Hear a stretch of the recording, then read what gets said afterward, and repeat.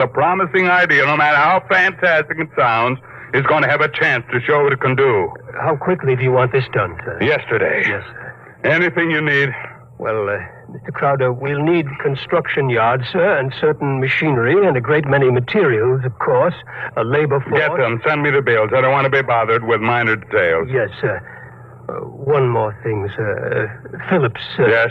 We need him, sir. He's a top man on electronics. He's a vital cog in our team. I don't want Phillips working for me. That's clear, I hope. Who else in the country knows what he does? Not one in this country, sir. There's a man in Asia, though. Get him. We've tried before, Mr. Crowder. He's working on an important project for his country. I'm not concerned with details. Now get that man, pay him what he wants, but get him. Sir, you don't understand. I understand, man. If this man quits his job, that whole project will collapse. It means the welfare of many people, millions of people in his country. And he has a high sense of patriotism. By that sense of patriotism. Now, that's all. I don't want to see you again until you have a report of work in progress. Yes, sir.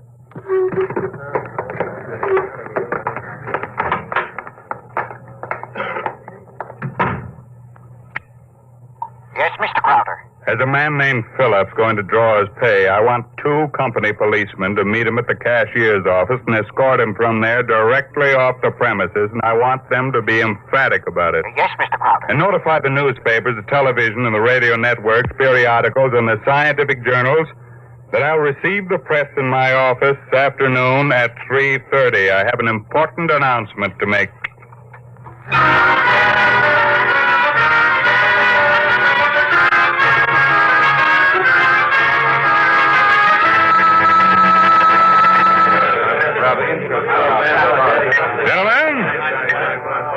Gentlemen, now you can finish your drinks later. Gentlemen of the press and ladies, it's my pleasure to be able to tell you that I'm in the process of constructing a spaceship. Any questions? Did you say a spaceship? That's right. That's what I thought you said. I knew the drinks weren't that strong. Well, yeah. I expected it might be something of a shock to you all. Mr. Crowder, is this spaceship under construction now? It is.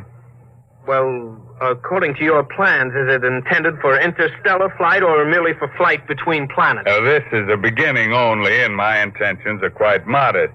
I expect the ship to be able to pursue a course between Earth and Mars or between Earth and Venus. For the present, any longer trips are not contemplated. You've solved the problem of motive force, then? No, I haven't. But what sort of... You mean you don't have any means of propulsion for the spaceship? That problem is not solved as yet.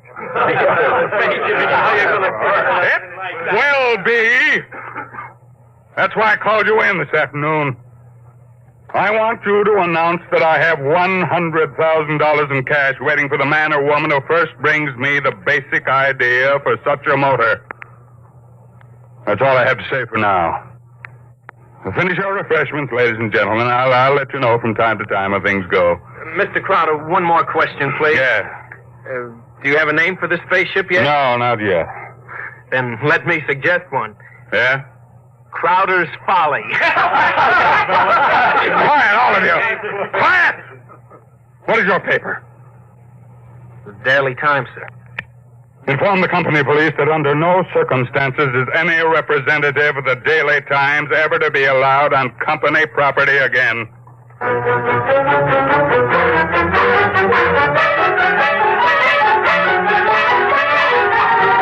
Wayne Crowder is offering $100,000 to any inventor who can produce an engine capable of driving a spaceship. Wayne Crowder is offering $100,000 to any inventor who can produce An engine capable of driving a spaceship.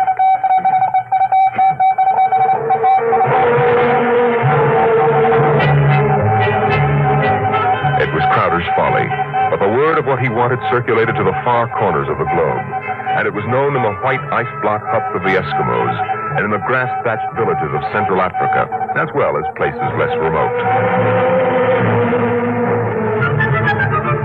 And the Crowder office became the Mecca and the heaven for the lunatic fringe of humanity, Their blueprints and scale models clogged its corridors, and more applicants came to the great skyscraper. I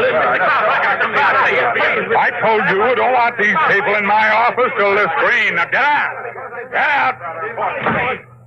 Every time I open that door, they surge in like a tidal wave. I have a progress report for you, sir, on the construction of the ship. Go ahead.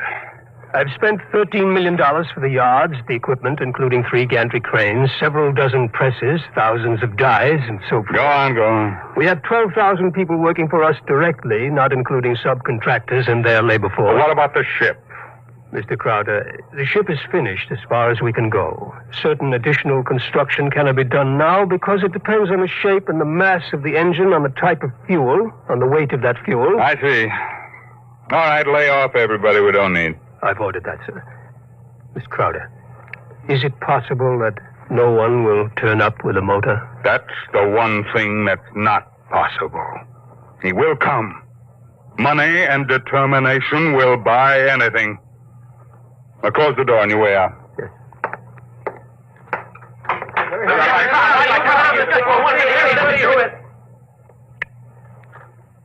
Order the proper department to put a name on the forward end of the ship. I want letters in pure gold 1 foot high. The name of the ship is Crowder's Folly. Get it done today.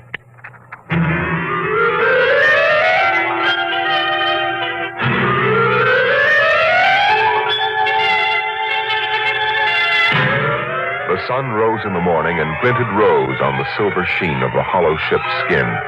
The sun set at night and glinted rose on the silver sheen of the hollow ship's skin. The golden letters on the prow held out the fury of Crowder for the world to see. A staff of 50 was employed as time went on in taking rust-preventive measures to ensure the ship's well-being. In a year, the first experiment seemed ready to bear fruit, and a test was held. The atomic fission motor. In exactly 45 seconds now, we'll hold the test, Mr. Crowder. The actual trial of the motor is taking place 3 miles from here. Now, this dial here registers the nucleonic activity. And this dial, right here, is thrust. Over here, this dial is a measure of the effectiveness of the shielding in terms of outside radioactivity. That sound you hear is our generators right here, building up power to supply the motor by remote control. Now, if this needle goes around to the part of the dial marked in red, there will be an explosion. Are there any questions, sir? Proceed with the tests. Watch the needle, sir. 8,000. 8,500. 9,000. 10. 11. 12. 15. That's an overload now, sir. 18. 20. I don't know how much more it can stand, sir. What happened? Your generator blew out. What kind of... I beg your pardon, sir. The motor blew up. What are you talking about? I'd hear something. You see, sir, it takes a while for the vibrations of an explosion to travel 3 miles and then reach through 15 feet of concrete. I see. Well, there are other experiments in progress. Let me know when they're ready for testing. Yes, sir. Mr. Crowder, the inventor of that motor had to be with it, of course, during the tests, but he has, that is, he had a family. The fool knew what he was doing. He understood the danger. Now line up those experiments and don't turn anyone away if he seems to have the remotest possibility of success. Now, I'm telling you, my man will come. Money and determination will buy anything.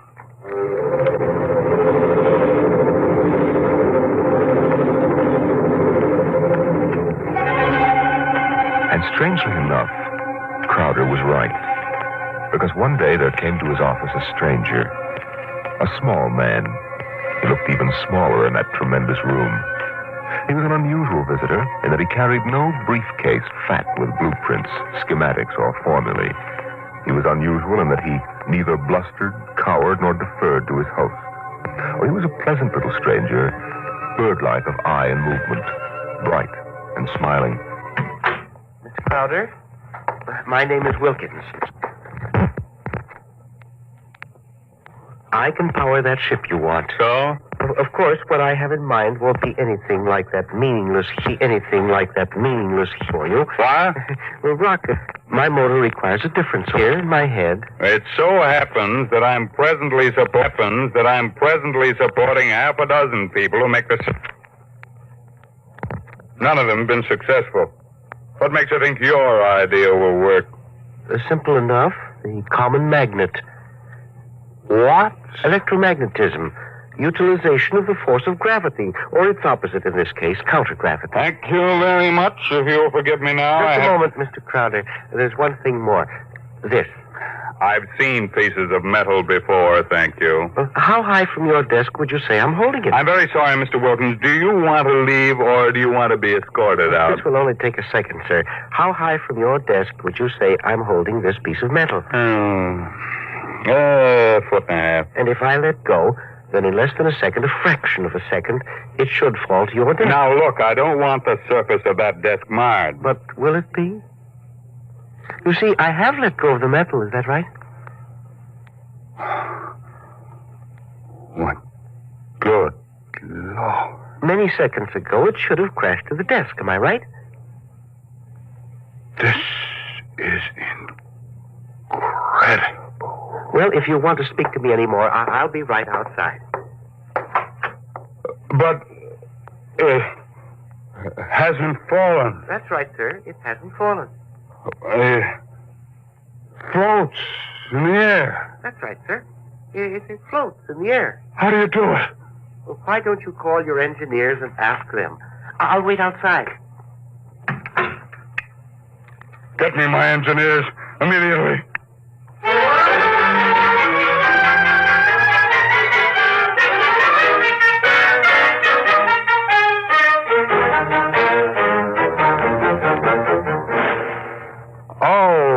Mr. Wilkins, you're quite right. This piece of metal is apparently counter-gravity. My engineers can give me no explanation. Thank you, sir. What do you want? I want to build a spaceship using this material. No great expenditure, 1/100th of the cost your behemoth sitting out there in your building yard, and 3 other things. Workshop, expert mechanical assistance, and an answer to one question. What is the question? Why do you want so much to build this ship? Frankly, because I love power. Because I'm ambitious. I want to be the master, not only of one world, but of worlds. That's an honest answer. And that's as far as your thinking goes. What else is there? But there's my answer. I want to leave this planet and go to Mars. Because there are strange wonders there. Because there will be scarlet sunsets over barren wastes. And in the star-strewn night, the thin, cold air of a dying world stirring in restless sighs across the valleys of the dry canals. You may laugh out loud if you wish, Mr. Crowder. I prefer that to the peculiar repressed smile you're exhibiting now. You're a very lucky man, Mr. Wilkins, to have scientific talent, because your talents as a poet are inferior and very sentimental. Well, all right, you're a sentimentalist and I'm manologic. No matter, we can work together, you and I. Your workshop will be ready by morning. If you need money or materials or personnel, just tell my engineers. You'll get it, or I'll know the reason why, and that's all. Thank you, sir.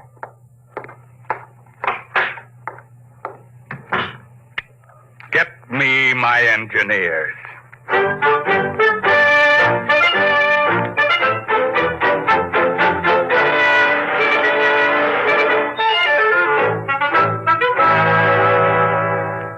Yes, Mr. Crowder. Now, we have 50 men working on preserving that useless hulk out there in the construction yard. Lay them off. Now, how many others? But the ship will deteriorate if we do that, sir. Let it rot. Lay them off. Yes. Now, how many other employees are still working for us on the project? About 3,000, sir, including the people working on experimental motors. Get rid of them. But, sir... Get rid of them. Well, Mr. Crowder, I never thought you'd drop this project. You were so adamant on it. I'm not dropping anything but dead wood. You saw what Wilkins had to offer. He's my man, and the rest is junk. Mr. Crowder, he might fail. We ought to have a minimum of protection against... I say he won't fail. Yes. You just lay everybody off that isn't needed. Give him 2 weeks' pay and my thanks for a thankless job well done, that's all. Yes, sir. I'll get it done, sir. What a year's work. Yes, and 10 years or 20 years, now do the same thing. That's why you're an engineer and I'm an executive. That's why you work for me, because when I have to, I can be ruthless with my own mistakes. What are you waiting for? I was just thinking, Mr. Crowder, what would happen to me if my usefulness to you were over? I've worked for you for 30 years now. Just don't give me any occasion to consider your usefulness terminated. That oughtn't be too hard. Yes. What? Nothing, sir. I'll make the arrangements at once.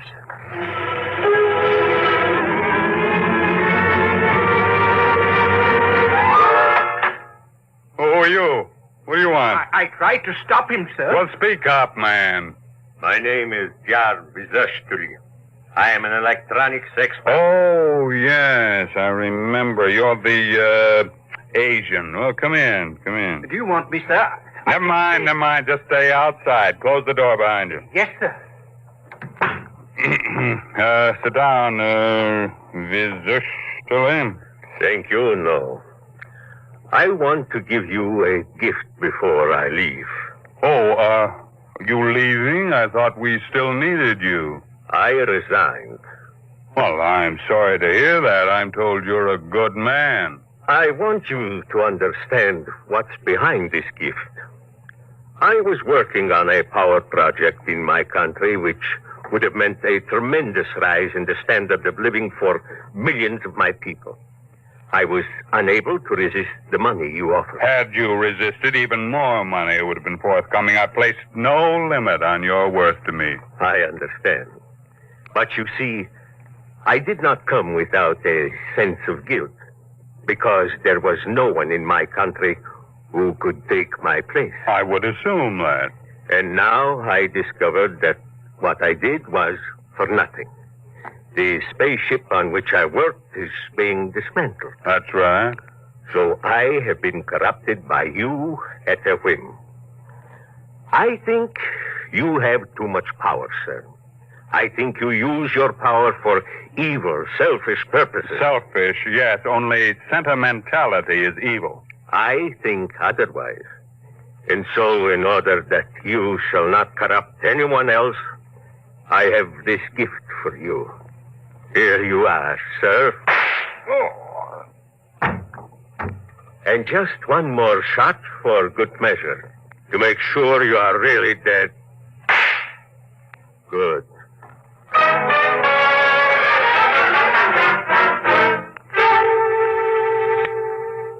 There's a man on his way out by the name of Vizushi, an engineer. He's not to be molested. He probably won't stop at the cashier, so I want a check for 6 months' salary in advance, mailed to his home address. The man showed a certain quality of ruthlessness, which is deserving of recognition. And have the chief of the company police bring me a new bulletproof vest. This one seems to have been dented in 2 places.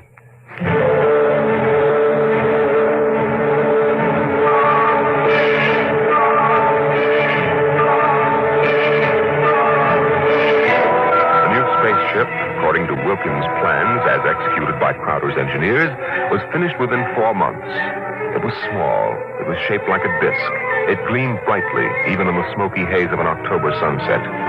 Inside, Crowder and Mr. Wilkins, in a small cubicle at the heart of the machine, were surrounded by many instruments of a complicated nature. Outside, huge crowds gathered to witness the test. They stirred and murmured, waiting restlessly, as inside the control room of the craft, Wilkins installed the final secret part he had not revealed to those who built his driving apparatus. Well, Wilkins, what's holding us up? Nothing now. Or sentiment, perhaps. What? A wish to look once more on Earth's familiar scenes. Here, now the screening is removed. Look at the people out there. Never mind looking out there. Let's leave that thing closed. You're a sentimental fool. Or are you afraid? Or did you decide at that last minute that your invention won't work? It will work. Oh, sit down, Mr. Crowder. Mm-hmm. Do me a favor. When I press this button, will you please press the button on the arm of the chair you're seated on? I'll tell you when. Turn on your motor. I want to hear its roar and feel its tug as we cut loose from Earth's gravity and fly outward into space. That might be a moment in which I'd share your sentimentality. Press your button now, sir. Thank you. This is all hoax. I'm beginning to distrust you, Wilkins. When are we going to take off? You said at 5 sharp, and it's 2 minutes after 5 now. Well, do we move or don't we? Mr. Crowder, we're already moving. The button you pushed was to nullify the effects of acceleration. If you don't mind, I'd like to open the screen again. Now, if you care to look for yourself... Wilkins, we're in space. Look down at Earth. How far we've come. Why, it's no bigger than a toy balloon. A dime. A firefly. Man, Wilkins, you done it. Yes. I swore to be the first man to conquer space, and I've done it. It's a triumph of power and ambition. And sentiment. Oh, blast sentiment. Your maudlin dreaming would have died unborn except for me. I made this possible, Wilkins. Don't ever forget that. My capital, my forcefulness, my will. Look out there. Space. Stars that never were seen from Earth. But this is only the beginning. We'll build a larger model, one great enough to hold 100 men, 1,000, and cargo besides. I'm the master of the planets. Wilkins, turn back now. No. What? I said turn back. No. Oh, we've proved the ship can fly. Now turn back. I want to start work at once in preparation for the long flight to come. Not so. We will go on. What are you doing, defying me? Are you crazy? I'll break your puny little body into pieces. Mr. Crowder, can you control this ship? Would you like to be stranded out here in space? Just adrift in space without control? Would you like that? Turn back. No. You're crazy. You're crazy. Crazy? No. Sentimental? Yes. Your money and ambition paved the way, that's true. But sentiment was the vital factor that sent me to you. You'll forgive me if I remove these primitive clothes. Who are you? Well, it's all right, Mr. Crowder. There is no need to be so terrified because you've had your first close look at a Martian going home.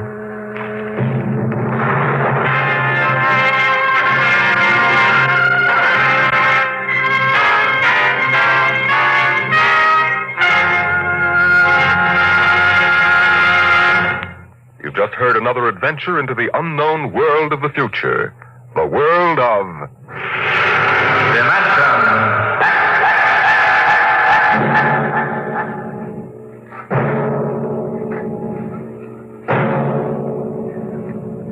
A private detective receives many strange assignments, but none has ever received one quite like that given to the investigator we're going to tell you about next week, as we bring you from the pages of the September issue of Astounding Science Fiction, Untitled Story.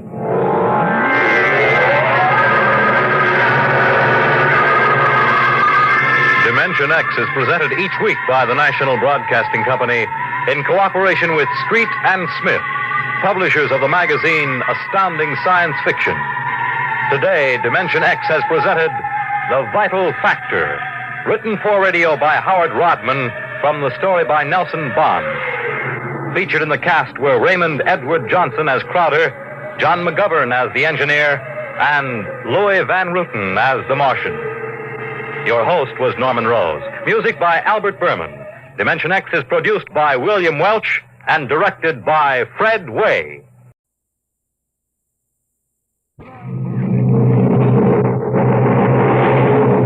Adventures in time and space, told in future tense. Dimension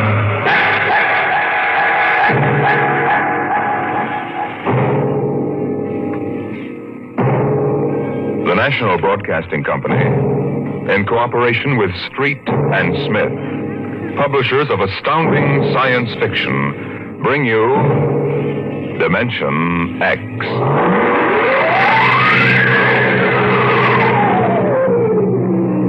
The soundproofed Happy Life home had cost $30,000 installed. It clothed and fed and rocked them to sleep and played and sang and was good to them. Their life purred on from day to day, measured and controlled by the nucleonic thermostats, the iridium sponge servo brains that made the beds and washed down the bathroom floors and made sure the salt cellars flowed freely without clogging. Twice a day, the house paused, rang a quiet bell, and turned precisely 90 degrees on its axis in order that the view from the Solaroid living room windows might be varied to avoid ennui. Of course, the pride of the house was the nursery. The agent for the company had been most enthusiastic. This way, right down the hall. All right. What was that? Oh, it's all automatic. The nursery turns itself on when you come within 10 feet of it. Soft automaticity. That's the motto of the company. All right, now, this is the nursery. 40 feet by 40 feet and 30 feet high. Separate power unit with automatic overload circuit breakers, inspected and approved by the underwriter's laboratory. The nursery is educational, instructive, entertaining, and therapeutic.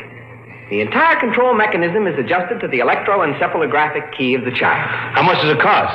30,000 FOB, Los Angeles. But that's as much as the whole house. Why, no. But we do want the best for our children, don't we? Oh, yes, we want the best for our children.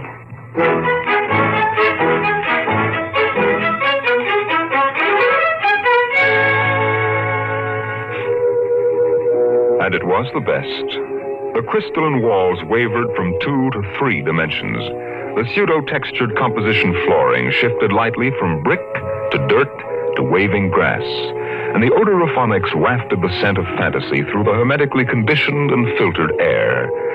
The nursery was the very best. But then they wanted the very best for the children. The technicians installed the nursery, and the heavy coaxial power cable was run in from the main line. The walls sprang to life, and the mental control banks and relays hummed.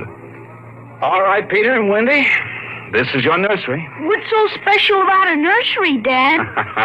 Plenty. You just go in and see. Oh, do we have to? It's so big. You promised you'd play ball with me outside, Pop. Go on, kids. Try out the nursery. It's better than any old yard. Oh. Go on in, dear. You'll be surprised. Gee. Go ahead, Wendy. I'm scared. I'm not. Hey, it's nice in here. It is? Come on in, Wendy. Boy, look at the pictures on those walls. They're real. Well, almost real. You can change them any way you like just by thinking about it. Go on in, dear. Well, all right, Mommy. Hey, Wendy, look what I can do with the pictures. Oh, that's a white mouse. It's Alice in Wonderland. Sure. I just thought about it, and there it was. Well, let me try, Peter. Let me try. Go ahead. Just think. How about the... Oh, I know. I want to see the Wizard of Oz.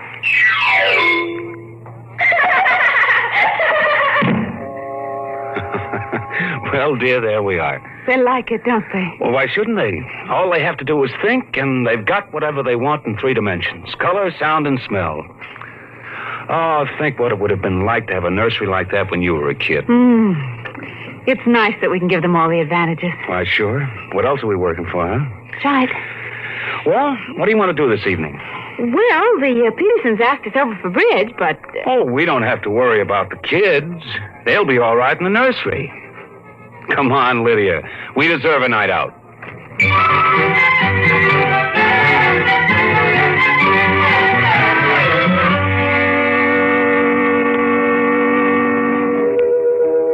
And in the nursery, the walls were a kaleidoscope of time and space and imagination.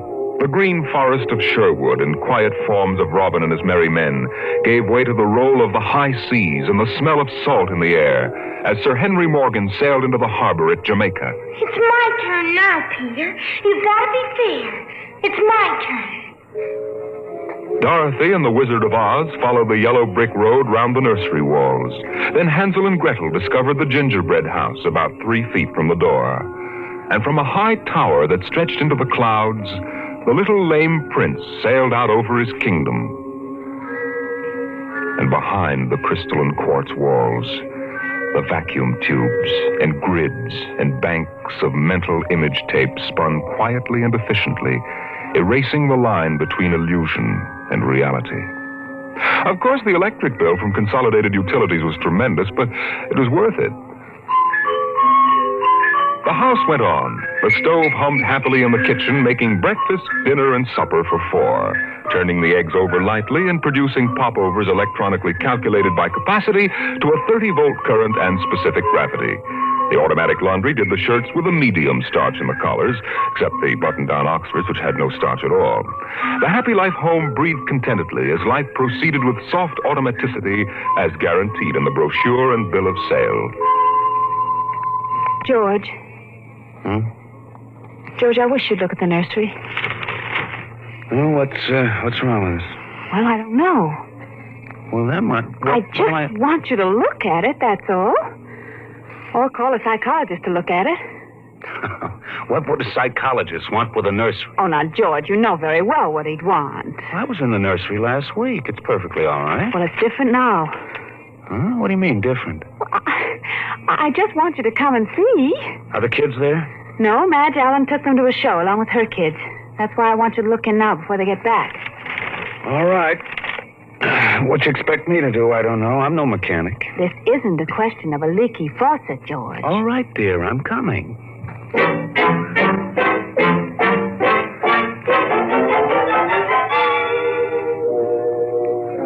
The nursery light flicked on as they came down the hall. The relays clicked, and the tubes warmed, and chemical odor banks and pipes bubbled into life as they paused before the closed door. Go ahead, George. Open it. On all sides, in 3 dimensions, stretched the hot, tired landscape of an African veldt, reproduced to the last stick and pebble and bit of straw.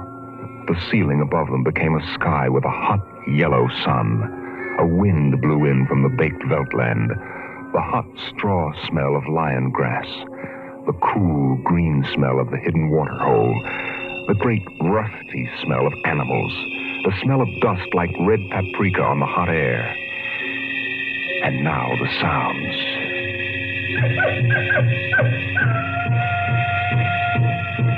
The howl of the jackal in the distance, the thump of distant antelope feet on grassy sod, and the papery rustling of the great vultures that wheeled and circled under the yellow, burning sun. Oh, let's get out of this sun. It's a little too real. Oh, no, George, you promised you'd look around. Well, I don't see anything. Now, wait a minute. Look, there are the vultures. Filthy creatures. And there are the lions. Far over that way. Yes, I see them. They're on their way to the water hole. They've just eaten. Eaten? Yes, I can't see what. The sun too strong. Well, shade your eyes. Some animal. A zebra or a baby giraffe, maybe. Can you see it? Are you sure? It's a little too late to be sure. Nothing over there but clean bone. Vultures dropping for what's left. George, did you hear that scream? What scream? Just now. Sorry, hon, no. Here come the lions. George, they're frightening. Take it easy, Lydia. They're just illusions. It was a miracle of mechanical efficiency. The lions prowling toward them over the tawny veldtland. A miracle of inventive genius. Every house should have one. The lions were 15 feet away. So real, so startlingly real, you could feel the prickling fur on your hand. Your mouth was stuffed with the dusty upholstery smell of their heated pelts. And the yellow of them was in your eyes, like the yellow of an exquisite tapestry. The yellows of lions in summer grass. The sound of the matted lion lungs exhaling on the silent noontide. And the smell of meat from the panting, dripping mouths. George, I'm afraid. They're so real. They're only an illusion, Lydia, that's all. Watch out! Oh, quick, outside. Oh, George. Lydia, my poor, sweet Lydia. George, they almost got her. No. Take it easy. Calm down. Yes, but I could feel their breath. No. Get a hold of yourself, Lydia. They aren't real. Walls, that's all it is. Crystalloid walls. But they look so real. Yes, darling. Of course they do. But it's all dimensional color reactionary process and mental tape film behind glass screens. It's all odorophonics and sonics. Now, here, take my handkerchief. I'm afraid, George. Did you see? Did you feel? It's too real. No, Lydia. We've got to tell Wendy and Peter not to read any more on Africa. Yes, of course, dear. Do you promise? Sure. And lock the nursery for a few days. Oh, now, wait a minute, dear. Let's keep our sense of proportion. George, I want you to lock that place up. Honey, you know how difficult Peter is about that. I punished him last week by locking the nursery for an afternoon, and he threw a tantrum, and Wendy, too. Honey, they live for the nursery. I tell you, it's got to be locked. That's all there is to it. Lydia, you need a rest. Oh, I don't know. Maybe I don't have enough to do. I have too much time to think. All I do is set the menu selector dials at the beginning of the week. But, honey, that's the whole idea. The house is automatic. I know. But couldn't we turn it off for a couple of weeks? Just a couple of weeks and take a vacation.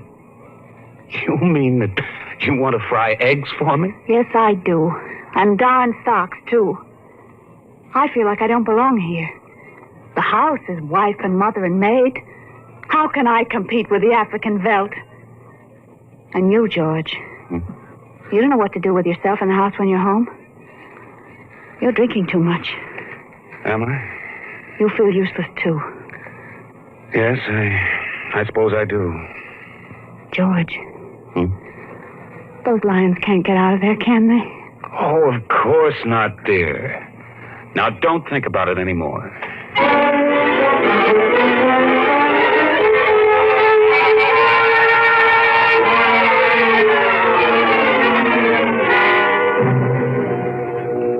They ate alone. He sat idly watching the dining room table produce warm dishes of food from its mechanical interior. You forgot the ketchup. That's better. It wouldn't hurt to lock the children out of the nursery for a while. It was clear that they'd been spending too much time in Africa. Oh, that sun. He could still feel it on his neck like a hot paw. And the lions, the smell of blood. Remarkable how the nursery caught the telepathic emanations of the children's minds and created a life to fulfill their desires. The children thought zebras, and there were zebras. Sun, death, and death. They were so young, but long before you knew what death was, you were wishing it on someone else. But this, the long, hot African veldt, the awful death in the jaws of a lion, and repeated again and again and again. The children came home dutifully at 8:30. Hi, Mom. Hi, Pop. Hi, Peter. You want something to eat, Wendy? No, thanks. Well, we're just having dessert. We're full of strawberry ice cream. And hot dogs. We'll just sit and watch. Sure. Peter, tell us about the nursery. Nursery? Yes, all about Africa and everything. I don't understand. Your mother and I were just traveling through Africa with rod and reel. There's no Africa in the nursery. Oh, come now, Peter. We know better. I don't remember any Africa. Do you, Wen? Run and see, huh? Sure. I'll be right back. Wendy, come back here. Wendy! She'll be right back, Pop. She doesn't have to. I've seen it. Now, come on. Sure, Pop. Wendy will tell us, though. Could they be lying? We'll see in just a moment. Peter, open the door. See, Daddy? It's not Africa. It's Florida. Like in the yearling. There go the deer, see? It isn't Africa. Yes, I see it isn't. Go to bed. But it isn't 9 o'clock. No, it isn't. You heard me. Go to bed. Okay. Night, Mom. Night, Pop. Good night. Good night, dears. I'll be right in. Lydia, wait a minute. Here, look at this. What is it? This is the corner where the lions were, isn't it? What's that you picked up? It's an old wallet of mine. There's a smell of hot grass on it. The smell of a lion. It's wet with saliva. And it's been chewed. George, those smears of blood. Come on out.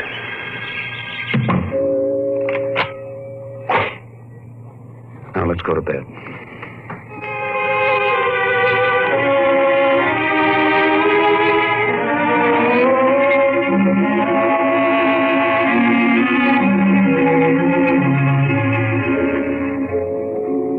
So they went to bed. But in the middle of the night, Lydia was still awake, and she knew her husband was awake. George. How did your wallet get in the nursery? I don't know. Wendy must have changed the walls from the African veldt. Honey, I'm going to keep it locked. Maybe it isn't good for the children. It's supposed to help them work off their neuroses in a harmless way. I'm starting to wonder. We've given the children everything they wanted. My father used to say children are like carpets. They should be stepped on occasionally. We've never lifted a hand. They're spoiled. And we're spoiled. I think I'll have Dr. McLean come tomorrow morning and have a look at Africa. Yes, only it isn't Africa now. It's Florida and the yearling. I have a feeling it'll be Africa again before then. George, Wendy and Peter aren't in their room. No.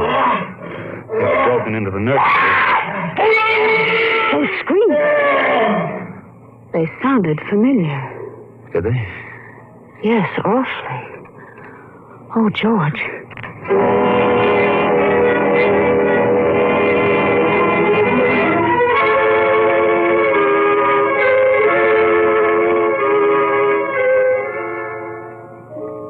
Although their automatic somno beds tried very hard, the two adults couldn't be rocked to sleep for another hour. A smell of cats was in the night air. And in the morning, the stove cooked French toast, and the dining room table poured the syrup and melted butter. Pop, Yes? you aren't going to lock up the nursery for good, are you? That all depends. On what? On you and your sister? We feel that you should have some variety, dear. If you intersperse this Africa with a little Sweden or China... I thought we were free to play the way we like. Well, you are within reasonable bounds. Well, what's wrong with Africa, Daddy? Oh, so now you admit you've been thinking up Africa, I wouldn't want the nursery locked up ever. Well, as a matter of fact, we're thinking of turning the whole house off for about a month. Sort of camping out. You mean I'd have to tie my own shoes instead of having my shoe tire do it? And brush my own teeth and comb my own hair and give myself a bath? Well, Wendy, it would be fun for a change, don't you think, dear? No, it'd be awful. I didn't like it when you took out the picture painter last month. Well, that's because I wanted you to learn to paint by yourself. I don't want to do anything but look and listen and smell. What else is there to do? Oh, all right.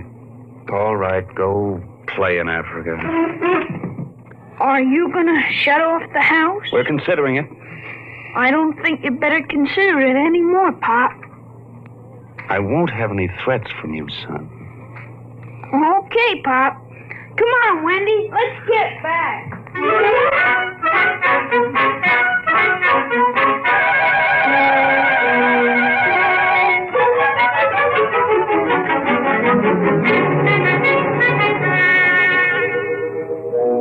After breakfast, Dr. David McLean was announced by the audio knocker.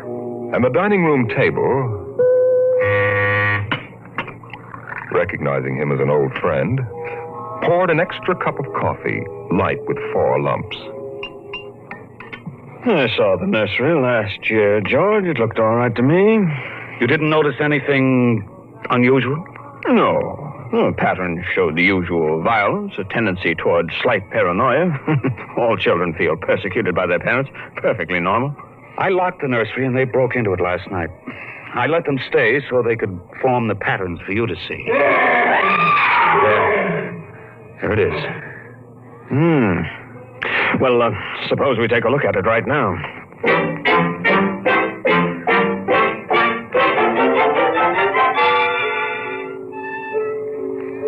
They entered without knocking and sent the children out.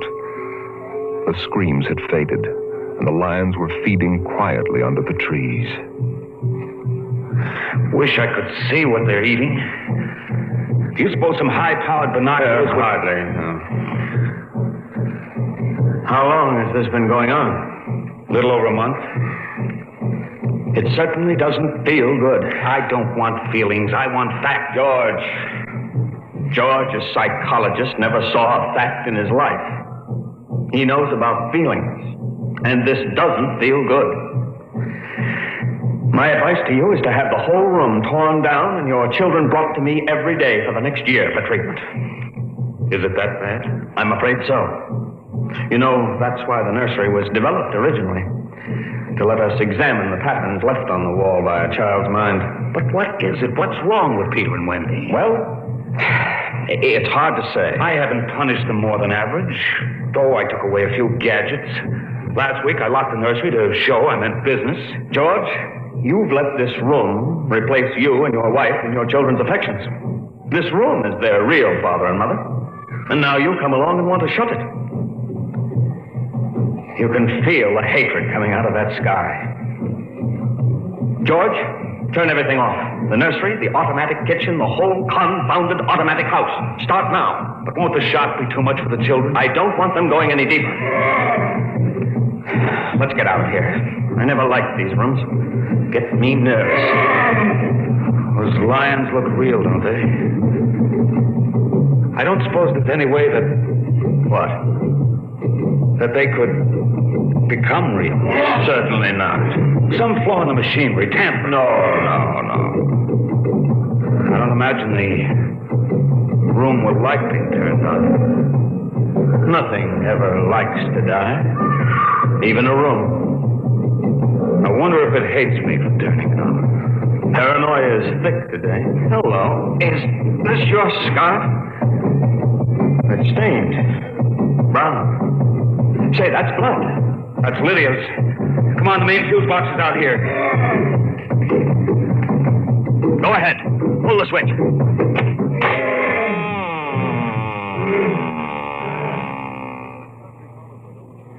Yeah. It's off.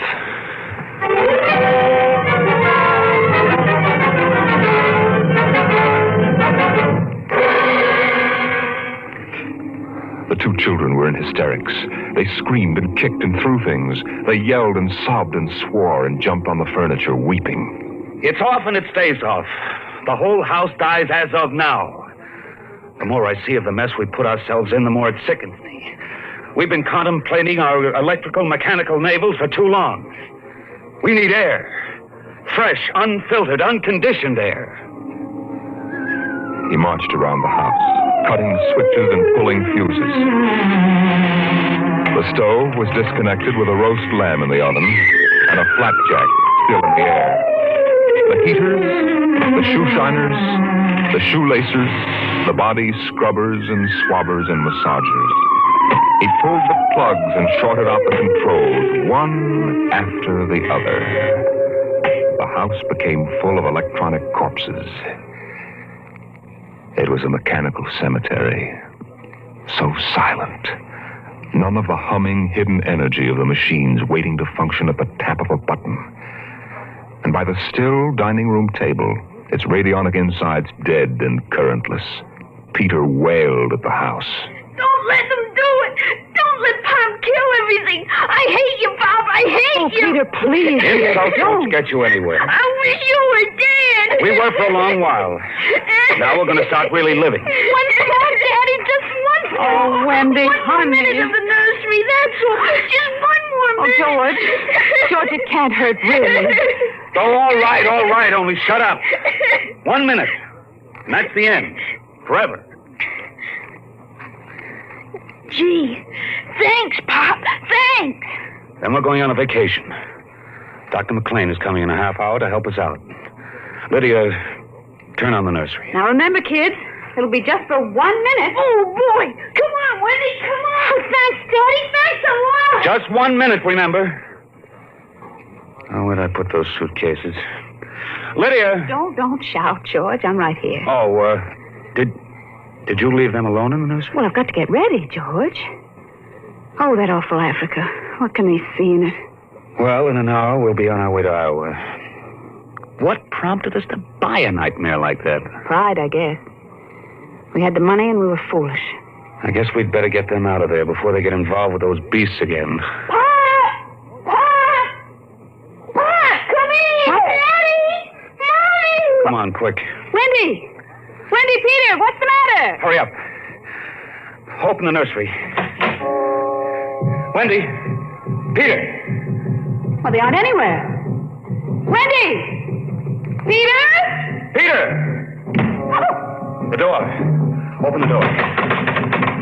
They've locked it from the outside. Peter! Peter, open up! Peter! Don't let them turn off the nursery! Now, don't get ridiculous, children. It's time to go. Wendy, open the door, dear! Let us out. Peter, open the door. Time to go. Open the door. George, the lion! Peter, do you hear me? Open this door. They're all around us. George! Son, do you hear me? Let us out. George, look out! They're coming!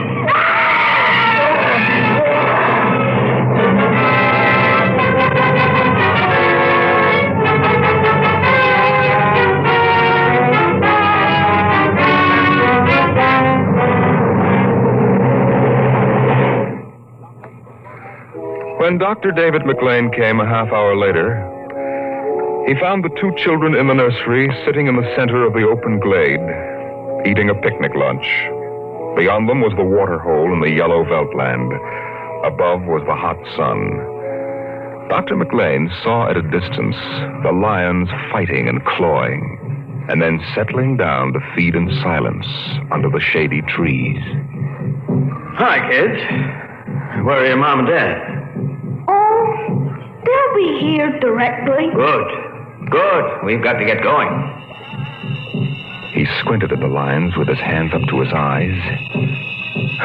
Now they were done feeding. They moved to the water hole to drink. A shadow flickered as the vultures dropped down from the blazing sky to finish what the lions had left. Dr. McLean. Dr. McLean? Huh? What? Have a cup of tea?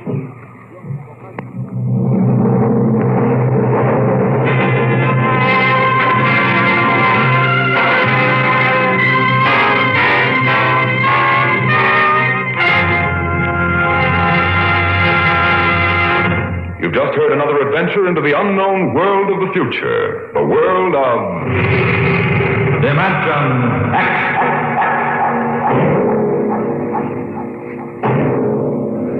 How soon we actually build a spaceship to conquer the stars depends upon many factors, not the least of which is a man with the overwhelming desire to create such a ship and the power to have it done. Next week, we tell the story of such a man as Dimension X brings you Nelson Bond's The Vital Factor. Dimension X is presented transcribed each week by the National Broadcasting Company in cooperation with Street and Smith, publishers of the magazine Astounding Science Fiction. Today, Dimension X has presented The Veldt, written for radio by Ernest Kenoy from Ray Bradbury's The Illustrated Man. Included in the cast were Leslie Woods and Bill Quinn as the parents, Joan Laser and David Anderson as the children. Your host was Norman Rose. Music by Albert Berman. Dimension X is produced by William Welch and directed by Fred Way.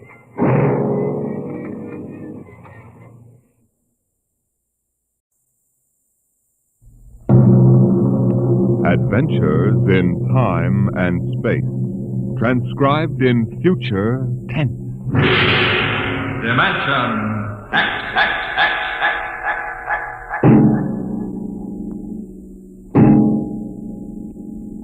In the beginning, there was Jordan, thinking his lonely thoughts. Out of the loneness came a longing. Out of the longing came a vision. Out of the dream came a planning. And out of the planning came decision. Jordan's hand was lifted, and the ship was born.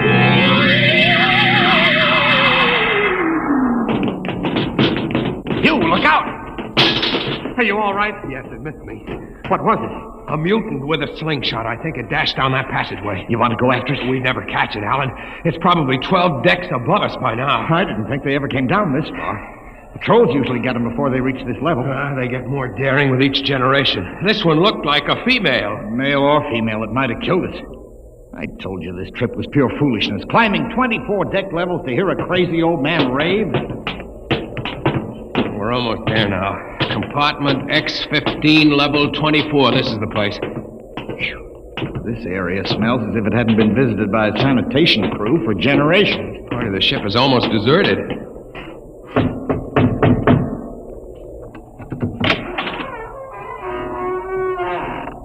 Yes? This is the compartment of John the Witness. Who are you? My name is Hugh Hoyland. I'm a cadet from the scientist barracks. This is my friend Alan Mahoney. What do you want of John the Witness? Only to talk. Are you a believer in Jordan? Naturally. I have heard that there are those among the younger scientists who doubt the word of Jordan. To doubt is death. We're not heretics. Enter. I have brought a gift of tobacco, grown on the richest level. It smells good. I assure you it's the best. Wait here. What a rat's nest. Shh. What the devil do you think he can tell you? I don't know. Now, hush.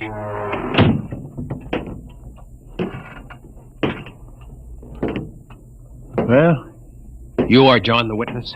I am. Good eating to you. I am Hugh Hoyland. This is my friend Alan Mahoney. What brings a gentleman of the scientist class to my humble apartment? I have heard that you and your parents before you have long been keepers of the legend of the ship. Since Jordan gave the word. I am anxious to hear the word as Jordan spoke it. Why? You see, among the young scientists, there have been some who talk against the word. There are regulations against such heresy? Some of them say the ship has no purpose. They say that we're here accidentally. That we have no more grace in Jordan's eyes than the most deformed mutant who dwells in the highest level of the ship. What shall I say to you? I wish to hear the word from the mouth of one who knows, that I may become more convinced. Sit. You have gift for the witness? The finest tobacco. Good. I will dim the light. Now, pay close attention, for these are the words as my father's father's father gave them to his son's son's son. This is how the ship came into being, how our people were created. In the beginning, there was only Jordan, thinking his lonely thoughts. In the beginning there was darkness, formless and dead. Out of the loneness came a longing. Out of the longing came a vision. Out of the dream came a planning. And out of the planning came decision. Jordan's hand was lifted, and the ship was born. Mile after mile of good compartments, tank after tank for golden corn, ladder and passage, door and locker, fit for the needs of the yet unborn. He looked on his work and found it pleasing, meet for a race that was yet to be. He thought of man, and man came into being. Then Jordan checked his thought and searched for a key. Man untamed would shame his maker. Man unruled would spoil the plan. So Jordan made the regulations, some to speak and some to listen. Order came to the ranks of men. Crew he created to work at their stations, scientists to guide the plan. Over them all he created captain, made him judge of the race of man. Thus it was in the Golden Age.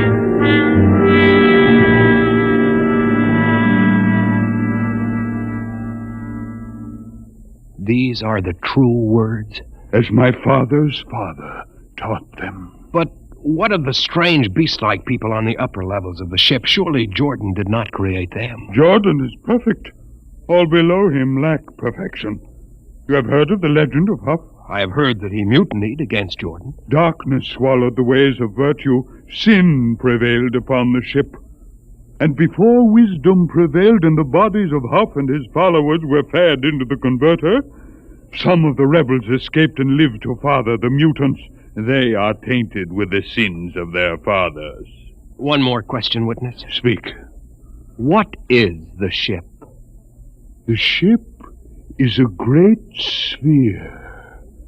25 kilometers wide and 100 levels deep. I know that, but what about the upper levels? The regulations forbid us to venture into the upper levels, but it is said that beyond the levels of the mutants lies the forbidden place where Jordan's spirit prevails. So I've heard. But something troubles me. Something which prompted my coming here. Yes, my son. What lies beyond the ship?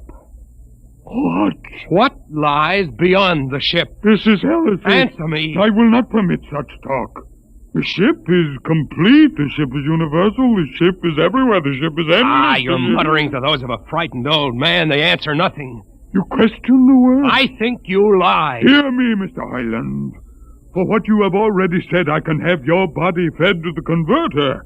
Your soul launched on the endless trip. You threaten me. You, for Jordan's sake. You think I fear this dried fig of a man? You. Sir, my friend is impetuous. He doesn't understand. I might be persuaded to forget a substantial gift. You pig. You. Come on, Alan. The fight of this so-called holy man offends me. No, you shall not leave. Look, don't try to frighten me with a gun, old man. Remain where you are, heretic. I warn you, put down the gun. No. No closer. Drop it. Very well, then. Death to the heretic. Alan, get him! Is he dead? I don't know. Come on, Hugh. We've got to get out of here. Now where? We can't go back. They'd feed us into the converter. What's that? The old woman must have turned in an alarm. Come on, the patrol will be here in no time. Where can we go? The upper levels. But the mutant. We'll have to take our chance. Listen, that's the patrol we've got to climb. There's a hatchway. Down the corridor. Quickly. Halt! Halt, do we fire? Up the ladder.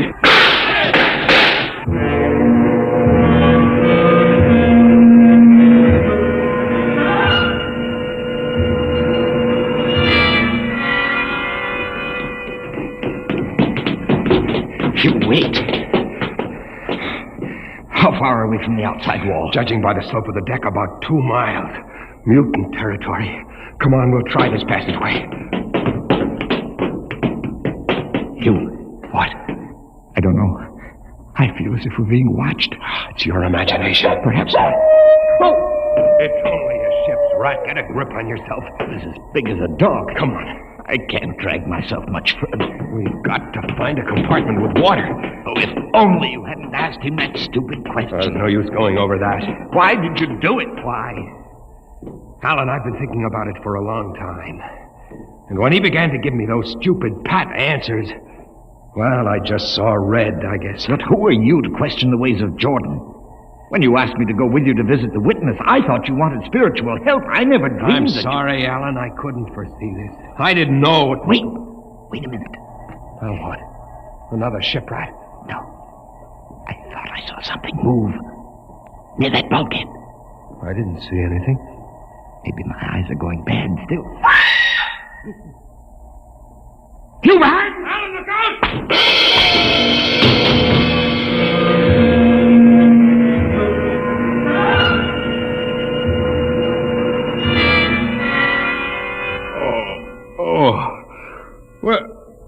Where am I? What are you? Get away from me! Alan! Alan! Look out with that knife! Stay away from me, Alan! Alan! Don't kill him, Bobo. Not yet. Who are you? Forgive my friend Bobo. Like so many of my people, he's rather impetuous where members of the so-called super race are concerned. Who are you? What place is this?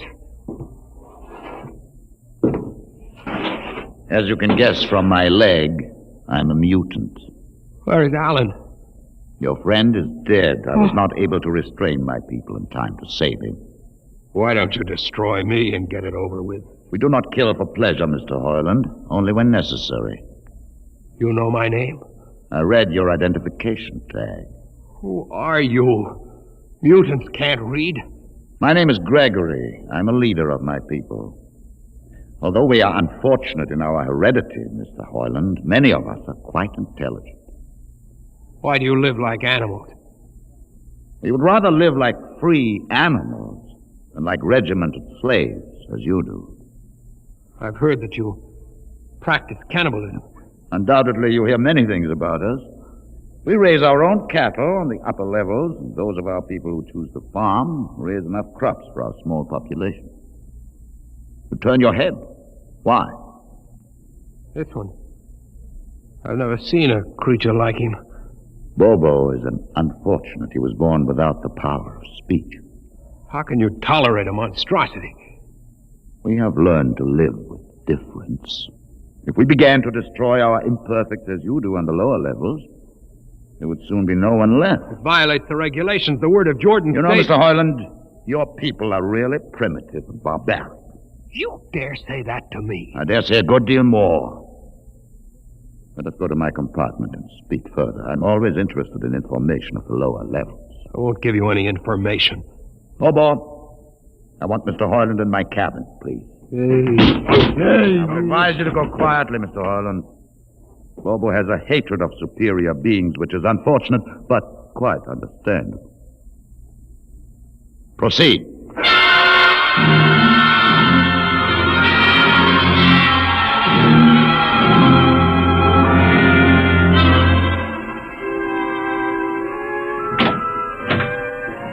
Enter, Mr. Hoyland.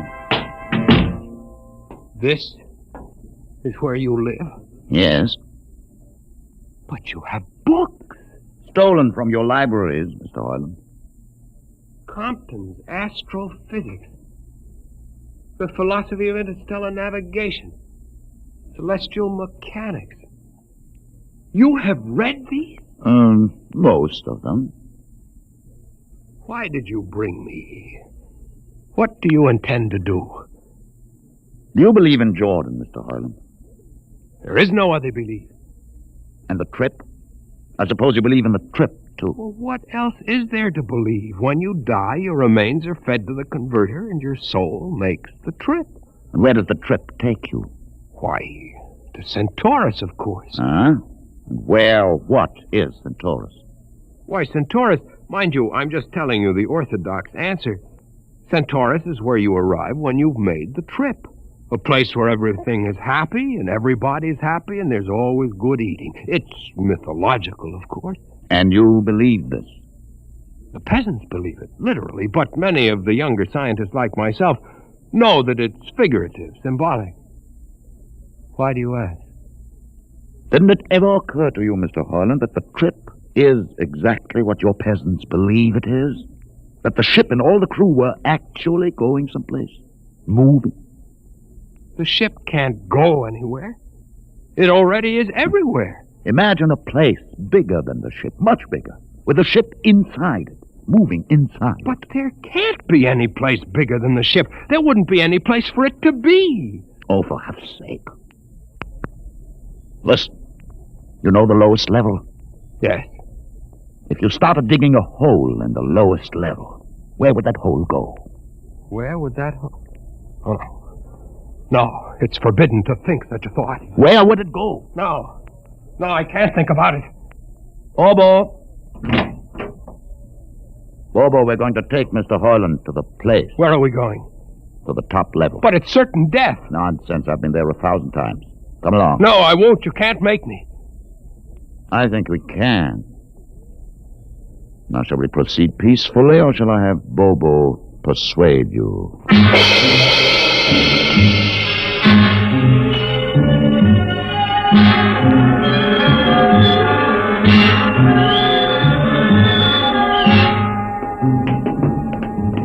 Open the door, Bobo. Inside.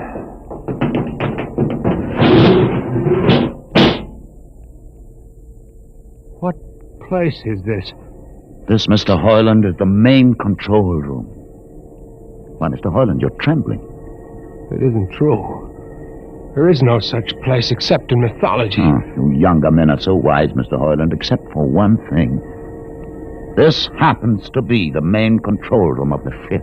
But it's nothing but a huge room with an instrument panel. What did you expect? How do you know this is the main control room? See these instruments?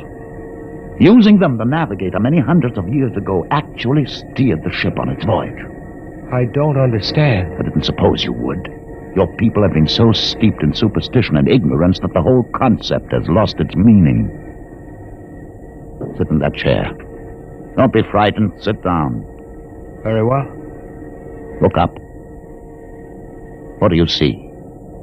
Nothing but a huge shield. Watch it for one moment, Mr. Hoyland. You are going to see something that few of us have ever been privileged to witness. Something so dazzling that you may find it hard to accept at first. But it is there. It is a reality. And ultimately you must accept it. What are you doing? I'm dimming the lights. Don't be frightened. Keep your eyes focused on the shield above us. Ready? Watch. The shield! It's sliding back! Ghost of Jordan! Well? What am I seeing? The universe, Mr. Hoyland. The universe in all its beauty. The stars, the planets, the sun, the moon, and the constellations. This is your heritage, Mr. Hoyland. The heritage you've been too stupid to seize. But it can't be. The ship is the universe. There is nothing but the ship. Ah, but there it is. You see it before your eyes, spread out like a canopy of glory. You still deny it? Answer me, Mr. Hoyland. Do you deny it? No, I can't. They lied. They lied to us.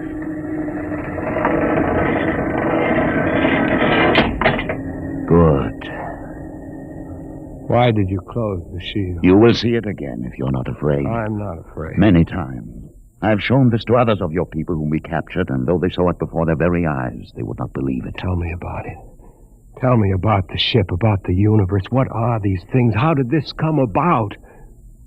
Many thousands of years ago, on a planet like those you've just seen, a planet called Earth, a scientist named Jordan decided to build a ship that would carry men from one planet to another. For many years, Jordan and thousands of others studied and planned. And when they were finished, they built the ship. A ship so large that it had to be assembled in its own orbit beyond the place called the moon. 60 years it took them to construct. And when it was finished, a whole new science had been conceived. Then the trip was begun. The trip that was to land a colony of Earthmen on a far-off planet called Centaurus, millions of light years beyond the furthest planet ever reached before. How do you know these things? Among my books are the log which Jordan himself kept. and the records of the journey for the first 40 years. What happened? There was a mutiny. A man named Huff led a rebellion of those who wanted to turn back. In the struggle, the navigators were killed, and the crew fell into a state of anarchy. In the years to follow, small groups of men tried to organize the ship for navigation, and each time they failed. Finally, the whole idea was abandoned. And so for centuries, we have swung in space, unmanned, undirected, living in a lost world of our own making, without purpose, without direction. Why have you told me this? Why have you brought me here? You could have killed me. Can you guess? No. No, I can't. Unless... But it would be too fantastic. Well? You want to finish the trip. Yes, that's it. What would it take to do it? A miracle, almost. The crew would have to be trained. Many people, each skilled in a certain duty. Couldn't you train your own people? We are too few. Besides, the main drive is in the lower levels where my people are forbidden to go. No. It would mean that both our peoples would have to work together. Our differences encouraged rather than denied. It can be done. You showed me. You can show others. I can show them. Can you? I'll see the captain himself. I have an uncle on the central board. I'll tell him what I've seen here. And do you think he'll believe you? Send one of your people with me. That's asking a good deal. I'm risking a good deal by going back. Very well. Bobo will go with you. He can't talk. There will be no need for talk. I will write a message guaranteeing safe conduct for a group of unarmed scientists to visit the main control room. Bobo will take you safely through our territory.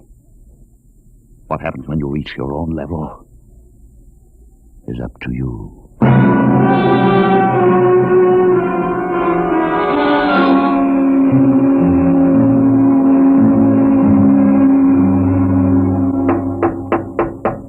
One moment.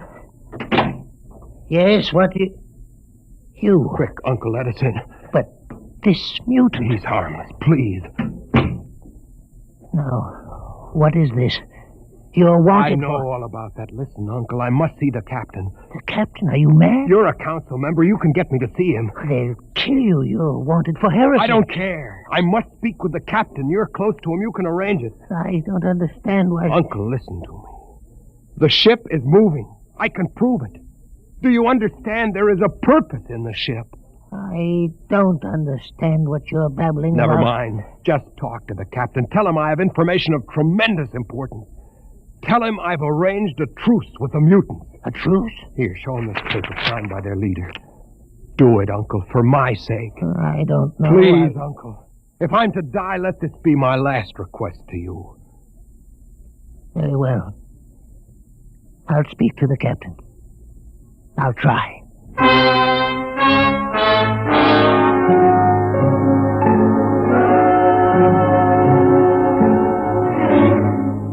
And you say, Mr. Hoyland, that you saw this with your own eyes? I swear it, Captain. I swear it on the word of Jordan. Let me see that paper again.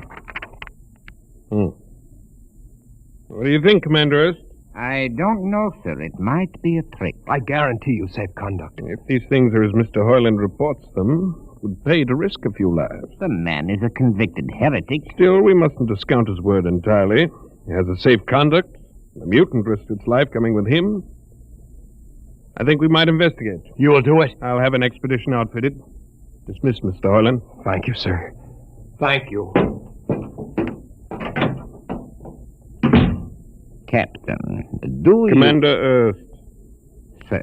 You'll make the necessary arrangements for an expedition. I trust you understand. Perfectly, sir. Perfectly.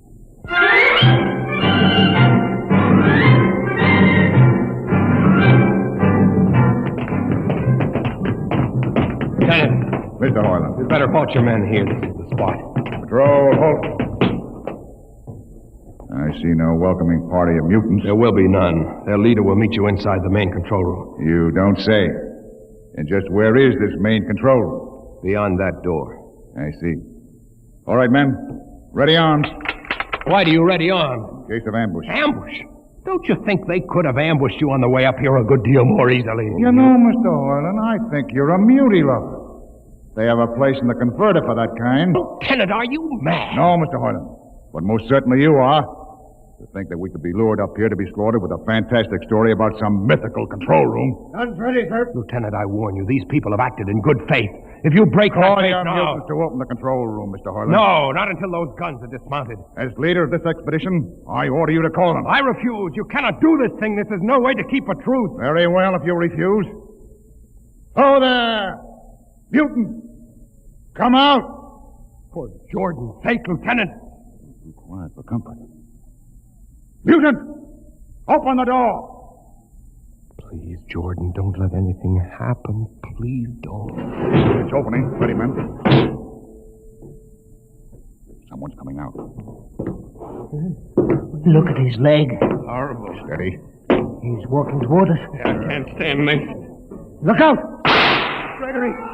No! You fools! You've killed him! Here come the rest of them. Fire!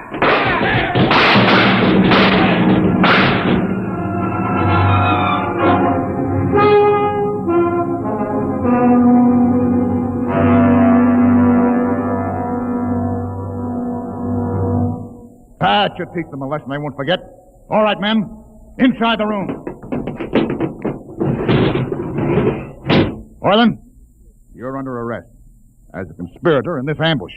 Ambush, you fool, you blind, stupid fool! That'll be enough. Have you been inside this place before? Yes. What's all this machinery? These are the controls he would have used to steer the ship. He's gone out of his mind, Lieutenant. Steer the ship? Who? The leader. The one you killed.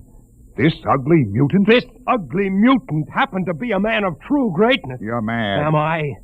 This man had a vision which could have saved you, but you chose to kill him because you couldn't stand the sight of his difference from you. I'll not listen to these ravings. Close your ears. Shut your minds against the conscience that tells you it's wrong to kill. That tells you that your need to be arrogant only proves your inadequacy to yourself. Shut him up. Don't listen to him, man. You can't shut your ears. My words sting you. You cannot shut your mind. And you cannot shut your eyes. Don't do this! The roof. It's moving back. Look. Let the vision of this confound your ignorance and blind your eyes. This is the heritage you tried to stifle in your own breast. This is the heritage of stars and open skies for which men have yearned for centuries. Try to destroy this, and you will only destroy yourself. Death to the heretic. Kill me if you choose. But I say to you that this you cannot keep from our people. That they will seek it out, and the ship will be manned, and the ship will be steered, and there will be freedom and purpose and respect for ourselves. This is your heritage. Look upon the universe. Kill him! Kill him! Kill him!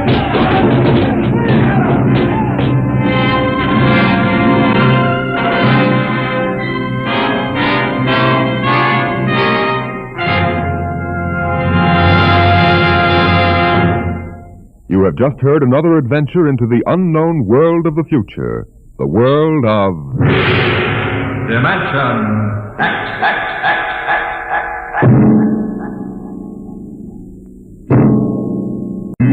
Today, Dimension X is transcribed Universe, written for radio by George Lefferts and based on a story by Robert Heinlein. Featured in the cast were Mason Adams as Hugh and Peter Capell as Gregory. Your host was Norman Rose. Music by Burt Berman. Engineer Bill Chambers. Sound created by Manny Siegel, Max Russell, and Wes Conant. Dimension X is produced by William Welch and directed by Edward King.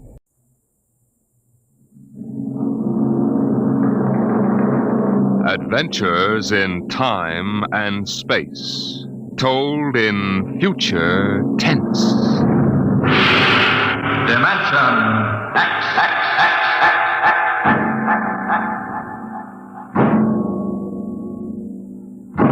National Broadcasting Company, in cooperation with Street and Smith, publishers of astounding science fiction, bring you Dimension X.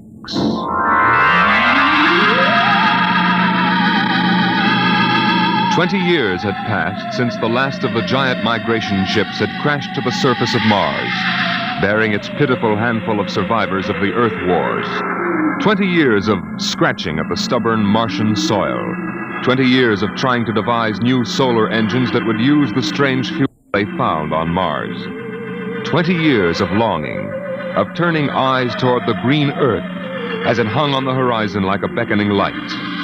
And now it was done, and the first new ship, built of shining Martian chromaton, had lifted bravely toward home with 3 men locked in its metal belly. Would they return to an Earth made barren by cosmic dust, to a blackened radioactive hell? Or would they find intelligence still alive on the scourged planet? What had 20 years of death and radioactivity done to our beloved Earth?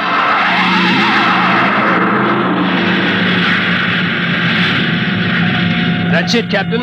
We've intersected the course vector. Williams. Yes, sir. Prepare for deceleration. Forward fission ready, Captain. Read us off, Evans. We'll enter the gravitational field of the Earth in exactly 10 seconds. 9, 8, 7, 6, 5, 4, 3. Fire 2 and 4. 1, 0. 2 and 4. What's our momentum, Evans? -3. Fire 1. 1. -4 now. Steady as she goes. How are we? On parabola now. If we can hold, we should breach the heaviside layer somewhere north of what used to be Murmansk. Let's have a look at her. Visor, please. Yes, sir. Mother Earth. 20 years. We're going home, Evans. We're going home. Home to what, Captain? Home to a burned-out, radioactive planet that is incapable of supporting human life? Evans and I don't agree with that, Williams. We think the Earth is ready for us again. That should give us another chance. I'm sorry, Captain, but I was born and brought up on Mars under the new central government. We younger men disagree with you about migrating back to Earth. For us, Mars is home. Well, we'll see. If there is some form of life on Earth, we'll find out soon enough. Williams, head for New York.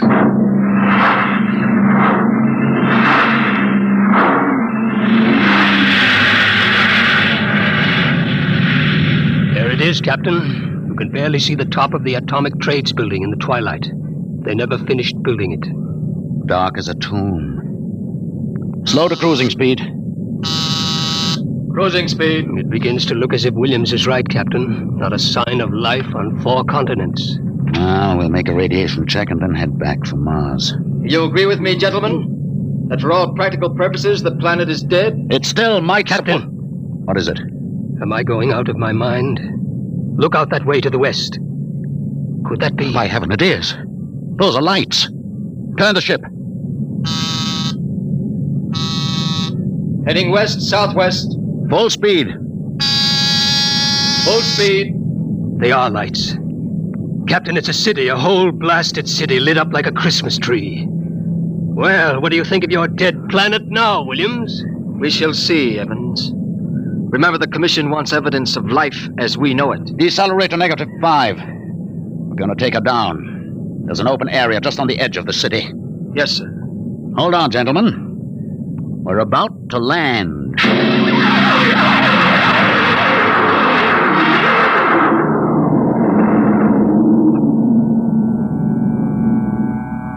Landing jacks are down, sir. Open the airlock.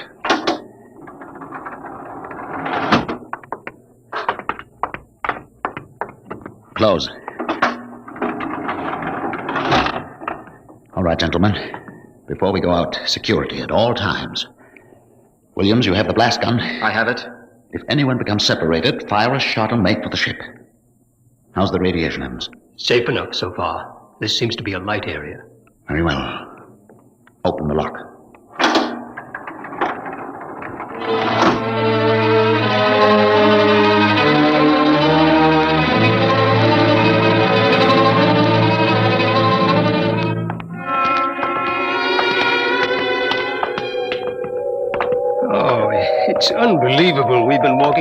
hours now, and not a soul to be seen. There must be someone. How do you explain the lights? I don't know. Municipal building. Shall we have a look here, sir? Possibly the records might contain some clue. Good idea. Keep your weapons ready.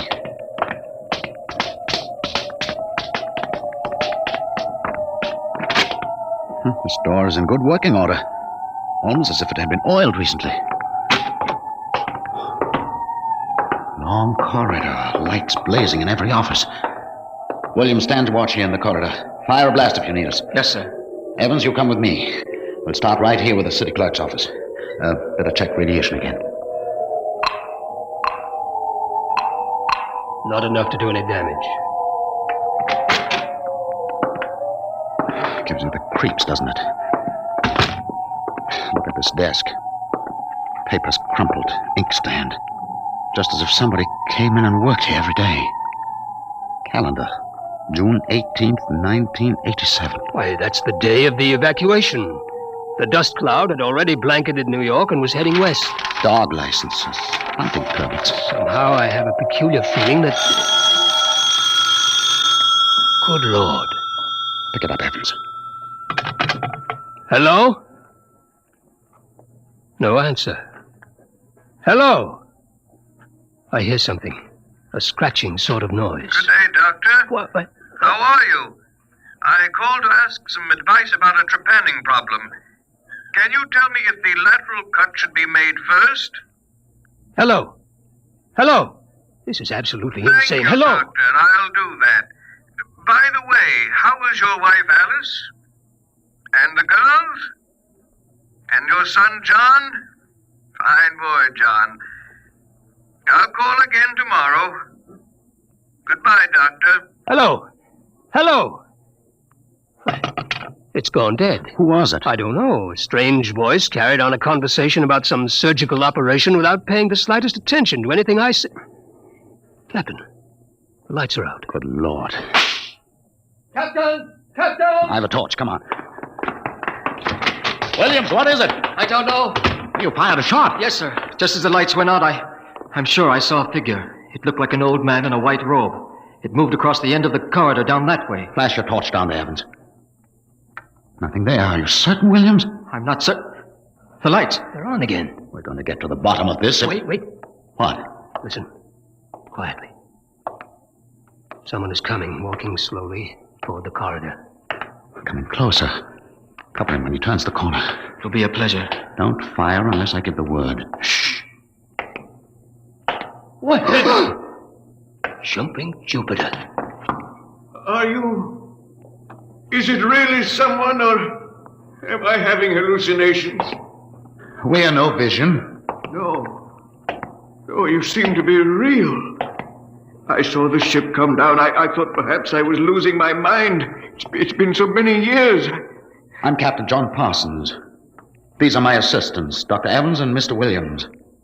We've returned to Earth from Mars. Then it's happened. We're not alone anymore. Forgive me, gentlemen. I seem moved. I waited and hoped for so long. You survived the radiation? We did. There are others? My family were the only ones. I answered the phone a moment ago. Who was it? You heard my voice, Doctor. Your voice? To break the loneliness, I've recorded my voice and rigged up an automatic telephone. It's pleasant to hear the phone ring. I come here to do my work. I take it you're a medical man. My name's Cornelius Hathaway. Hathaway? Hathaway, the brain surgeon?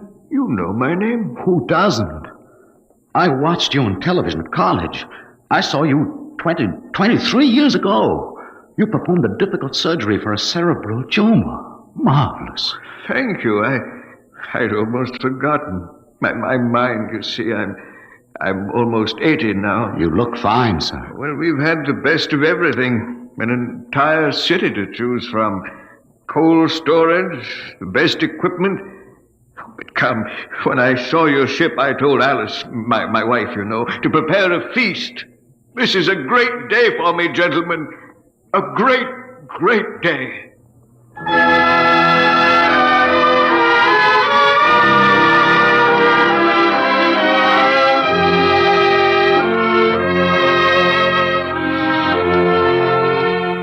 This is my wife, gentlemen. Alice, this is Captain Parsons, Dr. Evans, and Mr. Wilkins. How do you do, Mrs. Hathaway? Now, if you'll follow me, gentlemen, we'll meet my children. Lord, what a beautiful woman. She looks no more than 35.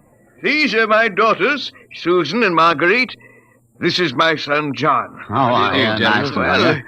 Sit down, gentlemen, sit down. We'll have a feast in honor of this occasion. Susan, Marguerite, get the best silverware and the damask napkins. John, fetch the glasses. Oh, yes, Father. It'll only take... Excuse me, John. Sir? How old are you? 23, sir. Thank you. Now, if you'll excuse me. What is it, Captain? Something wrong? Nothing except that it's impossible. You see, Dr. Hathaway's son was already in college when I started. That would make him at least 45.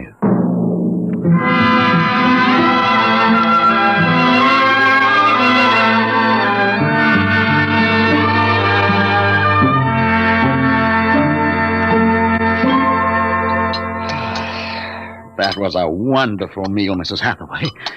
Doctor, your wife is an exceptional woman. Thank you, sir. How would you gentlemen like some fresh gingerbread with your coffee? I baked it this morning. Oh, wonderful. Smell that, Evans? Oh, it's like coming home, Mrs. Hathaway. We enjoy having you here. Mrs. Hathaway, may I compliment you on your having preserved your youth and beauty so well? Thank you. We have had no worries here, no competition. Only the things we need for material comfort. Parsons and I were wondering, Dr. Hathaway, if the radioactivity had any effect in preserving tissue. Your children all look so young, too. It is possible, gentlemen, of course. Radiation does strange things to living tissue. Alice, could we have some champagne? Of course. I'll only be a moment. An amazing woman. Did you ever see such grace? Such complete relaxation. It doesn't seem quite natural. I beg your pardon, gentlemen? Captain Parsons was just about to ask how you and your family managed to escape, Dr. Hathaway. We were very fortunate. I was working in the Sierra Mountains at the time. I had a lead-lined laboratory where I did X-ray research on my pet project. And what is that, sir? The study of machines as they relate to human function and the corollary of... Well, to continue, when the dust cloud covered America, we remained in the laboratory, well supplied with food and water. Later, when the radiation permitted, we made our way east, back to our old home, in the hopes of finding other survivors. But by that time, every living creature had been evacuated to Mars. We were stranded. The migration ships didn't wait for stragglers. That's true. My father and I were on the last rocket out of New York. I've always loved this old house. But the loneliness of those first years... At least you had your wife and children. Yes. Yes, I had my family. If it were not for them, gentlemen, I assure you I would long ago have put a bullet in my head. Here we are. Champagne, Captain. Oh, thank you, Mrs. Hathaway. May I propose a toast? Oh, let me. Gentlemen, to Earth. To Earth. Earth. May she never be a stranger to man again. Hathaway, what is it? Nothing really. It's just a rather sharp pain in the chest. I think you should lie down, Doctor. Yes. Perhaps you're right. Let me help you. No. John and Susan will help. Of course, Father. Why don't you gentlemen go out on the porch, enjoy the air? I'll see you all in the morning. Good night, Doctor. Good night. Come, John. Yes, Father.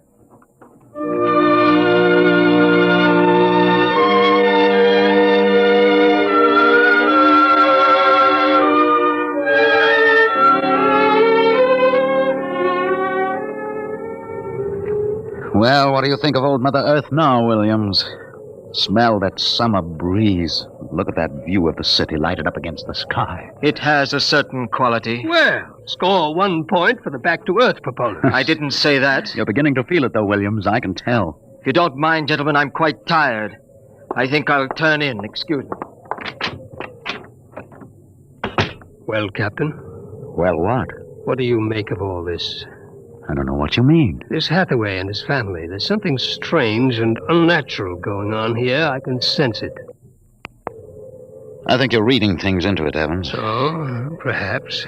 Well, I'll turn in too. Are you coming? In a moment. Want to smoke a cigarette?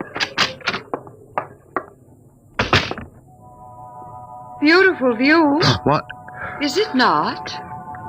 I didn't hear you come out. How is he? Resting. I've never seen him this bad.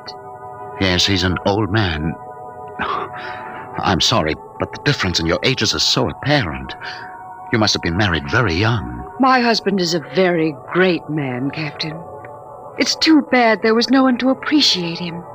Once, he wired the whole city with sound speakers, and when he pressed a button, the whole town lit up and made noises, as if 10,000 people were living in it. He must have been very lonesome for people. Although with a woman such as you, I don't understand. Perhaps one day you will understand. Good night, Captain. Good night, Mrs. Hathaway.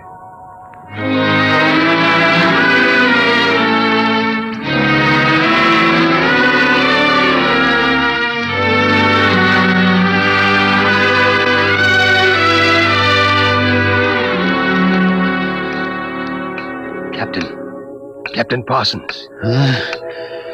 Who's there? It's Dr. Evans. What time is it? 2 a.m. What's wrong? I couldn't sleep. A few minutes ago, I heard someone slip out the front door. The moonlight, I saw it was the old man. He was headed toward our ship. What are you suggesting, Evans? Nothing, except that it's fairly unnatural for an old man with a bad heart to go wandering off at 2 in the morning. Very well. We'll follow him.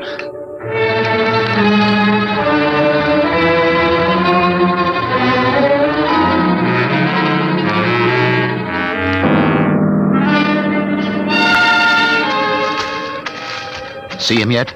No. Look, ahead there on the hillside.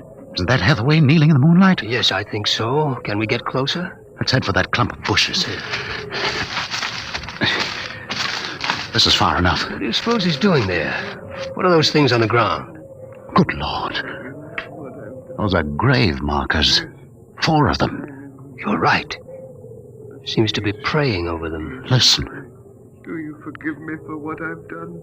I had to do it. I was so terribly lonely.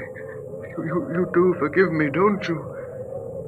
Yes, I feel you do. I'm glad. I think perhaps I can rest now.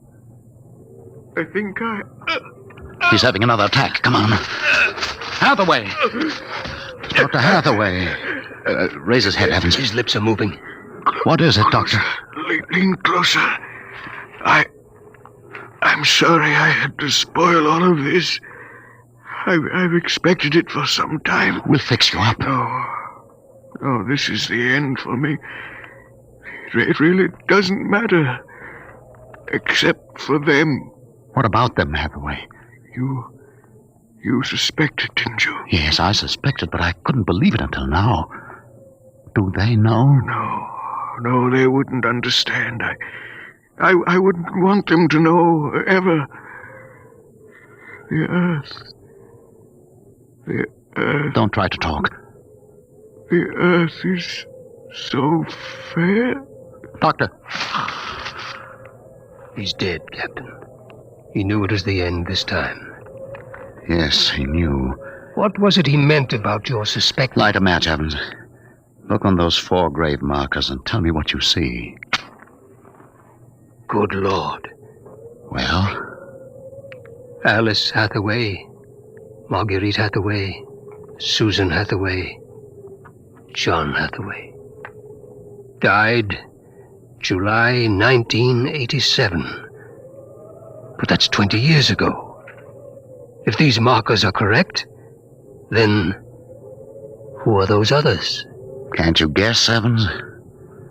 Can't you guess?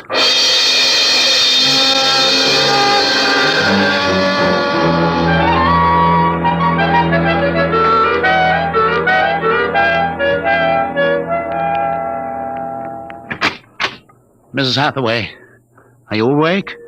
Yes, Captain? May I come in? Yes. It's about my husband, isn't it? You knew. I saw him go out tonight. He felt it was near the end. He died less than an hour ago. I'm sorry. Thank you. How do you feel? He told us it would happen one day, and that he didn't want us to cry. He didn't teach us how, you know. He said it was the worst thing that could happen to know how to be lonely and unhappy.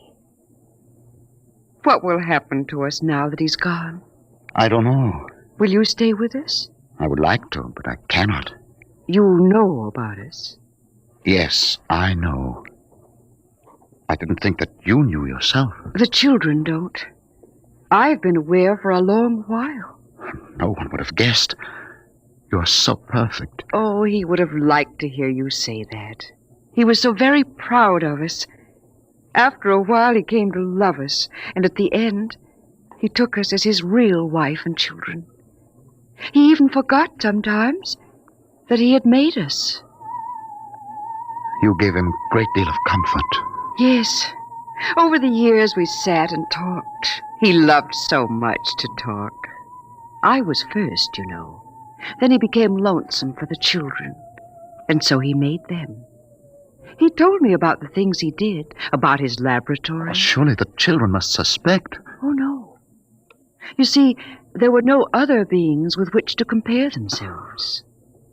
He must have been a great, great genius. Each morning he took a recording of his voice into town and put it on the automatic telephone. Each night it would call us. I think, what with the phone ringing and the sound of voices and the lights on, he was happy. There was only one thing, one flaw. And that? He couldn't make us grow old. And so he had to watch himself become an old, old man, while we stayed young. It was a great blow to him.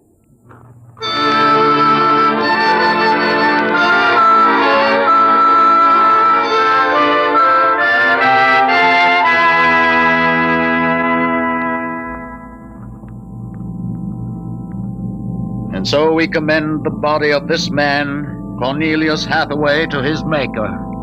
Ashes to ashes, dust to dust returneth. Amen.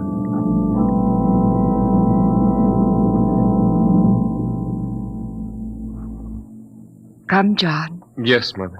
Susan. Marguerite. Evans, Williams, stay here a moment, please. What is it? Let them go back to the house. I want to speak to you. I know what you're going to tell us, Captain. I saw the names on the grave markers. Well? It's a mockery. A blasphemy of everything we believe in. For a man to do something so evil. Can't you imagine what he faced? Can't you imagine what it must have been like to have watched his wife and children die slowly of radiation burns? To know that he was the last man on the face of the earth? Alone? Eternally and unalterably alone? Good Lord, man, what would you have done if you'd had his medical and technical genius? That's incredible. Yes, it is. But with an entire American city on which to draw for supplies and equipment, a brilliant man might accomplish anything, even that. What are you suggesting, Captain? That we take them back? We haven't enough space on the ship for that. Every ounce counts. Still, to leave them here, like that, alone. I think I have an answer, cold-blooded as it may seem. Go on. I suggest that we turn them off. Do you think that I could do that? No, but I could. After all, they aren't human. They're worse than robots. They're ghoulish. Have you talked to her? Has she smiled at you with that quiet, beautiful smile? Captain, we can't take them with us, and it would be less than human to leave them here without Hathaway. Could you do it, Evans? Give me the blast gun, Williams. We'll wait on the ship. Take off in half an hour. Half an hour.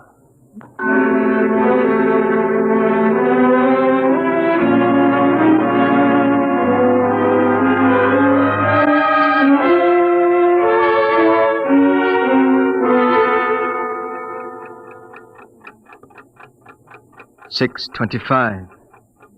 He should be back soon. Yes. He's doing the only humane thing, Captain. They are less than human. Are they? Well, it's done now, and no one will ever... That's the airlock. He's back.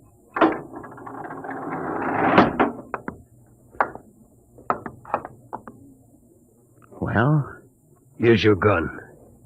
Did you do it? When I entered the house, she looked at me with those fine, intelligent eyes. I couldn't do it. It would be murder, cold-blooded murder. I prayed you wouldn't be able to do it. There will never be anything as fine as they are. Built to last 200, 300, perhaps 1,000 years. Well, get the course in the integrator, Williams. We'll take off in 20 minutes.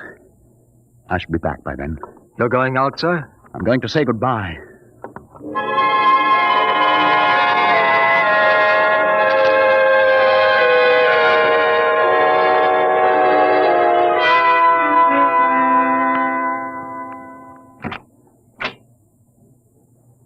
You've come back. Only to say goodbye. It was nice of you. I wanted you to know that I am coming back someday. When will you come? I don't know. It will take many years to prepare fuel for another trip. 6, 7, perhaps 10 years. I will watch the sky at night, just as he watched it. Oh, I'm afraid I must go now. I understand. Strange. I have a new feeling. One which he did not teach us. A feeling of longing, of sadness. That one is not taught. It comes of being alive. Yes. I am alive. Even though he created me, I'm a person now. Goodbye, Alice Hathaway. Goodbye, John Parsons.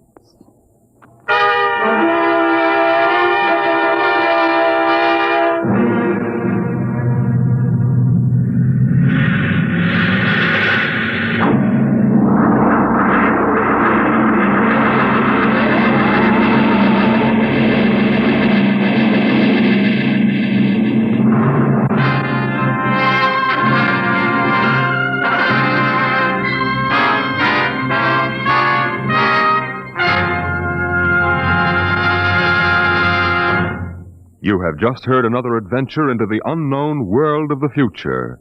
The world of... Dimension X.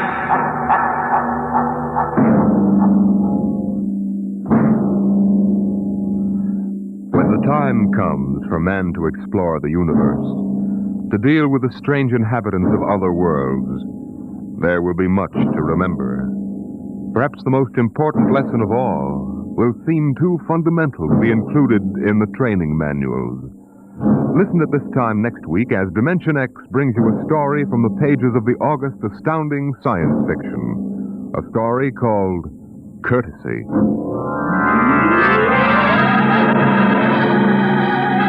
Dimension X is presented each week by the National Broadcasting Company in cooperation with Street and Smith, publishers of the magazine Astounding Science Fiction. Today, Dimension X has presented Dwellers in Silence, written for radio by George Lefferts from the story by Ray Bradbury. Featured in the cast were Peter Capell as Captain Parsons, Bill Griffiths as Dr. Hathaway, and Gertrude Warner as Alice. Your host was Norman Rose, music by Albert Berman. Dimension X is produced by William Welch and directed by Fred Way.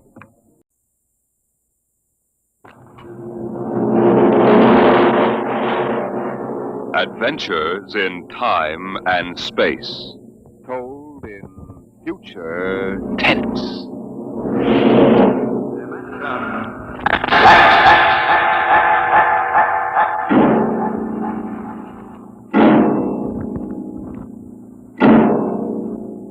The National Broadcasting Company, in cooperation with Street and Smith, publishers of astounding science fiction, bring you Dimension X.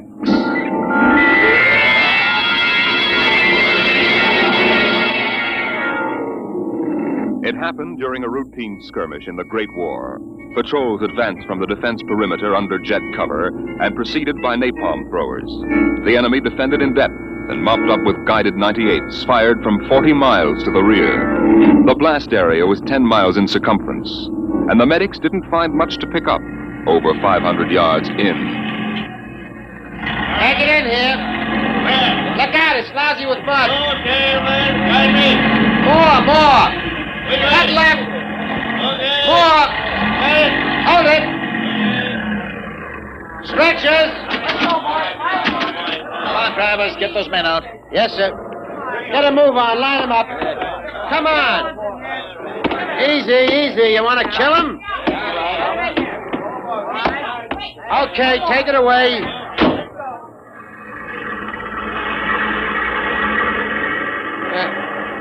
They might have left these Joes where they was.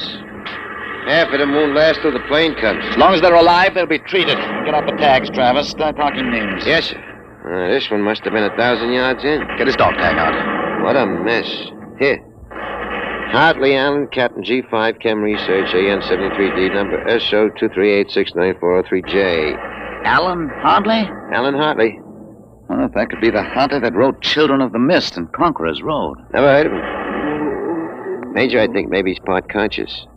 Maybe I should give him another shot. Go ahead, Sergeant. There isn't much else we can do for him. It's a rotten shame. Ain't it always? Okay, Captain, give me your arm. There.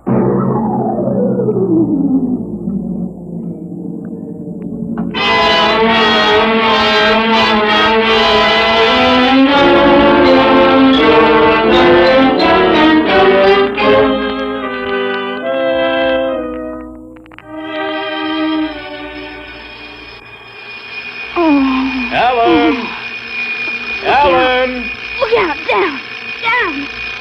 Get up, Alan. You can't stay in bed all day. I remember that. Clear as if it were real. Up and at 'em. Hit the deck. Remarkably vivid. Strange. Alan, you all right? I'm all right. What's wrong with my voice? It's too high. What are you doing? Practicing singing? My voice has changed. Is that all? You're growing up. Happy birthday, son. Happy birthday? Hey, wake up, son. Wake up. I am awake. Come on, out of bed. I don't understand. Breakfast waiting. Now, out of bed or I'll turn it over. All right. It's a dream. Maybe, but you're wide awake now. I am awake now. Well, half awake anyway. That's the Bell of St. Boniface, isn't it? What day is it? You kidding? You forget today's your birthday? No, I didn't forget. Neither did I. Here, son. Happy 13th birthday. You won't guess what's in here. A rifle. A light .22 rifle. How'd you know that? I remembered. Did I spill the beans sometime? I could have sworn it'd be a surprise. Well, go on, open it. Like it? Yeah, it's perfect, Dad. I'll be shaving, Alan. Come down to breakfast when you're ready. It's a big day today. You're almost a man. Almost. You're still groggy. Snap out of it, Alan. I will. There's a dream in it somewhere. But I'm not sure which. What? Never mind, Dad. I'll be right down for breakfast.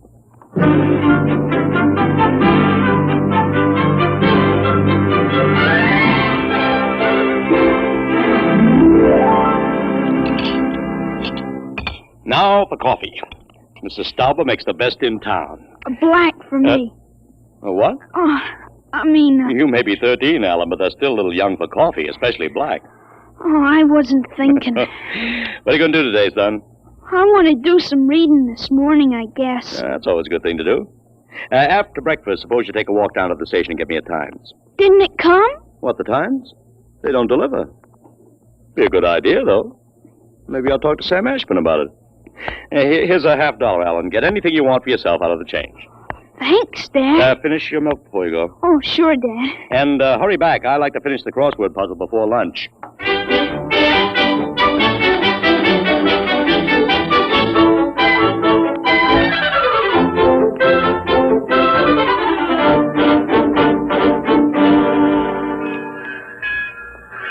Here you are, Alan. 1 Times. Tell your father the puzzle's a stinker. Thanks, Mr. Ashburn. Look out for the trucks when you cross the highway. Oh, I'll go across Elton's lot shortcut. Elton's? You'll have a hard time crossing there, son. There's 4 buildings on that block. I thought they burned down. Seen 'em this morning, big as life. Oh, I guess that didn't happen yet. What'd you say? Oh, nothing, Mr. Ashburn. I was just muttering. In my days, youngsters talked up. Yes, sir. Bye, Mr. Ashburn.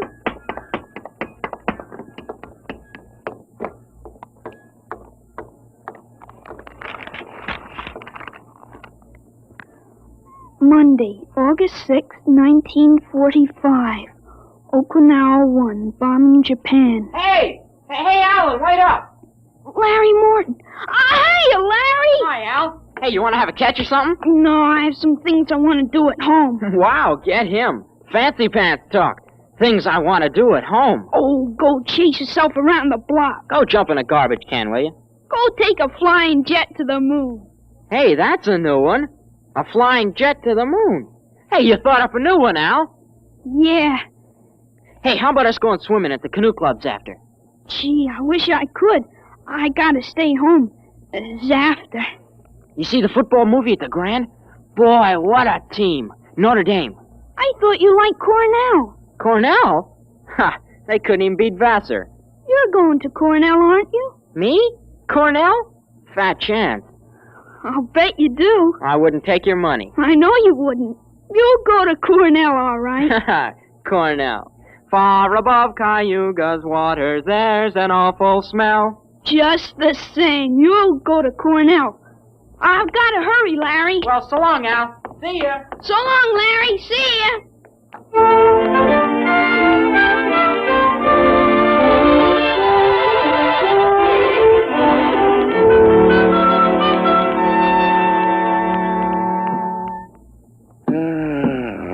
I'm stuck in this corner. A 7-letter word to mix in proportion. Titrate. Huh? T-I. It fits. How'd you know that, Alan? What? Oh, I read it somewhere, I guess. Oh. What are you reading now? Tarzan again? No, not Tarzan.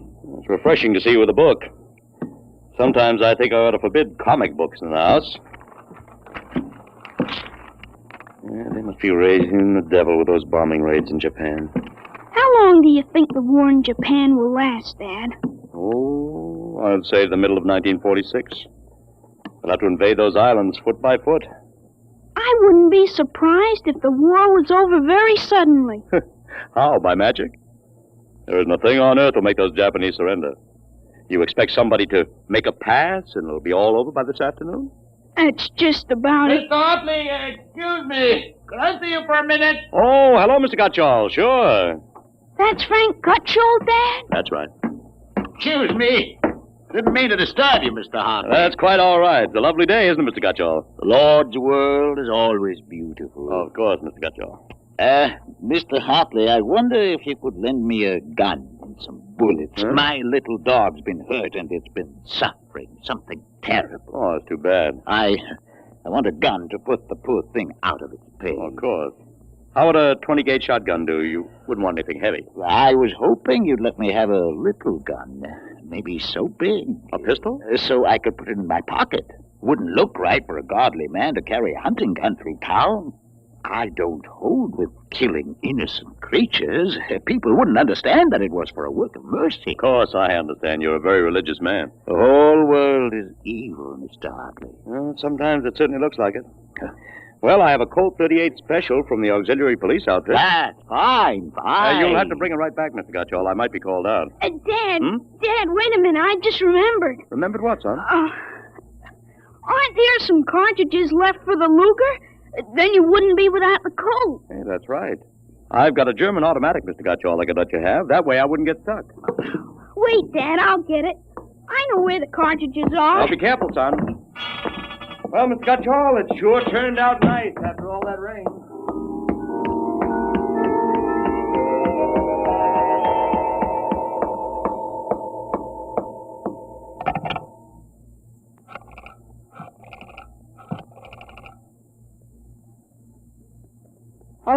police headquarters? This is Blake Hartley. Frank Gutschall, who lives on Campbell Street, has just borrowed a gun from me ostensibly to shoot a dog. What? No, he has no dog. He intends shooting his wife. Yes, I'll take out the firing pin. He'll walk home. If you hurry, you can get him in there on time. Right.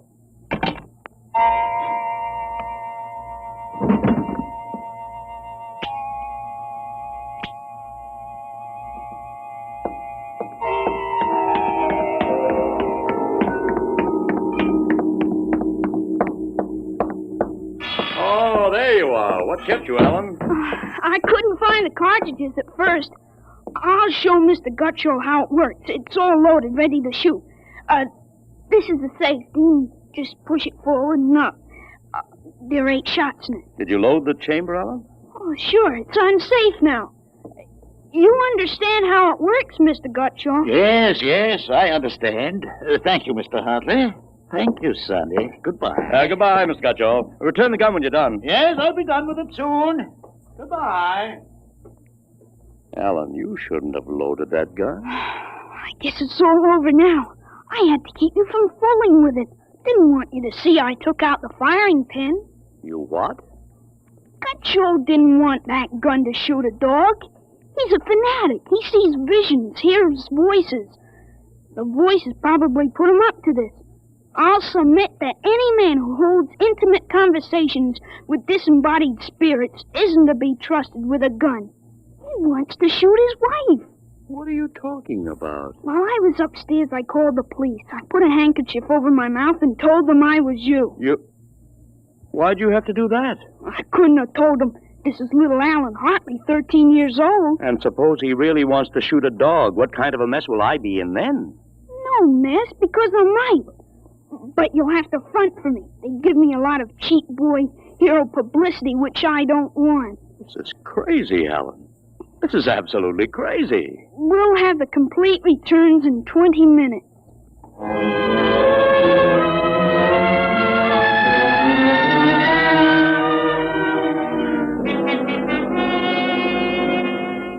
Mr. Hartley, Mr. Blake Hartley? That's right. I'm Detective Sergeant Kaborski from Homicide. Here's your Luger. Thank you. I don't know how you spotted that guy, but when we busted in, he was pointing that gun at his wife, wearing a blue streak because it wouldn't go off. Well, I'm glad I was able to help. They may have some kind of citation, Mr. Hartley. Oh, I don't think that's necessary. Well, in the department, we figure a little publicity never hurt nobody. Even a lawyer, huh? I really prefer to have it kept quiet. Well, whatever you say. We'll want you to drop around in the morning for a statement. I'll be glad to. Well, thanks, Mr. Hartley. Goodbye. Goodbye. Bye, Sonny. Goodbye, Sergeant. Why don't you take the citation, Dad? Well, you were right. You saved that woman's life. Let's see you put back the firing pin. Sure. There. Suppose we have a little talk. But I explained everything. You did not. Yesterday, you wouldn't even have known how to take this pistol apart. Today, you've been using language and expressing ideas that are outside of everything you've ever known before. Now I want to know. Well, I hope you're not toying with the medieval notion of obsession. What? You see, I'm changed. When did you first notice it? Last night, you were still my little boy. This morning, I don't know. You've been strange all day. Alan, what's happened to you? I wish I could be sure myself, Dad. You see, when I woke up this morning, all I could remember was lying on a stretcher injured by a bomb explosion.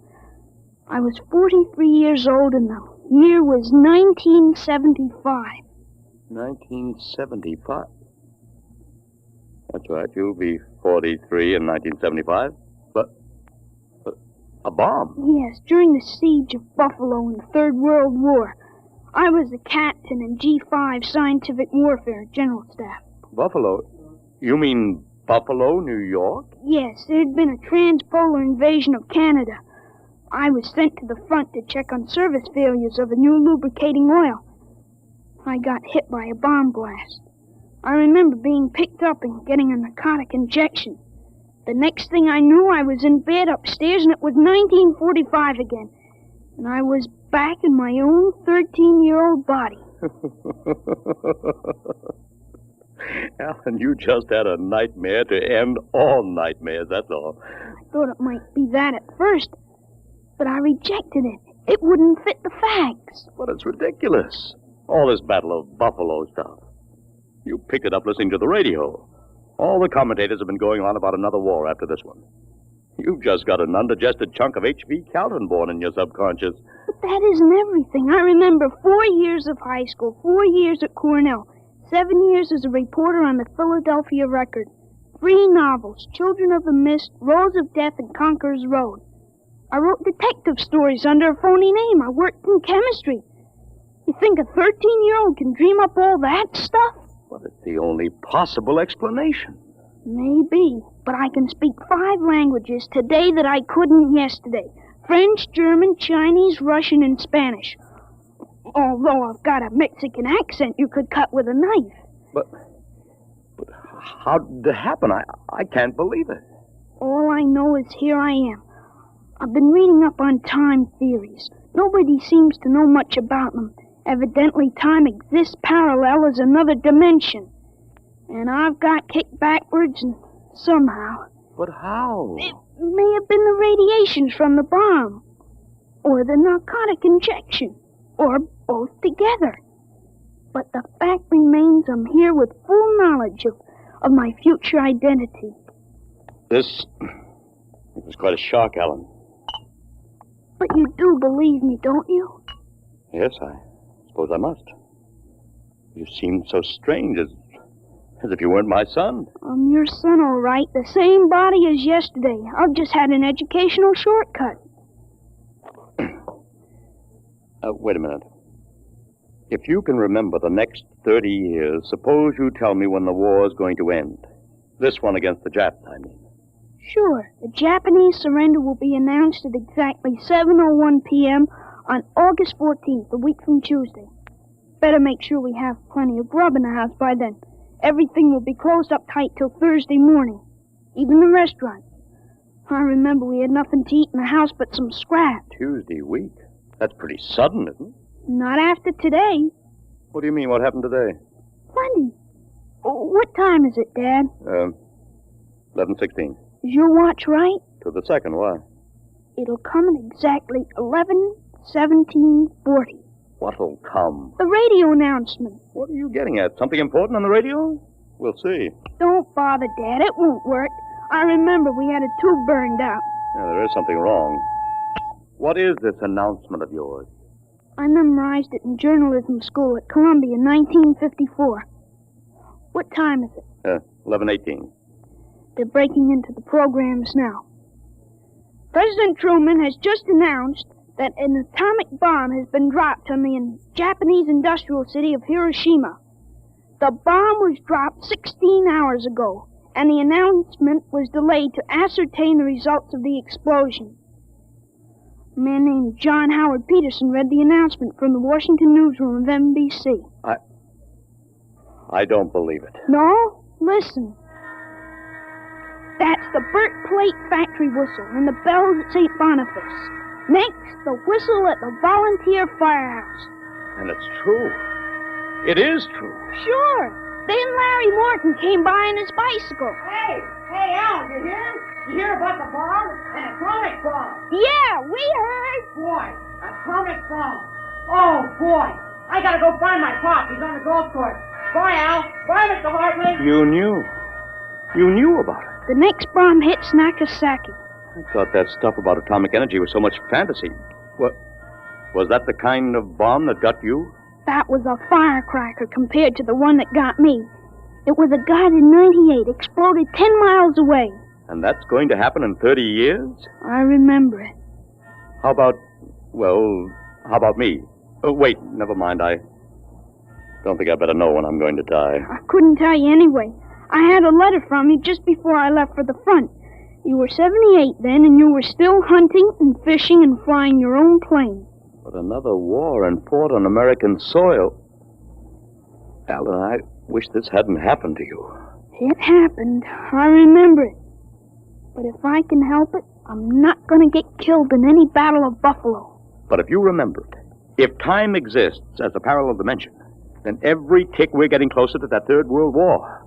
Dad, you know what I remembered when Gutcho came to borrow that gun? Well, I suppose that you suspected him and warned me. No, that wasn't it. The other time, the first time, when I was really 13. I wasn't home. I'd been swimming at the canoe club with Larry Morton. When I got home about half an hour from now, I found the house full of cops. What if the gun didn't fire? What makes you think it didn't? Gutcho talked the 38 out of you, went home, shot his wife 4 times in the body, once behind the ear, and used the 6th shot to blow his own brains out. That's what you remember? Yes, but now it hasn't happened because I warned you. Dad, I found out the future can be changed. One man can't change the whole future.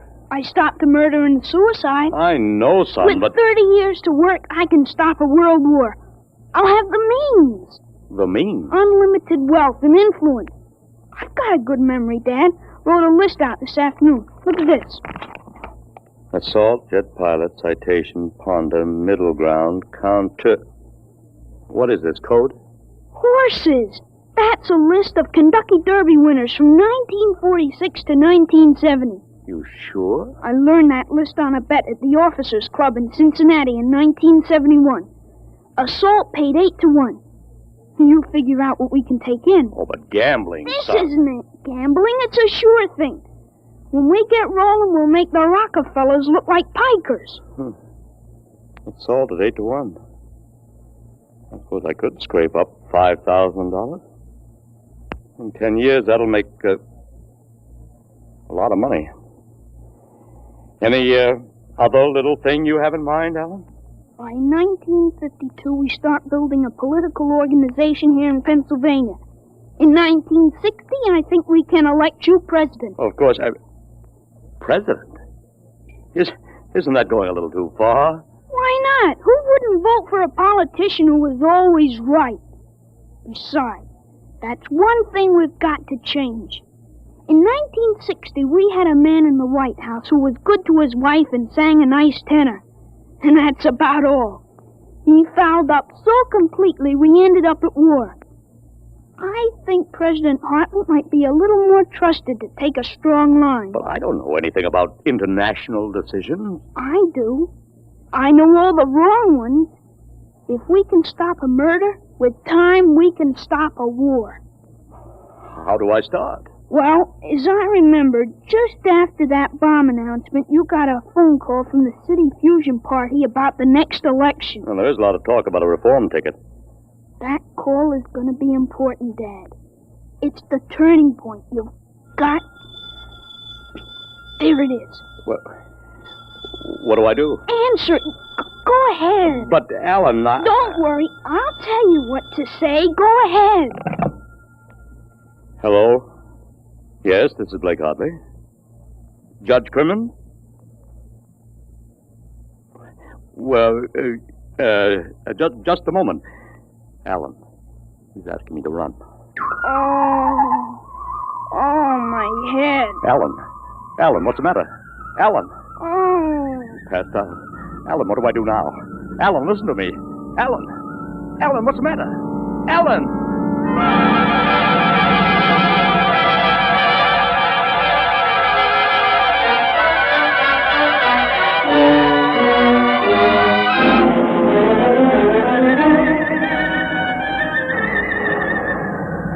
Captain Hartley.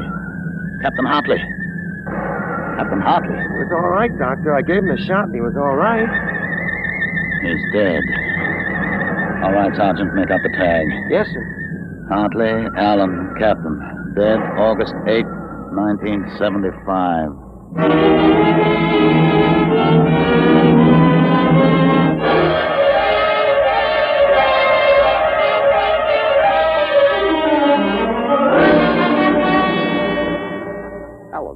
Alan, what happened? Alan, Ellen! Huh? Ellen, are you all right? Hi, Dad. I've got Judge Crimmins on the phone. What do I tell him? What? Ellen, are you all right? You passed out. Sure, I'm all right. Hey, today's my birthday, isn't it? What did you get me, Dad? Huh? What did you get me? Ellen, are you all right? Sure, I'm okay. What did you get for my birthday, huh? Don't you remember the Third World War? What Third World War? Gee, Dad, what's the matter? You're looking at me funny. Judge Crimmins, I'll have to call you back. Goodbye. You don't remember. You're back again, aren't you? Back to 13 years old. Sure, I'm 13 today. For corn's sakes, Dad. You must have died up there. It was only a mind transfer. That means now I'm on my own. I have to do it myself without your help. Help for what? Oh, if it's the grass, I said I'd cut it tomorrow. No, it isn't the grass. I've got to save your life, Ellen. I can't let you die that way in 1975. What are you talking about, Dad? You sound goofy. I've got to change it all by myself. Change what? Never mind, Alan. You don't know yet. Come on, let's have lunch. Sure, Dad. Hey, how about my present now? What did you get me for my birthday? Hey, in a minute, son. Go on in. Hurry up, Dad. All right. Now, where'd I put that list of horses?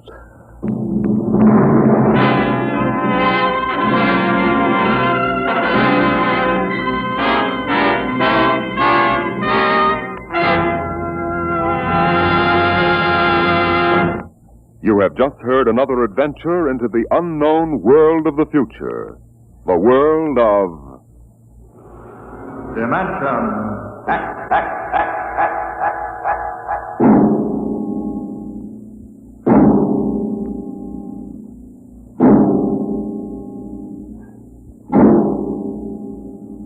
Homecoming is a joyous word. But when the home you're returning to is a burned-out radioactive planet, and when you cannot even imagine what terrible changes you will find there, the word then takes on a very different meaning. Next week, Dimension X brings you a strange story called Dwellers in Silence.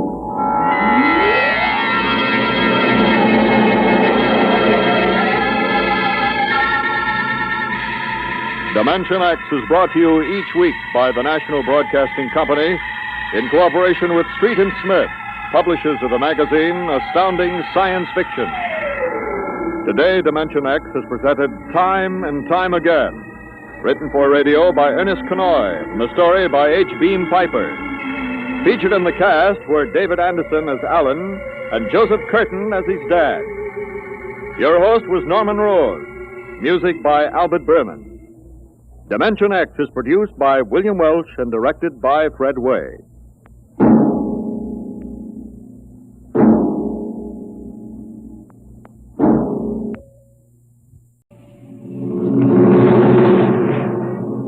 Adventures in Time and Space, transcribed in future tense. Dimension X.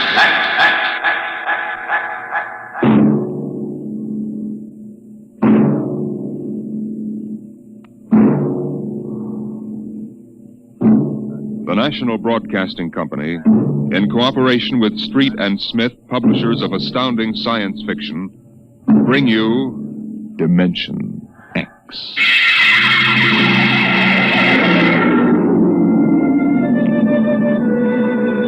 Nobody knows exactly when the nightmare began.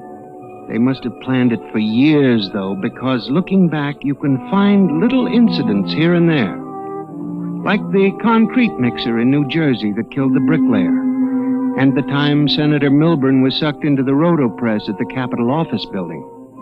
Unrelated accidents, we thought at the time. But they add up now. The day we really should have suspected was when the men walked off the construction job at the new Brookmeadow atomic pile on Long Island. I'll never forget that day. I was working as a statistical clerk in the project then, operating one of those miracle computing machines developed to fill the requirements of Army ordnance. They called it ENIAC. Mr. Gurney? Huh? Oh, yes, Bella? The chief wants to see you in his office.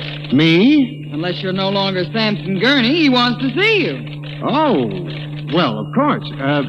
What do you suppose? I do not read minds, tea leaves, or crystal balls. Of course, I'm sorry. I shouldn't have asked. Don't apologize. I'm sorry. And don't wait for me. Mr. Hawk is in a hurry. Yes, I'll go in right away, of course. Her name was Bella Roscoe. She was Mr. Hawk's secretary. I had always thought her a very attractive woman, but for some reason she didn't seem to like me. Of course, on a clerk's salary, I couldn't exactly afford to take ladies to the best places. But I've often thought that if there weren't such a disparity in our ages, I might have... But then... Come in. You wanted to see me, Mr. Hawk? Gurney, I thought those electronic computations were infallible. They are, sir. Well, we got a kickback from the chief physicist. These nuclear equations are inaccurate. No, they aren't, sir. I'm telling you what the memo says. Well, sir, occasionally, if there's an overload, the machine goes haywire. Sort of has a nervous breakdown, you might say. We usually rest it up for 24 hours, and it's okay again. Well, do whatever has to be done. Yes, sir. Oh, and Gurney. Yes, sir. You've been with the Bureau for over 15 years now. It would be a shame to have to remove you because you aren't keeping your mind on your work. Well, Mr. Hawk, I hardly think anyone... Excuse me. Hawk speaking. What? Dave, what?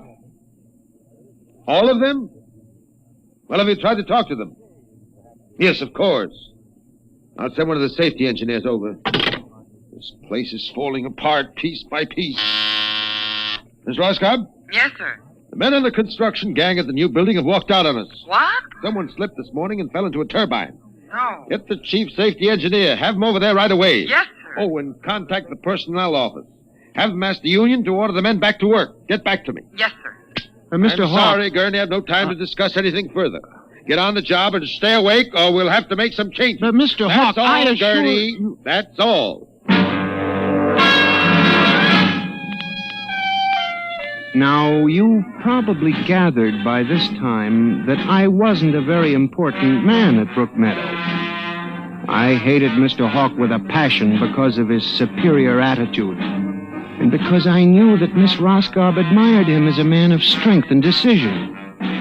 I was secretly happy he was having trouble with his construction crews. That evening, I wandered over to the site of the new atomic pile to see where the man had fallen into the turbine. They had the construction area fenced off with barbed wire, and a security guard stopped me. Hold it, buddy. You can't go in there. That's a restricted area. I'm Samson Gurney from the statistical section. Here's my identification. I'm sorry, Mr. Gurney. Nobody's allowed in the area. I see. We had a lot of the employees come over tonight to take a look, but nobody gets in. Orders. Tell me, was he, killed instantly? Like that. Mm-hmm. Yeah. This guy was checking the magnetic field inside the turbine, see? Right down inside it. It's all over. But if it wasn't hooked up... Look, Mr. Gurney, they got smarter guys than me trying to figure these things out. Yesterday it was a concrete mold. Wham! 2 guys get sucked right into the mixer. My. 3 days ago, a bulldozer starts up by itself and runs wild. 1 killed. 2 almost. Go figure it out. You know what I think? Sabotage. We got more guards and FBI men in here than we got workers. Flea couldn't get through without proving he didn't come off a Russian wolfhound. Now, I'm a statistician. All my life, I've been interested in statistics. So, a simple-sounding thing like this started me off. I went back to the office that evening instead of going home, and for the next 2.5 hours, I computed figures on the probability of industrial accidents for the types of machines we were using.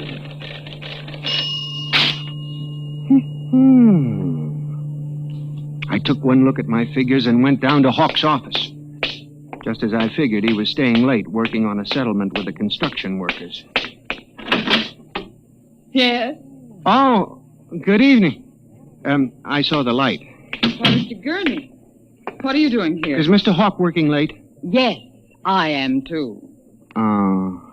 I wonder if I could see him a moment. We're busy right now. Could you make it tomorrow? It's very urgent. I'll wait, if you don't mind. Suit yourself. Miss Roscoe, I wonder if perhaps you would consider having dinner with me this evening after you're through.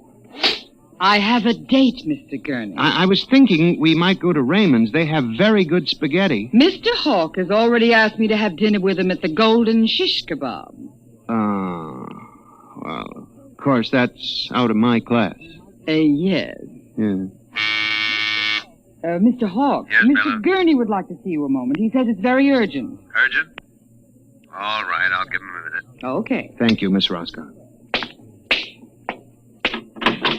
Mr. Hawk, in the past 3 months, industrial accidents all over the country have taken a sharp, unexplained upswing. Why don't you stop playing FBI man and stick to your job? Which, incidentally, you haven't been doing too well. You and our computing machines have made mistakes before. Now, this is probably another. I'll have Miss Ross come so... What's the matter with this blasted buzzer? Miss Roscoe! Miss Roscoe! Yes, sir. Stop this blasted buzzer. Get a repairman, a mechanic, anything, but stop the thing. And you, Gurney, get out! I went back to my office to get my hat and coat, feeling about as unhappy and humiliated as a man can feel. He had thrown me out in front of her. The office was dark and deserted. The whole building seemed oppressive and unnatural.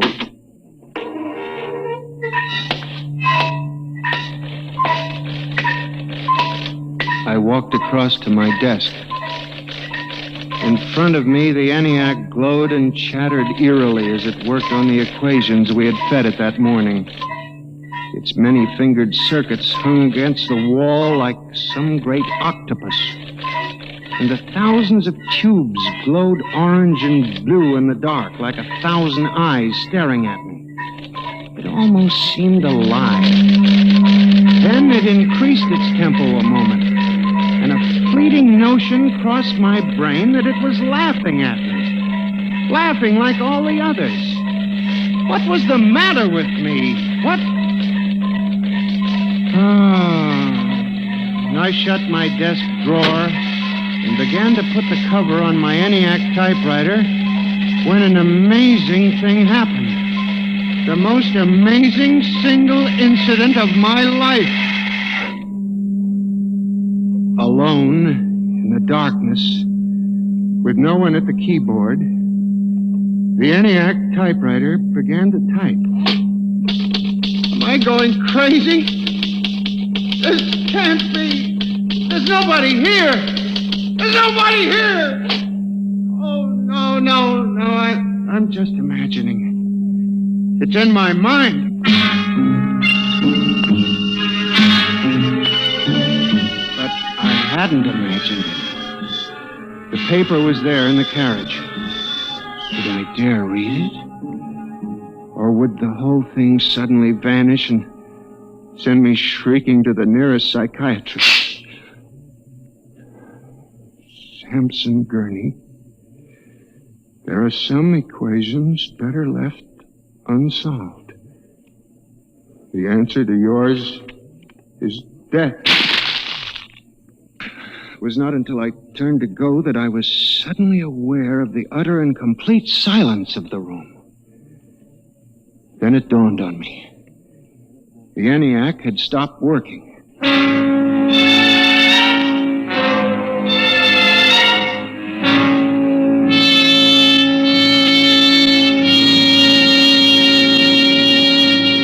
Gurney, do you expect me to believe this? It's insane. Mr. Hawk, I'm a saint. Take it easy, Gurney. Now, this is just some practical joke someone in the office is playing. There was no one in the office. Of course not. They wired up the machine and left. I checked the machine myself, Mr. Hawk. All right, Gurney. You leave this note with me, and I'll turn it over to the security force for further investigation. But... No buts, Gurney. The security men will handle it.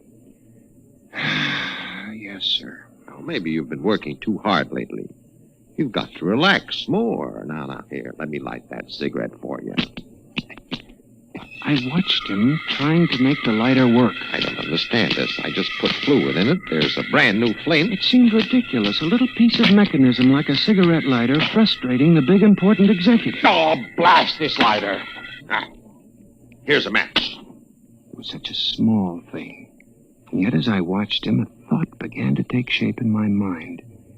Nebulous at first, incredible perhaps, but it grew. You just relax for a few days. Everything will turn out all right. Well, the main thing is not to let little things upset you.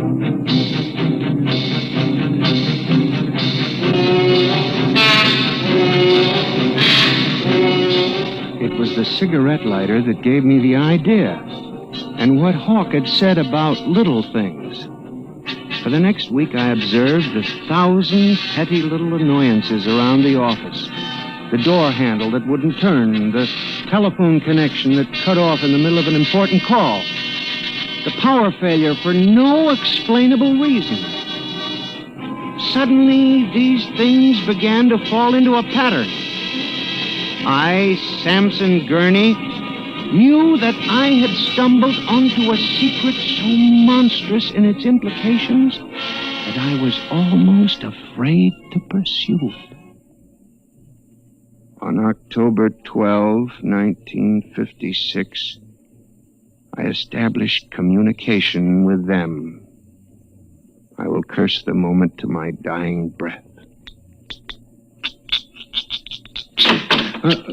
Who's there? Night security guard. Oh, hello, Henry. Oh, hello, Mr. Gurney. What are you doing here so late? I'm just doing a little repair work on my ENIAC computator. Huh. Sure some mess of wires and tubes. Yes, it is. Well, I gotta finish my rounds. Won't forget to turn out the light, will you, Mr. Gurney? No, Henry, no, I won't forget. Night. Good night. When you were a child, did you ever try to imagine that you were all-powerful? I felt like that when I finished hooking the input of the typewriter to the main vacuum tube of the ENIAC. Then I turned on the current that sent 1,000,000 volts of pulsing energy into the electronic nerves of the machine.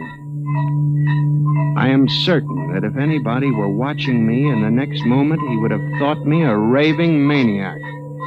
I still wonder if perhaps it is not all a nightmare. Now, you! If what I have guessed at is true, if there's life and intelligence in this room, make a sign! There was nothing. Nothing but the hum of the machine and the dull glowing of the tubes. Then, suddenly, without provocation or explanation, it happened. The ENIAC typewriter began to respond to the impulses from the machine. The letters were Y, E, S. Yes, it had happened. I, Samson Gurney, had communicated with a machine.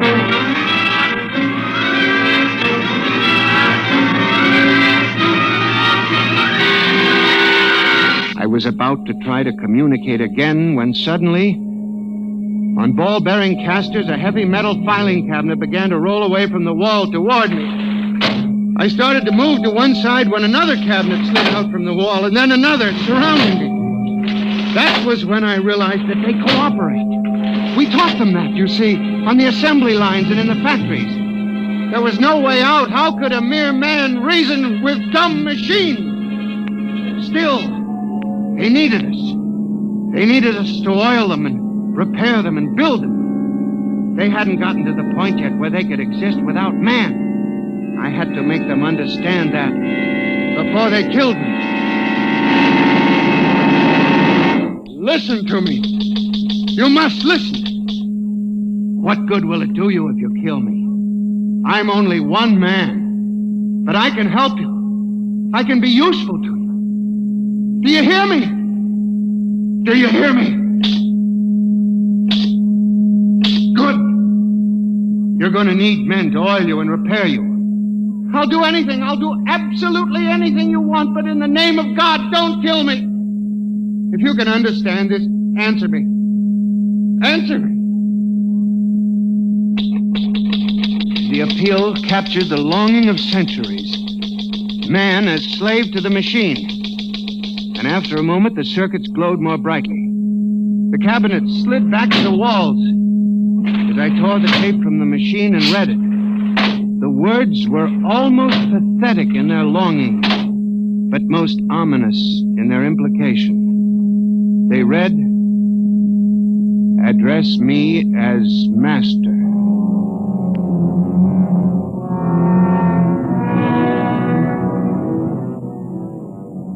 My life for the next 6 months was a nightmare.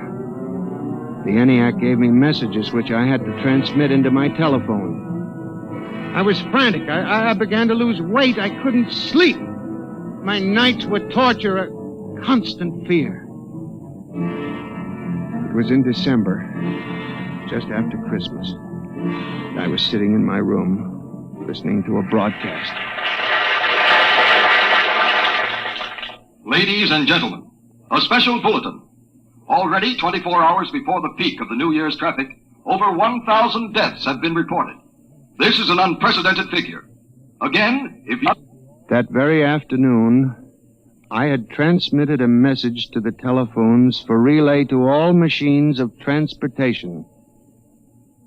The message was one word. Kill.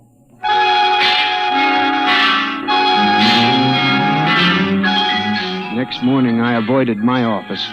Instead, I went directly to the office of Mr. Hawk.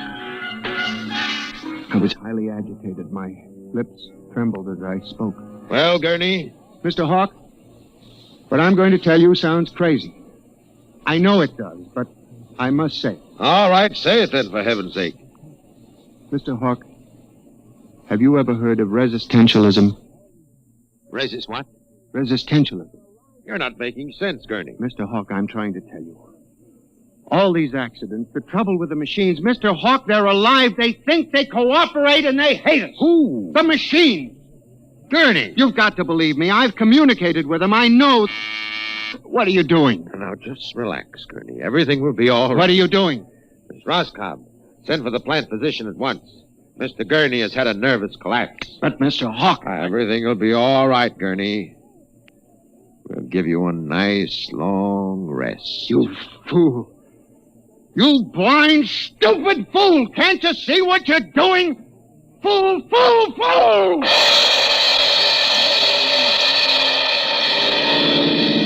When the plant physician arrived a few moments later, Lucius Hawk was found at his desk, strangled to death in a nest of telephones. The wires were still humming softly.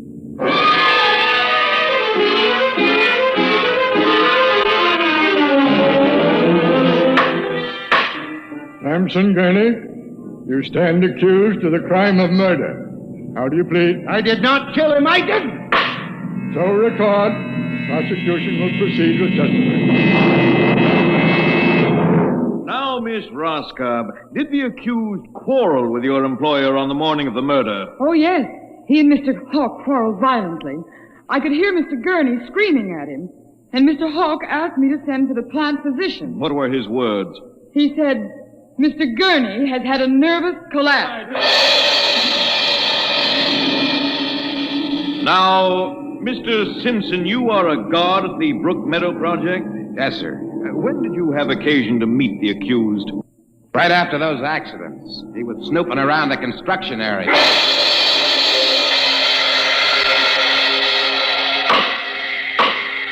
Samson Gurney, court hereby finds you guilty of murder in the first degree. Recommendation that you be examined, committed to the state hospital for the criminally insane at Mattawan.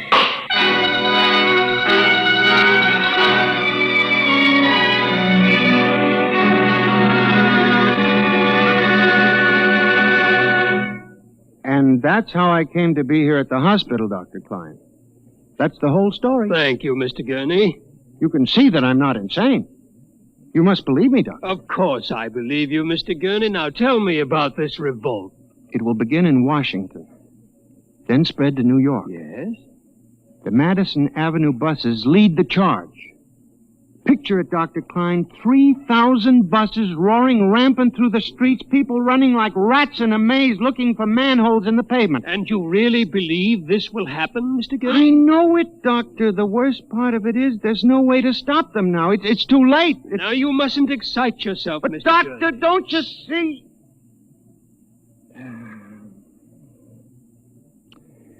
It's fair enough, I suppose. We built them. We taught them to think for themselves. It was bound to come. I guess the female machines will be worst of all in the beauty parlors. They're more high-strung, you know. Well, since there's nothing we can do about it, Mr. Gurney, suppose you go to your room and Maybe if I went to my old Plymouth, I could make a deal before the police cars got me. Yes, Doctor? Would you take Mr. Gurney to his room, guard? He's already been given sedation. Yes, sir. Those concrete mixers may have made a mistake, you know. Just high spirits and all that, but if they got so they liked the flavor... Now, we'll see you later, Mr. Gurney. Now, try not to worry too much. All right, guard. This way, sir. Oh, machines revolting. Telephones strangling people. Oh, blasted cigarette lighter. Why won't it work? I just filled it. Flint is good. Oh, well, you can never trust this newfangled machinery.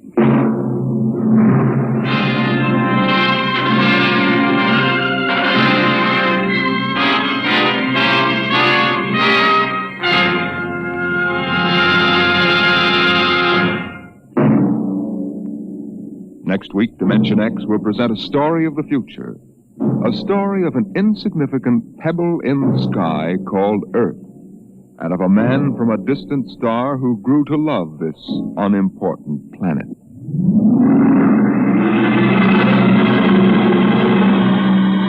Dimension X is transcribed each week by the National Broadcasting Company in cooperation with Street & Smith, publishers of the magazine Astounding Science Fiction.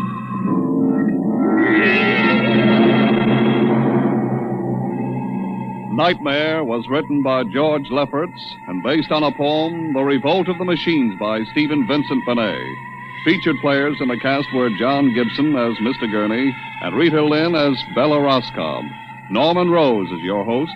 Music by Albert Berman. Engineer Bill Chambers. Dimension X is produced by William Welch and directed by Edward King.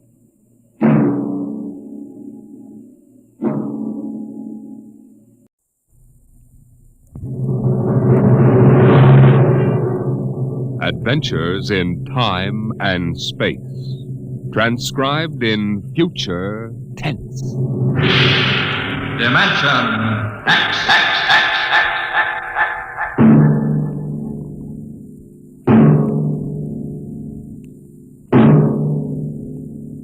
The National Broadcasting Company, in cooperation with Street & Smith, publishers of astounding science fiction, bring you Dimension X.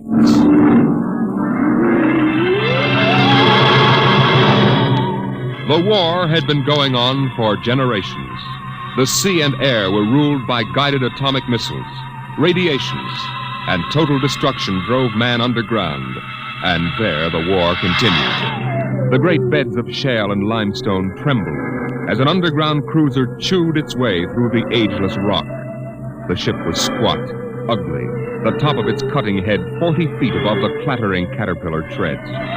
It was windowless, and behind the grinding duralloy blades were ugly lumps that concealed the guns. On the bridge, Commander Sanderson fought the bucking vibration, one hand tight on a stanchion. Culver. Aye, sir. What's wrong with the insulation? It's hotter than oven up here. Port refrigeration unit went out. Starboard can't carry the load. I've got damage control on it. Go back. Aye, sir. Give me a seismo reading. Severe shock 30 seconds back. Change course to 175 degrees. And half speed, please, sir, till I can chart the strata. Mr. Culver. Aye, sir. 175, half speed. Aye, sir.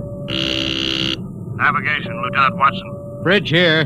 Change course to 175, Watson. 175. Aye, sir.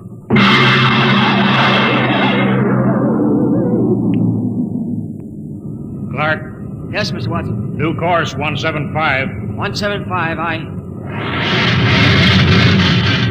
Half speed. Half speed, aye. What? We hit something. What is it, Mr. Watson? It's lava, probably. Maybe it doesn't mean anything. No, I guess not. Mr. Watson. Yes, Clark? We ever going to get out of here? You mean the lava? The whole business. We've been under rock for 3 months. You better keep quiet, Clark.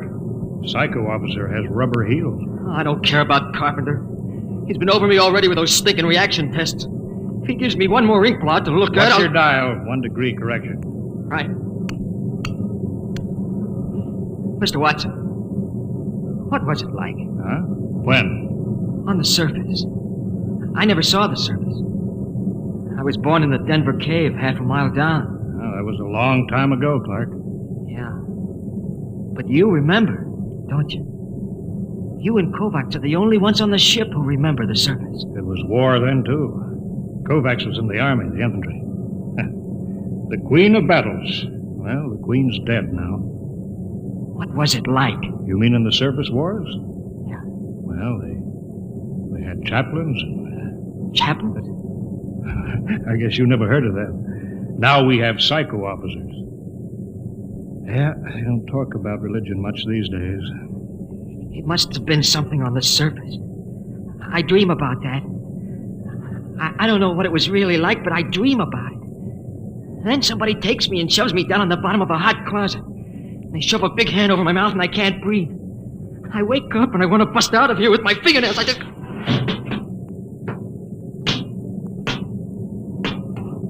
What's the matter, Clark? Nothing, Dr. Carpenter. Nothing? No, sir. We were just passing the time, Carpenter. When's the last time you had an emotional reaction test, Watson? I don't know. I forgot. Just remember your seniority doesn't exempt you from psychiatric review. This isn't some slipshod surface vessel with organized superstition aboard. The old chaplains weren't so bad. Not scientific. You know, I can remember when psychiatry and mental hygiene were the hope of mankind. Now look at it.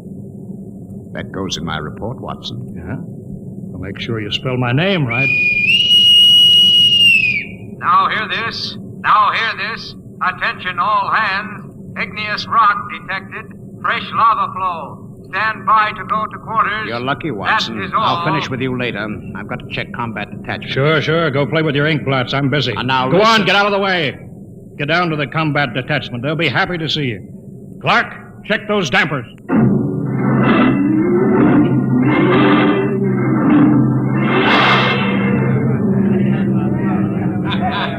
I'll take 3 cards. I'll stand pat. Jake to the pat hand. Combat detachment, huh? What kind of a chicken guy are you? Anytime you want to start anything, you lying, yellow All right. Don't flip your wig. All right, I don't want no trouble. That rubber-soled rat carpenter, he's worked us all over. Yeah, all except Norman. Hey, Norman. Norman, how come you ain't been psychoed? I don't need it. I'm stable. I bet you any money he's a stoolie for carpenter. I've seen his 201 personnel file. It's blank. I heard a guy say he was born in a lab. What do you mean? You ever seen him eat? Oh, you're crazy. The science brass has been working on something like that. You're crazy. You know how many men they fell short in the last draft? 900,000. So what? Now, suppose you run out of real men for soldiers. Suppose you figure how to make them. Artificial. If they ever do, they ain't gonna talk about it. Till it's combat tested. Yeah, I never thought of that. Hey, Newman. What do you got inside of you? Gears? I'm not supposed to talk about myself. Yeah? Well, suppose I make you talk. Hey, sit down, Sheriff. Sit down. All right, Let go of me or I'll lay you out, too. Hey, cut it. Keep Cut going, it. guys. Knock it off. Sure. At ease, men. Well, how's everybody feeling? You, Coke? All right. I'm all right, sir. Uh-huh. Sheehan? Sheehan? I'm all right, sir. Newman? I'm all right, sir. Of course. Very well, carry on.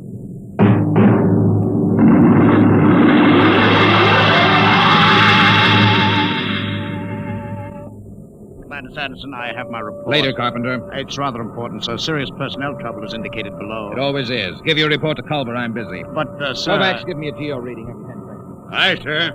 Straight as steady as before. Mr. Culver. Later. If you will initial the psycho report. All right.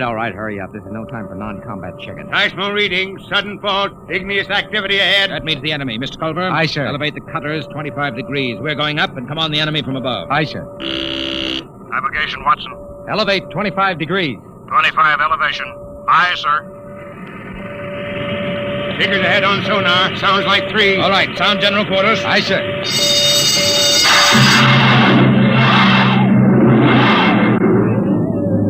All right. General quarters.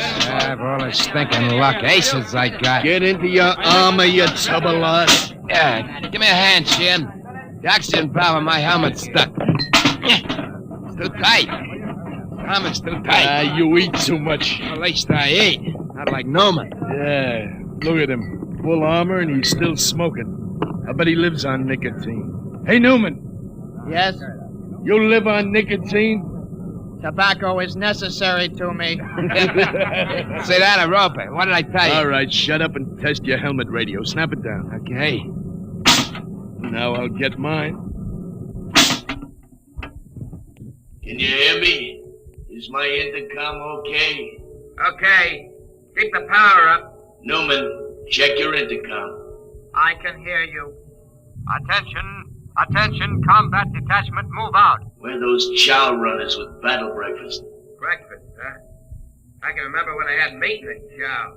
When I had cooks instead of food coming, first class. Quit griping, Coke. At least we eat. Yeah, we eat. How about him? Want any breakfast, Newman? No. I don't need breakfast. I can wait without it.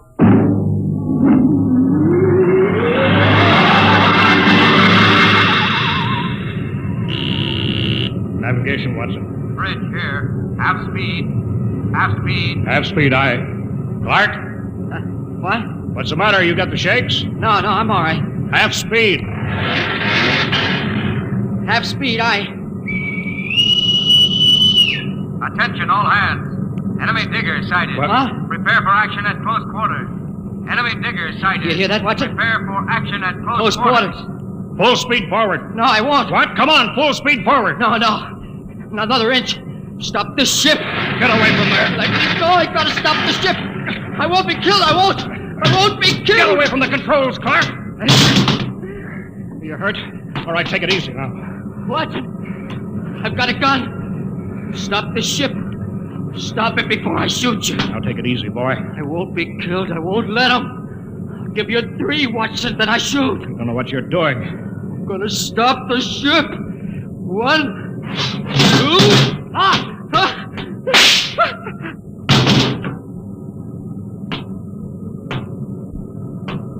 You could have wounded him, Carpenter.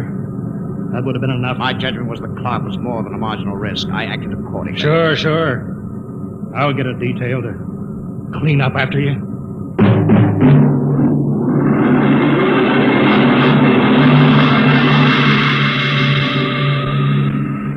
Well, Doctor, the commander says you rate a citation. If you had read my report, Mr. Culver, you'd understand. Carpenter. Aye, sir. Don't let the crew hear of this. Wouldn't do for them to know an officer was emotionally unstable. You won't keep it quiet, sir. There was a detail to remove the body. What's that? Enemy digger within 100 feet, coming in fast. Hold it, Culver. Don't reverse engines. Turn on the drill with the tread stationary. Aye, sir. Full speed drill. Threads cut out. We'll blow up a cloud of dust that will blind their optical technician in the infrared. Stand by, gunnery. Stand by, gunnery. Ready, sir. Enemy will be breaking through any second. There it is. Halt, drill blades. Navigation. Cut out drill. Cut out drill. Fire when ready. Fire.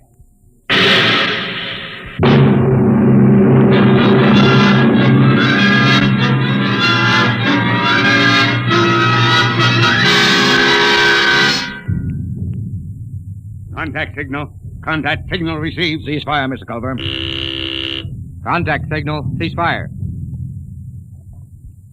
Enemy battery silent, sir. Give the go-ahead to the combat men. They can move in. Who tripped that alarm? Cut it off! Navigation to bridge. Bridge, aye. What's wrong down there? Why the emergency? The atomic pile's kicking up. We can't get into hand dam. She may blow any minute. I'll take over, Mr. Culver. Prepare to abandon ship. But the enemy diggers, With sir. the atomic pile about to blow, we'll have to advance, destroy the enemy, and take refuge in their ship. There's nothing else we can do. Look alive. Aye, sir. Attention, all hands. Prepare to abandon ship. Prepare to abandon ship. Kovacs, have the ship's records packed and ready to go. Aye, sir. Commander? Watson, what are you doing up here? There'd be a lot more chance of getting out if the ship's engines were reversed. She crawled back down the tunnel before she flew. There's no way to set up remote control. I know. I thought I could stay and run her. But the pile's going to blow. I know. All right, Lieutenant. Permission granted. You may stay with the ship. Thank you, sir. You may go, Watson. Aye, sir. We can't let him do that, Commander. You can't ask any man to do that. This is no time for sentiment, Mr. Culver. Doctor, you're a louse. That's an unstable statement, Culver. It's obvious that Watson isn't worth much anyway. He might as well die. I've heard enough, Doctor. You've had this coming a long time. Now, get away from me. Culver! Pearson, get him! Let go of me, Culver! Yes, sir! All right, Kovacs. Release him. Aye, sir. Mr. Culver, I need you now, but if we come through this, I'll be forced to prefer charges. Kovacs, help Dr. Carpenter up. Aye, sir. All right, Mr. Culver. Give the order to abandon ship.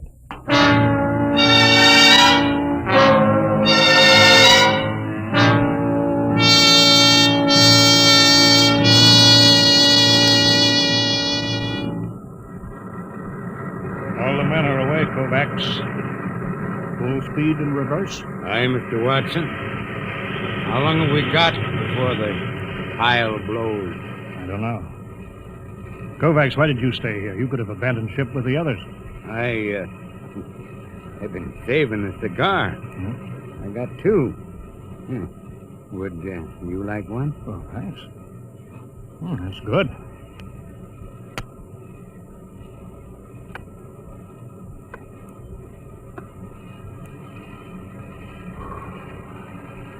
You didn't answer my question, Kovac. Why did you stay? How about you, sir? Me? I was in the last class out of Annapolis before it went underground and merged into the Geo-Warfare Academy. I guess I just hang on to illusions. Dead traditions of service. I suppose I did it because I thought it was the right thing to do.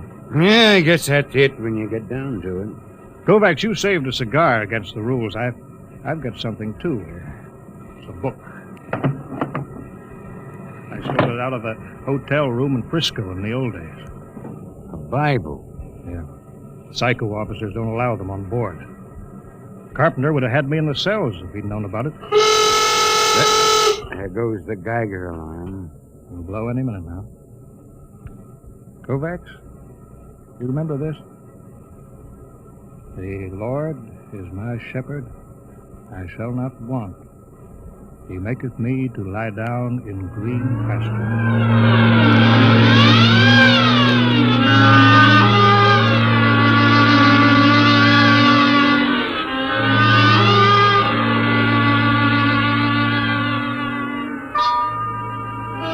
All right, guys. Now you know what an enemy underground cruiser looks like. Let's board her.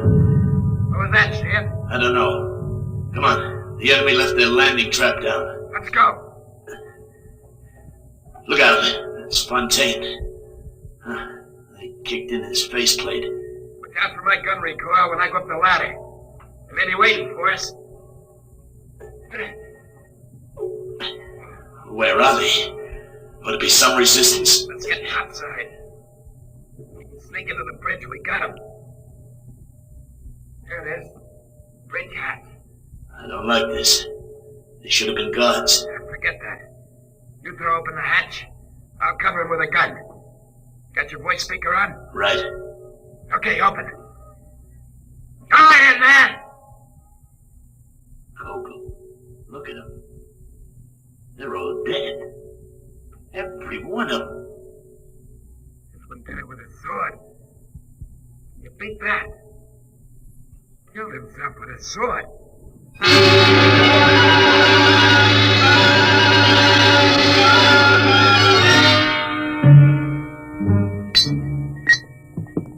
Confound this foreign equipment. Culver, how soon can we get this enemy ship underway? Give me the damage report. Aye, sir. The port tread knocked out, armor breached aft in the midships, gun batteries inoperable. Lieutenant Adamson estimates we can make limited headway in 2 days. Very well. Sir, is it necessary for me to have this guard tagging after me? You're under arrest, Culver. Excuse me, Commander, sir. Oh, go ahead, Coke. There was a message or something under the guy with a sword when I broke in. I kept it as, well, sort of a souvenir. Oh, give it to me. I didn't mean anything wrong, sir. Hand it over. Culver, you read the enemy language. I'm afraid I'm under arrest as a prisoner. That'll do. Go ahead, read it. From Supreme Headquarters. There's a code designate. To all field commanders. Subject.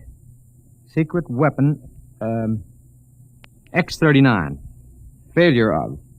1. Research project X9 released on South America front last night. X9, a semi-living chemical process attacking all forms of protoplasm, was found to be uncontrollable, is spreading through our own armies all over the world. 2, you are instructed to... Well? That's all, sir. Quiet! Gentlemen, there is only one way to interpret this news. Carpenter, you will inform all hands that the destruction of the enemy is worldwide. The war is over. Hey, Newman, why don't you laugh, huh? Why don't you shout the war's over? I don't need to shout. Hey, Dr. Carpenter. Robot, Aye, sir. You will instruct cook to serve double rations as a celebration. No, sir. I strongly advise against it. The psychiatric implications are... What's the matter? I don't know. Something it's inside me. I've got to get out. Carpenter! Coke, Newman, go after him. Come on. No. That can't happen to a man. Not that. It's Carpenter. You can see that. But that can't happen to a man. He's dissolved. What's going on here? You don't understand, Commander. You didn't listen to that enemy message. A semi-living chemical process attacking all forms of protoplasm. All forms. Carpenter and you and me. You understand why the enemy killed themselves. They knew. The war's over, all right. There's got to be something to do. Culbert, Sun General Quarters. It's too late for that, Commander. The war's over. They invented the perfect weapon. The human race is dissolved. That's funny. Dissolved like Carpenter.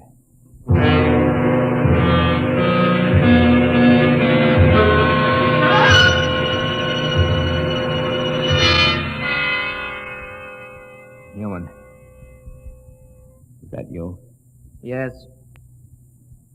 They're all dead. Aren't they? Yes. Commander Sanderson was the last. Except me. I suppose so. How about you? It will not affect me. I am not made of protoplasm. I am an inorganic synthesis. You can't die, then. No. I am atomic powered. My breakdown point is calculated in thousands of years. I cannot destroy myself. I was conditioned against it. It's beginning. You'll be all alone, huh? I know. Buried alive in the rock for thousands of years. I'm sorry for you, Newman. I'm sorry. You'll be all alone. Now, it's starting. Can't stand it.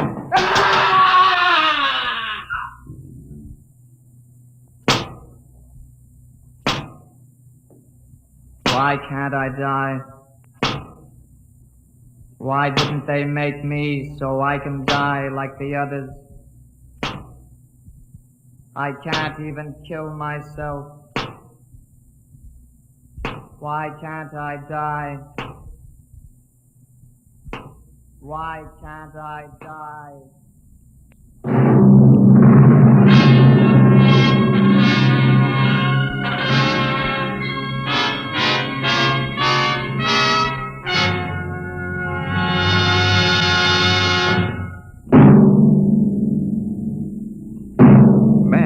Always told himself that he was master of the machine. But will he always be? Listen next week to the story of a nightmare.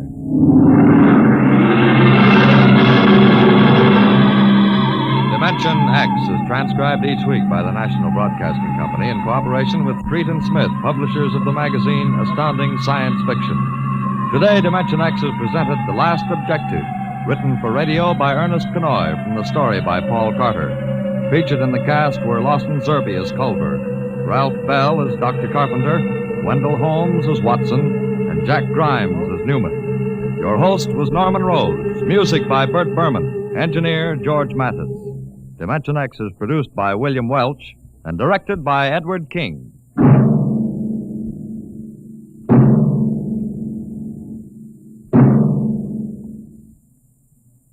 Adventures in Time and Space. Transcribed in future tense. Dimension X.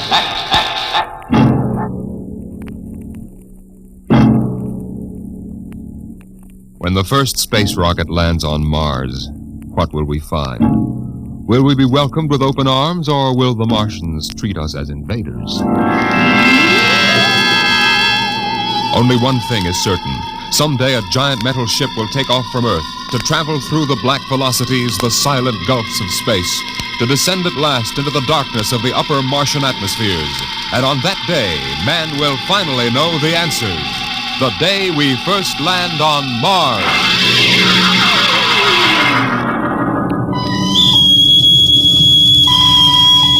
Now hear this. Now hear this.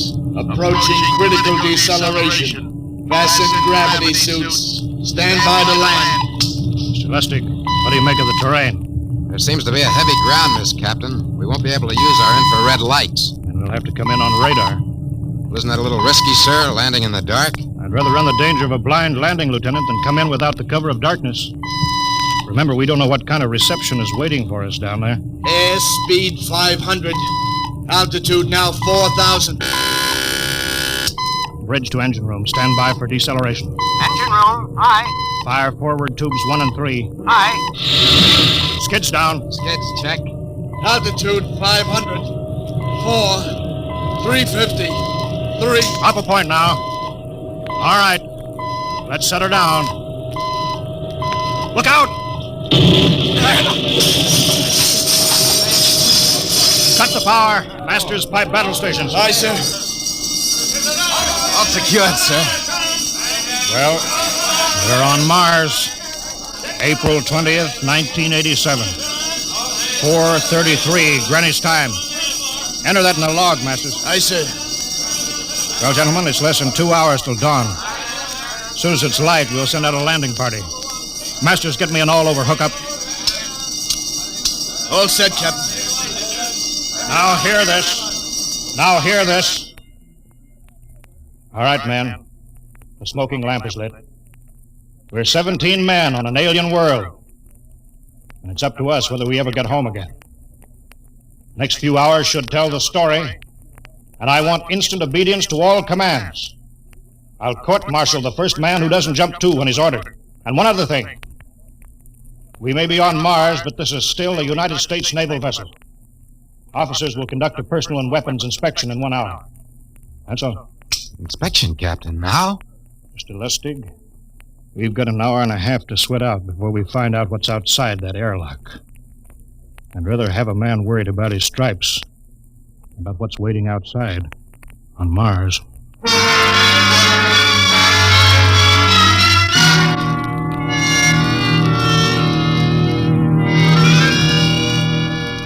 Now hear this. Landing party report to forward airlock. Captain Black, Lieutenant Hingston, Lieutenant Lustig, and Dr. Horst report immediately to forward airlock. It is now landing time -5. Sounds like they're paging us, Hingston. You ready, Dr. Horst? Yes. Ready as I will ever be. Oh, come on. Let's report to the airlock.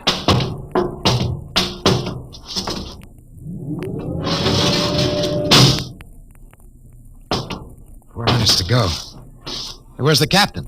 Who knows? What difference does it make? Just want to get it over with, that's all. Has anybody, got a cigarette? I think you're smoking too much, Lieutenant Lustig. Are you nervous? Lay off, will you, Horst? Wondering what's hidden outside underneath that ground mist? Very unusual planet, Mars. Why? It has an atmosphere. Wonderful thing, an atmosphere. Where you find one, you find life. You mean Martians? What do you think they'll look like? Who knows? Intelligent life can take many forms. You mean they may have green skins and eyes on stalks or something? The comic book conception is possible. Or they may have developed to a point that is far beyond us. Perhaps they have a science that can produce weapons far more dangerous than our atomic missiles. You think we may have to fight our way out? After all, we are invaders. Now hear this. Landing time -2. Landing All time right. We heard this. I know what I'd like to find outside that airlock. Good old Illinois. Ever been there, Lustig? Only Chicago. Well, you ought to see my hometown. Green lawns, big white houses. Sounds like my hometown. My grandmother used to have one of those iron deers on the lawn. Every Halloween, we'd paint it another color. One time, we painted it black and white like a Holstein cow. Where does your family live, Horst? I have no family. When I was a child, they were gassed to death in the Dachau concentration camp. That's tough. Oh, it has its advantages.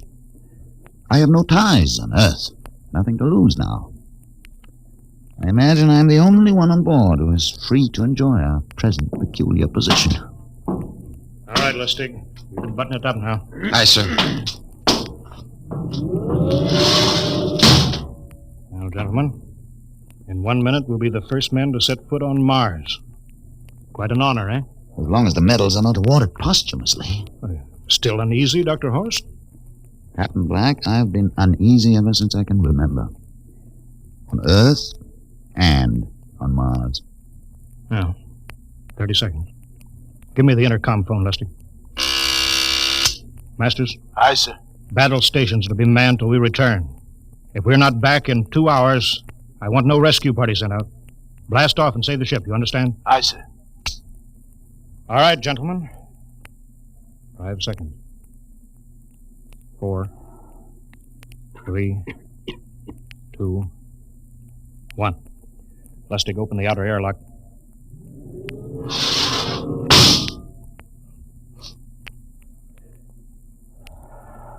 Fresh air. Let's go. Hold it now. It's too dark to move fast. Quiet, isn't it? Not even a wind. You can't see anything through this ground mist. Quiet. We don't know what's out here. Come on.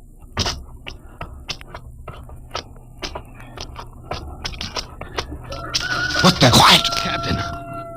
I could swear that sounded like a rooster. I don't hear it anymore. A very unlikely sound. A rooster crowing on Mars? Kingston. Aye, sir. Set that machine gun 25 yards to the flank. We'll stay here till the ground mist lifts. Aye, sir. What do you make of the ground, Horst? Grass. Plain grass. You could see some large foliage there where the mist's thinned out. What the heck is that? Kingston! Hold your fire, you fool! I hit it, Captain. What? Some kind of wild animal. I hit it. I could see the tracers, but it's still standing. Come on, Horst. Doctor, where are you? Up ahead. Admiring the wild animal. Careful, Horst. Wait for us. Don't worry, Captain. Huh. It's an iron deer. A lawn ornament. That's impossible. It's hollow. Interesting, isn't it? A whitewashed Victorian iron deer sitting on a lawn in the middle of Mars. I don't understand. Look around. The mist's lifting. Captain, look there. A house, a regular old-fashioned house. On Mars. Good Lord. I haven't seen carved scrolls and gingerbread like that in years. Look at that port swing. The geraniums. There. I told you it was a rooster, Captain. Give me the glasses, Lustig. I want to take a look through that front window. What? There's an upright piano. Some sheet music on it. Lustig, it's beautiful Ohio. Beautiful Ohio? That can't be. Look here, Horst. Do you think that civilizations of two planets could be identical? I don't know. That specific variety of geraniums is only 50 years old on Earth. Is it logical they should develop in Mars? How about that port swing, that piano, and beautiful Ohio? No, it's impossible. Captain Black, this looks like the town I was born in. Well, it looks like my hometown, too. I've thought of something, sir. It's the only solution. Maybe we're not the first ship to reach Mars from Earth. That's the only answer. That's impossible, Lustig. There have been space travel that couldn't be secret. Do you have any idea what ships cost, what industrial power is needed? There's got to be some logical reason. Captain, I think perhaps we might find out. A light just went on in that house. Kingston, cover that door with the machine gun. Aye, sir. Come on, Horst. We'll ring that doorbell. There's got to be a scientific answer to all of this.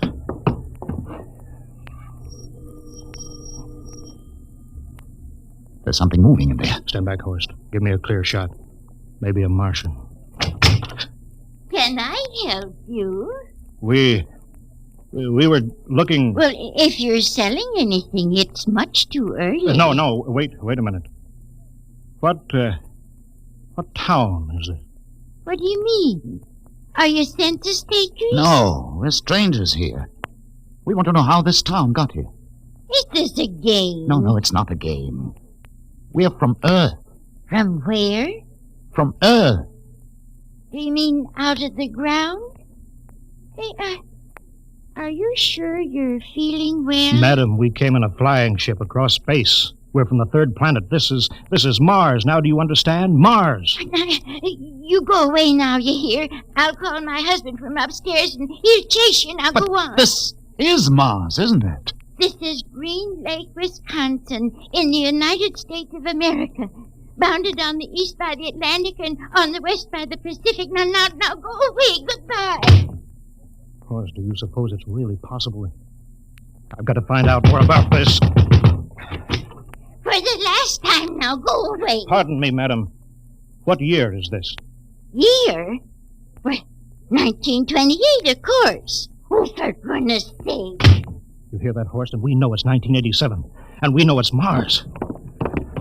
Is it possible that we got fouled up, made some tremendous blunder, and circled around and landed back on Earth? In 1928? Well, maybe some switch in time or dimension. Could we have shifted somehow and gone backward in time? Horst, it won't hold water. It's not logical. We've checked every mile. We went past the moon and out into space. We're on Mars. Find out anything, Captain? No, we're going back to the ship till I figure out some logical explanation for all this. Lustig, out at point. Aye, sir. Hingston in the rear. Keep that gun at half load. Aye, sir.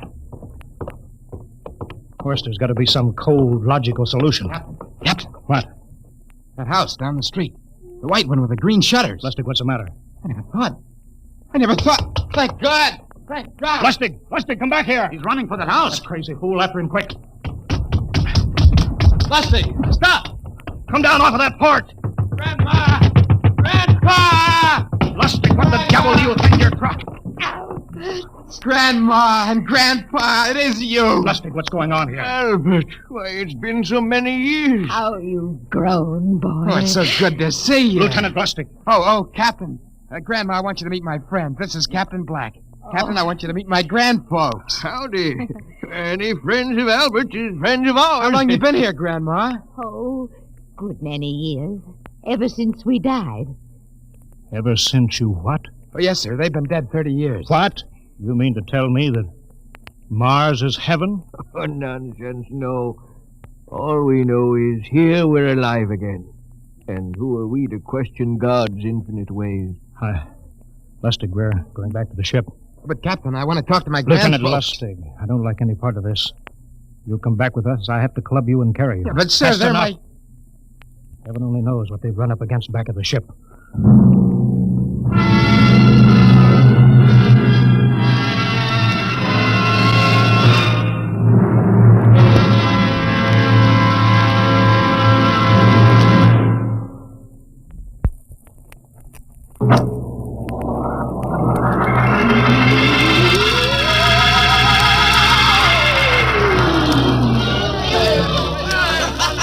Horst, look at that crowd around the ship. Looks like we're being welcomed with a celebration, Captain. Celebration? They've abandoned ship. Every port is open. No guards in. You, Masters. Hiya, Captain. Meet my old dad. Dad, that's Captain Black, and he's not a bad guy for an officer. Of all the... Hingston! What, sir? Bring that man back. Use force if you have to. Excuse me, sir. There's my Uncle George. Hingston! I'll be right back, Captain. Uncle George! Uncle George! What the devil Don't is you going... understand, sir? They've all found friends and relatives. They're all here. He's right, Captain. I've counted. The whole crew's out in the crowd. But I gave orders. Definite orders. You don't understand, Captain. I understand mutiny. I don't care how many relatives show up. I'll have discipline on... Johnny! Johnny, you old son of a gun! Edward! It's you. It can't be. Of course it is. Johnny, you old son of a gun. Edward. Dr. Horst. This is my brother, Edward. How do you do? Hello. It's wonderful to see you, Edward. Look, I've got to get back to my ship. Hey, I almost forgot. Mom's waiting at home. Mom? And Dad, too. Mom? Dad are alive? Excuse me, Horst. Then you're real, then. Don't I feel real? How's that, huh? Ed, hey, we've got lunch for you, Johnny. Mom's making corn fritters. Dr. Horst, haven't you found anybody? No, Captain. I have nobody. Then you come on home with me, right, Ed? Sure, you bet. Horst, you wouldn't believe it, but it's been 35 years since I had Mom's corn fritters. By George. 35 years.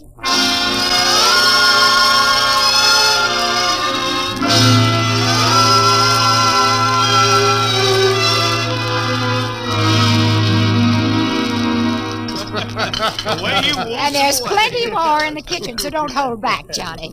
You too, Dr. Horst. Well, Johnny, you're still in the Navy, huh? That's right, Dad. I'm in command of the ship.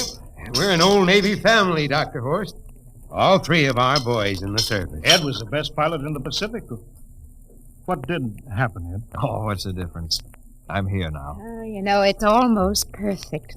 All we're missing is your brother Will. Then the whole family could be together. Well, it won't be long, Mom. Will's in charge of the XR-54. That's the next rocket coming out to Mars. Well, little Will. When does he leave, Johnny? Takeoff scheduled for September, but it depends on what we report. There's no question about that now, eh? Christmas together again. That'll be something, huh? Yes, sirree. Well, this calls for a celebration. How about a little of the old dandelion wine, eh, Johnny? Now, Father, don't you go giving Johnny too much wine. Oh, he's a big boy now, Mother.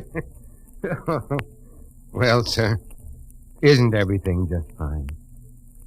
Just fine.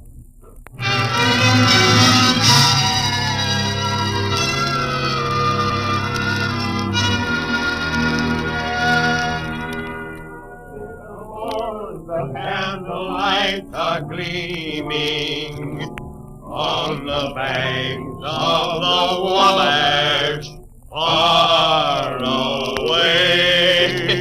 Hey, we have play another song. Sure, yeah, go ahead.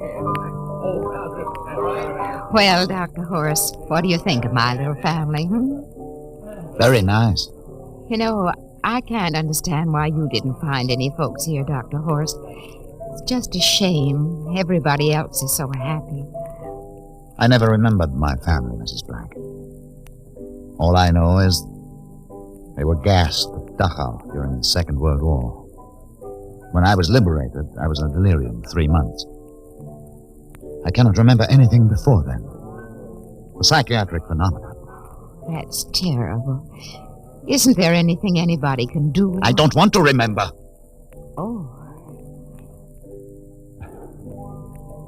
I haven't had a pleasant life.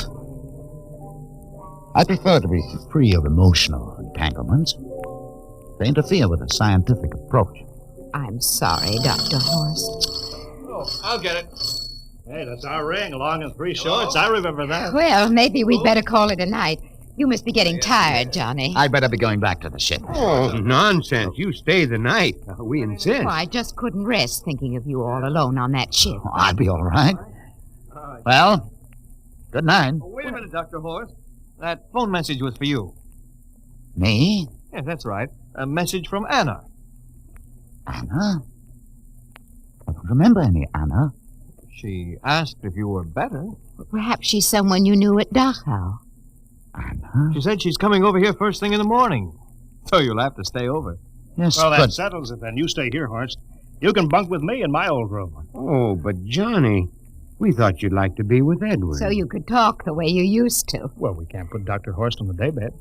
I think we better share the room tonight. There'll be plenty of time for talking, Ed. I guess so. Well, I suppose I better drop back to the ship. You know, Ed, security check. Well, why do you have to do that here?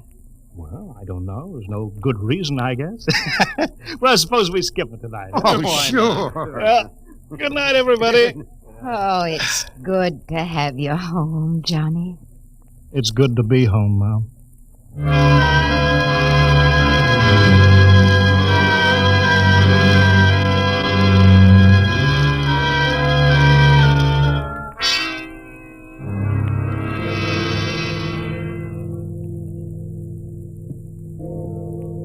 Captain Black, are you asleep? No. I've just been thinking about what we were expecting. Green-skinned Martians with eyes on stalks. All the time it was only Mom and Dad and Edward waiting. It's funny what tricks your imagination can play on you. Yeah, I guess Mars is heaven, Horst. I've been thinking about Martians, too. Captain, just suppose there were Martians, and they saw us land. Suppose they thought of us as invaders. What would be the best weapon they could use against our atom bombs? I don't see what you're getting at. They would want to disarm us first, to wipe out all suspicion, to make us feel at home. But suppose this house isn't real. Suppose the people are just images, stolen from our own memories by Martians, created for us by telepathy, hypnotism. That's the craziest theory I ever heard. Maybe that's why there was no one for me. Because in all my life, there is no happy memory, no real loved person. How about that phone call from Anna? Yes. Anna. I didn't remember who she was, but I do now. I just remembered. When I was freed from Dachau, sick, delirious, I raved about a wonderful, kind nurse named Anna that took care of me. There you are. It's logical. She's coming to see you tomorrow. But there was no Anna. I'd be nursed by a man. What? Anna was only a dream. And there's only one way they could have learned about her. By reading my subconscious mind. But that's impossible, Horst. Why? The whole crew was thinking of home. Suppose the Martians read our minds. Yes, but there are Martians. If there are, they have us separated. Each man in a different house. Sleeping. Trusting. No one at the guns. I left my pistol downstairs. Do you think there's something to this, Horst? It's a... Who would suspect his own mother? His grandparents? How easy. Just a knife in the heart of each sleeping man. That's impossible, Horseman. We've got to get back to the ship. Listen. The crickets have stopped. Come on. We don't know when they change back to. Whatever they really are. Where are you going, John? Ed, well, we wanted to drink of water. That's all, Ed. You're not thirsty, John. You don't want to drink.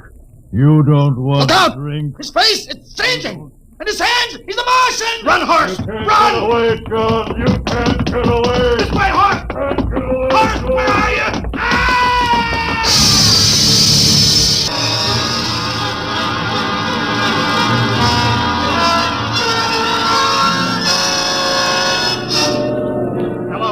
Hello, can you hear me, Earth?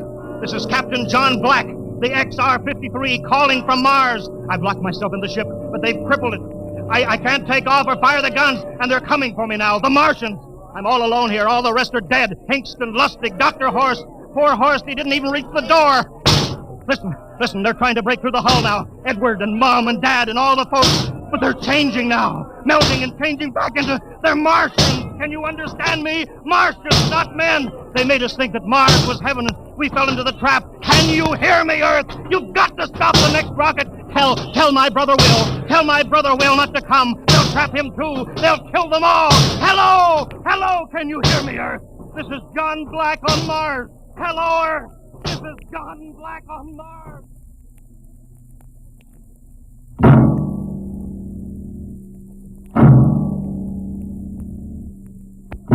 Tonight, Dimension X has presented and transcribed the Ray Bradbury story, Mars is Heaven, adapted for radio by Ernest Kenoy. Featured players were Wendell Holmes as Captain Black and Peter Capell as Dr. Horst. Your narrator, Norman Rose. Music by Albert Berman, engineer Bill Chambers. Dimension X is produced by Van Woodward and directed by Edward King. Robert Warren speaking. In a moment. Dimension X.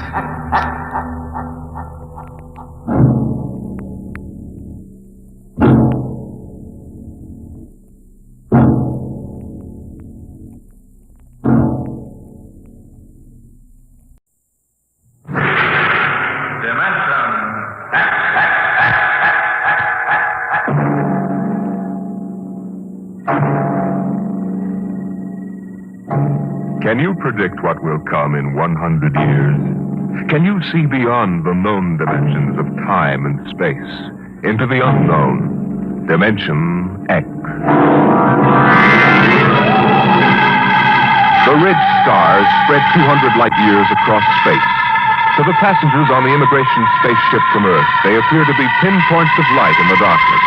The men, women, and children slept in their bunks in the tiered dormitories, or sat reading the immigration folders that described the worlds of the red stars in glowing, rosy terms. Anne Travis stood before the vision port and searched for the spot of light which would be her new home.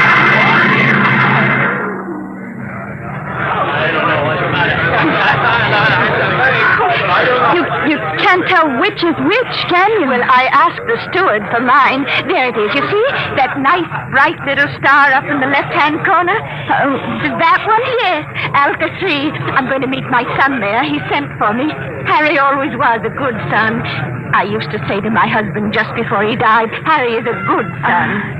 I'm going to Dora 3. My sister's there. Oh, isn't that nice?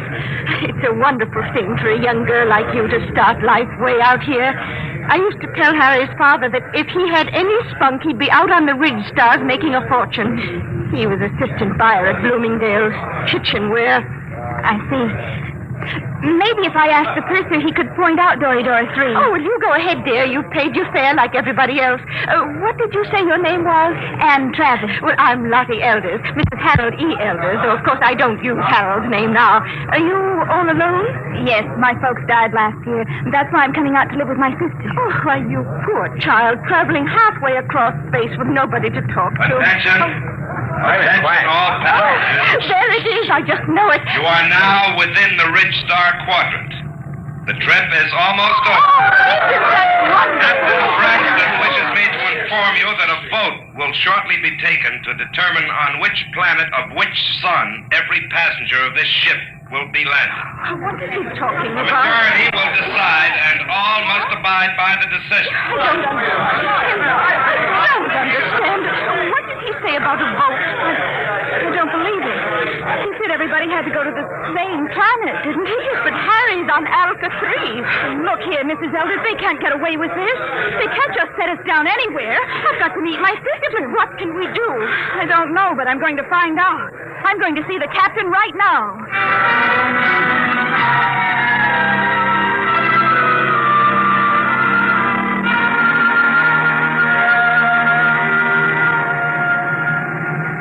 Landing manifest 12436. Cargo holds 1 through 12 at premium rate, including... I want to see the captain. Oh, look, I'm busy now. What kind of an outrage is this? I'm going to join my sister on Dory-Dora 3. That's where I bought my ticket for, and that's where I'm going. Vote or no vote. That's what you think, baby. I'll call you back, Jerry. I want to see the captain immediately. Do you hear? Yeah, sure, I hear. Perfect, in both ears. What's the meaning of this? What are you people trying to get away with? We're not trying to. You're in space now, kid. We don't go by Earthside red tape. But my ticket... Oh, you can paste that in the scrapbook. That's all it's worth. Where you're going, kid, fortunes are made and lost every day. The rich stars are wide open, and what the big operators say goes. But my sister's waiting for me. Oh, she'll get tired. It's a game, kid, and you're in. The folder said you were encouraging immigration. Oh, sure. But all the improvements in Earthside working conditions in the past 50 years were to prevent wholesale immigration to the rich. That's why we have to cut the price of the tickets below cost and suck you immigrants out here. Why did you lie? Why won't you take us where we want to go? It's simple, kid. The only way to make a profit is to dump each shipload in one place. This cargo goes to Delphi, too. But the announcer said there was going to be a vote. Oh, sure. But we've got it rigged so Delphi, too, gets it. Simple, isn't it? But you can't. Oh, it's not so bad, Delphi. It's okay. Real balmy. Great world. Especially for a kid like you. But how would I get to my sister? She's expecting me on Dory-Dora 3. Can I take another ship? Not where you're going. What do you mean? Look, baby. Space travel is an Earthside monopoly. They own the patents on the rocket power that makes space travel possible. Now, the rich government offered a prize for a new kind of power that wouldn't infringe on Earth rocket patents. But until that drive is developed, you just won't get off, Delphi 2. You can't travel to another planet? That's right. There isn't any public transport, and only a millionaire could afford a private jet. You mean I'm just stuck? Mm-hmm. Like a fly on flypaper. Hey, where you going? Back to my bunk. I want to lie down. Wait a minute. I'm afraid you can't leave here till that vote is taken. Why not? Well, I'm a kindly type, friendly fella. I always give a straight story to anybody, but that means I've got to keep them under wraps. So, you'll stay right here till we land on Delphi 2.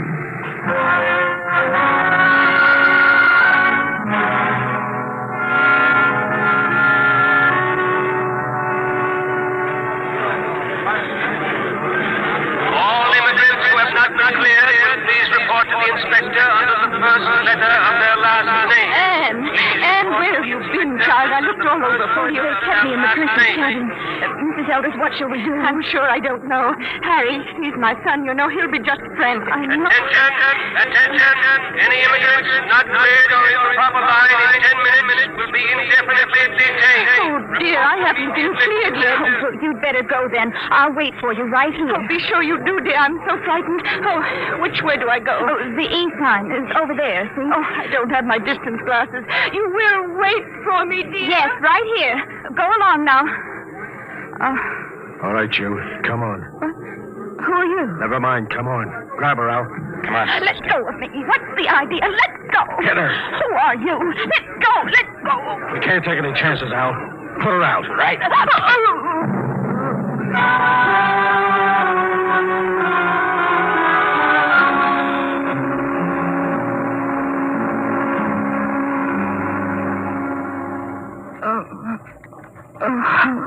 Come on, up.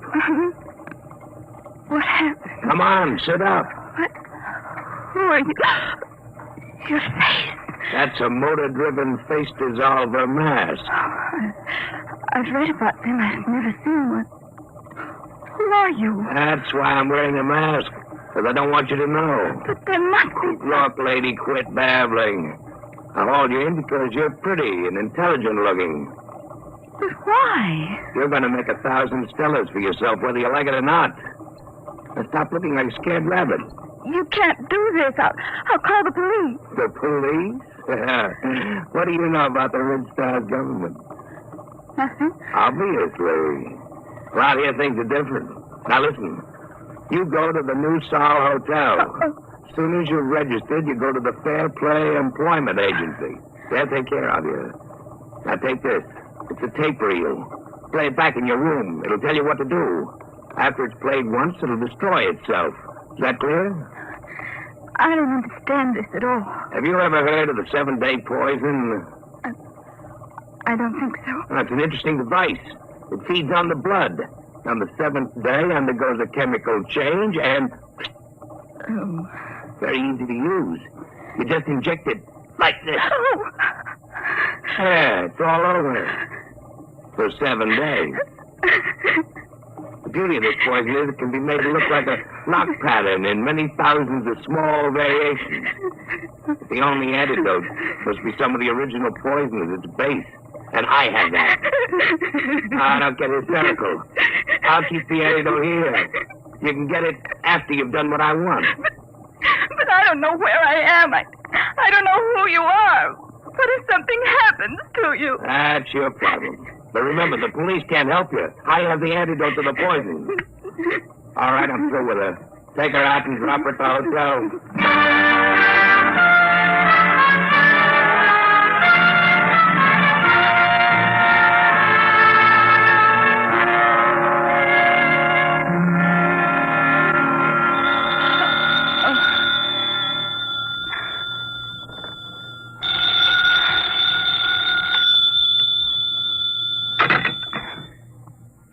Room 2635?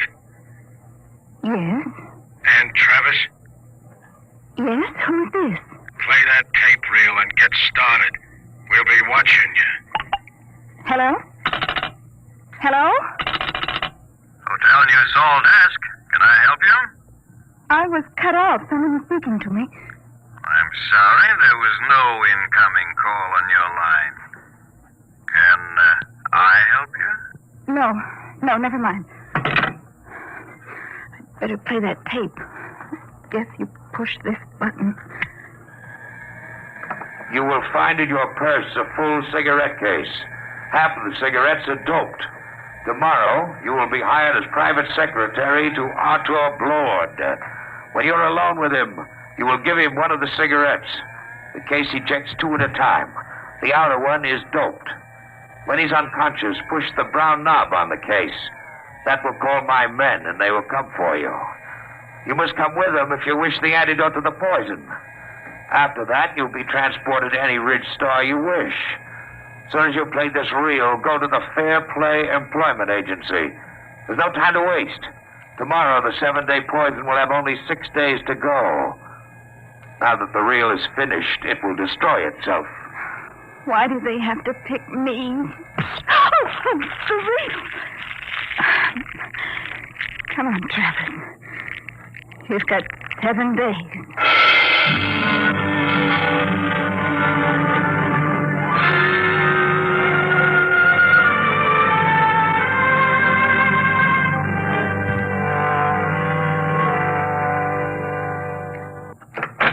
Come in, Miss Travis.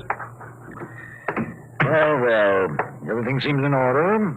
I must verify one thing. Yes, Miss Margaret. You did arrive just yesterday on that immigrant ship from Earth. Oh, yes, sir. And this is your first job, not only on Delphi, but on any planet other than Earth. Yes, sir, that's right. We'll check that, of course. In the meantime, we can go up to see Mr. Blord. You'll be his private secretary. Just wait, please. Did you say... Did I say what? Never mind. Nothing. Have you heard of Arthur Blord before? Not exactly. You would if you'd been in the Ridge Stars longer. Amazing man. Amazing. We'll wait here for the elevator. He must be very important. Important? There are names out here that they've never heard of back on Earth, and the greatest name is Arthur Blood. Really? In less than 10 years, he's made himself an astronomical fortune. Astronomical. Here we are, after you. Penthouse. What's he like? You'll see. Very dynamic, sharp. He outsmarts the big shots, the planetary operators. They exploit whole worlds. He exploits them. They hate him, the rich star operators. Well, here we are. Come along, Miss Travis. Mr. Blood is waiting for you.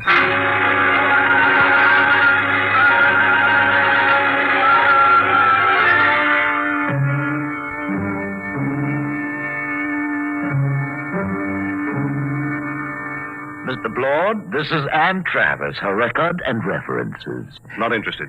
You check them. Margerson, get out. Yes, Mr. Blood. Ready, Miss Travis? Yes, Mr. Blood. Take this dictation. Chromium field on Transion 4, value 100 billion stellars. Just plain slogging. Let somebody else do it. Trigona 7. Forest, all treasure wood, priceless. Dennis Carey, operator, hard, cruel, brilliant. Should be interesting if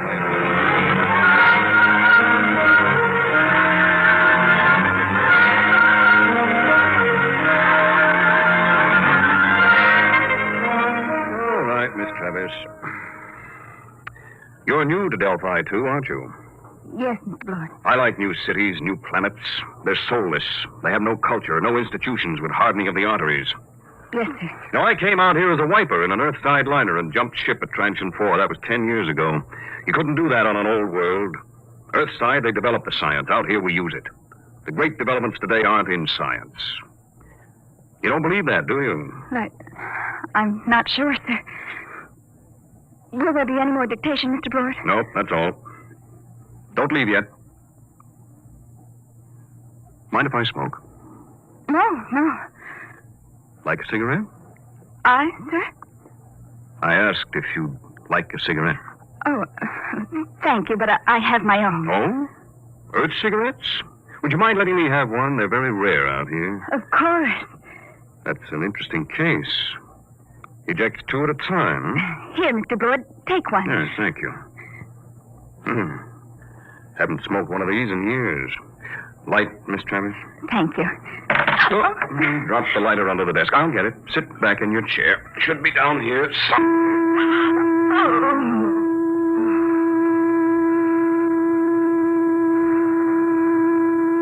Travis. Miss Travis.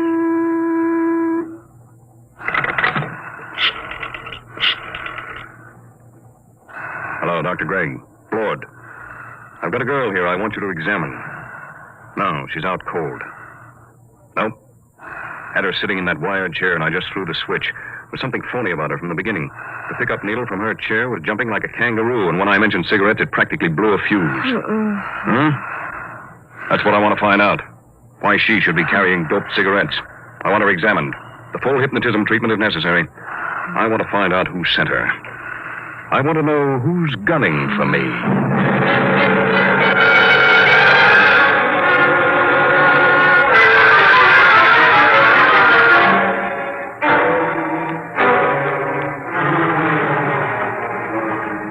There you are, Blood. That's the best I can do, short of a full-length narco-analysis. You sure about that 7-day poison? Absolutely. She's got less than 6 days. And she was right off the immigrant ship. This is the first time I've had a plant. Somebody found out I hire them fresh from Earth. I've got her memory track on that face dissolver mask. It was Delaney. I thought so. But he isn't working alone. It's that gang working for the prize on the new space drive. I got into the competition 2 weeks ago, and I guess they're afraid of losing the money they've put into research. What about this kid? She's got 6 days to live, and I wouldn't take any bets that they try to save her if she doesn't deliver the goods. They wouldn't even save her if she did. Delaney wouldn't want witnesses. Doc, set everything up the way it was before she went under. What are you going to do? I'm going to let them take me. Wait a minute. They're liable. I know what they're liable to do, Doc.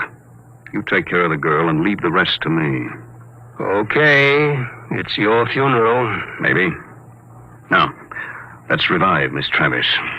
You set up the projectors. Come on, up to it.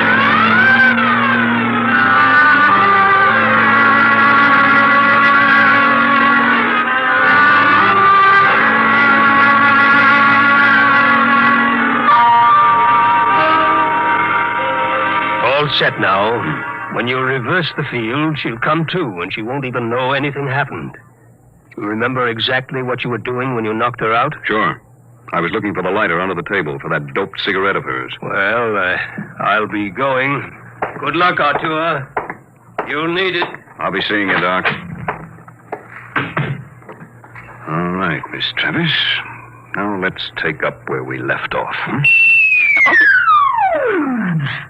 Oh, I felt faint for a minute. Did you find the lighter, Mr. Blore? Oh, yes. Thank you. I haven't had a good drag on an Earth cigarette in years. It's... stronger than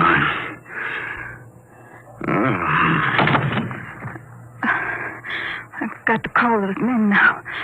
Let's see the brown knob on the cake.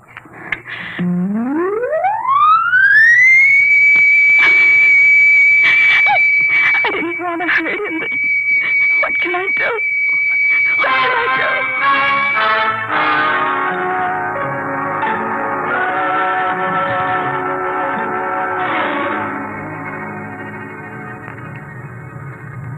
How's Blord, Hal? I'd like a light.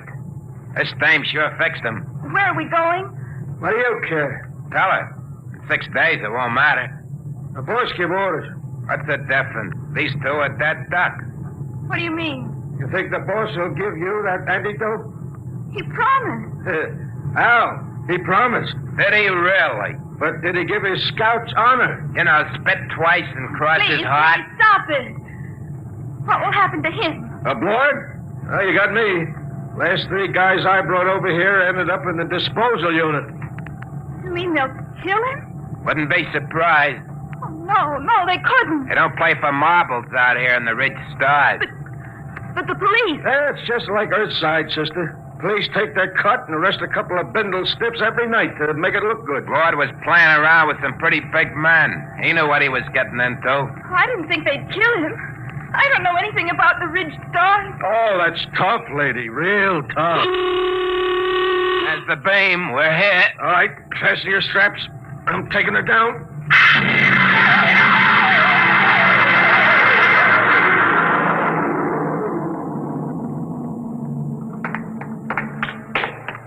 Where are we going? You're on Delphi 1. What is this place? A private estate. Very private. How you coming with Blord, Al? He's heavy. All right. We stop here. I gotta spring the voice lock. Combination. 1, 3, alibi, Peter, uranium. Repeat. These things never work.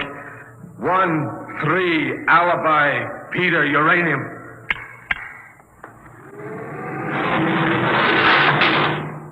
All right, drag him in now. Where do you want him, boss? Clamp him in the chair. Give me a hand, will you? Yeah. All right. Get his feet straight. Now throw the clamps.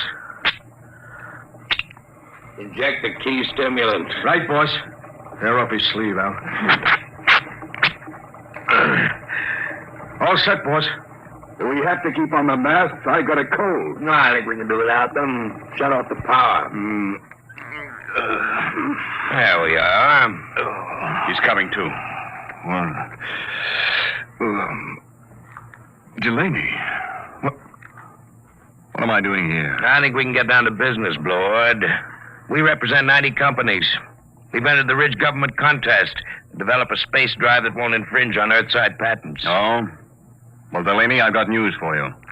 Unless one of you has a power drive that's 25% faster than an Earthside rocket, you're licked. What do you mean? You must know. Delaney, you said... Quiet. Can't you see he's trying to get us arguing? When I heard some of the low speed you boys were Shut using... up. All right. You have the floor, Delaney. 2 weeks ago, you entered the contest. We know your reputation. You can't afford a failure. Your whole financial structure is a bluff. We know you have the drive. Lord, you better save time. Tell us now, what does your space drive run on? Twisted rubber band. You'll force us to extremes, Lord. All right, take that girl out of here. No, let go of me. You can't kill him. I didn't know you tricked me into getting in Get here. her out. Come on, sister. Let go. Oh, all right. So you want to play rough?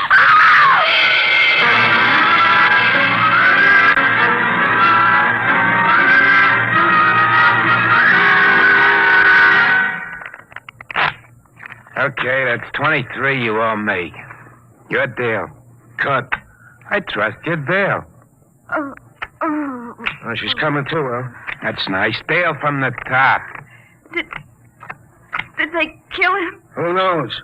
You want the top card? No, neither do I. Where is he? In there. They'll let him go, won't they? They've got to.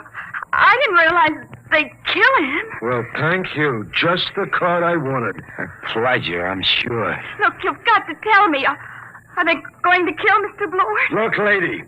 A, you are interrupting a very important card game. B, you're better off if they do kill Blord. Let's face it, kiddo. You crimped him good. Crimped him? You think he's going to like you for doping him and getting him into this mess? Blord's a tough guy. When he first come out to the ridge, he killed 3 men in the mining camp over on Transition when they double-crossed him. Sure, if he ever gets out of this, I wouldn't bet a lead slug on your life. I'll go with 10. Please. Tough luck, Sonny. I got 3. And double for spades. Yep, if Blord gets loose, I wouldn't want to be in your place. But I didn't understand. They tricked me. I don't think Blord will sympathize. Deal a card, will you? Hold it. Lord, you're a crawling rat. I'm a realist, Delaney. He's alive. You got me. So I'll make a deal. Now look, we form a joint stock company. Each of you signs over his patent rights to the new firm, and we split the shares. You hear that? You get my space drive. I get 25%. Delaney runs the new company. The whole deal to be publicized if you wish. Lord, when this gets out, it'll ruin you. They'll despise you when they find out how much dirt you've eaten. Well, I didn't have much choice, did I? All right. Now the other part of the deal. You got me here through a certain young lady. Now, we can dispose of her. No, I think I'd like to do that. I'll take her as part of my 25%. Any objections, Delaney? No, just be careful. Get rid of her clean. We don't want any mess left around for the Ridge government to find. What are you going to do with me? You promised Did me. I? Get rid of her, Blord. Only make it clean.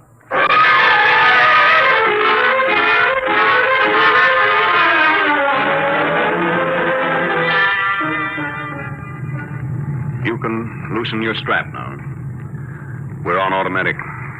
Where are we going? Back to Delphi 2. I didn't understand what they were going to do. I know. I didn't realize. I'm sure you didn't.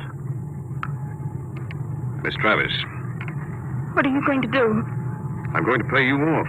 Let go of my arm. Let go. Let go of me! Shut up. What are you screaming about? Now hold still. This won't take a second. Just one small injection. No, don't.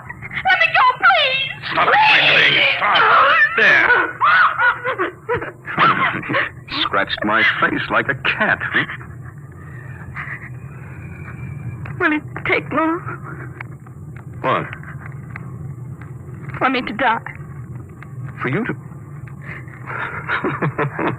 Stop it, please. Please, stop it. But it's funny. It's very funny. That was the antidote. The antidote? The 7-day poison Delaney gave you. I got it from him before we left. Young lady, I knocked you out in my office and had your mind examined. I knew just what you had done. I came here because I wanted to. You mean you're not angry with me? Certainly not. Besides, everything turned out my way. Your way? But they forced you to give them the drive. You signed away the right. I'm a percentage man. Let them do the operating. Besides, it was their drive in the first place. Their drive? Yes, it's simple. I knew that after the contest there'd be a merger of research, so I merged it before instead. Wait till they discover they signed away their own patent rights. I don't think they'll feel like laughing then. But to give Delaney control of the new company. But don't you see, I had to get him to go along. He had the antidote to your poison. What about me now? Look at the vision port. Now turn up the scale. That's the ridge. You can have your pick. Name your world, and I'll take you there. You said your sister was on Doridora 3. Yes, but But what? I wonder if the opportunities for advancement aren't greater on your planet, Mr. Blower. You know, Miss Travers, I wouldn't be a bit surprised if they were.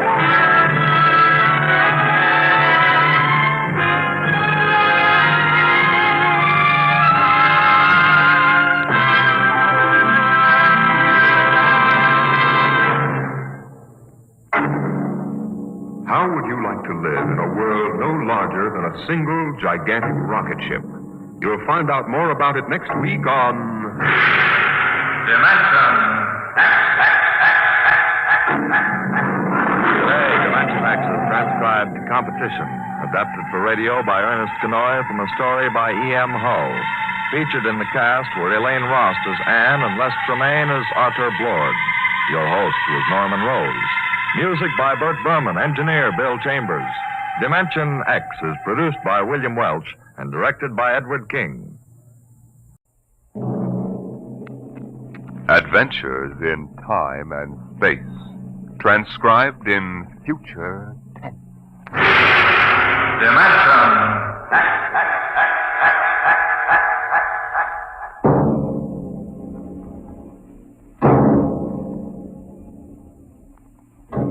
Can you predict what will come in 100 years? Or in 10? Or in the next minute?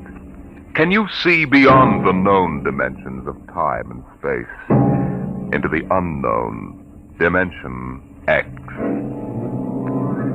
Today we tell you a story of America's largest city, a story that began in the bustling city room of a New York metropolitan theater.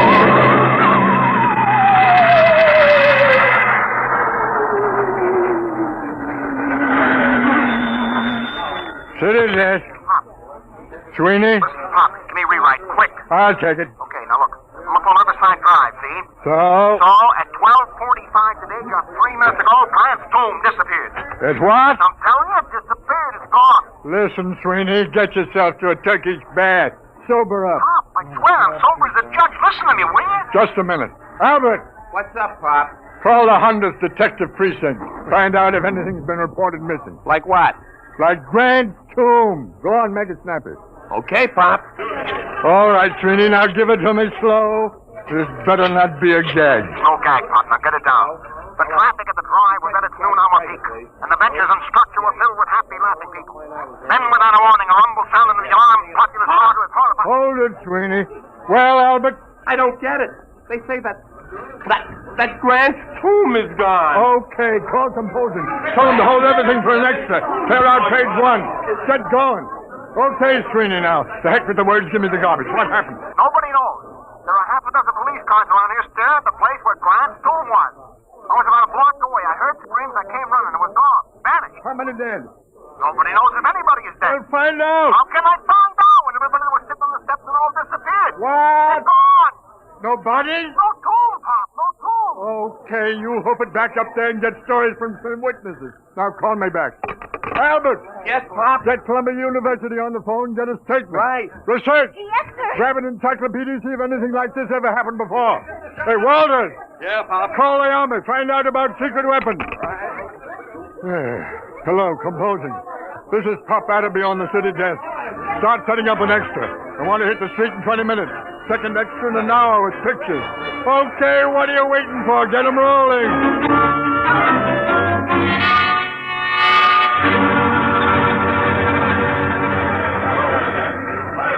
Pop? Pop. Oh, I'm busy, Albert. Yes, sir. Pop, Mr. Colborne wants to see you. Pronto. Tell him I'm busy. Well, he says to come now. Oh, of all the flat-headed publishers to saddle a newspaper with. Okay. Sweeney calls, switch it to Colburn's office. Okay, Pop. Come in.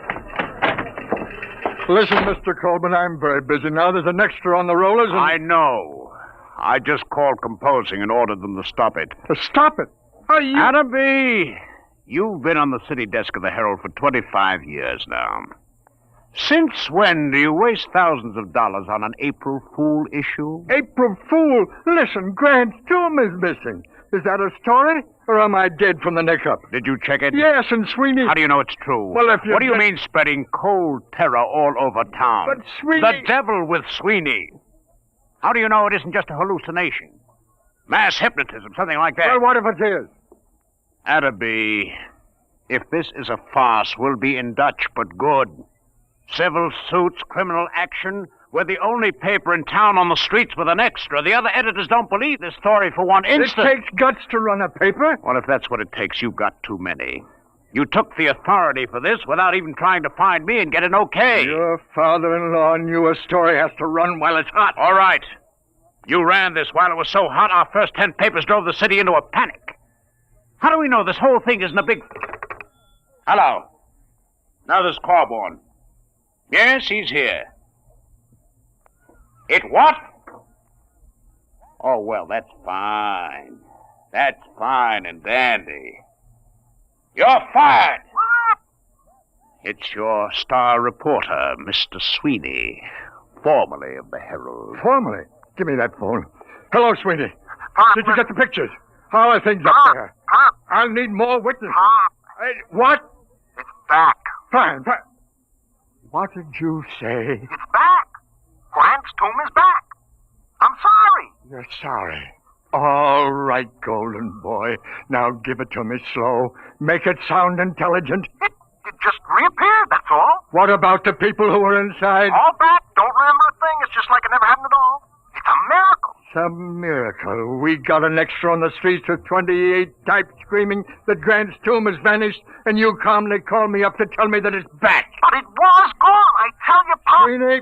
What? Do me a favor, will you? Yeah, what? Drop dead. Well, that'll be. Guess we run a retraction.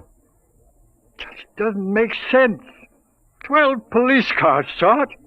We've got statements from witnesses. I told you it was hysteria. Look at the man from Mars broadcast that Orson Welles did. 1,000 people will swear they saw the monsters. Oh, I don't know. I'm all confused. Well, let's look at it this way, Adderby.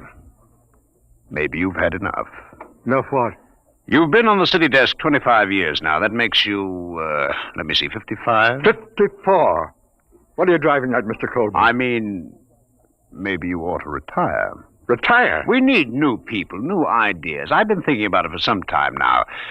With Social Security, you'd get... About $20. Fine. Now, you listen. I brought this paper into the world, and it's going to take me out. I was on that city desk before you ever heard of a stick of type. Then you come along and marry a publisher's daughter. That's enough. I made a mistake, okay. Anybody can make a mistake. I still think there's something in this story. Sweeney's been around too long to blow one like this. Even when he's drunk, he's a better newspaper man than most. I'm sorry. Effective today, you're relieved as city editor. Sanford will take over. Sanford? Why, he's green as grass. If you want to stay on in some minor job... Such as? Well, how about science editor? Science editor. You could have the office right next to mine. It'll pay the rent. Well? Oh, I don't know. I don't know what I'll do. Been on the city desk so long. Well, maybe it's too much excitement for a man your age. Stop writing me off, will you? I'm sick. I'm 54. And a man at 54... is no longer a boy. Oh, I don't know. Maybe I am losing my grip. Gotta go somewhere and think it over. All right, Adderby.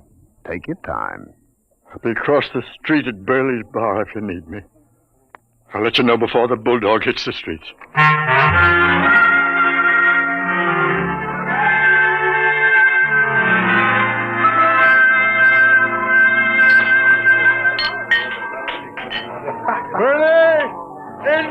Papa! Yeah, Pop, yeah? More poison.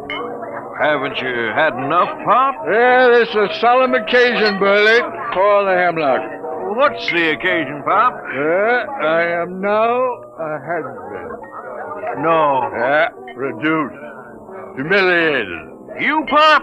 Never. Meet the new science editor of the Sunday Supplement, me. Knows much about science as J.P. Morgan knows about sharecropping. What happened? Who did it? You familiar with a reporter named Aloysius John Sweeney? Former friend and drinking companion of mine? Sweeney got you busted? The same. If that gentleman should ever, by some misforgotten chance, thrust his head into this bar, Burley, my friend, I personally, with these two bare hands... Hey, Pop! Pop! Uh-oh. Hey, Pop, it's me. I shall control my homicidal instinct. Listen, Pop, I just came down from Riverside Drive. Very daring move, Sweeney. I brought a guy with me. It won't help, Sweeney. Pop, you don't understand. I found a little guy in a swallowtail coat who watched this whole thing happen. Pop. Burley, quiet! Quiet, everybody! Shh, quiet, will you? How do you do? Gentlemen, I can assure you my small stature belies the magnitude of my abilities. What did you bring him for, Sweeney? He's a genius, Pop, a full-time genius. You betrayed me once, Sweeney. Isn't that enough? Take your little man away and don't bother me. Your friend isn't very polite, Mr. Sweeney. Perhaps one day he will learn that even the most insignificant man has a sense of dignity and personal worth. I apologize, Professor. I'm not so at you. It's your tomato-headed friend here. Sweeney, I ought to kill you. I ought to strangle you with my bare hands. I ought to have you run through a rotary press at low speed. Those things are too good for you. But, Papa, look, I'm trying to tell you, the story ain't phony. It happened. Mr. Pertwee, Hannibal, tell him about it. Gladly. My contribution has been awaiting worldwide recognition for many years now. Unfortunately, there are some who insist I am insane. I see that. Being small of stature, as you can see, I chose to nurse my resentment rather than to take positive measures. However, I feel now the world is ready to come to terms with Hannibal Pertwee. Can you or can you not explain this Grant's tomb business? Naturally. It can all be explained quite simply in terms of the Pertwee system of infinite acceleration and transportational facilitation as applied to freightage. I've been trying to sell it to the railroads for 10 years. Didn't I tell you he was a genius, Pop? Burley, the check. Oh, now, wait a minute, Pop. Give him a chance. Show him the trains, Hannibal. Oh, yes, the trains. If you gentlemen will gather around the suitcase... Come on, I want you to see, I'm telling you. All right. Come on, hey, look. As you can see, I have in this suitcase a complete model railroad reduced to the size of a cigar box. Observe.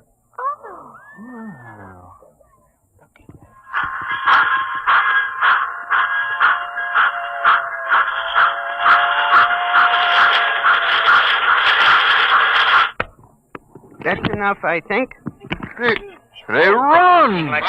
Just like real trains! Sweeney, not content with ruining my life, losing me my job, driving me to alcohol, you're now trying to drive me out of my mind with an obvious madman who builds model railroads. Here's the money, Burley. Keep the change. Oh, but, Pop, Goodbye, gentlemen. Pop, you're not even giving him a chance. Out of my way. Listen, Pop, please. Out of my way. It's always the same. They won't listen to me. Oh, I guess Pop is losing his grip. I hate them. No, don't take it so hard, Hannibal. Maybe it was all a hallucination. The Pertwee theory is not an hallucination. Sure. Well, it was a good try anyway. I guess I'll go back to the office and pick up my stuff. But I'll show them. Someday they'll listen. Sure. You'll show them, Hannibal. Hey, Burley, fix Professor Pertwee here with a double scotch.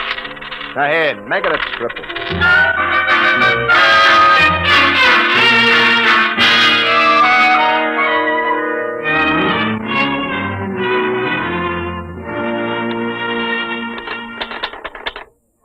The newest use of the isotope will enable medical experts to trace with accuracy the growth of Darwin.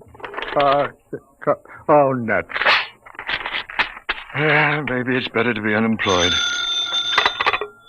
Science editor speaking. Pop? Yeah. Sweeney, listen, I got a story. I thought Colburn canned you. Can't fire me. Listen, you know Burley's Bar? Does DiMaggio know Yankee Stadium? What about Burley's Bar? It's gone. Oh, sweet. On the level, Pop, just a few seconds ago. Take a look at the window. Sweeney, I warn you. Take a look. Okay, Sweeney, hang on. Albert? Yes, Pop? Do me a favor. Stick your head out of that window and tell me if anything unusual is going on at Burley's Corner. Okay, Pop. Holy jumping catfish! Huh? It's gone! Come here and look! Well, I'll be a monkey. Hey, where's Colburn? He went to a polo match out on Long Island. Who's on the city desk? Young Stan. Come on. City desk, that room. Okay, I'll give it to rewrite. Just a second. City desk. What? Are you nuts? What? Everybody listen to this, will you? It's Martinson down at 34th Street. He says the Empire State Building has disappeared. Can you feature that? What are you going to do about it? Do? Am I supposed to do something? He's gone nuts. Give me that phone. Hey, let's Give me that phone. Hello, Marty. This is Pop. Pop, what are you doing on the desk? Never mind what happened. Well, I'm down at the precinct. 5 minutes ago, a cop staggered in. It's gone, he says. What's gone, they say? The Empire State, he says. Well, I figured I better call. Okay, get down there and get the details. In case you need to convince a Burley's Bar went just before you call. Holy mackerel, what a catastrophe that is. Okay, Pop, I'll call you. Look at the skyline. The Empire State isn't there. No. Don't get panicky. Don't get panicky. It may come back just like Grant's tomb. Okay, Pop. You'll take over, won't you? I'm kind of shaky. Will I? I'll show you fledglings how to run a newspaper together. Wallace? Yeah, Get a camera down to the Empire State. Right. What a story. Call the mayor, Albert. Tell him ask what he intends to do. Check. Where's the research department? Right here, sir. Columbia University says it's mass hypnotism. Tell him to... No, dress it up and shoot it down. Yes, sir. Research! Wait a minute. Yes, sir. Find out how many people are usually in the Empire State. Yes, sir. No, don't try to call the Empire State to find out. No? No, it isn't there. City desk. Shoot. Frank Walter, listen. I'm dead sober, see? Yeah, the garbage, Frankie, the garbage. Remember, I'm sober. S is in sober, O is in sober. Come on, what happened? So help me, Pop. Penn Station just disappeared. Vanished. Thin air. Jumping turtles. The people too? People trained the works. I'm telling you, there's a hole a block wide. I was lucky I was only a block away. You saw it? Eyewitness. Oh, bless you, my boy, talk. There was a rumble, see? A kind of electrical hum in the air. And all of a sudden, the station seemed to cave in on itself. Wango. Nothing. Any statement? No, but you ought to see the hole. Oh, get statements, flathead. Where are you now? I'm over at the post office, right across the street from Ben.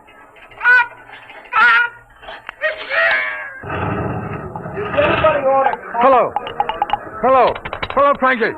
Frankie, operator.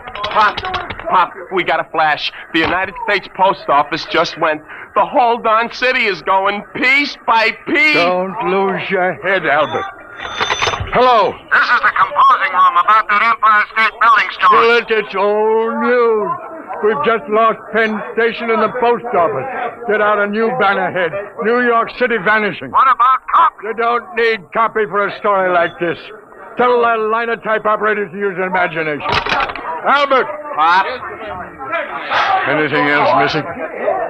Chrysler Building, maybe? Nothing yet, Pop. Oh. Anything reappeared yet? No word on anything. Maybe things are stabilizing. Call composing. Tell him to start rolling. Right, Pop. And find Sweeney. Telephoned from downstairs a while ago. I forgot all about him. Tell him he's hired again. I'll print any statement that isn't immoral. Uh-oh, Pop. Here comes Mr. Trouble. Oh, now take it easy, Colburn. B, what are you doing at the city desk? Where's Sanborn? What's going on here anyway?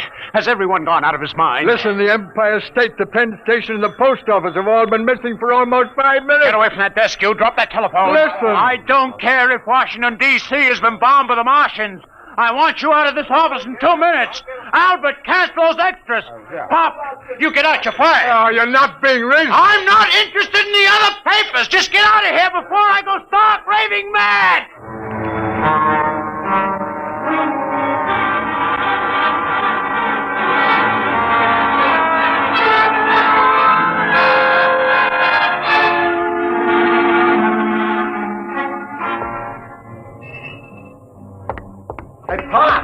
Hey, Pop. Oh, hello, Srini. Where have you been? I've been trying to make up my mind whether to come up or not. When you left me hanging on the phone, I thought you was insulting me. Hey, how come you aren't on the desk? Oh, I'm canned. Are you kidding? Oh, it's been coming. I really had the place jumping. You should have seen me, Sweeney. It was like the San Francisco earthquake. Oh, I need a drink. How about... keep forgetting. Isn't any Burleys anymore? No. Just a big hole in the ground. Let's walk over. I want to browse around. Pop, there's nothing to see. Well, let's take a snoop anyway. Just for old time's sake. Well, okay, Pop, let's cross. We got the light.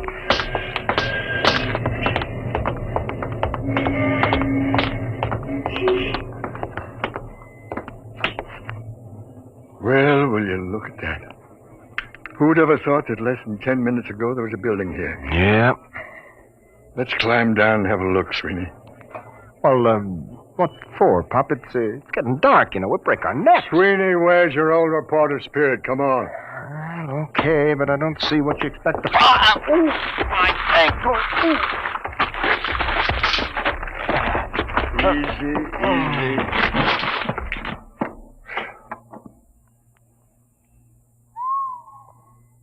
Clean as a bone.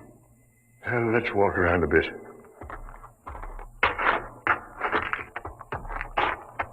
See anything? No, just rock. Pieces of the foundation. I'll bet you Pop, wait a minute. What?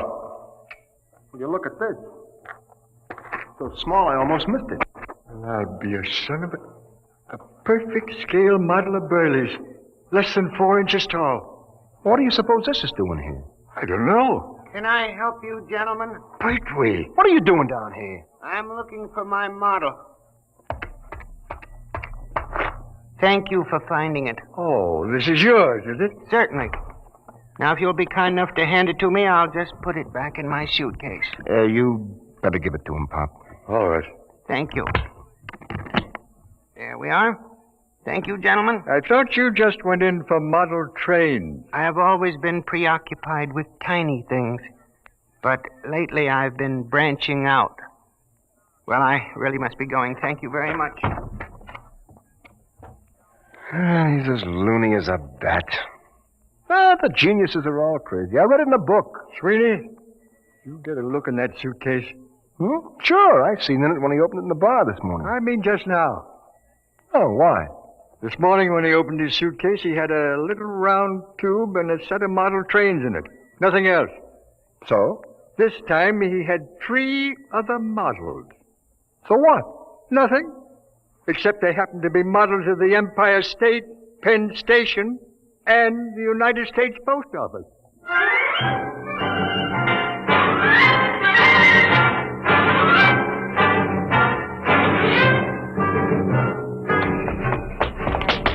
There he goes down the block, Pop. Pertwee, come back here. He's starting to run. Here's a cab. Come on. What to, Mark? Catch up with that little guy running down on the block. Make it fast. Okay, Mark.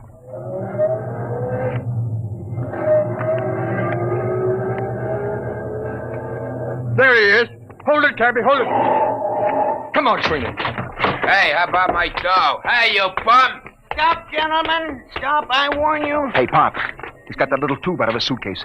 He's pointing. Grab him, Sweeney. Why, give me that thing. Let go my arm. Give it to me. There. I warn you. Never mind the warnings. Just you come along with us. We're going to have a little talk. Take him up to the office, Sweeney. Pop. What? Where's the taxi? What? The taxi! If you look at the curb, you'll find your taxi. Jumping saints! Pop, look at it! Now, gentlemen, perhaps the world will believe in the validity of the Pertwee system of infinite acceleration.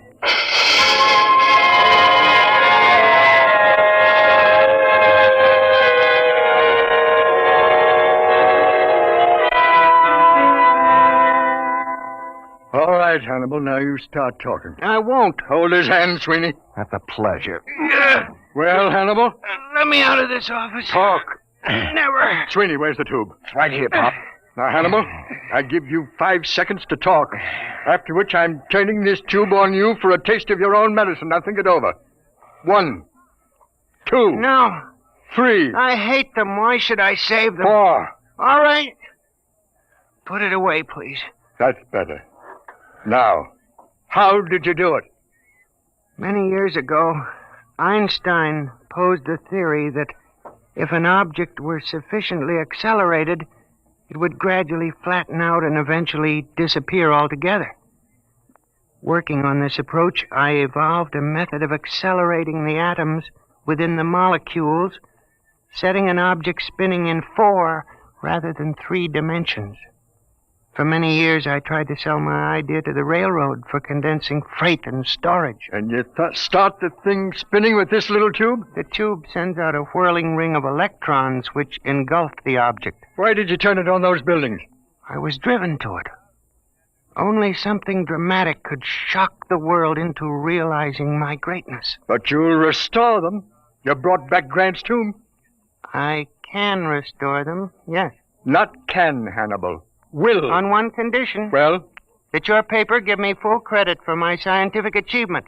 Front page, pictures, a complete story. It's a deal. Wait a minute, Pop. We don't even work for this paper anymore, remember? We'll take care of that little matter, Sweeney. Mr. Coleman, this is Pop Atterby. You've just rehired me.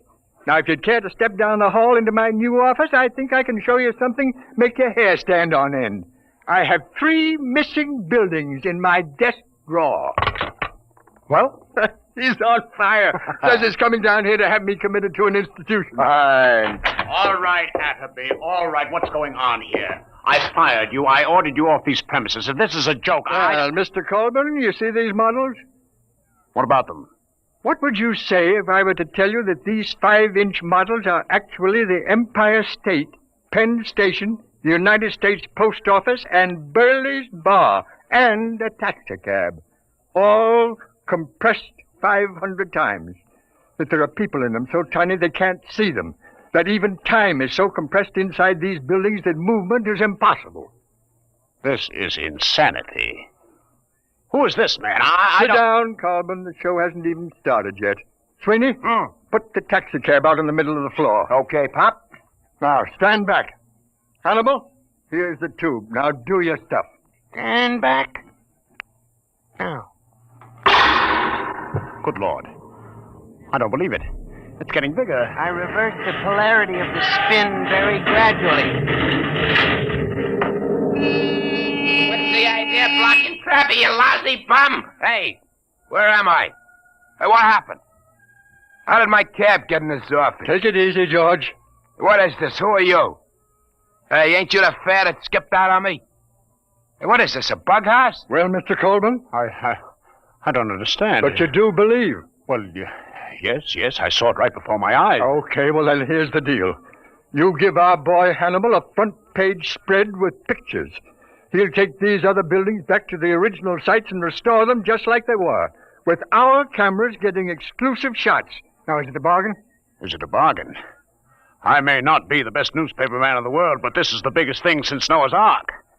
You're rehired as city editor at your old salary. My old salary? All right, plus a 500 bonus. Well, it's a deal. Sweeney, call composing. Tell them to double the size of the front page. Have them hold it for a red banner full-page headline. Got that? Right. Hello, Albert. This is Pop. Listen, I want all photographers up in my office right away. Call the search. Tell that girl to have Columbia send a battery of big shots over to the former site of Penn Station. Copy, Hey, Mike. Copy, boy! Hey, Mike. I'm busy, George. Sweeney, what's the word? What messed up? All right. What is it? All I want to know is, How do I get my hack out of this office?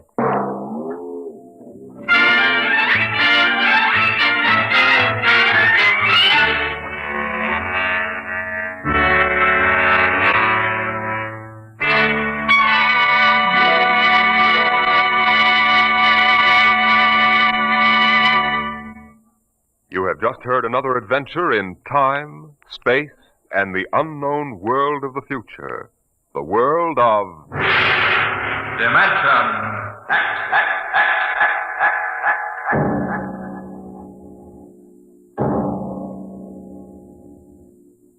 How would you like to leave your home and friends for a trip that might last for 10 years or forever? You'll hear all about it on Dimension X next week when we present Shanghai. Today, Dimension X has presented The Professor Was a Thief, an adaptation by George Lefferts of a story by L. Ron Hubbard. Featured in the cast were Arthur Maitland as Pop, John Larkin as Sweeney, and John Gibson as the Professor. Your host was Norman Rose. Music by Burt Berman, engineer Bill Chambers.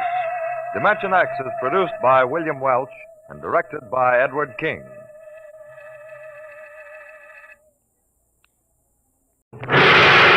Dimension X.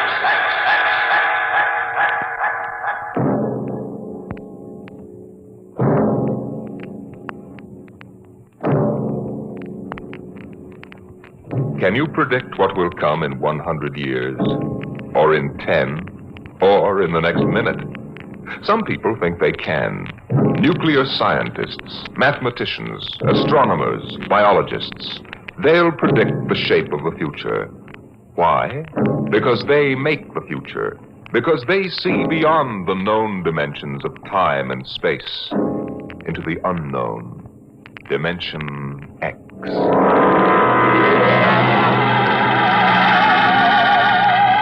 It was in the year of 1982 that spacemen first discovered the Great Galactic Barrier. In the past 10 years, rocket travel to the moon and the nearer planets had become commonplace. And then men fixed their sights on a more distant star, the remote planet known as Volta. 5 exploratory ships went out, and none came back, each in turn disappearing mysteriously at the same vanishing point, at an invisible wall somewhere in the vast outer reaches that became known as the wrecker of spaceships, the Galactic Reef. And yet the explorers refused to admit defeat. It was on June the 2nd, 1987, that the rocket Star Cloud made ready for takeoff, the 6th to attempt to crack the barrier and win through to Volta.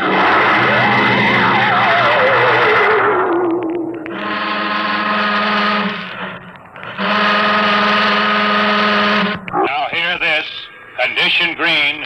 2 minutes. Captain, I don't suppose you'll want the ship's doctor up here on the bridge during blast off. I think not, Smitty. All right, then. I'll be in the sick bay counting vitamin pills if you need me. Good luck, Lewis. Thank you, Smitty. Lieutenant Collier. Yes, sir. You're relieved. You better get down to navigation control and take over. Yes, sir. Oh, Lieutenant. Yes, sir?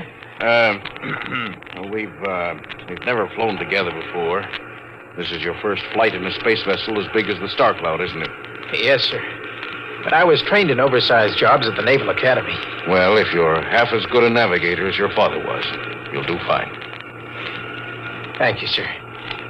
You were old shipmates, weren't you? Old shipmates. I served under him in the first rocket that ever got back to its base in one piece. We flew that mission in a tin can not much better than a primitive guided missile. I almost went along on the last trip your father made to the barrier. Too bad about that. Yes, sir. Now, that's all, Collier. I'll bus you when you get down to nav control. Lieutenant Paulson. Yes, sir. Get me ground control tower on the radio. I want to talk to Colonel Harrison. Sparks has the circuit up now, Captain. Go ahead, sir. I patched in our bridge speaker. Colonel Harrison? Yes, Captain? We're standing by for takeoff in 60 seconds. Good. The field is cleared of all personnel. We'll try to reestablish radio contact immediately after takeoff. In any event, there'll be a 24-hour ground monitor. Fine. Good luck. I hope you make it. Thank you. Bridge to navigation control. Nav control, Collier. Ready, Lieutenant? We're ready, Captain. The course is in the integrator for takeoff at All right. Stand by for blastoff. Bridge to engine room. Fire up your rocket chambers. Take off at exactly 1200 hours. I'll read you off. 20 seconds.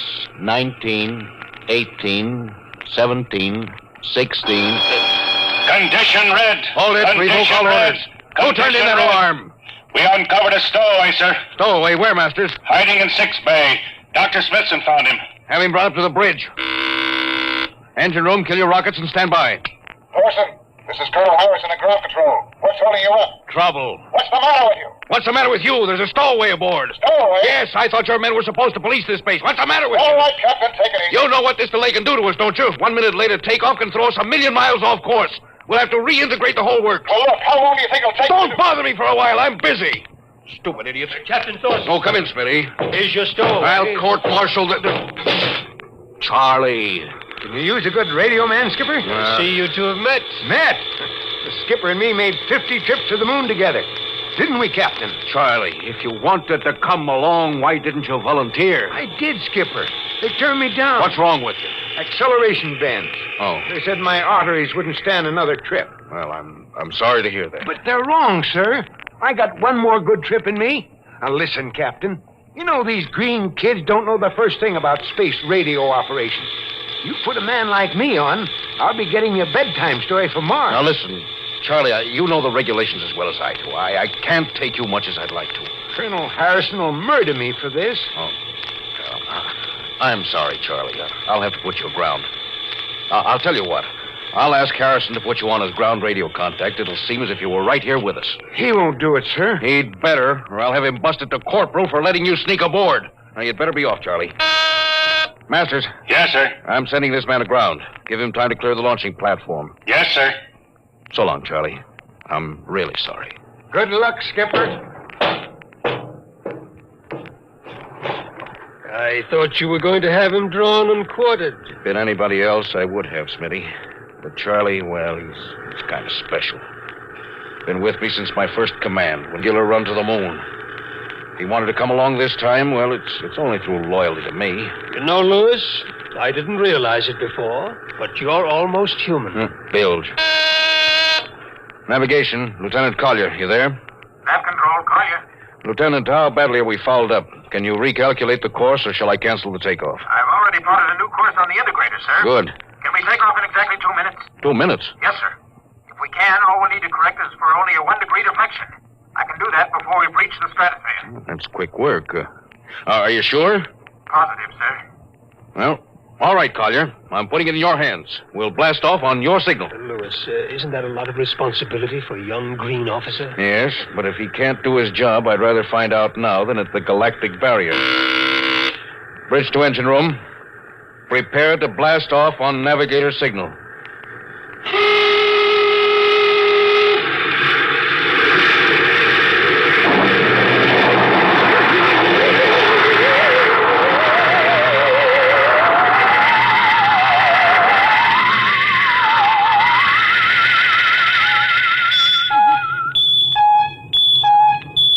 How are we doing, Collier? Coming on the bearings, sir. 4, 3, 2, 0. We've intersected the course vector. Good work, Collier. The course is corrected, sir. Ready to go into atomic overdrive anytime you say. All right, stand by. Now hear this. Now hear this. Prepare for maximum acceleration. Bridge to engine room. Kill your rockets. Rockets out. Fire up number 1 cyclotron. Number 1 ready. Fire up number 2. Number 2 ready. Withdraw your dampening rods. Aye. Fission chamber ready. Blast tubes cleared. All generators operating on capacity, sir. Right. Go into overdrive on the count of 0. 5 seconds, Captain. 3, 2, 2, 1, 1, 0. 0.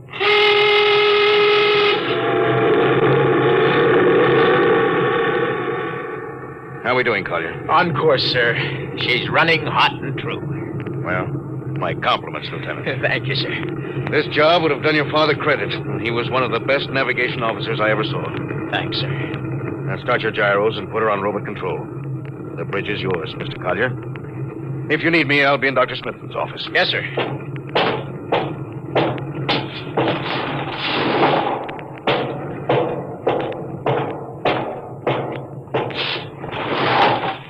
I see you got us off the ground. Yeah, you can thank young Collier for that. Chip off the old block. You knew his father? Matter of fact, I knew him very well. First-rate spaceman. Is he the one who, Yes. He was lost in the galactic barrier on the second ship we sent out to Volta. Louis, just what do you think this galactic barrier is? Oh, your guess is as good as mine, Doc. All I know is that 5 ships have gone into it. None of them have come back out. How about Miss Strovik's theory that it's a time warp in space, that the ships reach it and slip into another dimension? Rubbish. My theory is that the galactic barrier is nothing more than a radioactive layer of some kind. What makes you say that? Well, we know that radar signals bounce off it like they were hitting an invisible glass wall. And we know that it destroys our ships and crews in some way. There's no other logical explanation. What makes you think we can get through it, Louis? Because we're ready for it. The others weren't. The entire hull is completely shielded with lead. We can crack through any radioactive cloud ever detected. Besides, we're equipped with some new UHF radio devices that should enable us to maintain radio contact with Earth. Nothing can happen. Absolutely nothing. Who are you trying to convince?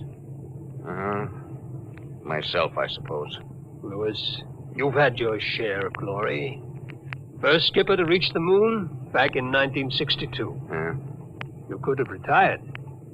Why are you risking this trip? Because 5 ships are missing. And men like Prentice and Marketson and young Collier's father. I'm tired of seeing good men fed into that meat chopper. Then why are we going? We haven't any choice, Smitty. We're in a race, the kind of race where men and ships are expendable. According to Interspace Code, the first nation to reach Volta can claim it. Personally, I want no part of it. Doc, there are a dozen nations who feel very differently about that. I know. You're right, of course. Well, at least it won't be boring. I'll have to play physician morale builder and mother substitute for 112 slightly nervous men. Your morale doesn't sound too good, Doc. As morale officer, I can state without fear of contradiction, it is terrible. And something tells me that as we approach that galactic barrier, I'm not going to be alone.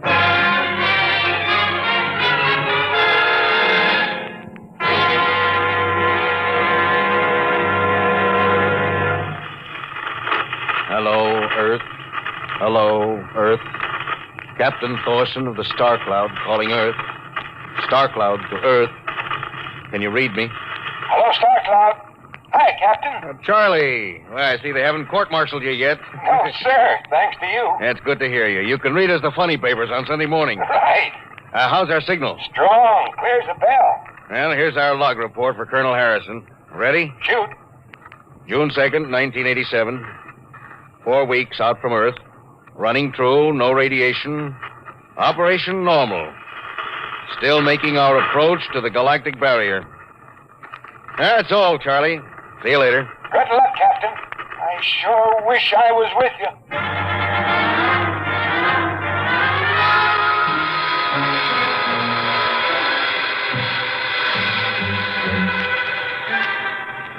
How's the morale, Smitty? Well, the men know we're getting closer to the barrier. They're beginning to show a little tension, Louis. How's their physical condition? Any sickness? About half the crew has come down with space flu. I was afraid of that. Bad? Oh, same as usual.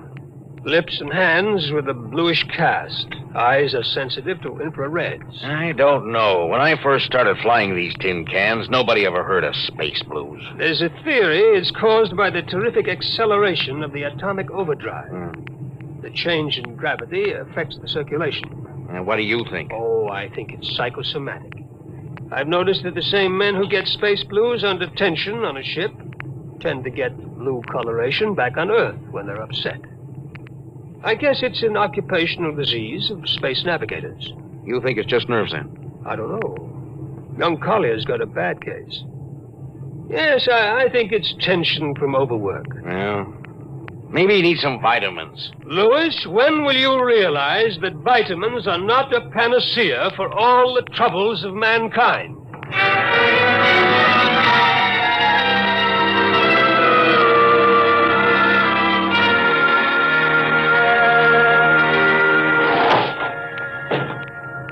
Sir, I understand you've relieved me from duty. Dr. Smithson says you aren't looking very well, Collier. I'm just giving you a rest. But, sir, I feel perfectly able to continue. Your lips were as blue as Minnetonka. Captain, I'd like to remain at my post. Now, don't be so foolhardy, Lieutenant. I'm not being foolhardy, sir. You see, I have a special personal reason for wanting this expedition to reach Volta. Oh, your father? Yes, sir, my father. You think he might still be alive? Huh?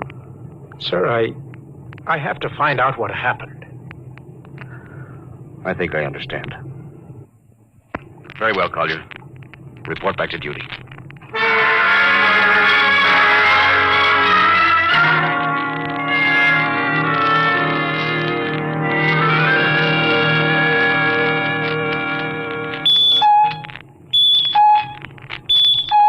What's the reading, Paulson? We're getting a +5 radar bounce now, sir. Coming off the barrier almost as fast as we send it out. What's the interval? 0.3 of a second. Shortening steadily. This rate will hit the wall in the next few minutes. All right. Alert the crew. Sound general quarters. Now hear this. Condition red. We are now approaching the galactic barrier. All hands to stations. All radiation detectors to be fully manned. Full security will prevail until further notice. That is all. Paulson. Aye, sir. Radar bounce is up to +6. We'd better try to make final contact with Earth. Is Spark still trying to raise the base? Yes, sir, but he's not having much luck. Seems to be some interference. Oh, that's the radio room now. Yes? You've got him? Well, cut in on the bridge speaker. The captain will take it from here. Hello, Star Cloud to Earth. Can you hear me, Earth? Hello, Skipper. I can barely read you. We're getting heavy static from sunspots. That's not sunspots. We're right on the galactic barrier. Getting a +7 radar bounce. Expect to hit the barrier almost any second now. Good luck, Skipper. Look, Charlie, stick with us, will you? We're switching to the automatic center now so you can track us in. Okay. If we crack the barrier and come through still in one piece, I'll try to get back to you on the high-frequency band. Gotcha, Skipper. Don't worry. I'll be waiting. So long, Charlie. So long, Star Cloud. We must be getting awfully close now, Captain. Echo's bouncing back so fast, it's almost beating the signal. Well, when they coincide, hold on to your hat. That's when we run into the wall. Any second. Hold on. Here goes nothing. Here it comes.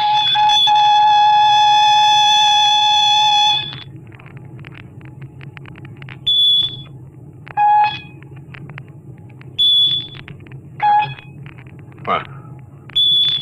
Nothing happened.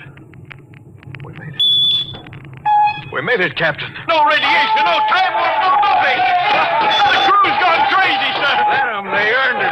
Hey, Doc, can you break out a few bottles of snake bite serum for medicinal purposes? I sure can, Louis. This calls for a celebration. How's your morale now? Couldn't be better. How's yours? Couldn't be better. Hey, what the? Condition red. Condition red. Radiation detected. Condition red. Radiation detected. Holy mackerel. Look at the needle on that indicator. Paulson. I see it, Captain. We're picking up radiation like crazy. What's it like? It's a strong impulse. What kind? I don't know, sir. Too long for a cosmic ray and too short for UHF. The ship's lousy with it. Man your battle stations! Paulson, track it down. Triangulate it and make it fast. I want a directional fifth. Yes, sir. Engine room. Yes, sir. We're picking up radioactivity. Is it the fission chambers? No leak here, sir. I'll check your gauges. Nothing here, Captain. Must be coming from outside. Damage control. Yes, sir. Is radiation penetrating the lead field? Haven't found anything yet, sir. Well, keep at it. Paulson, how are you doing? I've got a fix, Captain. What is it? I'll have to recheck my figures. Hurry up. The angle is correct. Come on, man, for Pete's sake, what's the radiation from? It's coming from inside the ship. That's impossible. Oh, sir, I've checked it twice. Well, it's got to be the engines. If it is, we're finished. Engine room. Yes, sir. That radiation must be in the overdrive pile. No, sir. It isn't here, sir. Are you certain? Yes, sir. All right, keep checking. Well, only one thing left to do. Paulson, get a Geiger counter. We're going to start combing this ship inch by inch. Yes, sir. Turn it on. Yes, sir. Ready, Captain. We'll check the atomic guns first. Come on. We'll cut through the officers' quarters to ordnance. Yes, sir.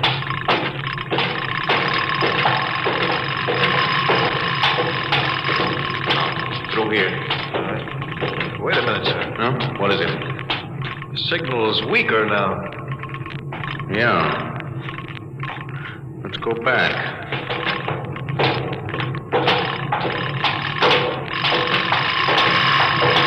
Hold it.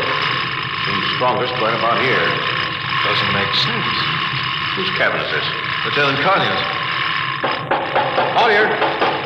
Oh, he's down in nav control, sir. Well, try the door. It's not locked, sir.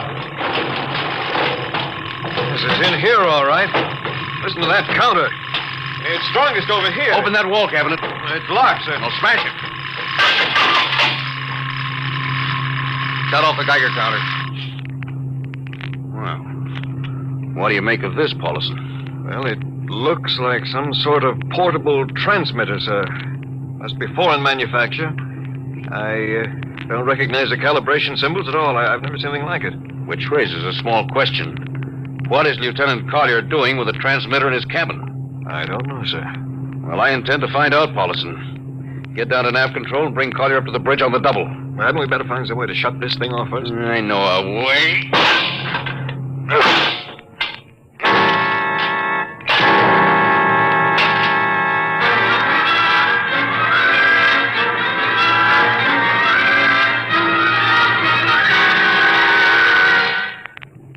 Lieutenant Collier, I'm going to ask a few simple questions.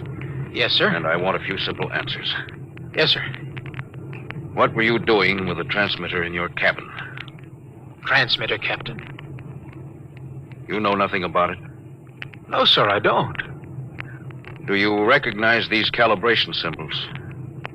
No, sir. Can you think of how it might have been placed in your cabin without your knowing it? No, sir, unless someone came in while I was on duty. Oh, would that have been possible? Well, I suppose so. Well, if someone had a key. I found your cabin door unlocked. I meant a key to the wall cabinet. I didn't say the wall cabinet. Oh, what? Well, sir, I... You what, Lieutenant? How could you have known it was in the wall cabinet? Well, I just assumed. Lieutenant Collier, I find it hard to believe you would lie. Having known and respected your father and having observed the way you handled your job. However, I intend to get to the root of this thing. May I have your wristwatch, Lieutenant? Sir? Your wristwatch. Here you are, sir. Paulson, turn on that Geiger counter. Yes, sir. Now hold this watch next to it. Yes, sir. That's all. Lieutenant, if you hadn't any close contact with that transmitter, how do you explain the radioactivity of this watch? Well, I don't, sir. I think you'd better. To whom were you sending those signals? Condition red. Condition red. There's your answer, Captain. What is this, Collier? Alien spaceship approaching. Alien spaceship approaching. Collier, who's aboard that ship? All right, now talk. Very well, Captain. My mission seems completed. Your mission? Are you admitting that you're an agent of a foreign power? I am stating it. What nation? No nation, Captain. What? I am an agent of the Voltan government. The what? The government of the planet of Voltan. Are you crazy? Are you so stupid that you think your people are the only ones who can invade another planet? Lieutenant, what do you mean? We've had agents operating on Earth since 1945. I don't believe you. What do you think happened to those 5 ships, Captain? Where do you suppose we got our information? Well, Your language, your culture, family background. Your appearance, you look like... Like Commander Collier? Is that so surprising, Captain? We had a living model. I ought to kill you. That would be very foolish, Captain. I would advise you to surrender without delay. Alien ship now coming into ordnance range. I'll deal with you later, Collier. Paulson. Yes, sir. Put this man in irons and take him away. Don't worry, sir. We'll take good care of him. Thunder, Ruston. Gunnery. Gunnery, Richardson. What's the range? 10,000 meters. They're closing fast. What's your guns on radar tracking? Tracking. Coming on the bearing. Fire. Fire, Richardson. Did you hear me? Fire! What's the matter down there? Did you hear me? Richardson, answer me! What, who? It's no use to shout, Captain. Collier. How did you get loose? Where's Paulson? Lieutenant Paulson is dead. All stations, Lieutenant Collier has escaped. Seize him, men! Don't waste your breath, Captain. Your men can't hear you. What? Those still alive are my men. You're lying. No, Captain. Every ship that has ever left Earth was controlled by a Voltan crew. That's impossible. Those were hand-picked men. Handpicked by us. I don't believe you. Then why not call for help? Carpenter, Robinson, Haley, report. Carpenter, Robinson, Haley. Wait. Report. You see, Captain, it is quite useless. The Star Cloud will be taken to Volta for, shall we say, further experimentation. I see. Of course, there's one thing you hadn't counted on. And just what is that, Captain? This...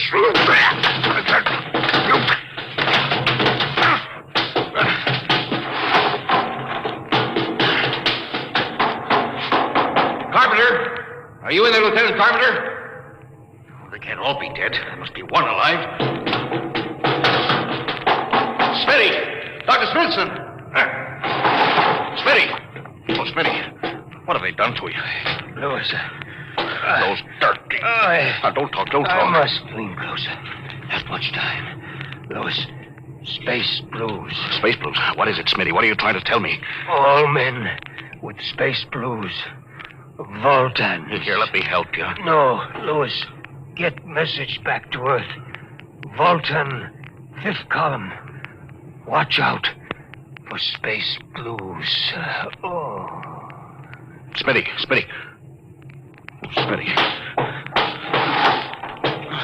Captain Thorson,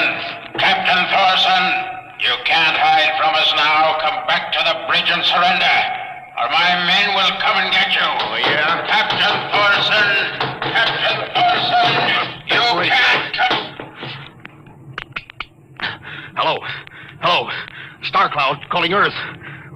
Please, God, let me through before it's too late. Hello. Star Cloud to Earth. Come in, please. Come in, please.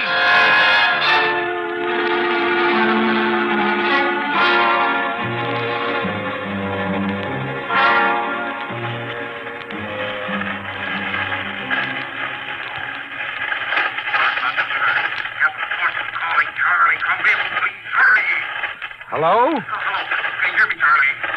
Skipper, is that you? You getting my signal? It's, coming in a little louder now, Skip. Keep sending. Thank God, Charlie. Now listen to me. Not much time. Get word to Colonel Harrison. Crew, fusillade.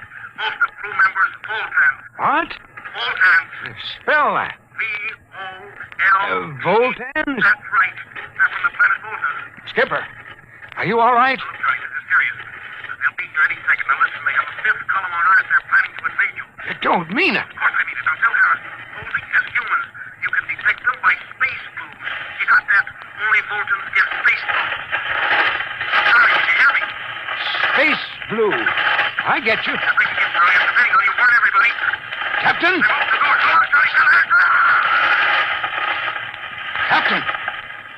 Captain Thorson. Hello. Hello, Star Cloud. Come in. What's the trouble, Sergeant? I was just trying to raise the Star Cloud, Colonel. Had any luck? No, sir. No contact. No contact. No, sir. Nearly an hour since they hit the galactic barrier. I don't understand why they haven't tried to get a message back. No, sir. Neither do I. All right. I'll take over for a while. Yes. You do that. You go right ahead, sir. Right. Oh, Charlie, you'd better go out and get yourself some coffee. You look a little blue around the gills.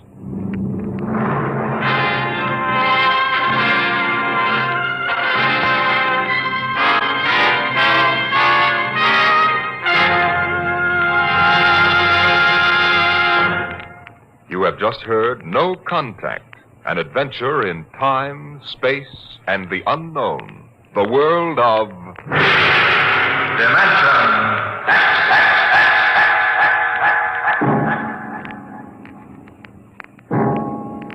Next week we have a cheerful little tale that starts with the disappearance of Grant's tomb. It's about a veteran newspaper reporter and a strange little man who calls himself the world's greatest genius. You'll hear all about it next week at this same time when we present The Professor Was a Thief.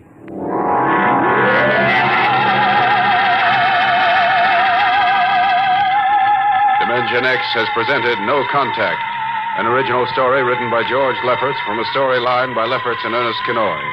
Featured in the cast were Louis Van Ruten as Captain Thorson, Donald Buca as Lieutenant Collier, and Cameron Prudhomme as Charlie. Your host was Norman Rose. Music by Albert Berman, engineer Bill Chambers. Dimension X is produced by William Welch and directed by Edward King. Adventures in time and space. Transcribed in future tense. Dimension X.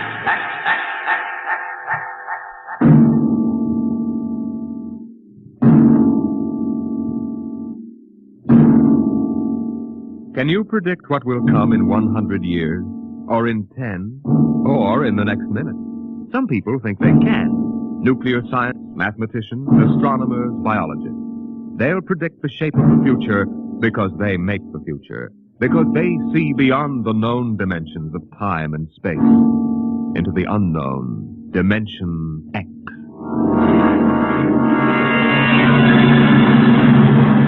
We go ahead now in time to 1965. We're on a vast concrete runway set in the desert of the Southwest. A giant metal ship stands before us, prow pointed for the stars. And in 5 minutes, the signal will flash, and it will tear up through the atmosphere to the outer limits.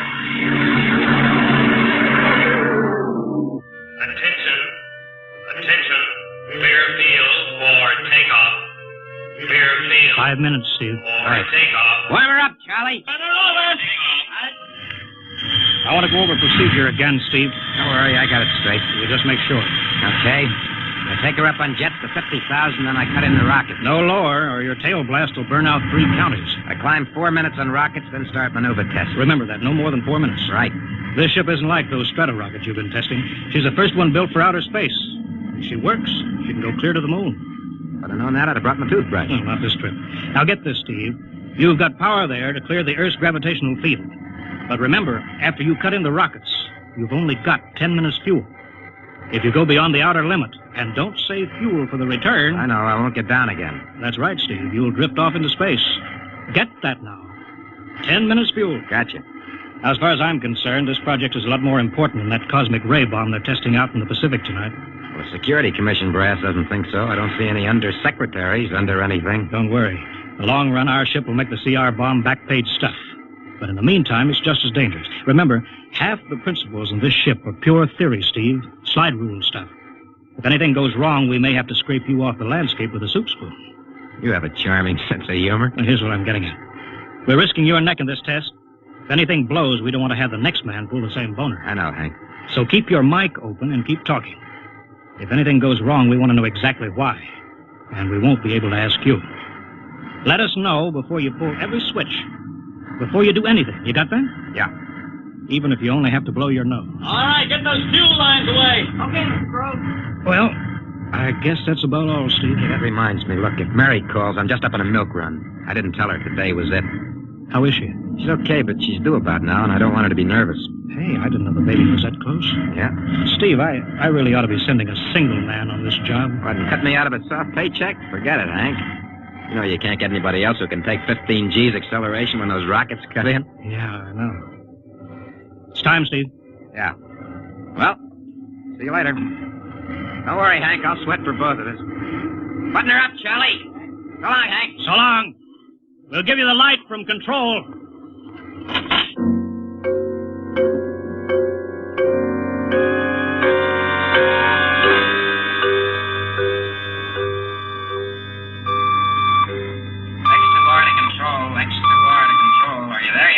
Okay, Steve. Got you on the speaker. I'm ready to go. Mr. Hanson. Ready on radar, Sergeant? Mr. Hanson, you better see this. What is it, Elsa? Message center for Steve. Mrs. Weston just left for the hospital. What? Hello, Steve. Yeah. Stand by a minute. Shall we hold the takeoff, Mr. Hanson? What? Oh, yes. No, wait just a minute. It's too late now. You going to tell him? Maybe he's got enough to worry about. Hey, what's holding us up, Hank? Something on your mind? No, it's nothing, Steve. I just wanted to say good luck. Clear for takeoff, Charlie? Right. Okay, give him the light.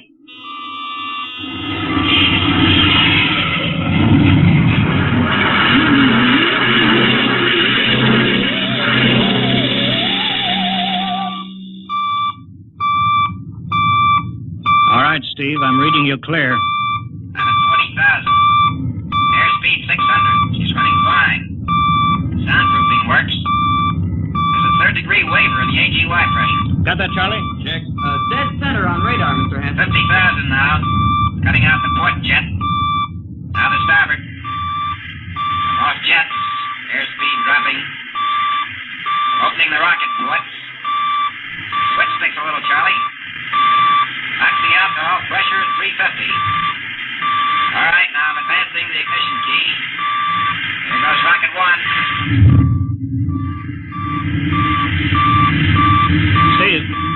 Steve, you all right?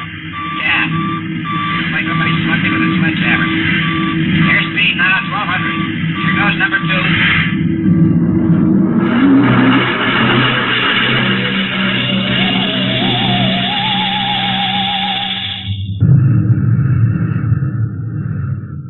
Hello, Steve. Elapsed rocket time is now 4 minutes. What's your altitude? Over to you. Speed 4,400. Still climbing. Altitude 297 miles. All right, you're at the outer limit. Level off for maneuver test. You've got exactly 6 minutes fuel left. Okay. Starting a 3-degree left bank. It's a little sluggish. That's all right now. There's a low vibration someplace. Maybe the cockpit hatch. Now I'm straightening out. 5 minutes fuel left. Now I'm starting a 3-degree Hey! What's the matter? What's wrong? There's something up here. Something shining. What are you talking about? There's something above me, Hank. I'm going to chase it. Steve, you're at the outer limit now. I can see it plain now. Steve, don't go any higher. You've only got 4 minutes left. You've only got... Getting static. I can't hear you, Hank. It's dead ahead now. I'm going to make a pass at it. Get a good look. Hey, it's swerving to meet me. It's dead ahead now. It's dead ahead.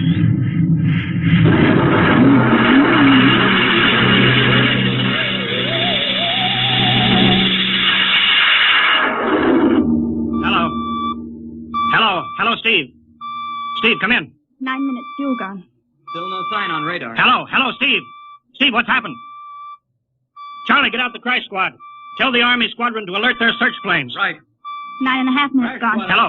Hello, Steve. What's happened? Where the devil is it? Charlie, Hello. for Mr. Hanson. Come in, Steve. We need a search squadron. Come in. No, Mr. Hanson's busy.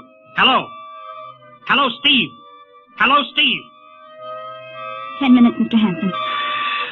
That's the end of his fuel.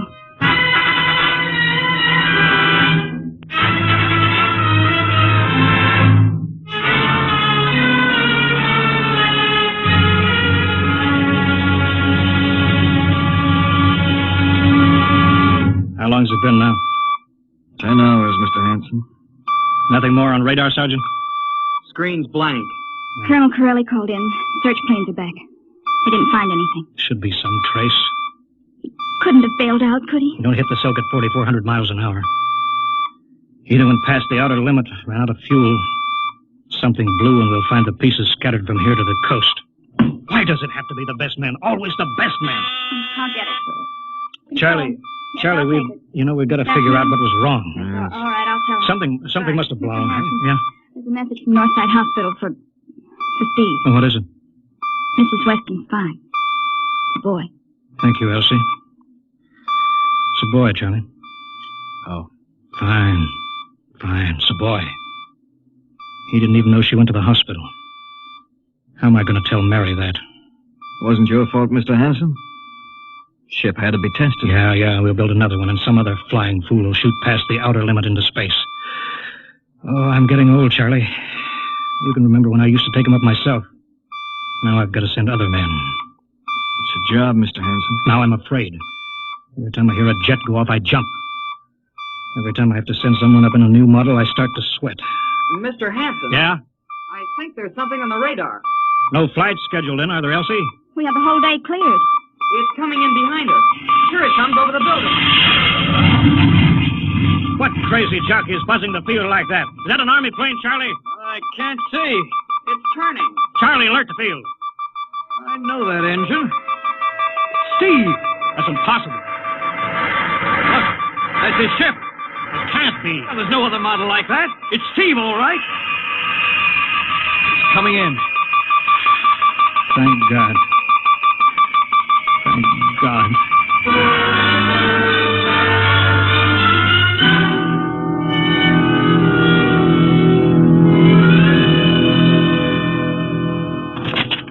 All right, sit down, Steve. The quicker we get this done, the quicker you get over to see Mary and the baby. Hank. Elsie, give the order to check and refuel the rockets.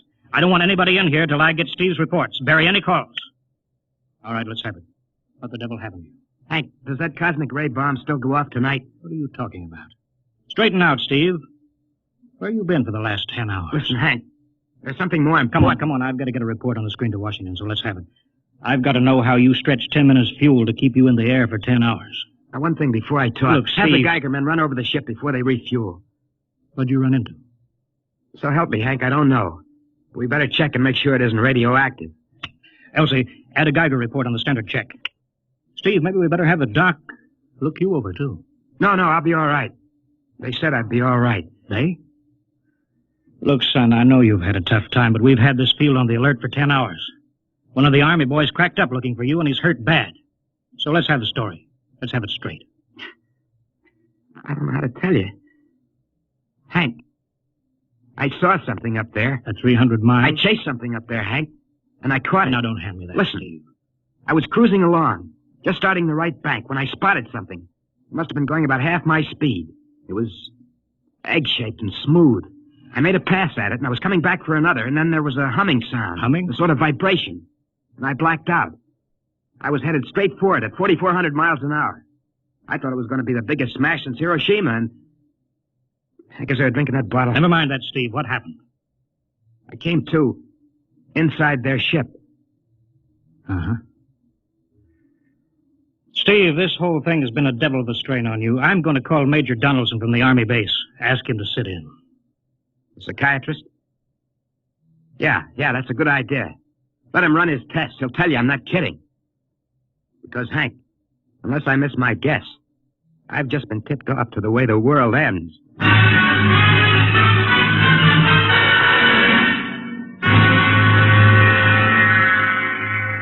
All right, Mr. Weston, suppose you continue your story. Yes, let's have it, Steve. You woke up inside the ship? Yes, and the place was jammed with machinery. Dials, blinkers.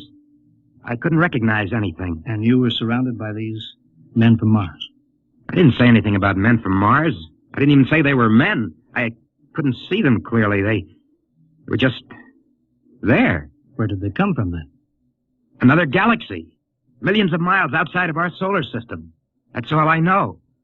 You figure out where they came from. And they came all that distance to find the Earth? Yes. Did they tell you that? Yes. You mean they spoke English to you? No, they didn't. It's funny. I hadn't thought. They didn't really speak to me at all. They just planted the thoughts in my mind. You mean thought transference, telepathy? Yes, that's right. Well, Steve, what brought them here? We did, Hank. We rang their bell. We brought them in. How? With our atomic explosions. Hank, that's why you've got to stop that bomb test tonight. I'll give up. Look, you've got to believe me, Hank. Oh, how can I make you understand? Maybe I can help, Mr. West. Would you submit to narcopsychometry? What's that? Under proper drugs, I can put you back in this, ship. By suggestion. Then we can get a playback record of your memory pattern on the audio circuit. And how long will that take? Half an hour. We'll have to go over to the lab. Will you believe me if it checks? It will give us an accurate memory picture of what your mind reports. All right, let's go. Hank, you gotta believe me. We haven't got much time.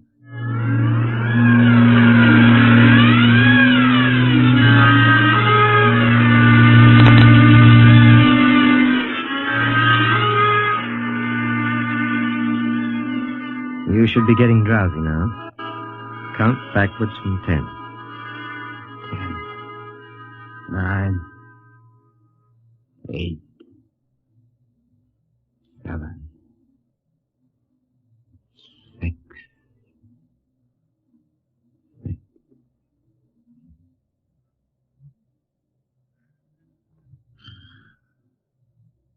He's under. Now we attach the head plate electrode. The cortical pickup. Look out for that wire, Mr. Hanson. 3-0 setting. 31.3. Now throw that switch, Mr. Hanson. I have to start him off by suggestion. All right, Steve. You're in your ship now. You're in the rocket. You're in the rocket. You're in the rocket. And you've just sighted something strange. Now I'm starting at 3-degree right. What's that? Hey, there's something up here. Something shining. His memory pattern. We're picking it up electronically. There's something above me, Hank. I'm going to chase it. It's piped through the audio circuit. I'm getting static. I can't hear you, Hank. This is where we lost contact with him. I'm going to make a pass at it and... Hey, it's swerving to meet me. It's dead ahead now. It's dead ahead. Now what? This is where he blacked out. There's no telling how long, minutes or hours. What's that noise? I don't know. Quiet. Where? How did I get in here? What? Who are you? Is he seeing things? Intergalactic Patrol.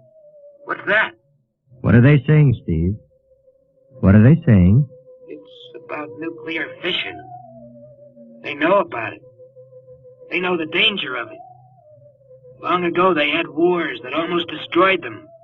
But finally, they learned. Now they've outlawed war. Go on, Steve. They patrol space. When their detector picks up an atomic explosion, they send a patrol. What are they going to do? They've quarantined us. Quarantined? They've isolated the Earth. Because we don't know how to control ourselves yet. Until we learn, we'll be a menace to the whole universe. What is this nonsense? Quiet. How are they going to do it, Steve? They've spread a layer out here of... I don't know how to call it. All around the Earth. It's miles deep. When there's an atomic explosion on Earth, the radioactive particles will drift up to this layer and set off a chain reaction. It'll go around the world in microseconds. And that's the end. The end? What's he... Wait. Yes. Yes. I understand. I've got to bring back the warning. You're going to put me back in my ship to bring the warning.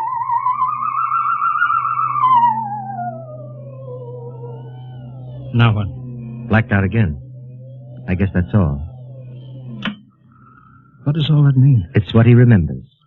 Don't think that really happened. No. Narcopsychometry circuits produce what he remembers. It just means that Steve believes this happened. I don't like to see this. I've seen too many top pilots snap. Steve is the best I've known. How bad do you think he is? Frankly, outside of the presence of this well-organized hallucination, there's no sign of unbalance. May not be too serious. If he had a more plausible story, I'd be inclined to believe him. Warning. Hank. It's all right, boy. Did you hear it, Hank? You understand? Sure. We've been quarantined. Let me give you something to make you sleep, Steve. Don't you understand? They fixed it so that if we set off one more nuclear explosion, that'll be it. Of course. Don't roll your sleep down. You don't believe me. Now, take it easy, Steve. For the test tonight. They're setting off the CR bomb. Hank, what time is it? 11:20. Well, it's scheduled for midnight. Hank, we gotta stop that bomb. Steve, let Donaldson give you the hypo. Hank, you've gotta believe me. I saw them. I got the warning. If we touch off that bomb tonight, it'll be the biggest galactic 4th of July of all time. The whole Earth will go up like a Roman candle. April 10th, 1965, the end. Now, look, Steve, you better calm down. Don't you want to see Mary and the baby? You've got a new son, remember? Yeah, that's just it, Hank. I want to see my son. I want him to live. If that bomb goes off, Hank, we've got to stop them. Mr. Hanson, I think we'd better get over to the base hospital. Hank, you've got to believe me. me. Sure, Steve. Maybe there is something to it. Look, it's out of your hands. I'll put it in a report and shove it into Washington in the morning. In the morning? There isn't going to be any morning, Hank. Don't you understand? You've got to call Washington now. Get the head of the Security Commission and postpone that test. Now, you know I can't do that, Steve. My neck would be out a mile. Besides, this is 1965, not 45. 20 countries have atomic bombs now. What's the use of stopping just this one? The rest will keep right on popping them. Well, then we'll have to call an international conference. Can't you understand, Hank? The first one that goes off finishes us at the end. They've given us the quarantine warning. Steve, I think you'd better go with us to the base hospital. Look, Steve, we can call up for a detail if we have to. All right. I'll go with you. You don't need a straitjacket. That's the way, Steve. You'll probably feel better by morning. Let's go.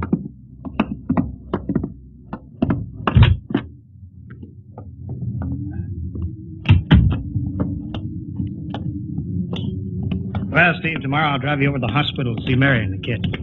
Sure. Look at the ship under the floodlights. Pretty, huh? You'll be flying her again soon, don't you worry. Yeah, I guess so. What you doing out in the line? They refuel her? Yeah, we got Clausewitz coming in tomorrow from Denver for another test. Figure we give you a day off. That's good. That's... Why? Steve! Steve, come back! Come on, Donaldson. Steve! Steve, wait! He's heading for the rocket. Look, there he goes up. That crazy fool. We can't get at him now. That covers armor glass. He's waving. Yeah, towards control. It's the radio. He means the radio. Come on. I should have gotten help. Oh, the radio's still hooked up here. Hello. Hello, Steve. Listen to me, Hank.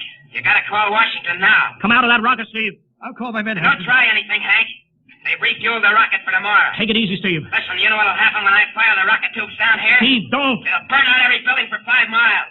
All of us in one big blast. Steve, what do you want? You've got to stop that bomb. You got to call Washington right now. They won't believe me. You make that call or I cut in the rocket. Now, I mean it, Hank. Now, hook my screen to yours in parallel. I want to see exactly what you're doing. All right. Just don't fire those rockets. Get going, Hank. You got 12 minutes to make that call and stop that bomb. All right, I'm making the parallel hookup right now. Donaldson, you think he'll really blast? I don't know. Up to now, I don't want to say he was normal, but now he's liable to do anything, Hanson.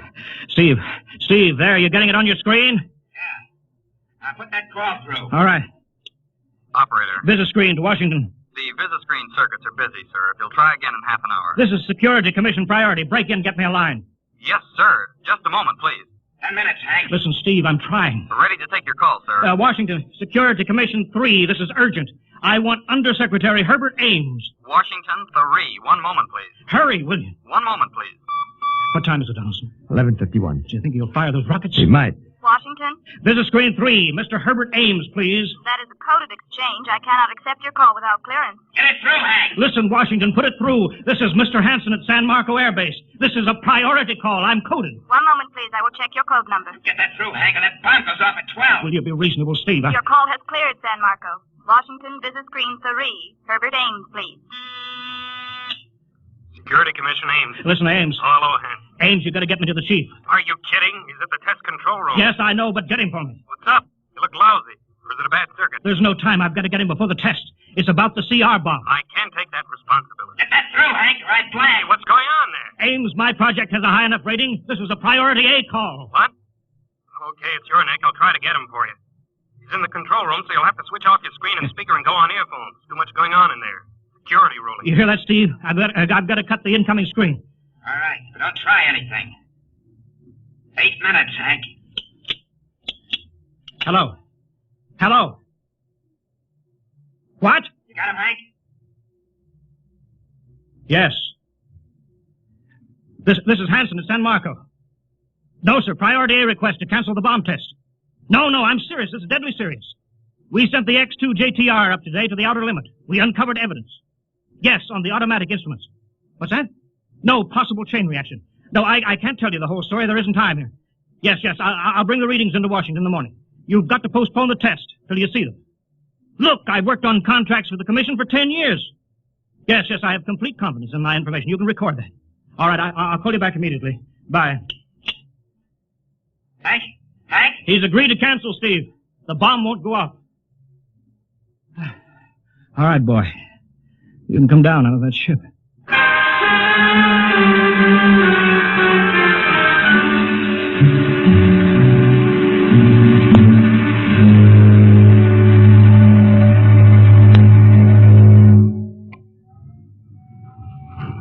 He's opening up. Here he comes. All right, Steve. Come on down. Sure, Hank. Just a second. Hank, I was scared. I was plain scared. Easy now. It's all over. The bomb won't go off. Thank God. Look, I want to see Mary and the baby. Can you get me transportation now? Oh, wait a minute. It's almost 12. They won't let you in the hospital now. I want to see the baby. Sure you do, but you've been under a strain. I've got a shot for you here, Steve. Give you a good night's sleep. All right. Roll up your sleeve. Yeah, here. There, that'll make you sleep. Sergeant will find you a bed. Yes, sir. Come on, Mr. Weston. Okay. Good night, Hank. I'm kind of beat. It's been a tough night.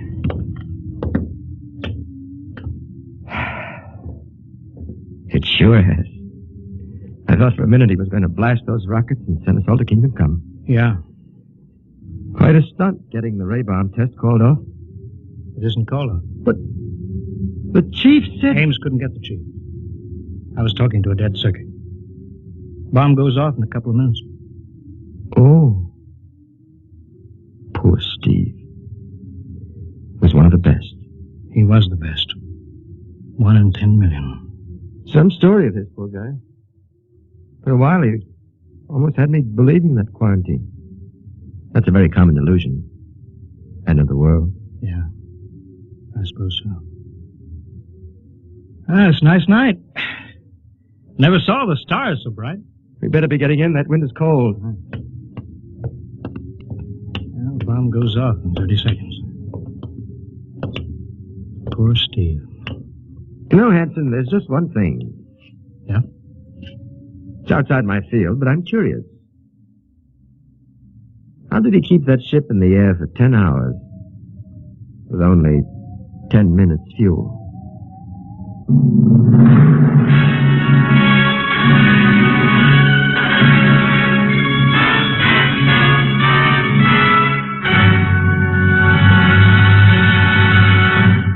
You have just heard another adventure in time, space, and the unknown world of the future. The world of Dimension.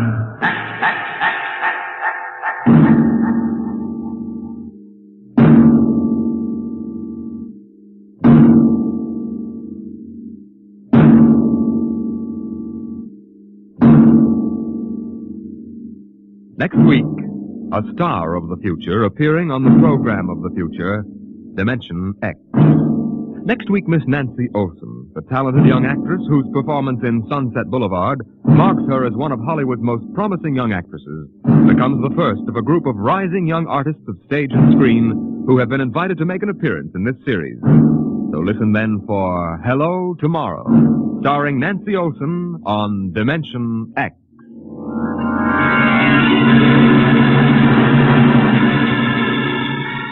Tonight, Dimension X has transcribed The Outer Limits, written by Graham Dorr and adapted for radio by Ernest Kenoy. Featured in the cast were Wendell Holmes as Hanson, Joseph Julian as Steve, and Joe DeSantis as Donaldson. Your host was Norman Rose. Music by Albert Berman, engineer Bill Chambers. Dimension X is produced by Van Woodward and directed by Edward King.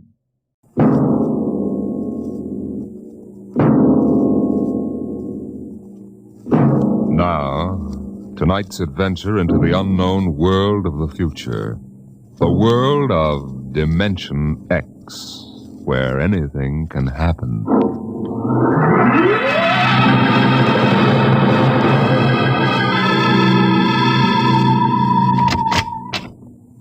You are Mr. Sid Ryan? The same. My name is Lucia.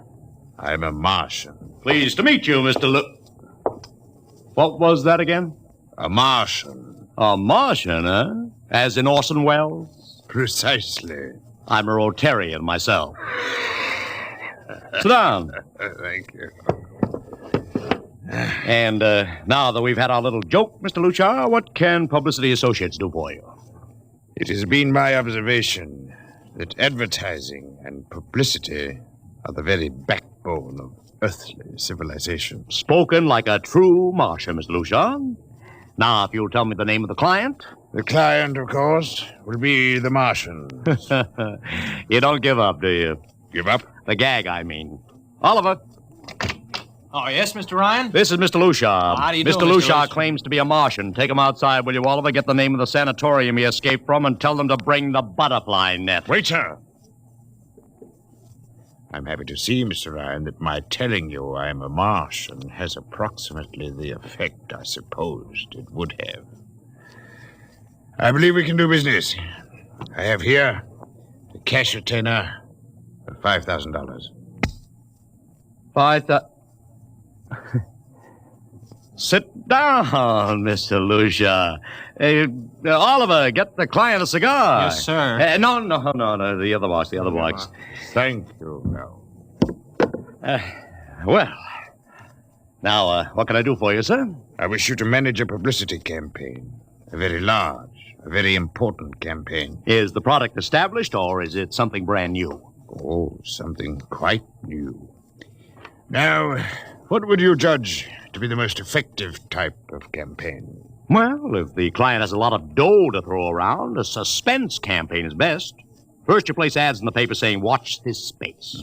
Then, about a week later, you run an ad saying XYZ or PDQ, and you get people guessing what it means.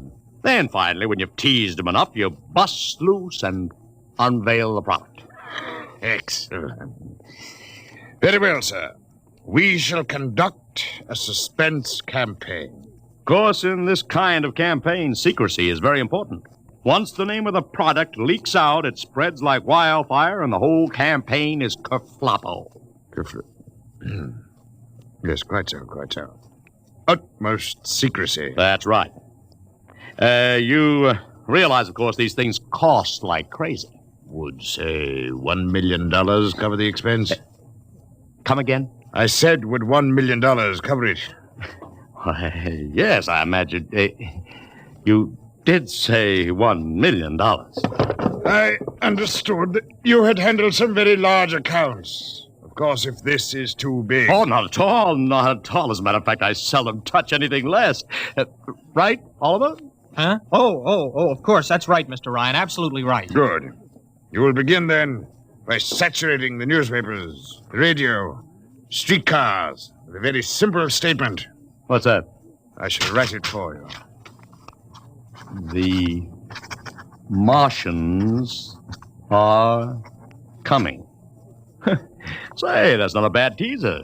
Got that, Oliver? Yes, sir. The next ad will read, June 1st is Martian Day. June 1st is Martian Day. What happens on June 1st? The parade takes place. What parade? I wish you to arrange a parade up Fifth Avenue. You mean like the Macy parade? Exactly. Except that the theme will be the world of tomorrow. The Martian world. My client would like it to be a gay affair. Balloons, clowns, pennants, pretty drum majorettes. Say, that sounds terrific. I might be able to interest the department stores in a tie-in. Fine. The parade will climax the campaign. On June 1st, the product will be unveiled. Good enough. By the way, Mr. Lucia, just what is the product? What are we selling? Oh, no, Mr. Ryan. Secrecy, remember. Oh, but after all will be revealed to you in good time, Mr. Ryan. For the moment, let us say we are selling a concept. Concept? Precisely. The concept of invasion from Mars.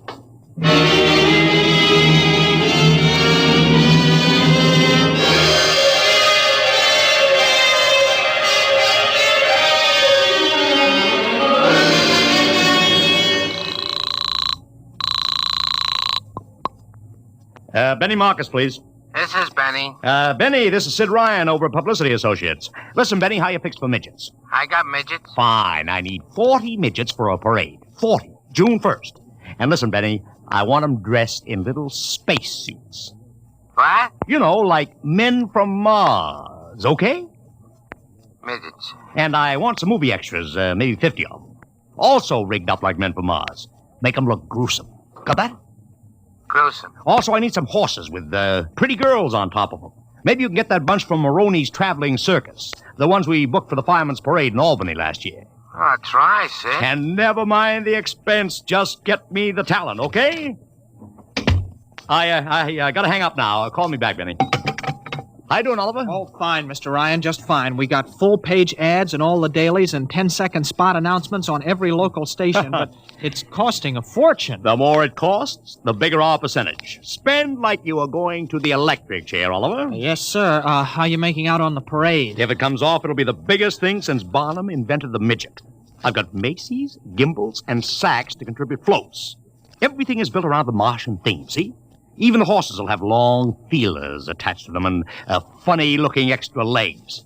It'll be sensational. Oh, yeah, it sounds fine, only... Only what? Oh, Mr. Ryan, we don't even know what we're selling. Oliver, my boy, do you think old Sid Ryan has been sitting here spending all this moolah and not putting two and two together? You mean you know who Lushar represents? Just by accident, understand. I have learned that Century Pictures is making a big new epic. A space opera entitled Invasion from Mars. Get it?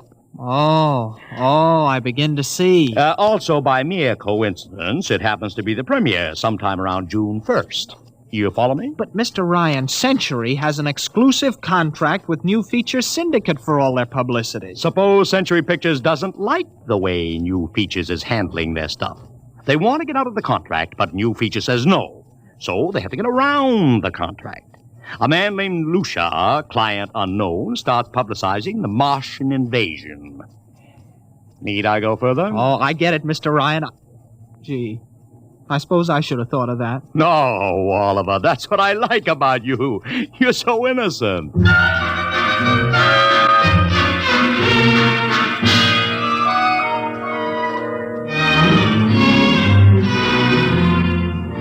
Let me talk to Commissioner Patrick, please. Sid Ryan. Hello? Commish, Sid Ryan. Oh, it's you. Well, what is it this time? If you want to drop a man off the Empire State Building into a teacup full of water, the answer is no. Also, we are not arresting any fan dancers. You know I don't handle fan dances. I want a permit for a parade, June 1st, 5th Avenue. It's a Sunday. There's no traffic. Oh, come now. Look, Ryan. Macy's gets a permit. Gimbals gets a permit. The American Legion gets a permit. The Sons of Erin march every time Morton Downey sings the Wearing of the Green. Don't give me a hard time, Patrick. This is too big. Come on I have the 5th Avenue Merchants Association behind me. Okay, Ryan. Fill out the forms. I'll pass them along to the license commissioner. That's my boy. Oh, by the way, what's the occasion? Oh, don't you read the papers, Patrick? June 1st is Martian Day.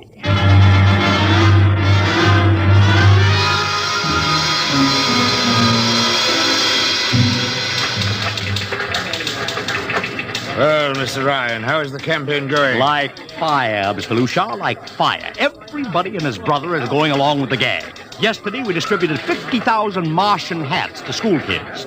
I even arranged for Commissioner Patrick to accept a $50,000 check for the Policeman's Benevolent Fund from the man from Mars. Excellent. I understand Century Pictures spent over $1 million making that space opera. I beg pardon? Oh, come, Mr. Lucia. Sid Ryan wasn't born yesterday, you know. I know who our client is, even if you don't admit it. You do? Always thinking that's me. Well, as long as you know, let's keep it to ourselves, shall we, Mr. Ryan? As you once remarked, when these things leak out, it destroys the surprise and ruins the effectiveness of the campaign.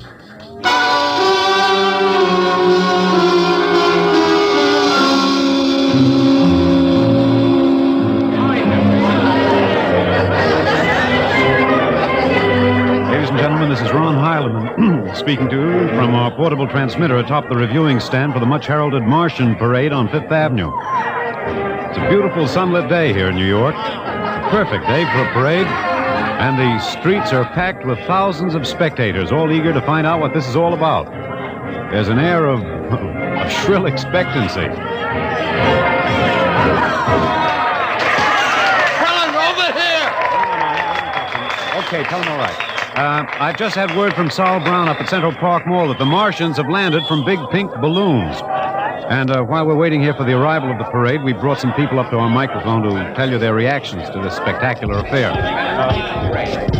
What's your name, madam? Miss Ada Shackley. A little louder, please. Miss Ada Shackley. And where are you from, Mrs. Shackley? Columbus, Ohio. I see. And I see you have your family with you, two little curly-headed boys. Are you in New York for your vacation? Yeah, we came for the Shriners Convention with their daddy. Well, what do you think of Martian Day, Mrs. Shackley? Well, it all seems very strange to me, but the boys have been pestering me to watch it, so we've been standing here for 2 hours. I can't make head or tail of it. Well, neither can a lot of other people, Mrs. Shackley, but judging by the thousands here already, there's a lot of curiosity. Curiosity killed a cat, folks say. Let's hope not. Thank you, Mrs. Shackley. And now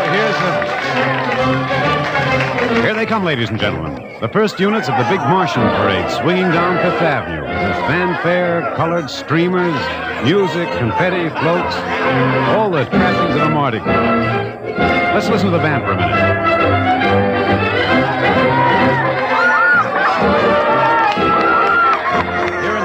A whole troop of little midgets in weird-looking pink and blue spacesuits, carrying Rube Goldberg weapons with signs painted on them. I can read one which says Atomic Blaster. Another has a placard reading, We're Martian through Georgia. And here come the clowns, laughing and falling all over each other. They're giving free sugar candy to the kids along the way. Yes, ladies and gentlemen, there's a happy, laughing crowd along Fifth Avenue today. A true reflection of the great sense of humor and good nature that makes America the place it is. Why only... What's that? What's this? The crowd's murmuring now. They've fallen somewhat silent. There's something coming. I'll try to get it for you. What? Ladies and gentlemen, here comes the Martian contingent.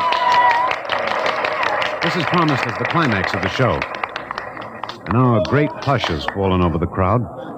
It's quite a sight to see these thousands of people standing here expectantly, hearing only the great regular sigh of their mass breathing.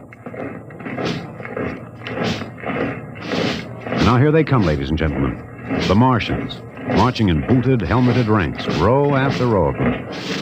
This is an impressive sight, ladies and gentlemen, and a rather serious contrast to the rest of the joyous slapstick parade we've been witnessing up to now. There are perhaps 200 tall, broad-chested men dressed in metallic gray spacesuits with thick glass visors drawn across their faces. Each one's holding an ominous-looking ray gun at the ready position. They're marching in absolute silence, keeping step perfectly, as though some mute, unspoken command is marking time for them. Even the children are awed by the unexpected, warlike realism of the Martian Legion. And now the first ranks of the Martians move past us down Fifth Avenue toward the reviewing stands at the square. No one moves. There, a woman, ladies and gentlemen, just dashed out into the street. For what reason, I don't know. She just slipped through the police cordon somehow. They're after her now, but she's already reached the ranks of the marchers, and she's trying to lift the visor of one of the Martian spacesuits. Wait. She's fallen. She screamed and then fell forward in a dead faint. The Martian column keeps right on coming. Unless they break ranks, they're going to trample her. No. The policemen have got her now. They're dragging her away, out of the way. Trying to revive her now. What's that? All sorts of rumors have begun filtering back through the crowd. Some are even whispering that the woman's dead.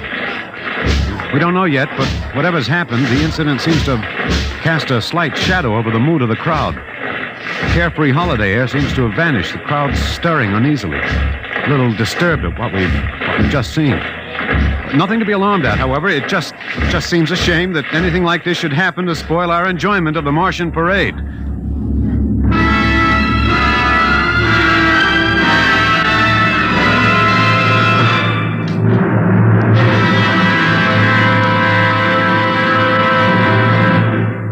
Dimension X will continue in just a moment. It's National Wheaties Week. I want to take that again, Frank? Oh, sure. It's National Wheaties Week, and we're celebrating. And that voice you heard belongs to my severest critic, who is here to help us celebrate tonight. He's the fellow who's backstage when I'm telling you about the Wheaties. He listens to see that I tell you right. Wheaties' best friend, next to me, Blaine Butcher. I think you took that introduction a little fast, Frank. Now suppose... You see what I mean, folks? Seriously, Blaine, you say the Wheaties words once. Okay. All I'll say is this. Those of us who tell the Wheaties story believe what we say. And during National Wheaties Week, the good word is this. Get a package of Wheaties and try them just once. I'll be right behind you in line at your grocer's, between you and Frank Martin. Okay? Do that now. Try Wheaties. It's National Wheaties Week.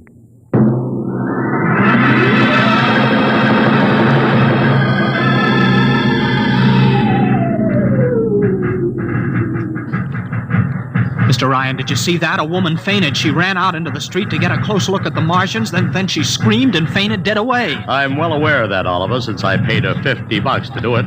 What? The dramatic moment, Oliver. The stock and trade of the good publicity man. Relax. Holy smokes, you sure think of everything. For my share of this deal, roughly $100,000, I can afford to think of everything. Shut the window. Oh, okay, but don't you want to see the finish? We'll go down to the reviewing stand for the finish. Right now, I want to make a phone call. By the way, where's Lucia? I haven't seen him. Well, close the window, Oliver. Well, okay, Mr. Ryan.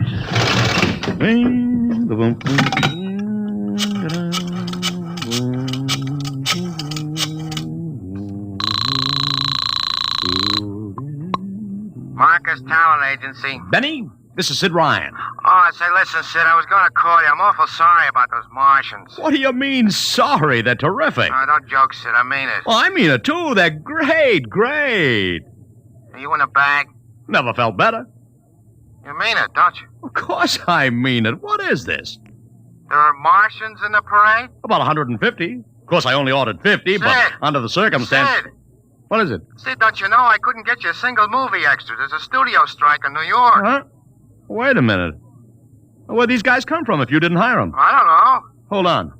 Oliver? Oh, yes, Mr. Ryan? Did you hire those Martians? Well, no, sir. I didn't... Benny, this is on the level, isn't it? Honest, Sid, Okay, Benny, I'll call you back. What's the matter, Mr. Ryan? I don't know. Just don't know. Wonder if Lucia hired him. What's Century Pictures number? Tremaine 4, 1000. Tremaine 4, 1000. Century Pictures, the studio of the stars. Give me Marty Sanford, your publicity director. One moment, please. Sanford. Marty, this is Sid Ryan. Oh, hello, Sid. How's the... Fine. Listen, Marty, this is dead serious. On the level, get it? What's wrong? I've got to locate Lucia. Lou who? Lucia, come on now, Marty. This is life and death. The guy you sent over to hire me for the invasion picture. I never heard of a guy named Lucia. And, what invasion picture? Invasion from Mars, the space opera. Are you batty? Marty. That picture was shelved last month. What? Sure, back in the can. The big shots decided you can't sell a Martian invasion to the American public. It's too incredible, Sid. Who'd ever believe it could really happen? Of all the crazy... Mother in heaven. What is it, Mr. Ryan? You look terrible. It's too fantastic. Mr. Ryan, is something wrong? Open that window. I want another look at those Martians.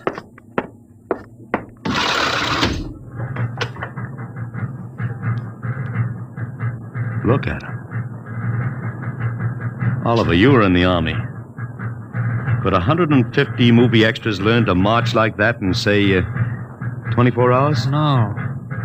Not in 24 days, Mr. Ryan. Not a second's hesitation. Not one out of step. Look at the way they carry those ray guns at the ready. The only other time I've seen troops march like that was on a film of the Nazi SS troops marching through the streets of Paris. Mr. Ryan. Oliver, get down there. Find that woman who fainted. Her name's Gloria Montez. Get her up here. Make it fast.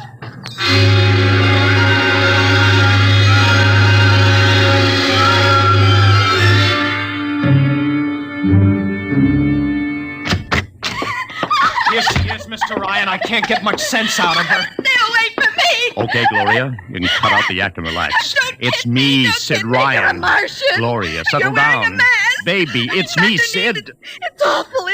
It's all big green eyes and those feelings like a catfish. Baby, snap out of it. Listen, what happened down there? You ran out and screamed like I told you, but the fainting, that wasn't in the act. Go away, please. Go away.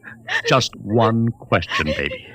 Inside that helmet, what did you see? Don't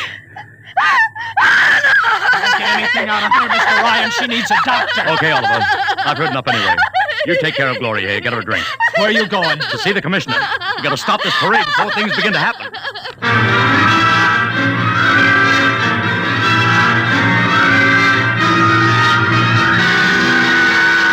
Okay, Ryan, what's the beef? Listen, Patrick, I don't know what it is, see, but something's wrong. You've got to stop that parade. I suppose you'd like the riot squad. That would get you a front page spread on every paper in town. Now, look, Ryan, I've got no time for your cheap publicity gags. I'm a busy man. Listen, I'm trying to tell you I don't know where those Martians came from, who they are, anything about them. Oh, Ryan, I'm wise to your tricks. Now, if you let the sergeant show you out... You won't do it, huh?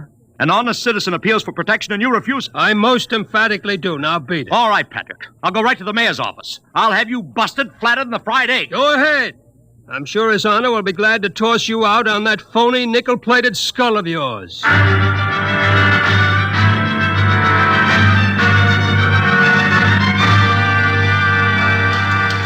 You heard me, Ryan. You can't see the mayor. Adolf, please. This isn't a gag. I don't want publicity. All I want to do is maybe prevent something horrible from In happening. case you don't know it, wise guy, something horrible's already happening. A couple of hundred little kids are in the hospital with ptomaine poisoning from that phony Martian candy you passed out. What? Or didn't you know? I didn't. We've got to stop that parade. Sure, you'd like nothing better than start a panic now. Maybe a few hundred people get trampled to death. Think of the newspaper space. That'd get you and your phony product. I won't stand for this, Adolf. This may be a matter of life and death. Don't get out of here quick. It'll be your death. Go on, beat it. Get out. You and your publicity stunts make me sick to my stomach.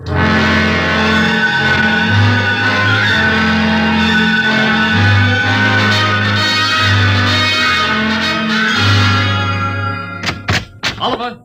Oliver! Oliver, where are you? Oliver! Oliver! It is useless to scream at him, Mr. Ryan. Your friend is quite dead. Lucia. He wanted to run to the police with some story about a Martian invasion. I found it necessary to restrain him. Restrain him, you stinking murderer! Now, Mr. Ryan, collect yourself. After all our planning, it wouldn't do to have everything spoiled now, would it? Lucia, I'll start talking and talk fast, because when you get through, I'm going to take you apart piece by piece. What's this all about? Surely you know, Mr. Ryan. After all, you've been publicizing it for months. You see, before colonizing your planet, the Martian government sent some of us as scouts in advance, disguised as Earthmen, of course, to study your habits, your weaknesses. We found that the people on Earth are predominantly conditioned by advertising and publicity. And so we conceived the idea of treating our entire invasion as a vast publicity stunt. Clever, yes? After all, Mr. Ryan, who would suspect an invader who advertised his invasion in the newspaper, invited the public to his surprise attack, and spent millions publicizing his plans? Holy jumping... You've done very well, you see. Then there was no product. Ah, but there is a product. The product is death. What are you trying, Lucia? We Martians are a humane people, Mr. Ryan. We do not like to destroy thousands where a few hundred will suffice. In exactly 2 minutes, our troops will treat the world to a spectacle of death, which will bring the rest of your planet to its knees in horror. Nations will clamor to surrender. Perhaps, Mr. Lucia, but not if I can help it. No!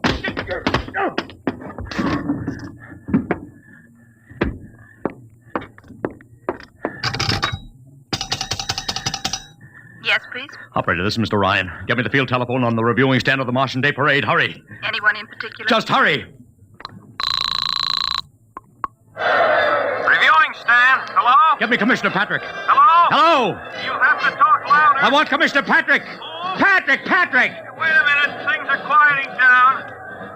Hey, wait a minute. What was that you wanted? This is Ryan. I have to talk to the commissioner. It's a matter of life and death. Oh, you can't talk to him now. The chief Martian is presenting the PBA check to him. The Martians are going to fire a salute. Listen, you gotta stop him. What? Stop him! I'm sorry, Mr. Ryan. I can't hear You idiot! The worst is going...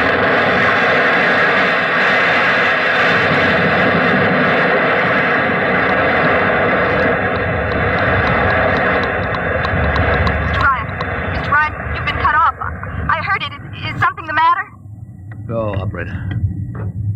Doesn't matter. Nothing matters now.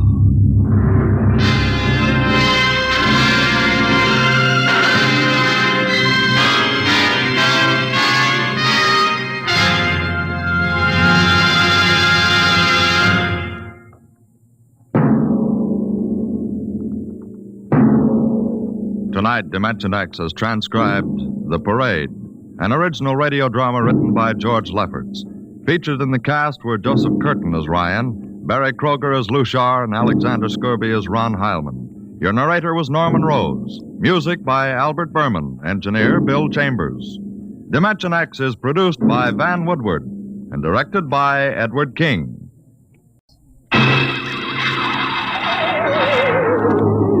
On stage tonight, Dimension X, another in the Wheaties big parade of exciting half-hour presentations. It's National Wheaties Week. The week to buy Wheaties and eat Wheaties and enjoy them as never before. The time to really find out what difference a good breakfast with Wheaties can make. You know, you're getting protein when you dip into a bowl full of Wheaties. You're getting whole wheat minerals and vitamins. You're getting whole wheat energy. Yup, there's a whole kernel of wheat in every Wheaties flake. That's how a better breakfast, beginning with Wheaties, can help you step lively all morning long. And that's why all over this big country, folks are celebrating National Wheaties Week and stepping lively. So how about it? Get out the big cereal bowl and help celebrate Breakfast of Champions. Pour out those golden flakes, put on the milk, put on the fruit, and let's have National Wheaties Week. You ready? Let's go.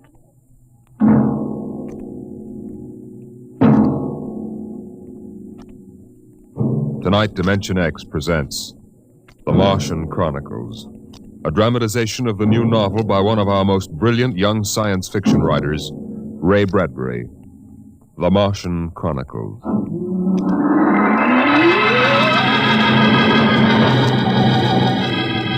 January in the year 1999.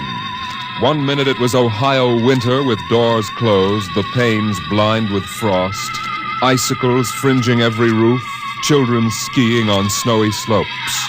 And then a long wave of warmth crossed the small town, a flooding sea of hot air.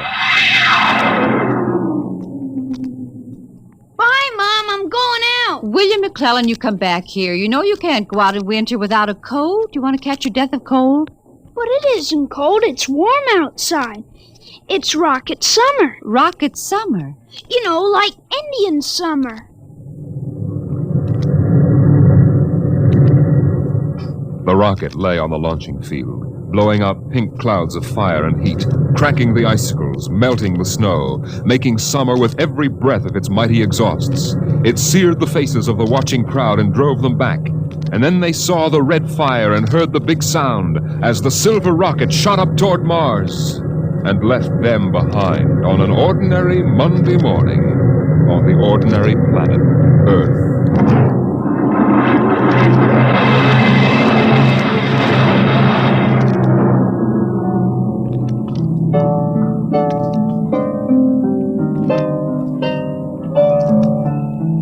They lived in a house of crystal pillars on the planet Mars by the edge of an empty sea. And every morning you could see Ela eating the golden fruits that grew from the crystal walls, or her husband sitting alone in his room reading from a singing metal book over which he brushed his hand as one might play a harp. Ela and her husband were not old. Once they had liked painting pictures with chemical fire, swimming in the canals when the wine trees filled them with green liquors, and talking into the dawn together. But no more. Marriage sometimes makes people old and familiar while still young, and Ela was not happy now.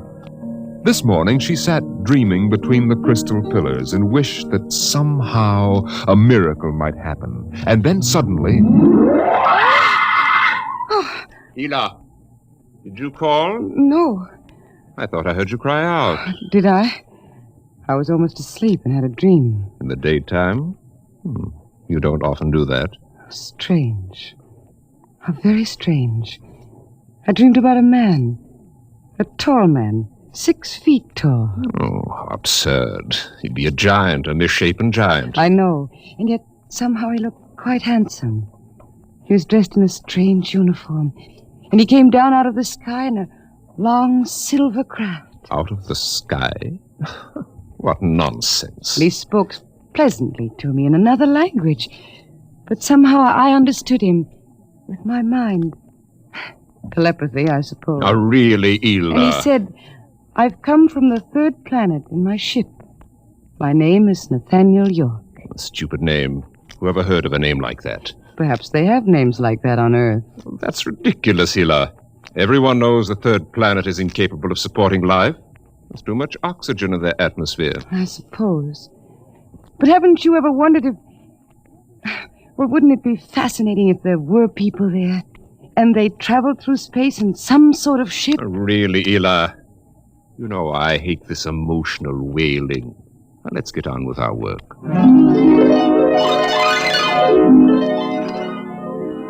Evening came. The twin white moons of Mars were rising, and the house closed itself in like a giant flower. A wind blew among the pillars, stirring Ela's russet hair, crooning softly in her ear.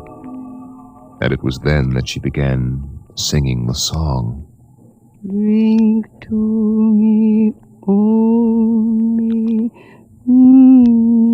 thine eyes, and I will pledge with mine. Ela, what's that song? I don't know. What do you mean you don't know? I've never heard it before. Did you compose it? No. Yes. No, I don't know, really. I don't even know what the words are. They're in another language. It was part of the dream I had, I guess. Oh. You know, you haven't been yourself lately. It might do you good if we went away to the Blue Mountains for a week or so. What? Did you hear what I said? I'm sorry. I was watching the sky. You're certainly interested in the sky tonight. It's very beautiful. Well, what about my suggestion? Shall we leave for the Blue Mountains in the morning? You mean go away now? Oh, no. No? Why not? Why don't you want to go? I don't know. I just don't want to, that's all. Only the kiss in the cup, and I'll not ask for... Ela, I'm sick of that silly song. It's late. Let us sleep.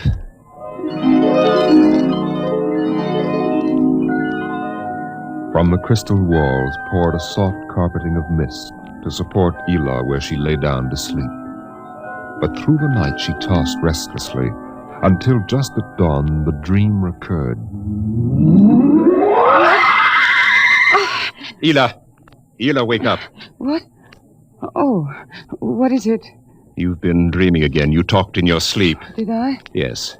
What were you dreaming? The ship. It came from the sky again. And the tall man stepped out and talked with me.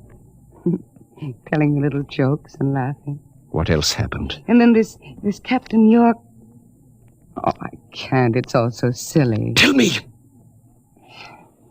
He said I was beautiful. And then he kissed me. I thought so. What else? Why, Eel, you're so bad-tempered. It's only a dream. Is it? You know I can read your mind. You can't keep secrets from me. Well, all that happened was this Captain York told me... Well, he told me he'd take me away in his ship into the sky. Take me back to his planet with him. It's quite ridiculous, really. Ridiculous, is it? You should have heard yourself. Fawning on him, talking to him, singing with him all night. In your dream, he landed in Green Valley, didn't he? Please. And he told you he was coming today. Yes, but what's come over you? It's only a dream. You can't be jealous of that. No, I suppose not. Forgive me. I'm being childish.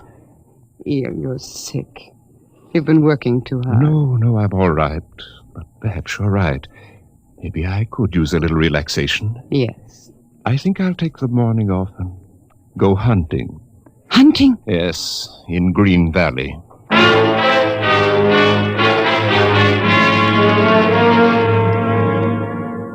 Numbly, she watched him go to a closet and draw forth an evil-looking weapon. And then her husband was gone, walking toward Green Valley. And Ela waited, watching the sky for an unknown thing, trembling with a nameless fear. And then it happened. A whirring, rushing sound. The warmth as of a giant fire passing in the air. The gleam of metal in the sky. He's come. It's true. The dream is true. The rocket vanished over the hill. The sky was empty again, And trembling, Ela waited again, looking toward Green Valley and seeing nothing, listening for sounds and hearing nothing, until a shot sounded, very sharply, the sound of the evil weapon. Oh, no. No. Her body jerked with the sound, and she wanted to scream and never stop screaming. For now she knew the dream could never come true. There was nothing left but the song, the strange and fine and beautiful song. Drink to me only with thine eye, and I will pledge with mine, or leave a kiss within the cup.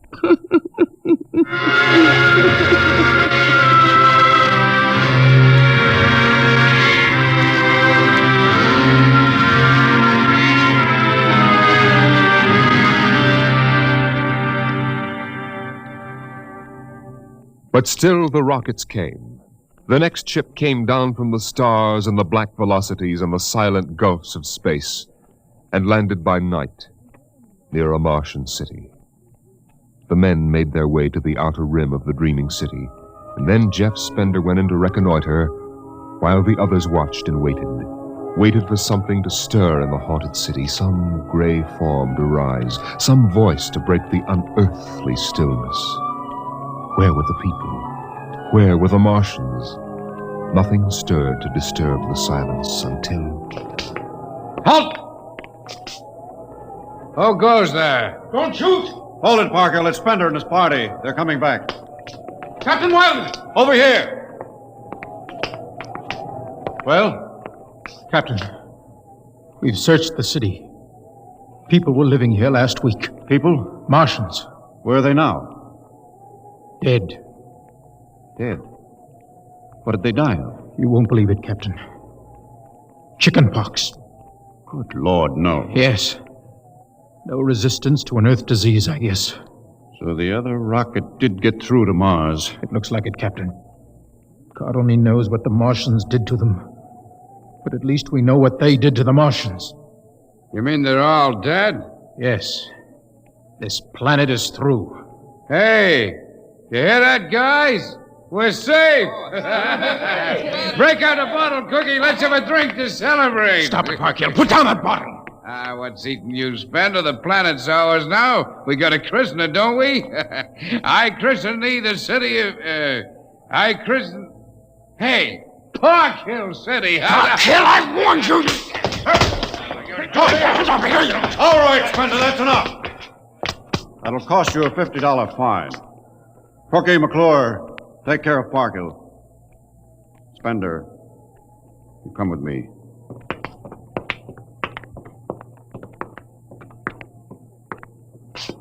All right, Spender, why did you hit him? I don't know, Captain.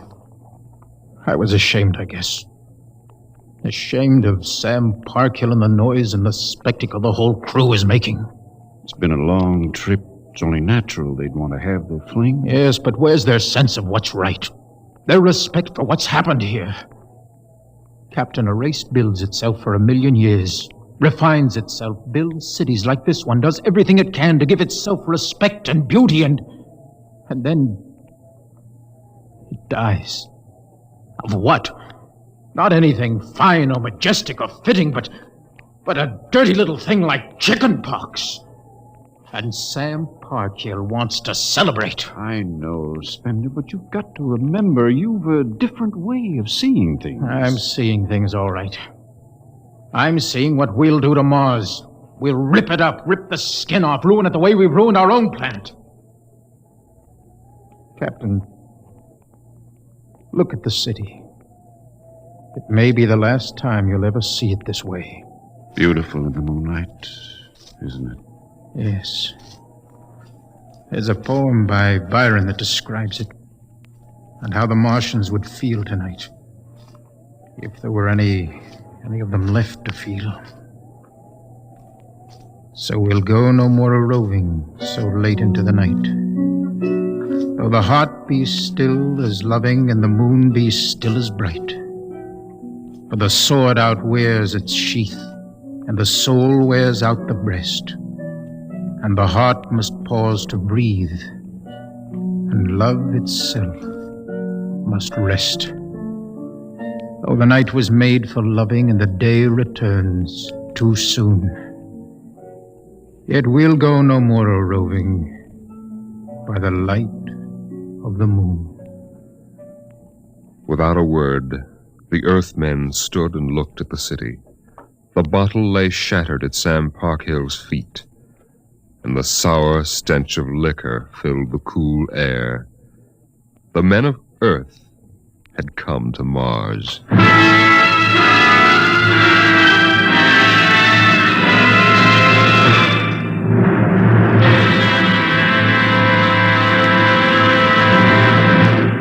Dimension X will continue in just a moment. It's National Wheaties Week. Yes, the week when everybody tries Wheaties, even an orchestra leader. And here he comes from behind the scenes in radio to help celebrate National Wheaties Week, Mr. Von Dexter. Thank you, Frank. Hello, folks. I understand this is National Wheaties Week. I kind of get a kick out of that. The only breakfast food in the world with a week of its own.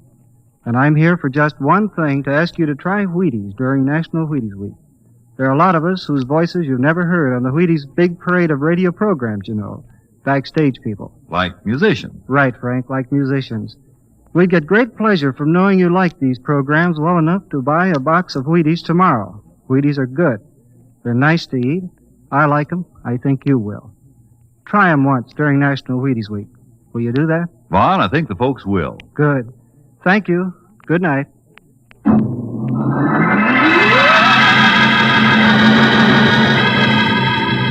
The men of Earth came to Mars. They came because they were afraid or unafraid, because they were happy or unhappy, because they felt like pilgrims or did not feel like pilgrims.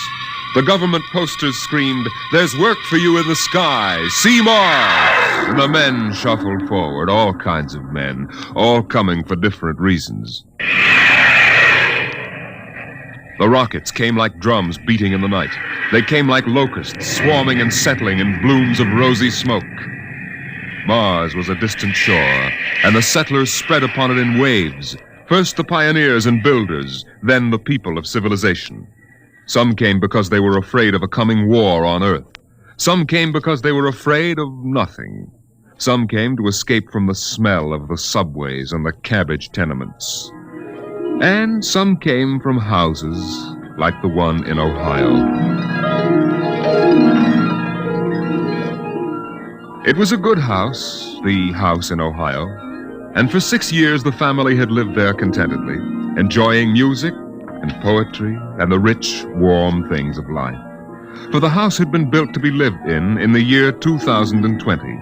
It contained all the latest automatic devices, from talking book recorders to singing clocks. 7:01. Time to rise. Open your eyes. Tick-tock. 7:00. Time to rise. Open your eyes. As the family rose and dressed, the beds whirred electronically and made themselves.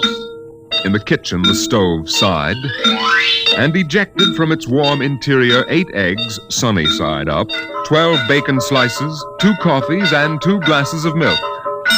7:09. Breakfast time. Come and dine. 7:09. Beside the breakfast table, the facsimile machine clacked and deposited the morning paper on the table. The headlines today spoke ominously of the danger of a coming war, and the man frowned as he read the news. Today is August 4th, 2026. Insurance, gas, and at-and-heat bills are due. And today, remember, the family has planned a picnic. Gee, Dad, are we really going? Sure, Timmy, why not? It's raining out. It's not raining where we're going, son. Now run upstairs, pack your fishing tackle. We're going on our picnic, all right. Okay, Dad. Bill, are you sure we ought to go? Yes. Have you seen the headlines this morning? Looks bad, doesn't it? Mm-hmm. The rocket's ready. All we have to do is pack and take off. I know, but... Well, flying to Mars, it seems so crazy. Well, all right, then we'll go. Should we tell the children why we're going? No, not yet. Let them enjoy the picnic. The house went on with its appointed tasks. 9:15, time to clean. 9:15, time to clean. Out of the molding darted hundreds of tiny mechanical mice, all rubber and metal. They sucked up the dust and dirt in the house and popped back into their burrows. In the walls, relays clicked, memory tapes glided under electric eyes, recorded voices moved under steel needles. 12 o'clock, 2 o'clock, 4 o'clock, 6 o'clock, tick-tock, 8 o'clock. Evening came. In the living room, the hearth fire bloomed out of nothing, and the phonograph spoke from beside the fireplace. Mrs. McClellan, what poem would you like to hear this evening? Mr. McClellan? Since you express no preference, I shall select at random from among your favorites. Sarah Teasdale, There Will Come Soft Rain. There will come soft rains and the smell of the ground, and swallows circling with their shimmering sound, and frogs in the pools singing at night, and wild plum trees in tremulous white. Robins will wear their feathery fire, whistling their whims on a low fence wire, and not one will know of war, not one will care at last when it is done. Not one would mind, neither bird nor tree, if mankind perished utterly, and spring herself, when she woke at dawn, would scarcely know that we were gone. The phonograph finished the poem, but there was no one there to hear, for the family had gone to Mars.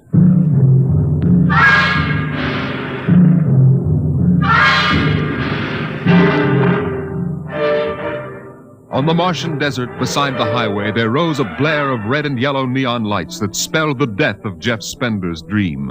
Sam's hot dog stand is what the sign read, and Sam, of course, was the same Sam Parkhill who had fought with Spender years before.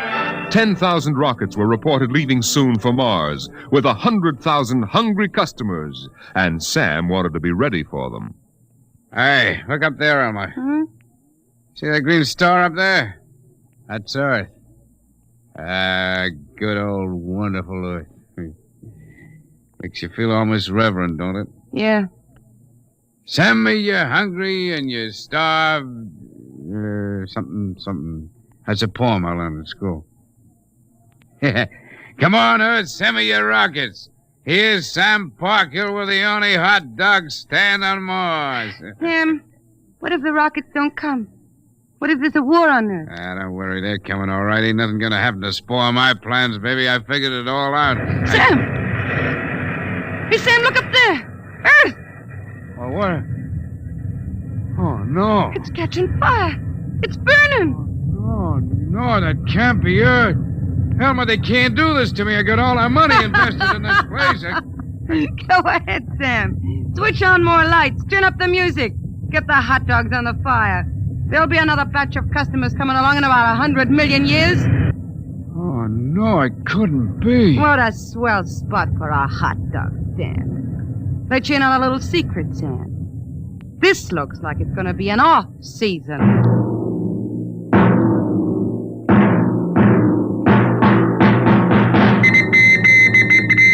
The light beam radio crackled with the news. By morning, the shelves of the luggage store were empty, and the rockets were blasting off, headed back to Earth. In a few days, everyone was gone, and the planet of Mars once more lay deserted and silent.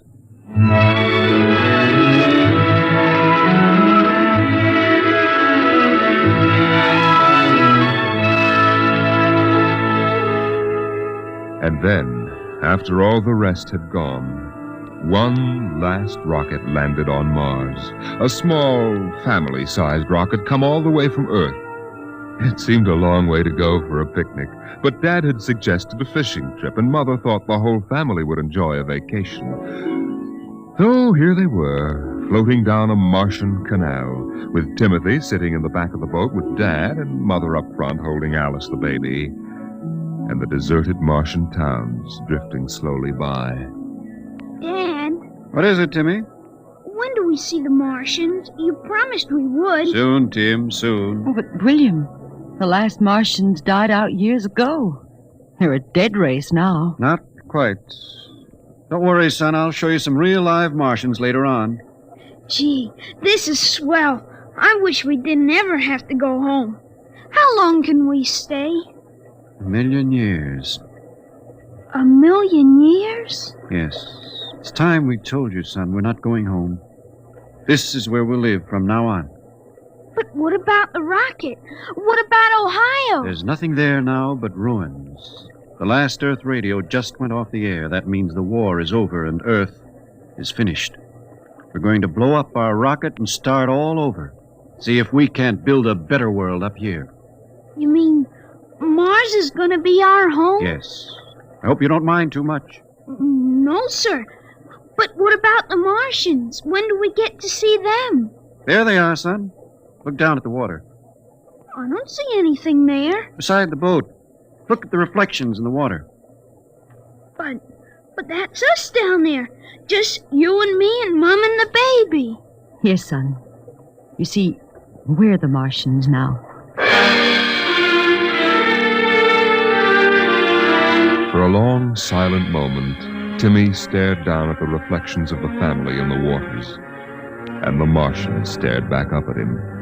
Then he lifted his eyes to the deep ocean sky, trying once more to see Earth and the house he had always called home. But Earth was too far away, and the house was now only a heap of radioactive rubble. Only one wall remained standing, and within the wall a voice spoke again and again and again.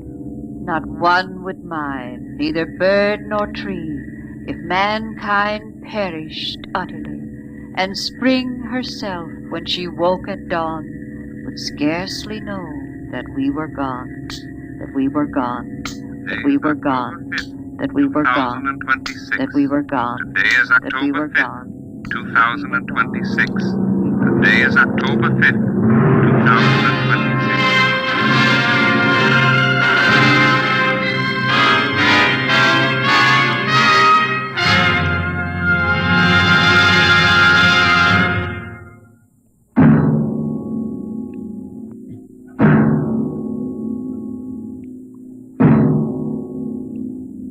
You have just heard The Martian Chronicles, a dramatization of highlights from the new novel by Ray Bradbury. Your narrator was Norman Rose, and featured in the cast were Inga Adams, Roger DeKoven, and Donald Buca. Music by Albert Berman, engineer Bill Chambers. Dimension X is produced by Van Woodward and directed by Jack Cuny.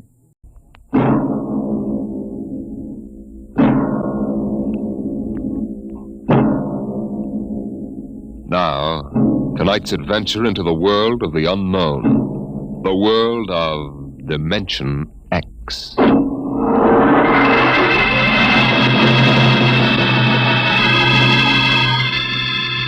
In the South Pacific, night comes on rapidly. The sun dips below the flat horizon. The sea is crimson for a moment, and then night falls. But on Tahani Atoll, giant arc lights turn night into day. Across the waters of the lagoon within the barrier reef, launches and tugs skitter back and forth, while on the curving half-moon of the island, army trucks and jeeps scuttle down the rough roads bulldozed by the Seabees just 6 weeks ago.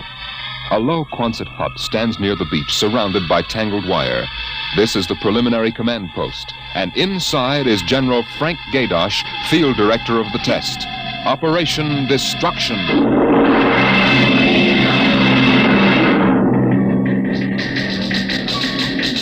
Well, everything on schedule, General Gaydosh. Radiological surveys complete. Instruments placement checked. Get me Navy and tell them HR is as ordered. Send a periodic time check to Air Force and Ewintock and observation control on the Missouri. Yes, sir. I want a complete roster check on all personnel before HR. That test bomb is going off at 10 o'clock tomorrow morning. Even if there's a whole battalion stranded on the target vessels. We'll see that everybody's clear. Yes, sir. Nate Cohen wants to see you. Who the devil is he? AP man. He's been selected by the press radio pool to interview you. I haven't got time. Tell him to speak to Major Breedenberg. He's the PRO. Well, I think perhaps you'd better see him, sir. The directive on public relations from Washington was very clear. Now, what blazes am I supposed to run a bomb test and play mother hen to a bunch of reporters? Washington, sir? All right. Bring him in. Relly, Yes, sir. get me some black coffee. Yes, sir. This is Mr. Cohen, General Gaydosh. How do you do, General? Lousy, as a matter of fact. Is that an official statement? No. And run some of that world is at the crossroads baloney. I wrote that yesterday. General, what effect do you think the new bomb will have in the world situation? I can't tell you that, even if I knew. My job is to set the blaster thing off, see that nobody gets hurt, and collect the data. Can I speak with you for a moment, sir? Later, Alan. Go ahead, Cohen. Can you release anything on the scientific principles involved? I don't even understand it myself. Wait a minute. Dr. Muller. Yes? Come over here a moment, will you? Cohen, this is Dr. Fred Muller. How do you do? Civilian scientific director. He's the only one who knows what's inside that warhead. How do you do, Mr. Cohen? How about a statement, Doctor? Well, I'm afraid all I'm allowed to say is that the bomb is new. It's extremely powerful. And off the record, it's very tricky and dangerous. Well, what'll happen if it goes off prematurely? I don't think we have to worry about that. In fact, we wouldn't even know about it. If you'll excuse me now. How about the natives? What about them? They're going to be evacuated from the island? They already have been. General Gaydosh. I saw the Tahani chief outside when I came in. The whole tribe's out there squatting down at the motor pool having a conference. What? Alan. I've been trying to tell you, sir, the Tahani are still on the island. What? The LCTs already, aren't they? Yes, sir, but they won't go. They refuse. The schedule called for their evacuation to Milani 3 hours ago. I realize that, sir, but I hoped we could still get them off without violence. Look, Alan, they're either on the island or off. Wait a minute. Cohen, that's all. What are you going to do about the natives, General? I'll issue a statement later. You going to force them? Go on, out. I haven't got time. All right, General. Thanks. Thanks a lot. All right, Alan, let's have it. Well, sir, the Tahani have been kicking up a fuss all along. They won't leave. They won't? Do they know what's going to happen to the island? Do they know we're going to blow it higher than a kite? I told the chief, and he just said they won't go. They'll go all right if I have to. Get him in here. Chief? And the lieutenant who interprets. Yes, sir. How do you like that, Dr. Muller? I haven't got enough trouble. You know, I feel rather sorry for the Tahani. It can't make much sense to them. We arrive and tell them they've got to get out. I appreciate your finer feelings, Muller. But I can't let 100 half-naked Kanakas hold up the bomb test. But they're not Kanakas, General. Captain Cook discovered the island in 1788. What's the difference? Lieutenant Gilbert reporting, sir. Noah. I haven't got time for ceremony, Gilbert. Tell the chief he and his tribe have to get off the island. We're providing homes for the Mamalani. Maruru teupa tau tiari iti mailani. Translate, Gilbert. The chief says, you do not understand. Mailani is a bad island. My people have lived on Tahani from the time that our ancestors were cast away on the island. The spirits of our ancestors are buried in the earth. Our fathers are buried here. Our fathers' fathers... If he thinks I'm going to move his graveyard, he's crazy. In our ancestors' time, the Tahani came in a great bird canoe. We were cast away on this island. We have made it our home. What right have you now to carry us over the sea to a strange land where we would die weeping for our homes? We will not go. By the water of Babylon, there we sat down and we wept when we remembered Zion. Thank you. Thank you, Dr. Muller. You're a great help. Gilbert. Yes, sir?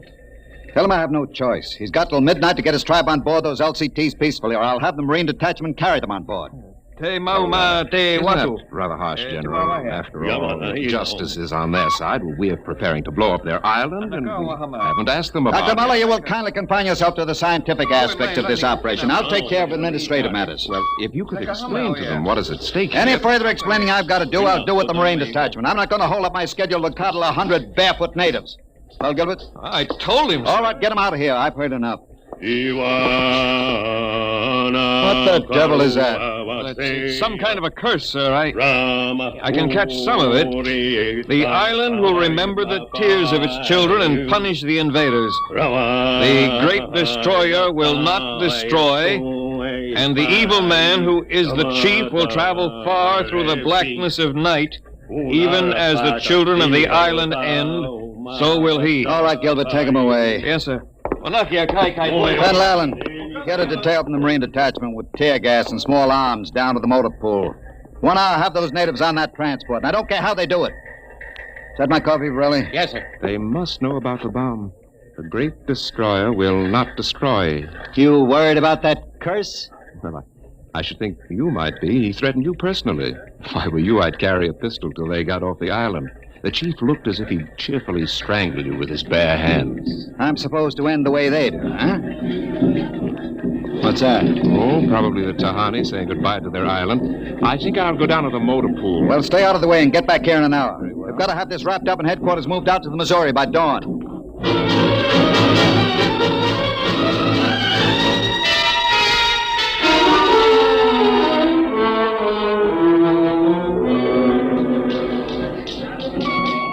Navy and instrument room checking in, sir.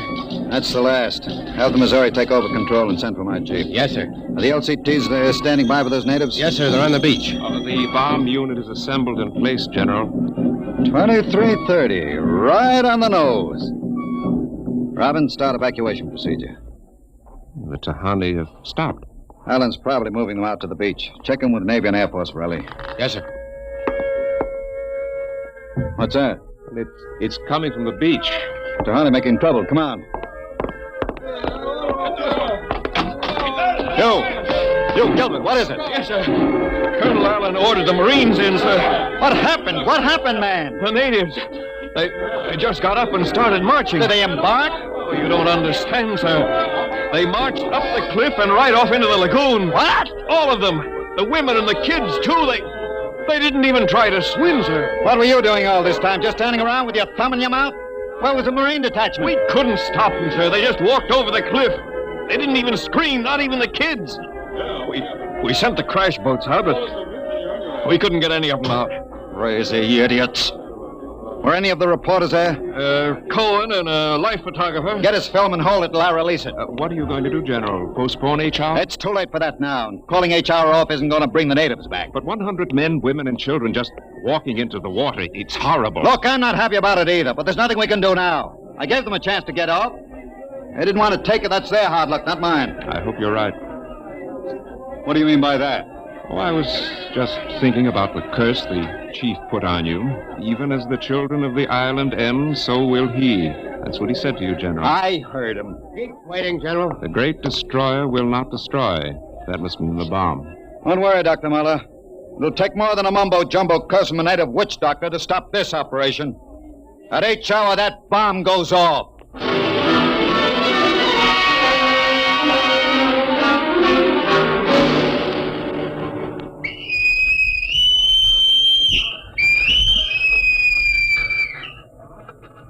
It is now H hour minus 1 minute 30 seconds. H minus 1:30. Video screens hooked in, sir. All right, check control stations. Observation Station 1. Observation Station 1, check. Radiation Station. Radiation control, check. Test the firing circuit, Dr. Observation Muller. Station 2. Right, General. Observation Station 2, check. Damage Control Station. Damage control, check. Communications. Communications, check. All checked in. It is H minus 1 minute. H minus 1. Take a good look at that island on the screen, Muller.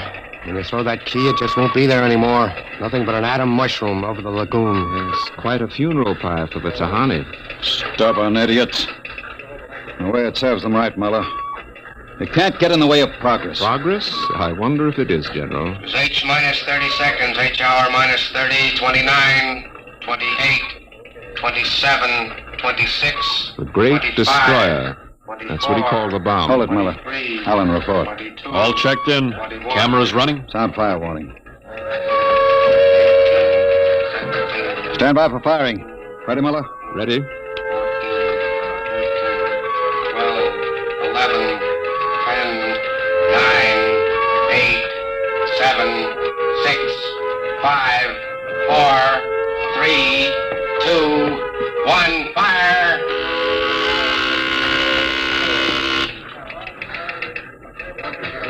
General, it didn't go off. Relly. The bomb didn't go off. Relly, signal stand by. Condition red. Alan, check readings. Muller, what's wrong? What happened? I don't know. The bomb didn't go off. What do you mean? Why didn't it go off? I don't know, except for one thing. The Tahani chief said the great destroyer would not destroy. It didn't, General. The bomb didn't go off.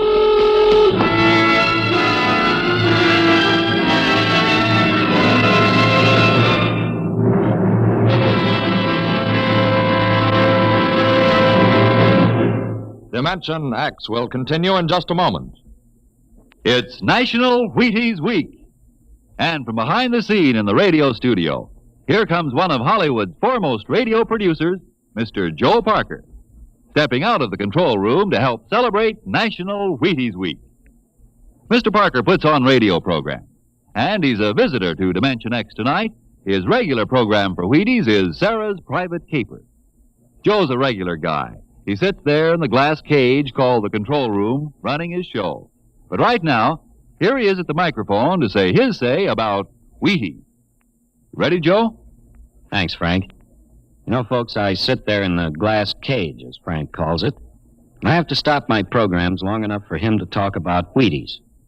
But you know, I don't mind. I kind of like this talk about Wheaties and milk and fruit. That's a lot of good eating. And I like the idea of celebrating National Wheaties Week, too. You know, we enjoy putting radio programs on for your entertainment, and we'd enjoy knowing that, well, that you're going to try Wheaties because of us. I hope you'll get Wheaties tomorrow and have some. The whole family. Matter of fact, I think I'll join you. Thank you, producer Joe Parker. If you like this program, friends, get some Wheaties and help celebrate National Wheaties Week.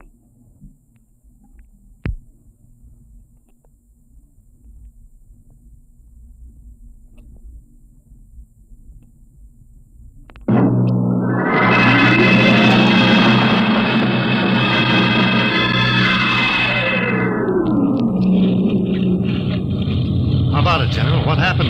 You got a statement? Nothing you can use, Cone. Not until we find out what went wrong.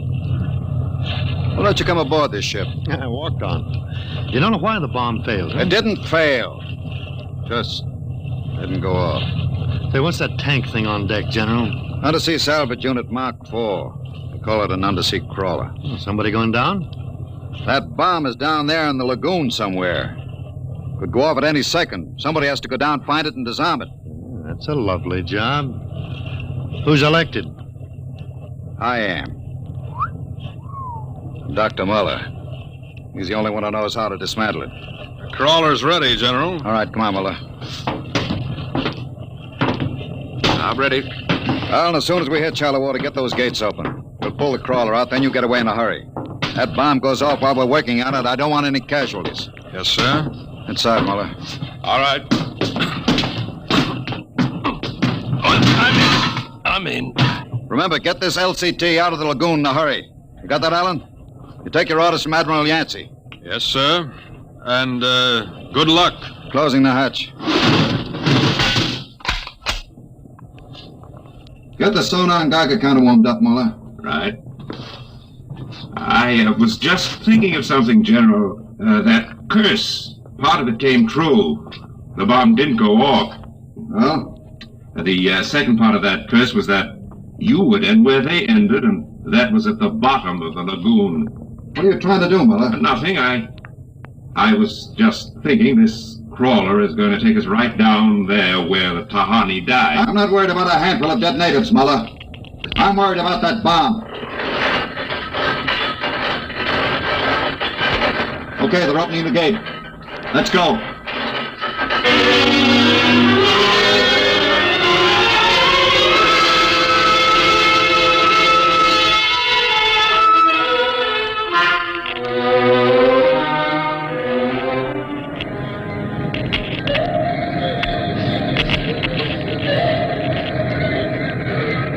USU-4 to control. Depth 50 feet, bottom sandy. Dropping off sharp. Anything on sonar, Muller? A school of fish. Ever been down the crawler before? Only in the tank at New London. I think I've got a Geiger reading dead ahead. Hang Hang on. We're going up over the reef. It must be the bomb, all right. The Geiger count is clucking like a brood hen. Keep an eye on the front vision plate. If we run over the bomb, we're liable to set it off. I think I'm getting something on sonar. Left of point. USU-4 to control. Over. USU-4 to control. Over. That's a fine note. Radio's out. Dead ahead. It looks too large to be the bomb. Can't see much in the forward vision plate. Wait a minute. That's part of the reef ahead. Well, that's where the Geiger reading indicated. The bomb must have settled in a hole in the reef. Have to go after it in diving suits. Suits are in the locker. Let's get this over with. Less time I spend down here waiting for that bomb to blow, the better I like it.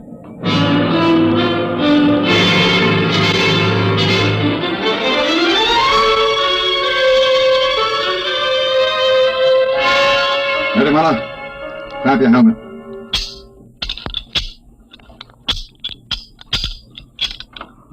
Getting me all right on your headset? Okay, I'm gonna fill the lock.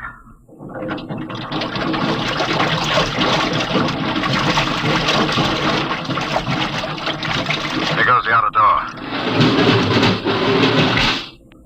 Let's go. This isn't like that diving tank in New London. Look out for that car. Cut you to ribbons. There's an opening of some sort there. Wait till I get the light up. See if you can get a Geiger reading out of that opening. Over there. It's down there, all right. Careful. I'll drop down first. See anything down there? Muller, get down here fast. What is it? You find something? The bottom of this hole. It's metal on the sides. But it's the coral reef. Look. Well, the joints. There's a hull plate of some kind, and... Look out above us! It's closing! Grab it! It's too late. Little hatch. Just lit over the top. This is impossible. What's going on? It's like an airlock.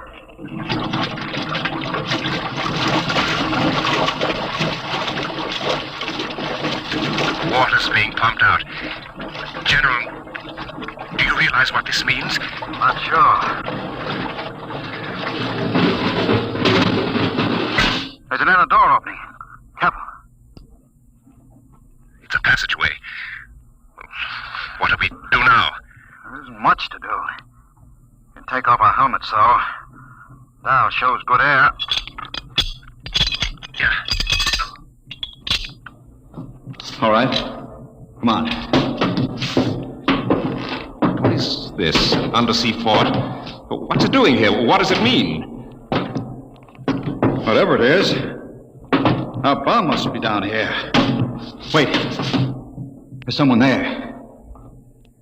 I can't see. There's a shadow. Who is it? Who's that? Ma'anua, Dr. Muller. Welcome to our ship. We have been waiting for you. General, it can't be. Do you see it? It's the Tahani chief.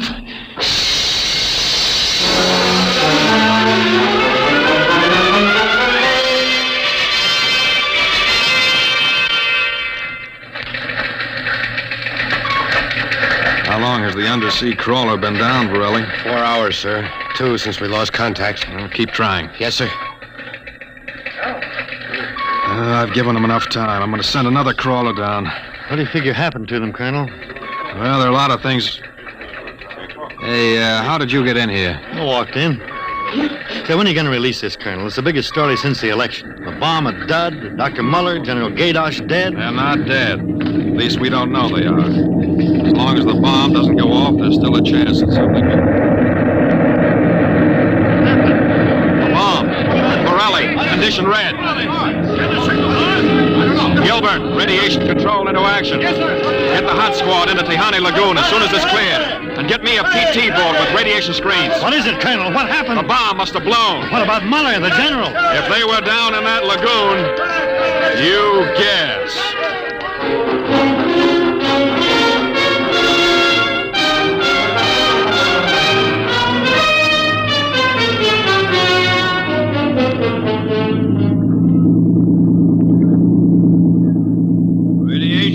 75 and steady. I'll take her in as close to the beach as you can. Steady as she goes. Is there any danger of more explosions? No, when she goes, she goes. Radiation 82. The danger is radioactivity. Our shields aren't much good, but we've got to pick up the recording instruments as soon after the blast as possible. Radiation 93.5. Well, that's still safe. Hey, Cohen, is that something on the beach there? Oh, yeah, looks like a body. Maybe you blew one of the Tahani back out of the lagoon. No. It's moving. Gilbert, glasses. Yes, sir. It's a man, all right. Head into the beach. Aye, aye, sir. Who is it, Colonel? I can't tell, but he's in a diving suit. It's either Muller or General Gaydosh.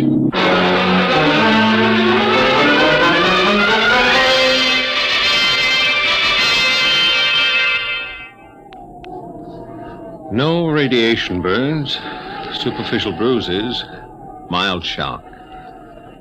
He'll be all right, Colonel. Can he talk? For a while. I'm going to give him a sedative shortly. Muller, what happened? How did the bomb go off? You didn't.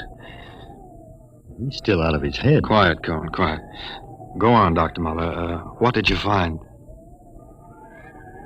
A ship. A giant metal ship. There under the lagoon. A submarine? No. It was a spaceship. Camouflaged right next to the reef. What? When we went inside, we found the Tahani chief and all the tribe alive. What are you saying? Well, they drowned in the lagoon. I saw them. No, they didn't commit suicide as we thought. They just dived underwater into the rocket. A rocket? Built by Polynesian savages? But they're not savages. They're castaways. They're from another planet.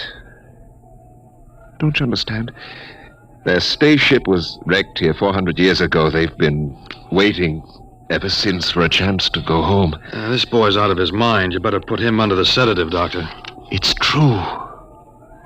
They'd exhausted their fuel. They couldn't find anything here on Earth to replace it until we developed atomic power. Atomic power? You mean they stole our bomb? They made me dismantle it for them at the point of a gun. And then just before they blasted off, they let me go. But what about the general? You mean they killed him? You don't understand. I said I dismantled that bomb at the point of a gun. It was General Gaydosh who was holding it. What's that? Yes, he was one of them, one of their spies, sent out to bring back the rocket fuel they needed. And now, after 400 years, the castaways are going home.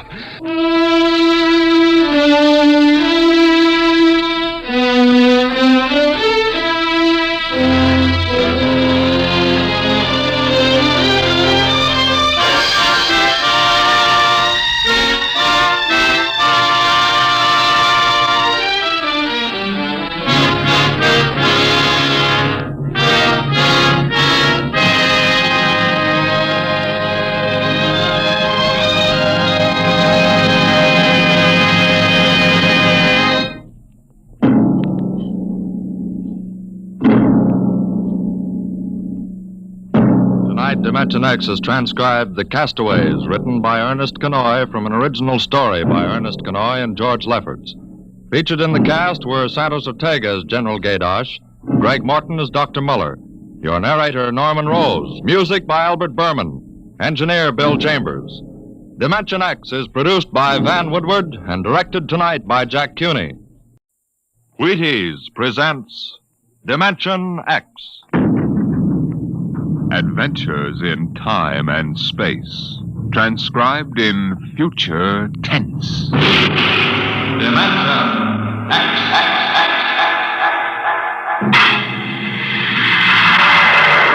On stage tonight, Dimension X, another in the Wheaties' big parade of exciting half-hour presentations. Just about the time you're getting up tomorrow morning, you know what's happened? You've been without food for so long that you gotta get more if you're going to get your work done. That's why first you need your Wheaties. Sure, Wheaties. Because when you dip into those golden flakes, you're getting real whole wheat. Yup, every single Wheaties is a kernel of wheat. And you know what that means? Vitality for working well, feeling well, looking well. Whole wheat energy, whole wheat vitamins. All the goodness of plump whole wheat in crisp little flakes that are mighty nice to meet any morning of the week. So be good to yourself. Tuck into the Wheaties at 7 a.m. and see if you don't feel the difference. Have yourself breakfast of champions and see how Wheaties at 7 can help at 11. Come on now, try 'em.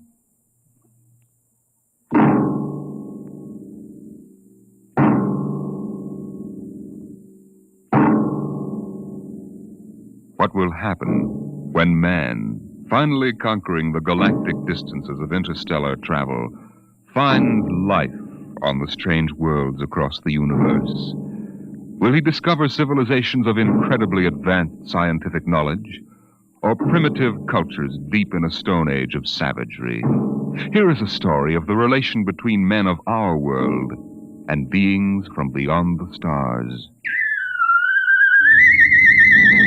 On the desk stood a yellow bowl, the profile a simple curve, clean and sharp. The body was thin without fragility, and the beauty of its shape was matched by the glowing intensity of the glaze, a glorious transparent yellow, soothing as sunlight, yet glowing with the fire of a volcano's core. The desk belonged to Michael Tom, Regional Administrator for the Department of Interplanetary Affairs.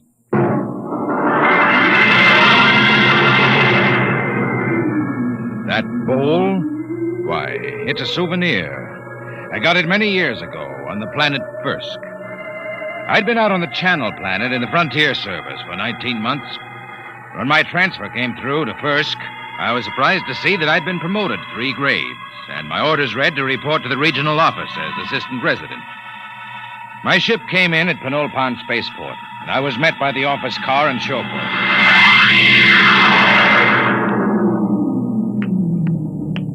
Mr. Tom? That's right. I'm Wirachek, sir. Welcome to Fursk. Thanks. Well, I didn't expect to find a 1992 Rolls here. The resident had it shipped out in parts. Mr. Koval changes every year for the new model. Pretty smooth. Hey, this is certainly different from the Channel Planet. Nothing there but ice, frost fleas, and the dullest aborigines in the system. Well, you won't find the aborigines very dull here. What kind of people are they? The Mituan? Well, they're humanoid. Very close to us systemically. Tall, sort of amber-colored and graceful. Oh, is that one, the girl balancing the bowl on her head? Yeah, she's a Mituan. There isn't a very big human population at first. Well. Looks like Mike Tom has found a home in the service. You haven't met Mr. Koval yet, have you? What do you mean by that? Oh, nothing, sir, nothing.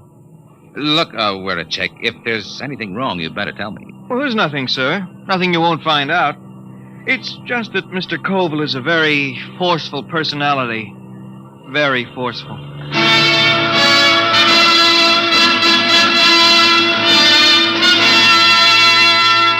We drove through Pinolpan, threading our way through narrow streets between rows of low houses of reed, parchment, and wood. Canals of green water laced the city, and the bridges trailed ivy and orange flowers.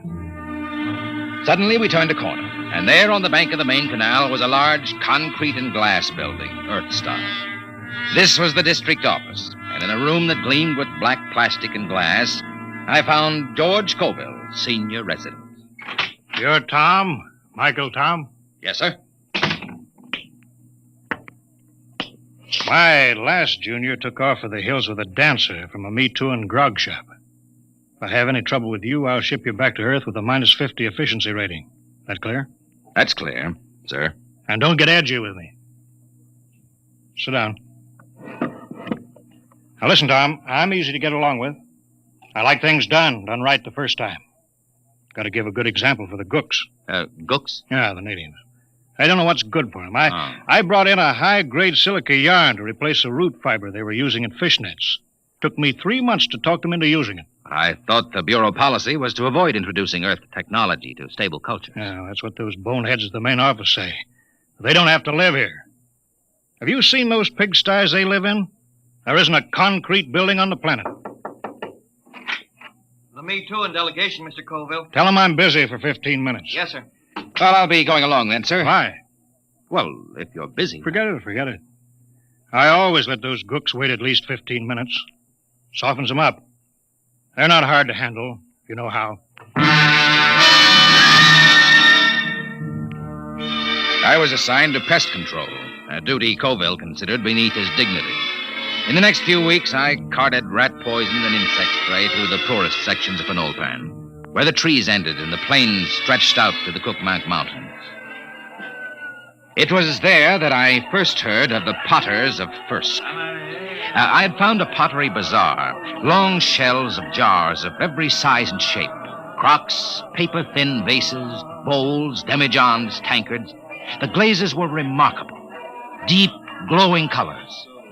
And yet, something was missing. I looked up and down the shelves. Mr. Tom, is anything wrong? No, it's just, Oh, I've got it. There isn't any yellow.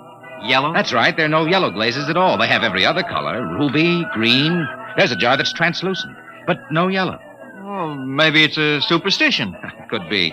Yellow might be connected with death or disease. Well, you can find out, Mr. Tom. Here comes a Me Too, and she probably runs the place. May I help you, sir? Oh, you speak English. I must. We trade with the Earth colony. Your wares are very beautiful. For example, how much is this bowl? 75 credits. That much? They are our ancestors. And to sell them as cheaply as wood or glass would be irreverent. Your ancestors? You mean the bowl? Yes. Uh-huh. Tell me, where's the pottery made? In Penolpan? No, back there. In the mountains? There our ancestors go and the pots are brought back. Aside from this, I know nothing. The Metuan fear the potters. Why? No one knows what lies beyond the first hill, Earthmen. Sometimes we see the glow of furnaces. And when there are no dead for the potters, they take the living. Living? There are the potters now. What are they shouting? That they have sold all their wares. That they will ride back to the mountains now. Hey, big devils, aren't they? Red hair. They are very strong. I think I'll visit the potters one of these days. No, Earthmen.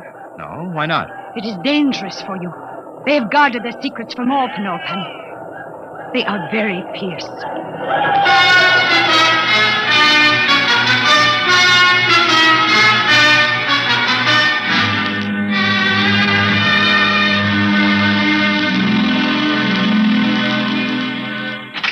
Tom, where the devil you been? I told you to get the estimates for that power plant. I put them on your desk, sir. Oh, yeah. Yeah, so you did. Say, what do you know about the Potters back in the Cookmanks, Mr. Colville? Huh? Oh, they're a tribe of bandits or something. Why? I was at the bazaar today. A girl called the vases ancestors. Seems strange. Ancestors? Well, it probably has something to do with religious death rites. They take away the dead bodies and cremate them for a fee or trade goods. The girl said that when they don't get the dead, sometimes they take the living. What? Well, so that's it. What, sir? Raiding. About every month or so, a couple of Me Too and turn up missing. The whole city clams up like tongue-tied parrots. For 2 years, I've been trying to track it down. Tom, these Potters must be behind it. Raiding, huh? Well, we'll see about that. No, we don't know anything definite. Well, we will. Get Weircheck to roll out the copter. We're flying out to those mountains. I'll put a stop to this if I have to blow them clean off the planet.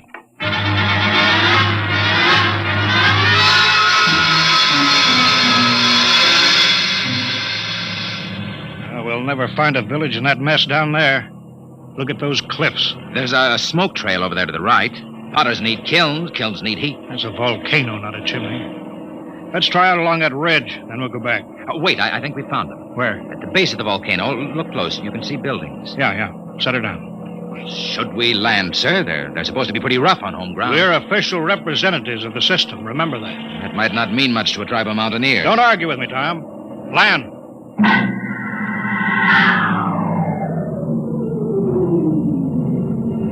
pistol ready. I don't see anybody.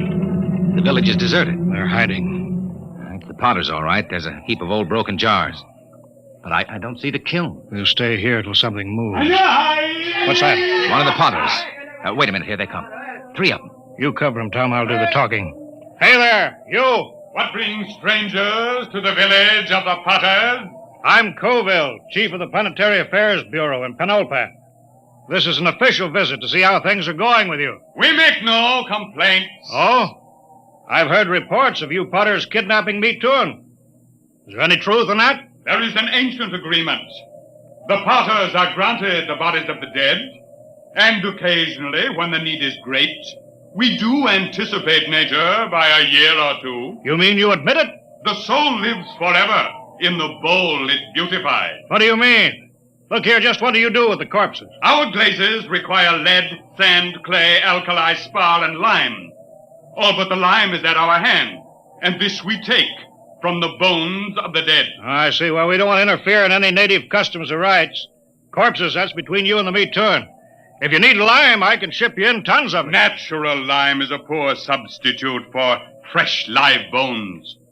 The spirit of the person is in the bones, and it passes into the glaze and gives it an inner fire. Well, you listen to me. I don't care what you use as long as there's no kidnapping or murder. Tell me, Potter. I don't see any furnaces. Where are your kilns? Our firing is done by the great monthly burn. You mean the volcano? Yes, Earthman. Once each month, the heat roars up white and glowing. I see. Potter, why don't you ever use yellow glaze? Yellow glaze? We have no metal to give the pure, rich yellow, the color of the sun. It is strange, Earthman, that you talk of the yellow, for my people have sought the sun glaze for thousands of years. Listen, if there's any technical help you people want, that's my business. But there'll be no more murder. If necessary, I'll put a stop to the potting altogether. Your words are not friendly. Don't think I can't do it. I'll drop an atom bomb down the throat of your volcano and cave in the whole mountain. We'd better pull out, Mr. Colville. Shut up, Tom. You understand? My job is to protect everyone on this mud-hole planet. And that includes the Meat Tuan. Get back in the copter, Mr. Colville. They're getting ugly. Fire over their heads. Keep them back. Quick, get in, sir. They're scared now, but in a minute they may jump us. All right, let's go. Don't worry, Tom. Now those cooks know who's boss. No, sir, we won't have any more trouble from the Potters.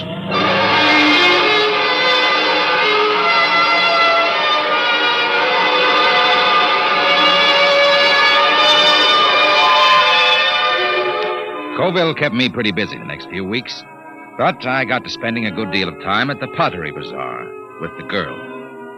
Her name was Sue Then. She was interested in everything I had to tell her about the rest of the galaxy, and I was lonely, so I got to looking forward to my visits there. I was on my way there one evening when suddenly I heard shouts down the side streets. I hurried toward them, pulling out my gun. And then I heard the deep cry of the giant Potters and the crack of hooves on the cobbled streets. Suddenly, a group of riders burst around a corner and charged down on me.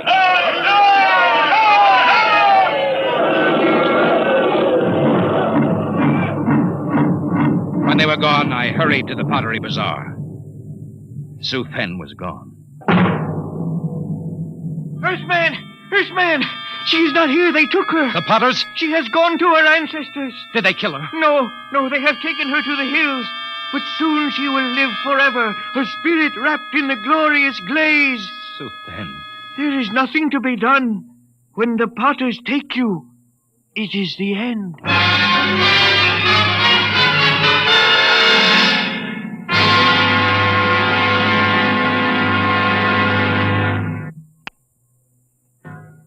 They've been raiding again, huh?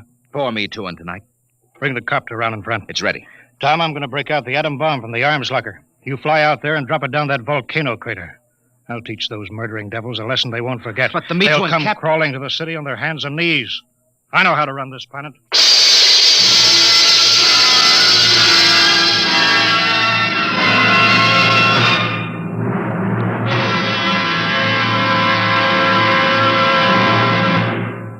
Dimension X will continue in just a moment. Friends, this is Frank Martin, the Wheaties man, and I want you to know an associate of mine, Ed Prentice. Okay, Ed. Folks, I'd like to have you meet a good friend of mine and a prominent member of a fine little organization known as the Chicago White Sox, Mr. Lucius Benjamin Appling. Ooh, Ed, don't say it like that. Whoever heard of a ball player named Lucius? What if I went around calling you Paul Edward Prentice? Let's just make it Ed and Luke, huh? All right, Luke. Say, just how long have you been with the White Sox? Over 20 years, Ed. Golly, I've played in darn near 2,500 games. Then at bat almost 9,000 times. Man, I'm from way back. Well, Luke, you don't look it. How do you keep up the pace anyway? Well, Ed, I sleep good. I eat good. I eat mighty good. Wheaties about 4 mornings a week. Those little old flakes put a lot of snap, even in an old-timer like me. Must be because they're 100% whole wheat. I sure like Wheaties and milk and fruit. You know, Luke, that's exactly what I hear from a lot of ball players and plenty of other people, too. No wonder they call Wheaties the breakfast of champions. Thank you, Mr. Prentice and Mr. Luke Appling of the Chicago White Sox. Mighty nice of you to say those good things about Wheaties. Now, folks, you and I may not be playing baseball for a living, but we can use those whole wheat Wheaties, too.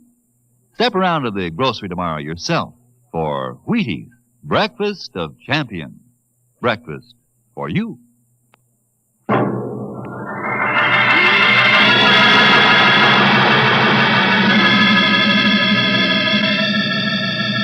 There's the village window, Chick. Swing over it. Shall I pull the safety on the bomb? No, hold it. But Mr. Cole said I know what he said. They got a girl down there, and I'm going to get her out alive. And I'm going to start by trying to talk with that 7-foot red-headed potter. All right, we're a check. Set her down right in the middle of Main Street.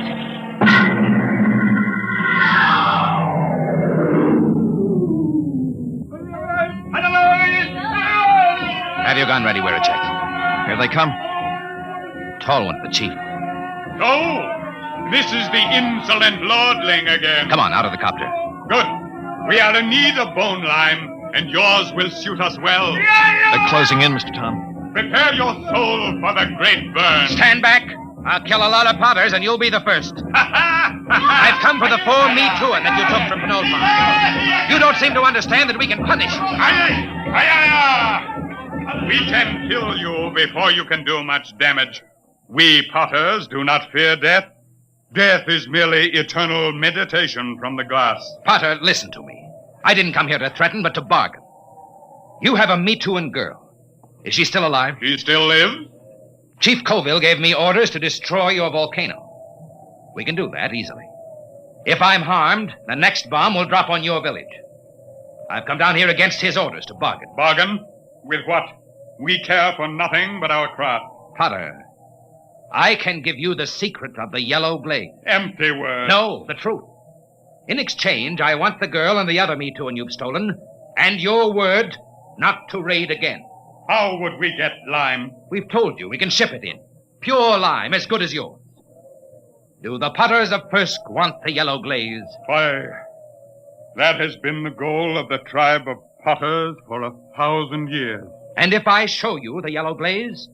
Earthman, if it comes clear through the burn, I agree to your bargain. If it does not, your spirit will be lodged forever in the ugliest bowl we can spin on the wheel. It's a bargain. All right, we're a check. Disarm the bomb. Disarm it? Mr. Tom, you crazy? They'll kill us. There'll be nothing left to stop them. Nothing but the yellow glaze. Yeah, but do you know how to make it? We'll soon find out. I've been doing a little reading on the subject lately. Reading? Holy smoke. Enough, Earthman. I will take you to the potter's shed. If your glaze is the bright yellow of the sun, you live. If not, you die. Come on, Renacek. Let's get to work. With what? You never made a glaze in your life. What are we supposed to work on now? Our last will and testament?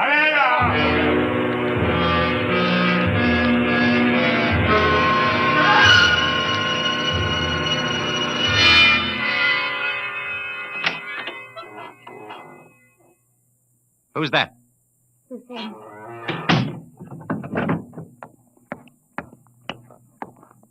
Are you all right? Yes.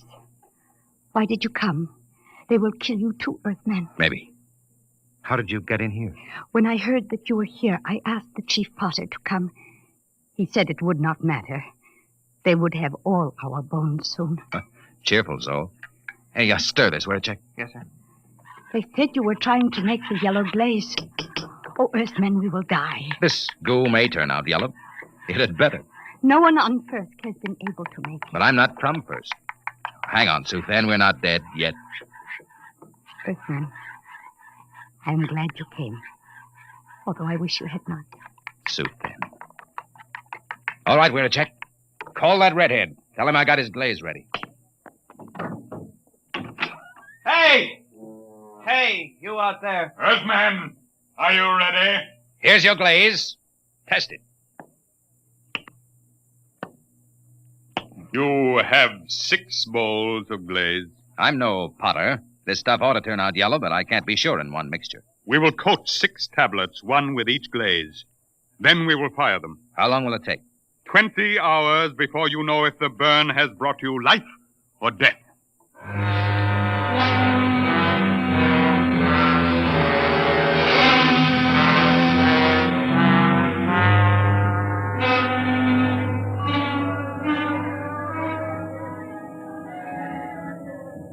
How long can they keep that up? It's been hours. Tiles ought to be done soon. Earthman, here comes the chief potter. It must be time. The tiles are cooled. It is time now to open the kiln and test your glaze. A bargain has been made. The glaze is yellow, or you die. I will open the kiln.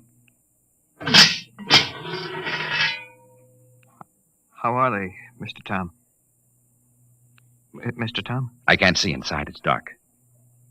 All right, Potter, pull them out. What are you waiting for? I will remove the first tile. No. A dull, dirty brown, Earthman.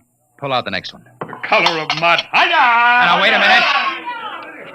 What is the use? There is no yellow glaze. Get that next tile out. We made a bargain. Mr. Brown, your glazes are worse than the feeblest work of our children. Prepare your spirits for the great burn. Now, wait. Look in there. The next tile. Get it out here. Earthman, you waste time. Well, I'll get it out myself. There. Look at it. Yellow. Bright, shining yellow. There it is. The yellow glaze.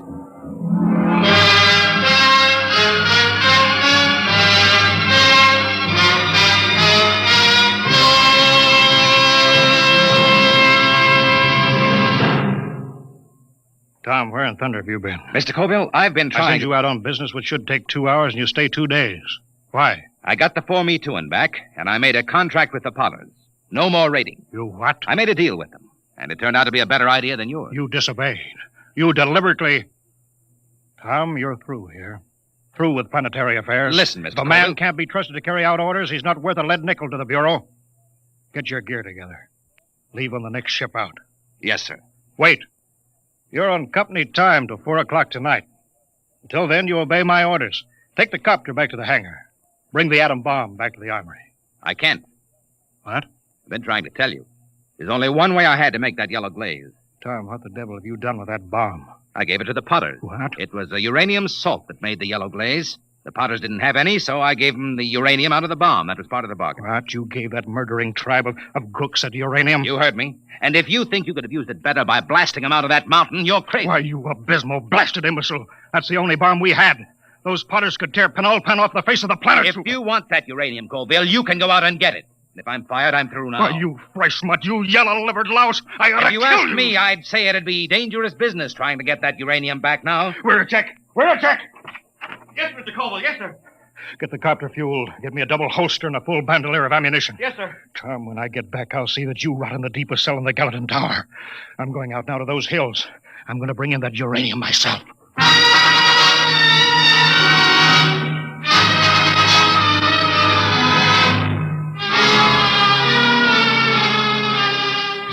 2 days later, Wiracek came into my office. His face was pale, his hands shook with excitement. He's here, Mr. Tom. He's here. Colville? No, the Chief Potter. The Potter. Bring him in. Should I call the guard? Just bring him in.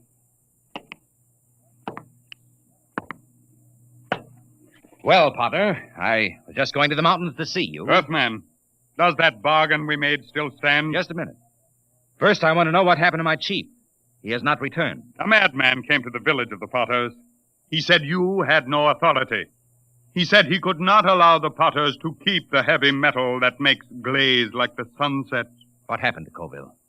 Tell me. There was violence. He killed 6 good wheelmen. He was captured. I come to find whether our contract is good. Captured. All right, Potter. The contract is good. It is bound by my word and by the word of my great chief back on Earth. But only if Colville is returned. He must be brought back. Good. Then to seal the bargain, I have brought you the first bowl made with the new yellow glaze. It's a beautiful vase, Potter. And now, about returning Colville. It is done.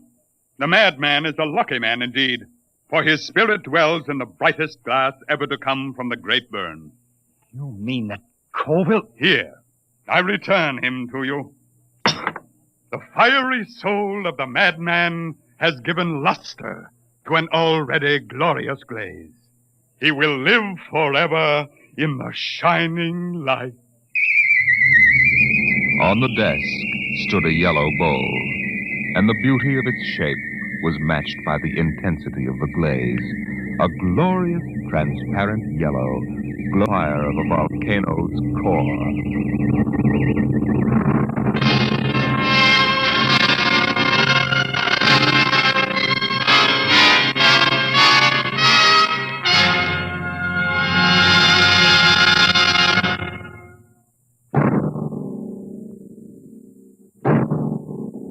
Tonight, Dimension X has transcribed The Potters of Firsk, written by Jack Vance and adapted for radio by Ernest Kenoy. Featured in the cast were Carl Weber as Michael Tom, Wendell Holmes as Colville, and Raymond Edward Johnson as the chief of the Potters.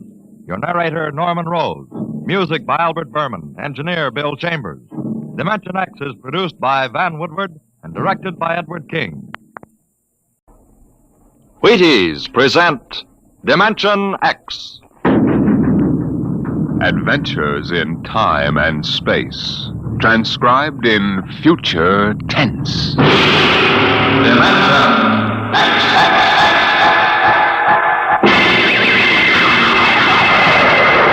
On stage tonight, Dimension X, another in the Wheaties' big parade of exciting half-hour presentations. I don't mean to be too personal, mind you, but have you found out how Wheaties at 7 can help at 11? It's really very easy to find out, you know, and it's mighty worthwhile. Now, what you do is this. Come breakfast time some morning real soon. Dish yourself up a bowl of Wheaties. Crisp, golden flakes, 100% whole wheat.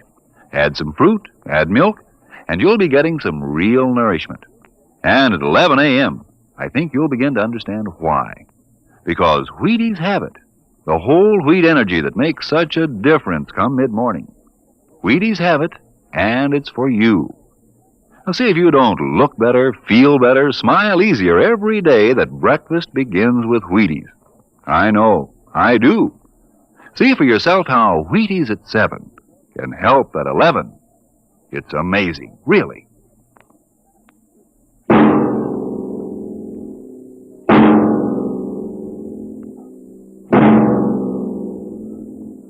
Do you remember when you were young, how your elders would tell you bedtime stories about the man in the moon? Well, tonight we have a different kind of story to tell about him. A story of suspense in the unknown world of the future, where anything can happen.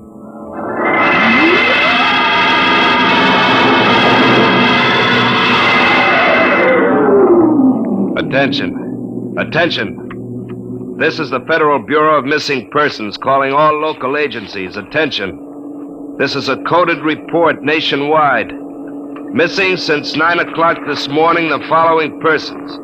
Smidgley Jonathan, 5 feet 8 inches tall, brown hair, brown eyes, mastoid... Hello. Hey, get off this wavelength. This is a restricted band. Hello. Look, whoever you are, you're on a coded wavelength. Now tune out. This frequency is reserved for the Federal Bureau of Missing Persons. Hello, Earth. This is the moon calling Earth. Hello, Earth. This guy's loony. Transmitting room. Jake in transmission. Jake, this is Charlie in the code room. Some crackpot's on our frequency. Yeah, I heard him, Charlie. I've got CQ trying to trace it now. Yeah, well, hurry it up, will you? Some ham's in for a good stiff fine by the FCC. They ought to take his license away. Oh, here comes Lenny with a directional fix. Yeah, Jake. I checked it 4 times. Why, this is impossible, and you know it. I can't help it. Hey, what's going on down there? How about it? Get that ham out of my killer sight. Listen, Charlie, that interference is being beamed from 240,000 miles away. Oh, now, Jake, you know there ain't no such thing as 240,000 miles away. Oh, yes, there is, Charlie. Straight up. Straight... Hey, now, wait a minute. Charlie, that signal's coming from the moon. Are you nuts? Somebody might be bouncing it like a radar signal. Radar on this frequency? Where did you study basic radio? Listen, flathead, you asked for a fix. I gave the best fix our instruments can find. Now take it or leave it. Somebody on the moon is calling the Bureau of Missing Persons.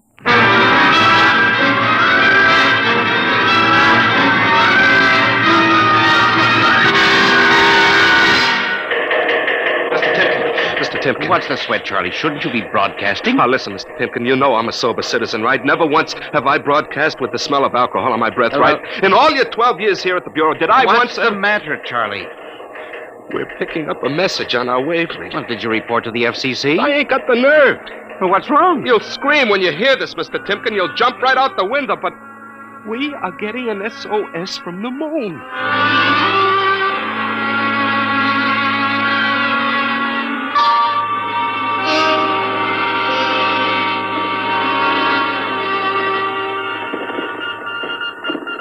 That's got it. Started on voice and switched to Morse. What did he say? Let's see now. Can you read me? Help Otterburn. Will contact when the moon is in phase. Otterburn. Sounds like a name. Otterburn. Otterburn. Holy jumping Jehoshaphat. Hey, where you going? To talk to the chief. Hey, now, wait a minute. What are you going to tell him? We just got a CQ from the man in the moon? That's exactly what I'm going to tell him, Charlie. What? Oh, no. This is too much for me.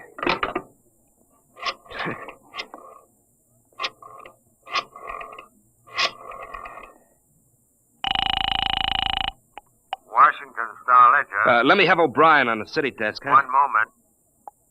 O'Brien speaking. Seamus? Yeah? This is Charlie Starbuck down at the Missing Persons Bureau. You want a hot one? No kidding. This'll cost you a beer, okay? Shoot, Buck. I'll stay in your wavelength for 30 seconds. Yeah, okay. We just got a radio message from the moon. What? From the moon. Call me back when you're sober. Okay, Seamus, if you don't know a story when you see one. I'll send you the name of a good psychiatrist. So long, Orson Welles. Orson Welles? Hey, how do you like that? He don't believe me.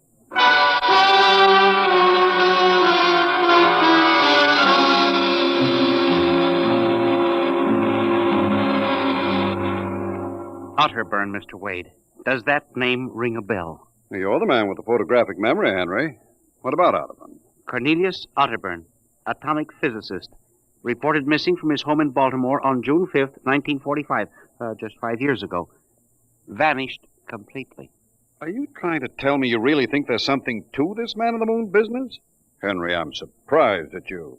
This is some crackpot trying to jam the airwaves. But the name Otterburn is so unusual. So are a lot of names. But, Mr. Wade, I have a theory. Henry, you always have a theory. But, Mr. Wade. Out, Henry. Mr. Wade. Out. I'm busy. Yes, sir. I'm sorry, Henry. Oh, here, take this folder of reports for the dead file. Oh, yes, sir. And no more nonsense, eh, Henry? I appreciate that you have a very dull job filing old missing person reports, and I appreciate that you take an active interest in the affairs of the Bureau. But, no more nonsense. Hmm? No, sir, Chief. No more nonsense. Oh! Pardon me. Hmm? Are you Mr. Henry Timken? That's my name. Permit me, Jefferson Philo, scientific feature writer. May I have a moment of your time? Certainly. Just sit down at my desk right over here. Thank you. My, that's quite a stack of papers. Filing. I'm the records custodian of the Bureau. 12 years and never misplaced a record. Magnificent. Now, Mr. Timken. Yes? Mr. O'Brien, the editor of the Star-Ledger, said I might drop by and investigate a rumor. Only a rumor, mind you, that a message from the Moon? Well, we aren't certain it's from the moon. It may be a bounce. They have bounced radar waves off the moon, you know. Yes, I know. I wrote the first newspaper article on it. Oh, really? Well, I'd be interested to read it. I must have a copy in my briefcase. Well, don't bother. Oh, but I insist. There you are. I'll leave it on your desk. Well, thank you very much. Now, about this message from the moon, Mr. Timken. Well, we don't know for sure, as I said, but I believe that this message, wherever it originates, is from Cornelius Otterburn. The physicist? Oh, you know him. I once wrote an article on his contribution to nuclear mechanics. A brilliant man, Otterburn, years ahead of his contemporaries. Well, whoever is sending those signals, if he isn't on the moon, is at least using the moon as a sounding board, bouncing the signal. But why, Mr. Timken? Why? Look here, Mr. Philo. If you will come here tomorrow night at 8, we may learn the answer to that question. I have arranged with Charlie, our radio man, to let me use the equipment. May I consider this an invitation? You certainly may. Very well, sir. Until tomorrow night, then. Goodbye, sir. Goodbye, Mr. Philo. Goodbye. Lack a day. Now, let me see now. Oh, that's funny. Where did this list of names come from? Paul Aarons, astromathematician. Robert Simons, electronic engineer. Carl Parker, mining specialist. Oh, this must have got mixed up with the papers on my desk by accident. It's a peculiar list of names. Most peculiar.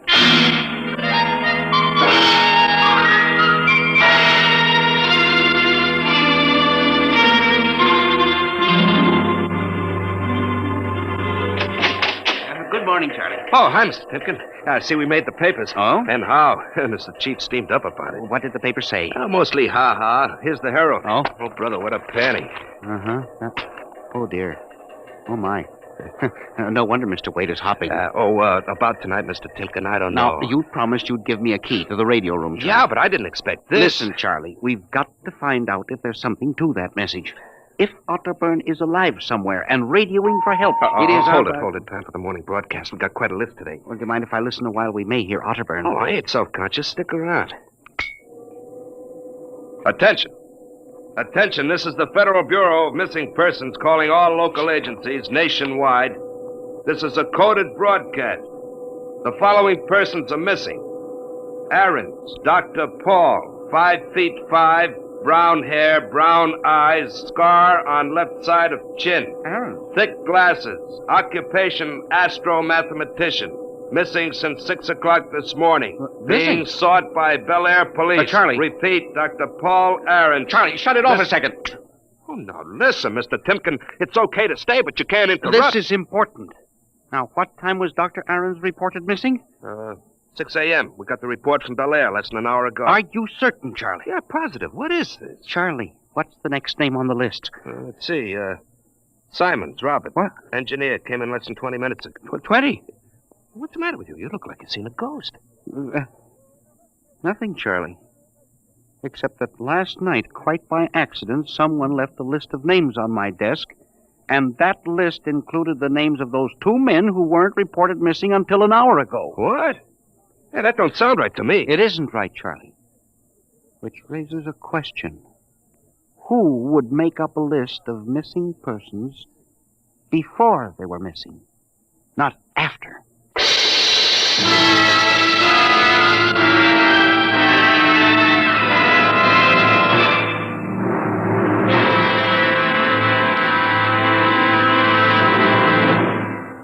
Dimension X will continue in just a moment. You know, friends, when I talk about Wheaties Breakfast of Champions, I mean something like this. Champions do eat Wheaties because they feel Wheaties give them energy they need and because they just plain like the way Wheaties taste. And even though they are champions, that isn't unusual. Sort of the way you and I look at it, isn't it? Here's Ed Prentice with a perfect illustration of my meaning. Now, young man, will you tell us what you do for a living? I pitch. You what? Pitch. You know, baseball. They have a baseball team, you have to have a pitcher. I'm a pitcher. I pitch. Oh, yes, I see. And are you on a team? Yes, sir. I'm on the Cleveland Indians. Cleveland Indians, What is your name, young man? I'm Bob Feller, and you know it as well as I do, Ed. Sure I do, Bob. It's good to see you. This makes your 14th season playing with the Indians, doesn't it? Yep, Ed. 14 years. Well, tell me, Bob, how long you been eating Wheaties? Oh, about 20 years, give or take a couple. You mean you started eating Wheaties before you started playing ball? Why, of course. What's so strange about that? Most people start eating Wheaties before they get to playing ball. In fact, most people never start playing baseball. You don't have to be a ball player to enjoy the lift you get from Wheaties with milk and fruit. You're right as rain, Bob. No champ ever said a truer word about Wheaties, breakfast of champions.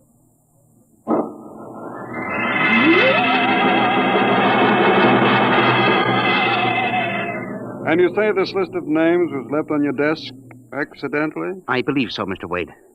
Do you have any ideas? Well, it's hard to say. Mr. Philo left some papers from his briefcase. Mr. Philo? A science feature writer. I see. You were the leak on the story, then. Oh, yes, sir. I'm afraid I was. I didn't think it would be treated as a laughing stock. We'll deal with that later. What's this Philo like? Well, he's strange. Bald, thick glasses, tall, seems to know a great deal about scientific data, but being a science writer... Is there any other possibility? I don't know.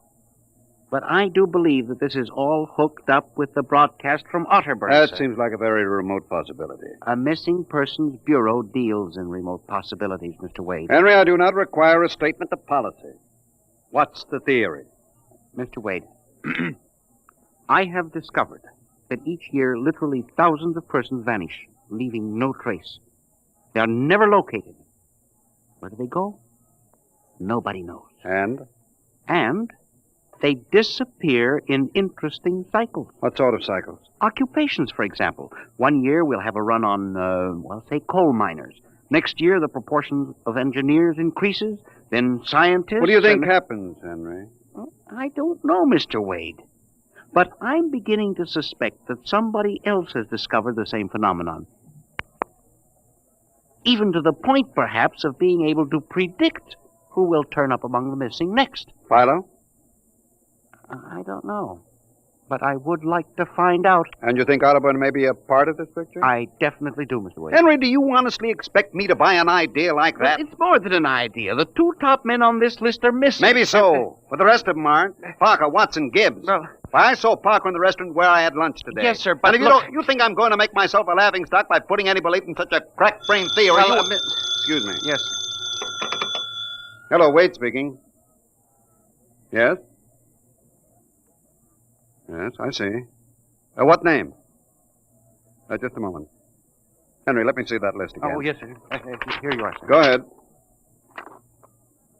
I see. I'll get back to you. I guess I owe you an apology, Henry. Yeah. Sir? Carl Parker was just reported missing. Parker? The third man on your list. Holy mackerel. Exactly. Henry, perhaps I've underestimated you. Maybe this time you really stumble onto something. What do you intend to do, Mr. Wade? I don't know. I haven't thought it out yet. I was planning to listen for another broadcast tonight in the hope that Otterburn might try to contact us again. I'll join you. I also invited Mr. Philo, the science feature writer. I'll be glad to meet him. I'm beginning to get interested in your Mr. Philo. Mr. Wade, you don't think... that he's mixed up in this? I don't know, Henry. Well, Mr. Wade, let's contact the police. No, Henry, I think we're better off keeping this between ourselves for the moment. I don't want the police laughing at the Bureau if you're wrong. I don't know, Mr. Wade. Besides, there may be more danger than you realize. Let's keep it quiet. Shall we, Henry? Yes, sir. I didn't realize there was any danger.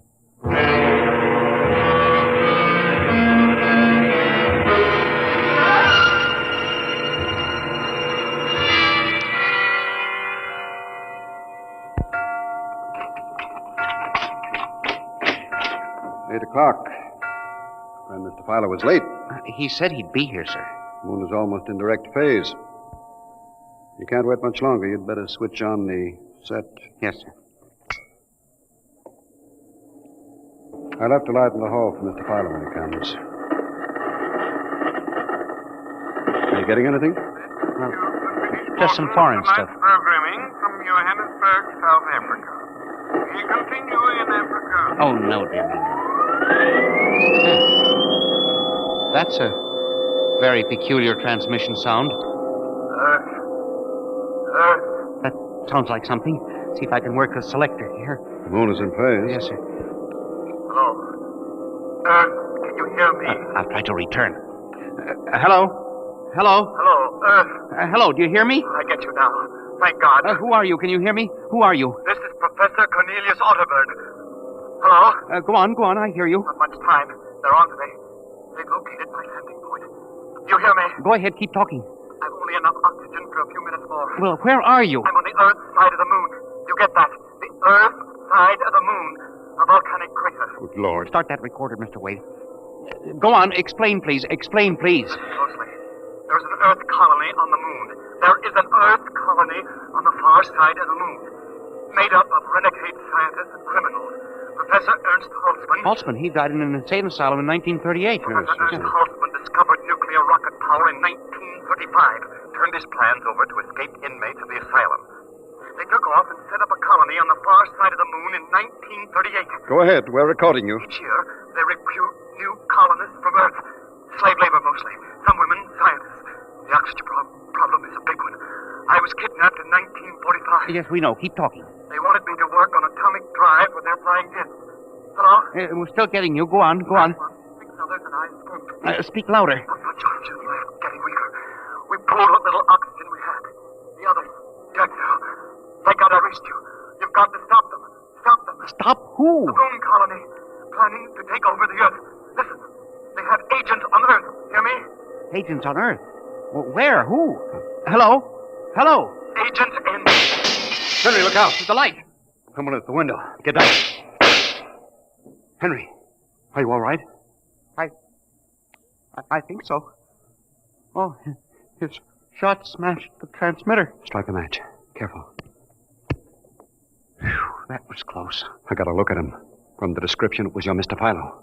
Well, we got a recording anyway, but not the most important part of the message. Henry, we've got to get you out of here. You said they have agents. Philo's probably one of them. He'll be looking for you now, trying to kill you. The police, You Mr. think Wade. the police would believe a fantastic story like this?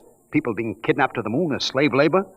Moon colony planning an invasion of the Earth? Henry, believe me, they'd clap us into straitjackets before we could finish. We've got to do We something. need time to get proof. Well, we can't walk out of here. Philo's probably We waiting. can only figure some way.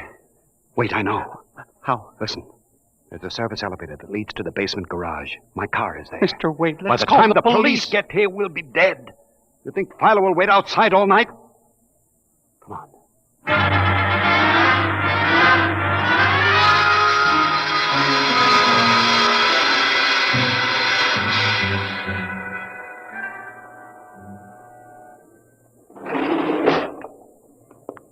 This is the basement.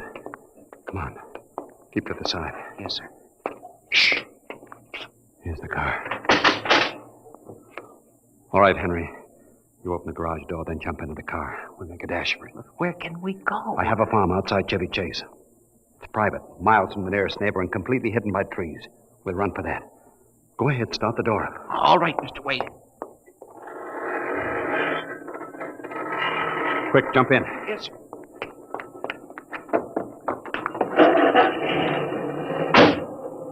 All right, here we go. Cross your fingers, Henry.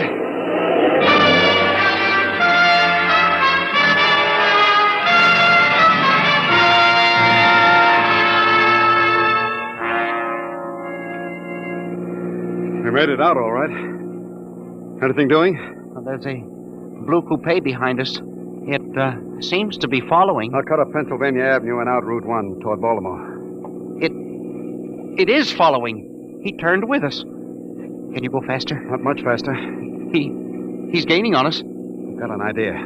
Hang on, Henry. Yes, sir. Why did you stop? Turn off the lights, quick.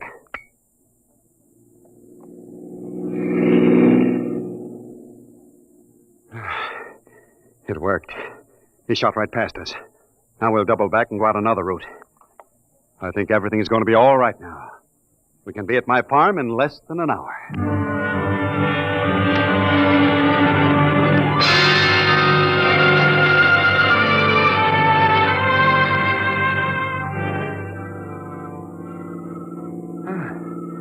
This place is really out in the wilderness, Mr. Wade.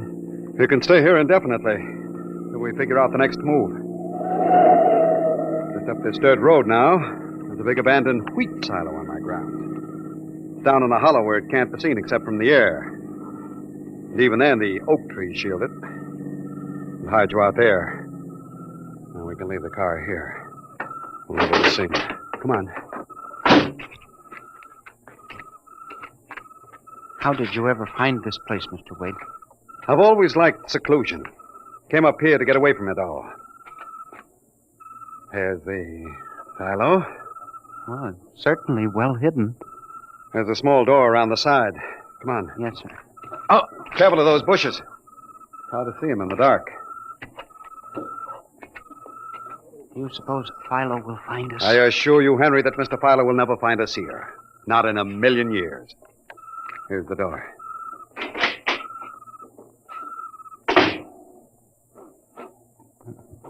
Pitch dark. Hold my arm.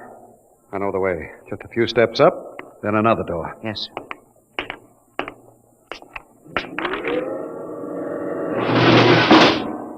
Steel.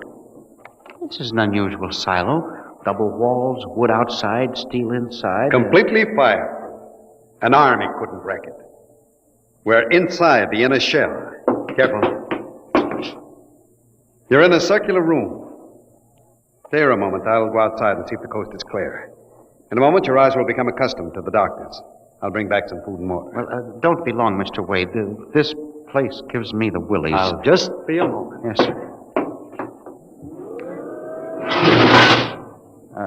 Mr. Wade.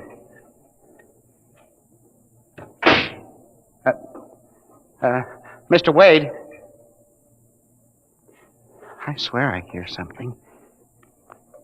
Mr. Wade! There is something. Good Lord. There's someone in here. It's locked. Oh, no. Oh, this must be a light switch. Oh, thank God. Oh, no. People. 10, 15, 20 of them. Mr. Wade! Help! Help! Will do you no good to shout, Henry. Mr. Wade, where are you? Outside, speaking over the intercom. Mr. Wade, there are people in here. 15 or 20 of them. They're sitting like statues just staring at me. They won't hurt you, Henry. They've all been drugged. They're even more helpless than you. Yes, but who are they? Permit me to introduce them, Henry, since they're currently unable to introduce themselves. The gentleman seated before you is Dr. Paul Ahrens, the astromathematician. Ahrens? Next to him is Mr. Robert Simons, electronic engineer. Names on the list? Yes. They've all been recruited for work with Professor Halsman's group on the moon. On the moon? Then you're one of them? Of course. You'll turn around, Henry. You'll recognize the drugged form of your old friend, Mr. Philo. Philo? But I thought... That he was part of the conspiracy? No, on the contrary. His stooping made it necessary for me to include him. Yes, but the man in the window, the one who fired the shots. An agent of mine, the pilot of the ship. Ship? What ship? This silo is a camouflage for a rocket launching platform. In a moment, the roof will slide back for the rocket's takeoff. A rocket ship?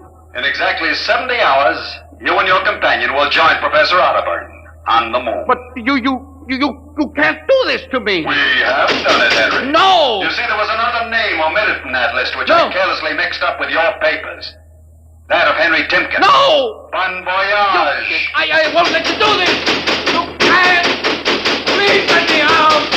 Let me out, please. This can't happen. Let me out.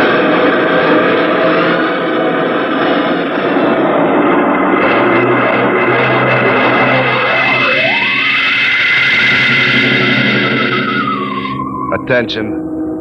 Attention. Missing since 8 o'clock last night. The following persons. Timken Henry, age 45, height 5 feet 8, brown eyes, slightly balding, occupation.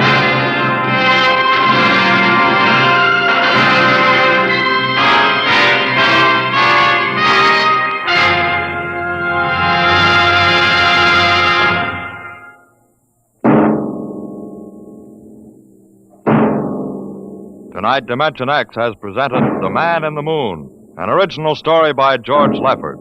Featured players were Louis Van Rooten as Henry Timpkin and Santos Ortega as Wade. Your narrator was Norman Rose. Music by Albert Berman, engineer Bill Chambers. Dimension X is produced by Van Woodward and directed by Edward King. Adventures in time and space, told in future tense. Dimension.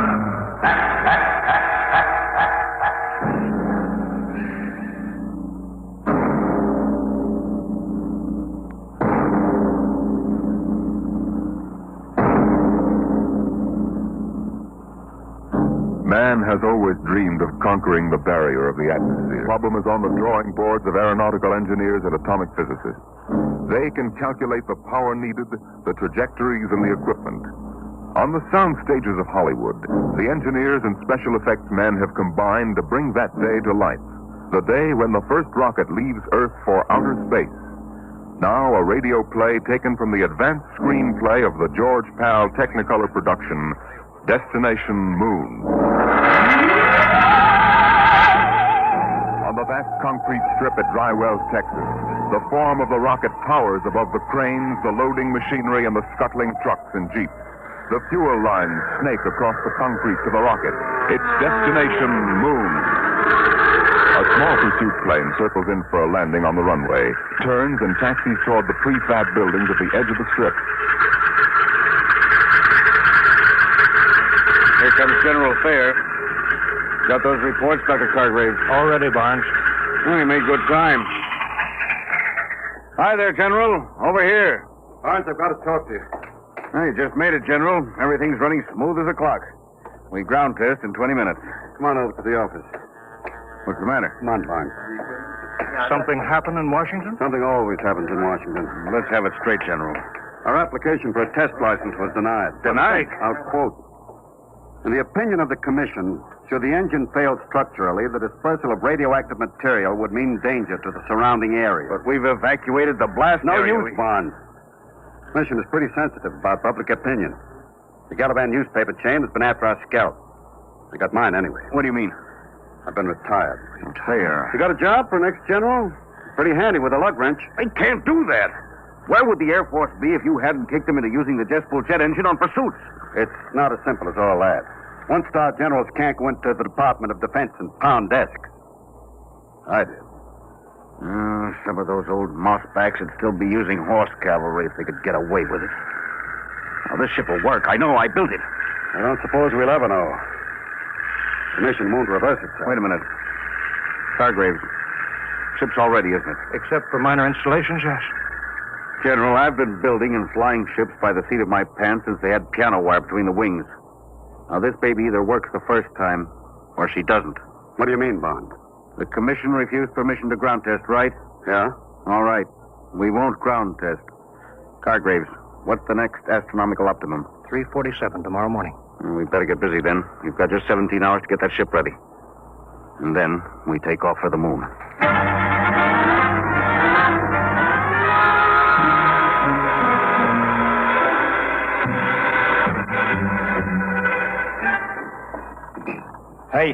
Hey, Brownie. What do you want, Sweeney? What color is the skin temperature lead wire on the chart? Orange with a black stripe. This stuff looks like insulated macaroni. I got it.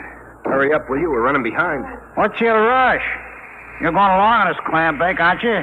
Can't you wait to break your neck? Hey, look out for the starter. Come on, move. We got to take off before somebody flats a writ on us. Brownie, you really going? Sure. Beats me. What do you want to go to the moon for? To see what's on the other side. Ask a stupid question, you get a stupid answer. What's the separation rate, positive lead? Red and white spiral. Oh. What's the matter? Knocked in a bellyache. Eating green apples? No, I'm all right. Come on, Sweeney, get busy. We've got 2 hours left to patch this mess together.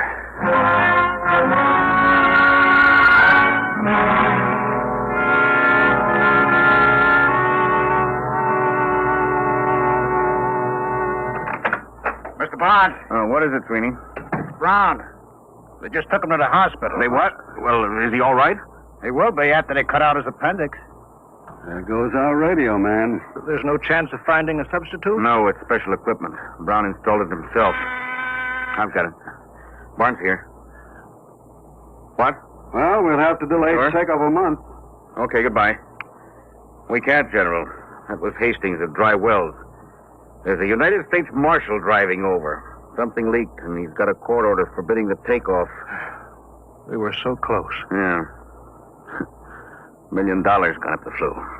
You want me to give a standby, Mr. Barnes? I suppose. Wait a minute. Sweeney. Yeah. You installed that communication equipment with Brown, didn't you? Yeah, but... Then you must know the operation. You could go in Brown's place. The moon?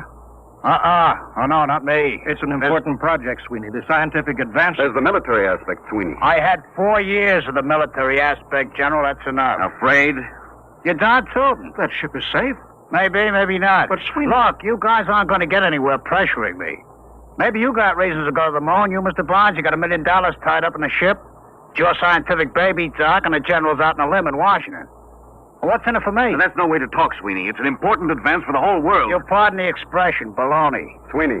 I work on a scientific theory, too, General. Hooray for me, you look out for yourself. I ain't going. I don't like to say this, but this isn't the time to consider yourself, Sweeney. This country's defense hangs on being the first to develop space travel. Somebody else, not me. There's nothing I want on the moon. All right. We'll take care of that.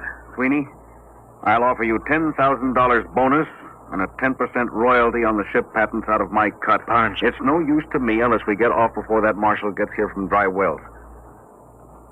Well, Sweeney, you'd be rich enough to retire. You could take it easy the rest of your life. Well, now you're talking my language, Mr. Barnes. Okay. When do we leave?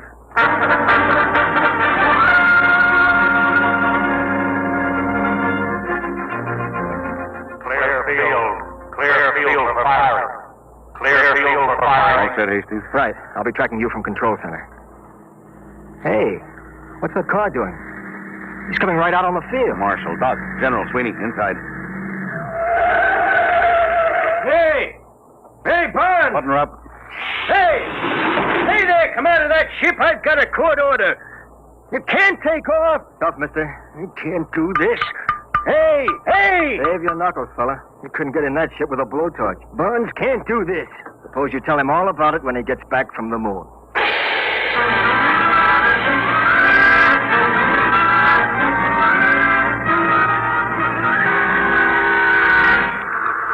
Sweeney, warm up your communication circuit. Yes, sir. Calling traffic, Shack. Traffic calling rocket to Lunar. Over. Get a clearance check. Give us a clearance, traffic. Over. All clear. Dry Wells is ready for tracking. Over. Power ready. Communications? Yeah. Co-pilot? Automatics ready. Give the warning signal. Give me a time check on the computer. 03:47:58. Stand by for count-off and firing. Stand by for count-off and firing. Roger. For check. 2:48. 10. Check. Coming up 30 seconds. 29. 28. I'll lie back on the acceleration 7. couches. Worst pressures 6. will be over in 4 minutes. 5. Barnes.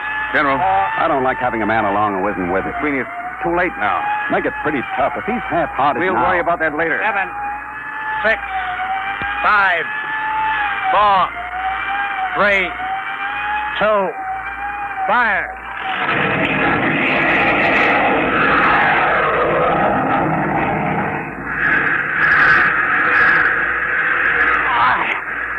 What happened? Noise. All gone. At speed of sound. Switch on televiewer aft. I can't. Can't move. Pressure. Switch is right under your finger. Go on. That's it. Time. 3:50:12. Altitude 2 miles. Get your sun goggles on. It'll be coming through in a minute. There's the dawn line. And the sun. It works. This thing really works. Now, look in the viewer. There's the Earth down there. Yeah. Time. 3:51:10. Altitude 20 miles.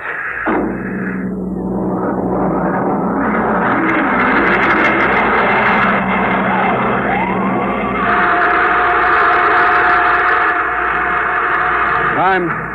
3:53:50. Altitude 807 miles. That's the end of the blast. We're in free fall. Unbuckle your straps. Hey! Hey, I'm falling!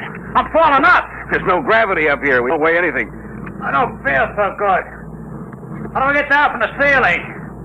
I feel lousy, seasick. No, space sick. What's the difference so long as I ain't healthy?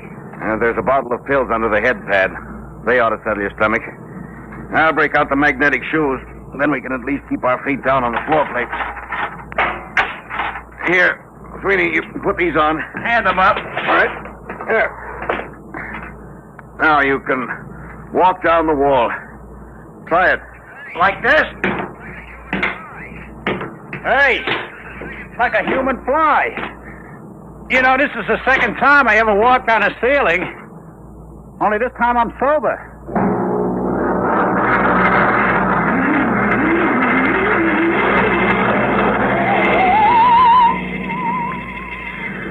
Hey, General, would you mind tapping that ham sandwich back and float it away from me? Feeling better, Sweeney? Yeah, I guess so. It's a heck of a note when your meal floats away from me before you eat it. Sweeney. Yeah, Mr. Barnes. I tried to crank out the radar antenna. She's stuck. Well, let me see.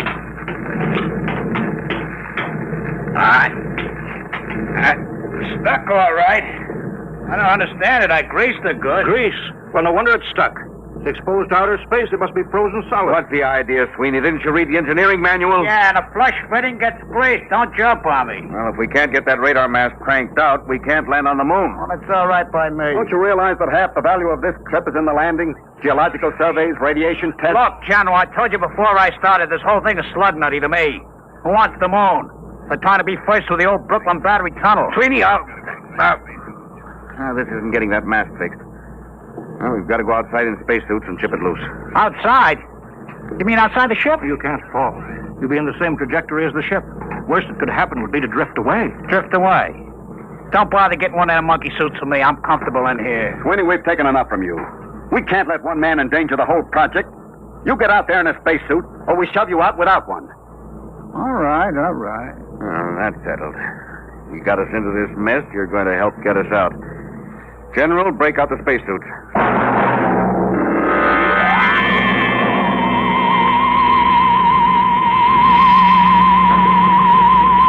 Close the inner lock. Now, let's get this straight. Keep your magnetic shoes on the hull plates. Your safety line's hooked. If you break loose, we won't be able to go after you. You'll hit the moon at 20,000 miles per hour and squash.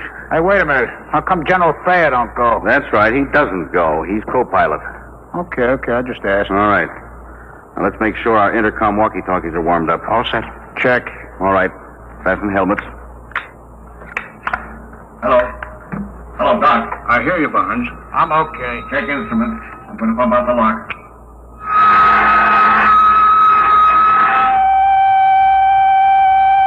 All set.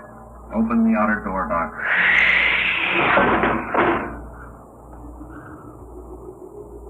Look at that, will you? 1,000,000 stars. 20,000 miles an hour free fall and no breeze. That's right. No air.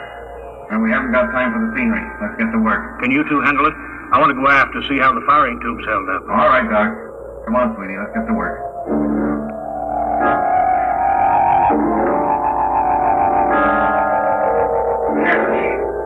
Loose now. Pull the mast out, sweetie. Slippery as a hog on ice. Yeah. Now let's get back. Suits me. That's the Earth up there? Western Hemisphere. You can see America. That dark strip against the light. Pretty far away, huh? Barnes. All right, what's the matter? Help, I'm loose. I'm drifting. Doc, what happened? My shoe magnet's pulled loose. There he is. The safety line broke. Hurry, help. He's too far to keep alive. Oh, he's cooked. We'll never get him back. Hello, General Thayer. All right, Barnes, I heard you on the control room speaker. I'm coming outside. Bring an oxygen tank, got that? Right. Hurry. What are you going to do? Throw him a bottle of air and forget about him? Barnes, help. Now, all right, Doc. General Thayer's coming out of the lock. Where's Congrave? 50 feet out down that left. Give me that oxygen tank. What are you going to do? Trying to hook my shoe first. You're crazy. You'll float away, too.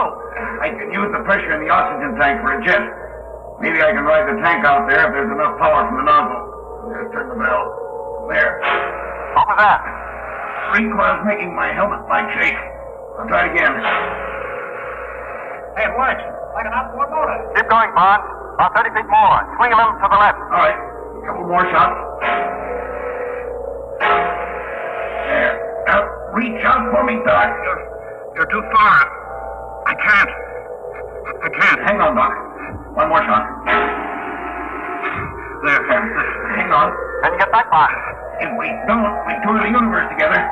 Hang on to me, Doc. All right. You aim us when I turn the bell. You're drifting farther, Barnes. There better be enough pressure to get us back. Here we go. Oh, we're moving. Yes, not fast enough. Pressure's almost down in this tank. There's the last of the gas. We're too far out, Barnes. They can't reach us with a line. Get you back to the ship. On the count of 3, push the tank as hard as you can. The reaction may shove us in close enough. Yeah. Ready? 1, 2, 3. Here he comes, General. Grab them. Reach out, Barnes. Grab the line. I got it. All in. Thank God. Well, glad to have you aboard.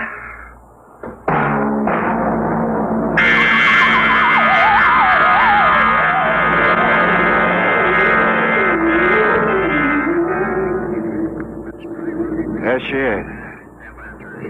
The moon. Stand by for landing procedure. That's pretty rugged country down there. Stand by to turn ship. Fasten straps. Altitude clear. 27.3. All right. Turning ship. Hey, you're leveling off. You're turning too far. We'll go backwards. We land backwards.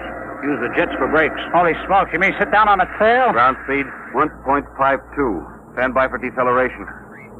Now, fire. Radar. Closing is spotted. Give me view aft on the screen. Hey, we can't land down there. Look, mountains, cliffs. That's the crater Harpalus. We're heading for a smooth plane short of there. Don't look smooth to me. I'm going to kill our forward speed. Stand by. You won't clear the mountain. Give another blast. I can't. We won't have enough power to get home. You make that cliff on the right. Look out, we're going to crash. Barnes, blast. You've got right. Now, automatic landing. Automatic in. Hang on for emergency landing. Stand by for the blast. Hold it. Now. Jack down. Get out your gyros.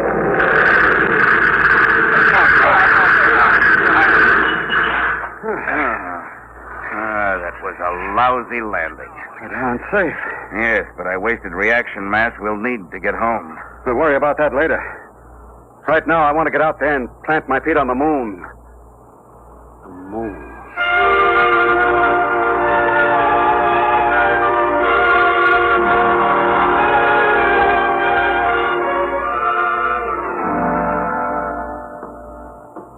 Ready to open the decompression lock? Check. I'm set. And you're inside control, Barnes? Yeah. Sure you don't want to leave the ship? I'll be out later. I've got to contact Earth. All right, let's go. Open the outer door. All right, be sure you don't fall. You puncture your suits on the rocks, you're done. And look out for the low gravity. You'll weigh 1/6 what you did on Earth. All right, let's go. Hey, what is this stuff? Dust? Solid rock. Go ahead, Doctor. Claim it officially. Oh, yes. In the name of the United States of America, I take possession of the planet Moon of and for the benefit of mankind. Well, let's now get down to business. Sweetie, you set up the astronomical camera. Barnes, what's the matter? Get back here, all of you, right away. We were just starting work. You've got to get back. I've been talking to Earth. We may not get off. We may be stuck on the moon for good.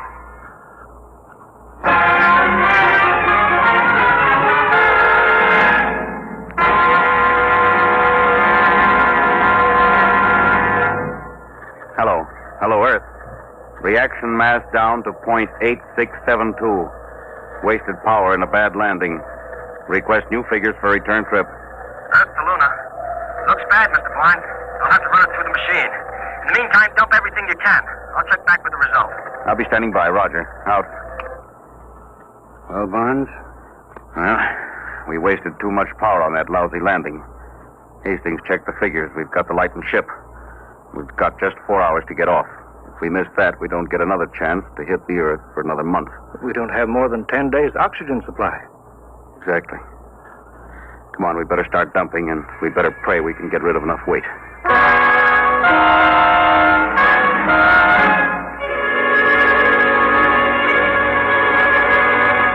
Acceleration pad 4, serial 706, schedule B, 14 pounds. Check. Give me a hand, Doc. Yes. Airlock's full. I'll put my helmet on and shove the junk out of the lock. Franz, is that everything we can get out? 3 of the spacesuits will be dropped before we take off. How about the 4th? We'll have to keep that so we can open the airlock to shove the others out. I've got a removable bridge I could dump. You may have to, General. Well, Hastings is due back now with the takeoff figures. Hello, Earth. Luna calling Earth. All right, Mr. Barnes. We hear you. How much weight have you dropped? 4,003 pounds, Earth weight. Then you're still short 110 pounds. What? If you can dump 110 pounds, you can coast home. Well, we're stripped. We unbolted the locker doors, junked the radar chassis and mounts. We'll have to take a chance as we are. It's suicide. You haven't enough reaction mass to clear the moon. You could be wrong, couldn't you? I could, but not the computer. I'll be standing by, Mr. Barnes. Over. All right, Hastings. Out. 110 lousy pounds. What happens if we're not light enough? We fall back and crash. Or just go into an orbit around the moon. Just keep going around? Yeah, that's it. We've got 14 minutes left till takeoff time. Oh, that's fine. I could have gone over Niagara Falls in a barrel, but I had to come to the moon. Well, it's pretty simple. 110 pounds. One of us stays. Yes. I guess that's it. Highway 180.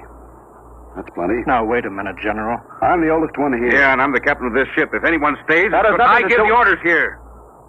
Doc is the engineer. General pilots when you hit the Earth atmosphere. But Barnes... I've got no family, so I stay. No. You've got to go back, both of you. I've been discredited. They won't listen to me. You've got to tell them what you've seen up Listen, here. General, You've got to tell them what the Earth looked like from here. Vulnerable, defenseless, hanging in the sky. I knew this trip would have military value. Well, it does. Can you imagine atom warheads launched at Earth from up here? The moon is the perfect base for an attack on the Earth. Remember, it's only 1/6 as hard to shoot rockets from here to Earth as it is the other way. You've got to tell them the only government to control the moon must be a world government. General, I guess you don't know it. But what you just said means you've got to get back to Earth and convince them even if the rest of us don't make it. Barnes, don't... No, General, that's all there is to it. Now, listen, Mr. Barnes, General. Never mind, Sweeney, you're not in on Don't this. worry, you'll get back. I was going to say, why don't you heroes match for it? Odd man's out. All right, Barnes, I'll go for that. I'm in. No. 2-1, Barnes. Well, all right. What do we use? You can match buttons off your overalls. All right, each one pull off a button. I better check Hastings on Earth. Here's my button. Cartwright. Hello, Earth. Standing by, Mr. Barnes. We're working it out. One of us stays behind. What? We're matching for it. Check time. Well, it's only 110 pounds. Isn't there some... Check time. Ladies and gentlemen, we interrupt the program Dimension X for just a moment for 2 important bulletins from the wires of United Press. From Seoul, Korea, the North Korean radio says the North Korean Communist government formally declared war on South Korea effective at 11 a.m. Sunday, Korean time. And then a little later, this bulletin from Washington. State Department officials say they will hold Russia responsible for the North Korean attack against the independent South Korean Republic, which this country and the United Nations brought into being and have supported. We now return to the program Dimension X. Yes, sir. 9:41:50. 10 minutes to 0 hour. Check. That's all, Hastings. We'll take off with 3 men. All right. Ready to match? Hey, what? The airlock. Sweeney, he went out. What's he doing? What? He's going out. Out there on the moon.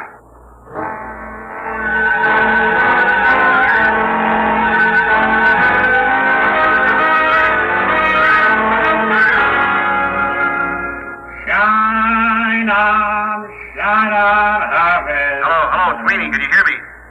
Yeah, sure, Bud. Hiya. Oh, come back in here, you fool. Blow it. It's nice out here. Come back, Sweeney. You're going home. Yeah, some other time. Remember me, the girls? Any girls. Listen, Sweeney, come back. This trip doesn't mean that much to you. We've talked you into it. Nobody can expect you to do this. Now, don't be crazy. Why not? I'm a lunatic. Get it? A lunatic. Sweeney, come back. Listen, I lighten your ship, get it? 160 pounds, that's me. Now go on, take off. Come back, Sweeney. You can't do this. Listen, you guys wouldn't count me in on the matching. Oh, no. I run on hooray for me, and you look out for yourself. Well, maybe you change my mind. I've been looking up there at that earth hanging in the sky. We're gonna build something on this moon. All of you guys gotta go back. Doc, he's the guy to work it out in the lab. Bonds, you build the ships, and the general, he's gotta pound those desks and see that it gets done right. You don't need me. Now, Sweeney, wait a minute. Come back. Come on, bro, get gone. You're spoiling my whole day. So long, heroes. You don't understand. We can take off, all of us. What do you mean? What's 110 pounds? Now, listen to what I say. Get back in here, and on the way, pick up a screwdriver and a rat tail file and an oxygen tank. What's the deal? Get back in here. I've got a way to get us all off, if it works.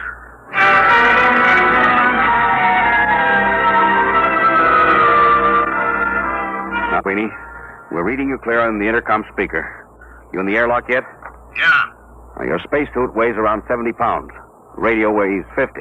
Yeah, but I can't open the outside door of the airlock without my suit. What are you trying to pull, Bonds? After you chuck the radio out, you file a hole in the gasket on the outer door. Got that? Then you tie your safety line to the oxygen tank, pass it through the hole. It hangs outside. You got that? Yeah. Then you close the outside door, get out of your suit, come in here. We close up, decompress, and open the outside door again. Oh, I get it. The tank pulls the suit out of the lock. Right. And if it works, we all get home. Now, hurry now, Sweeney. 8 minutes to calculated takeoff time. 8 minutes.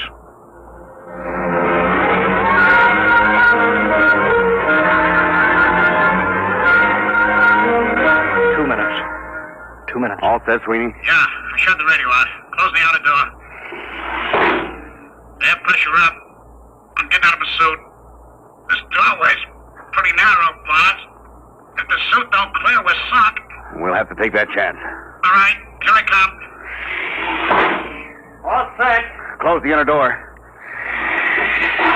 Decompress. Now the outer door. It ain't moving. I can see it through the port. Coming up 1 minute. 1 minute to take off. Foot of the suit caught on the intake. No, it's flattened out. Get clear of that door, brother, get clear. There it goes. We're in. 40 seconds. Close the outer door, Sweeney. Stand by for takeoff, everybody. 30 seconds. 29. Sweeney, 28. I don't think I could have done that. 26. Just walk out. Oh, baloney. I haven't got that kind of courage. 23. I'd have had to make a speech. 22, A big, 28, heroic speech. 20. 19. I didn't have the guts to just walk out. 17. No, it's... 16. All right, stand by. 14. Communications? Fine, just handy. Co-pilot? 11, Automatic set. 10, 9. Stand by. 8. 7. 6. 5. 4. 3. 2. Fire. All right, we're clear. Son of a gun! We're clear. We're heading home. Time 2:50, 36. Destination Earth.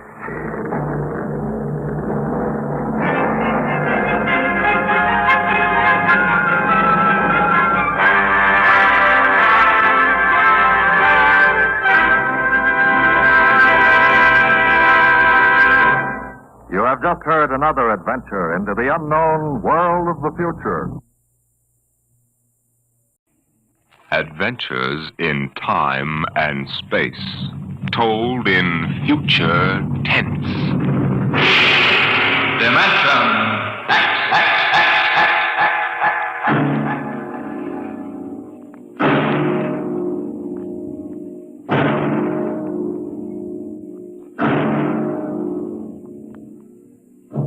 Can you predict the future? Can you tell what will come in 100 years? Or in 10? Or in the next minute? Tonight we present two ventures into the unknown. Two fantasies of the future, chosen from the works of one of our most brilliant young science fiction writers, Ray Bradbury. First, his story entitled, There Will Come Soft Rains.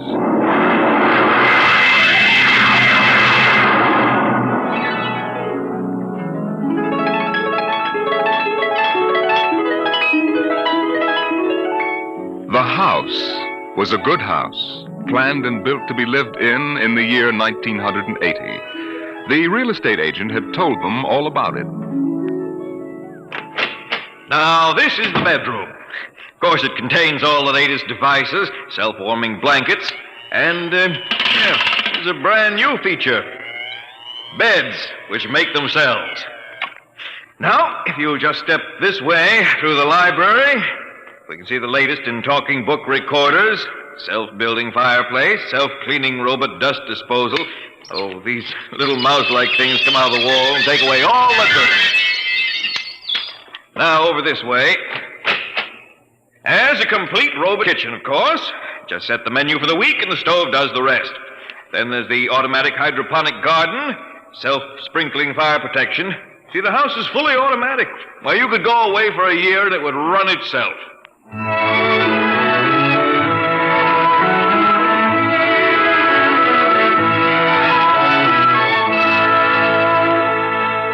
And so the family took the house. The man and the woman and the two children. A boy and a girl. And they lived contentedly, enjoying music and poetry and the rich, warm things in life. And the house fed them and slept them and entertained them. It made a good life for them. Until one day, there were 10,000 explosions, and the world shook, and red fire and ashes and radioactivity fell from the sky. The happy time was over.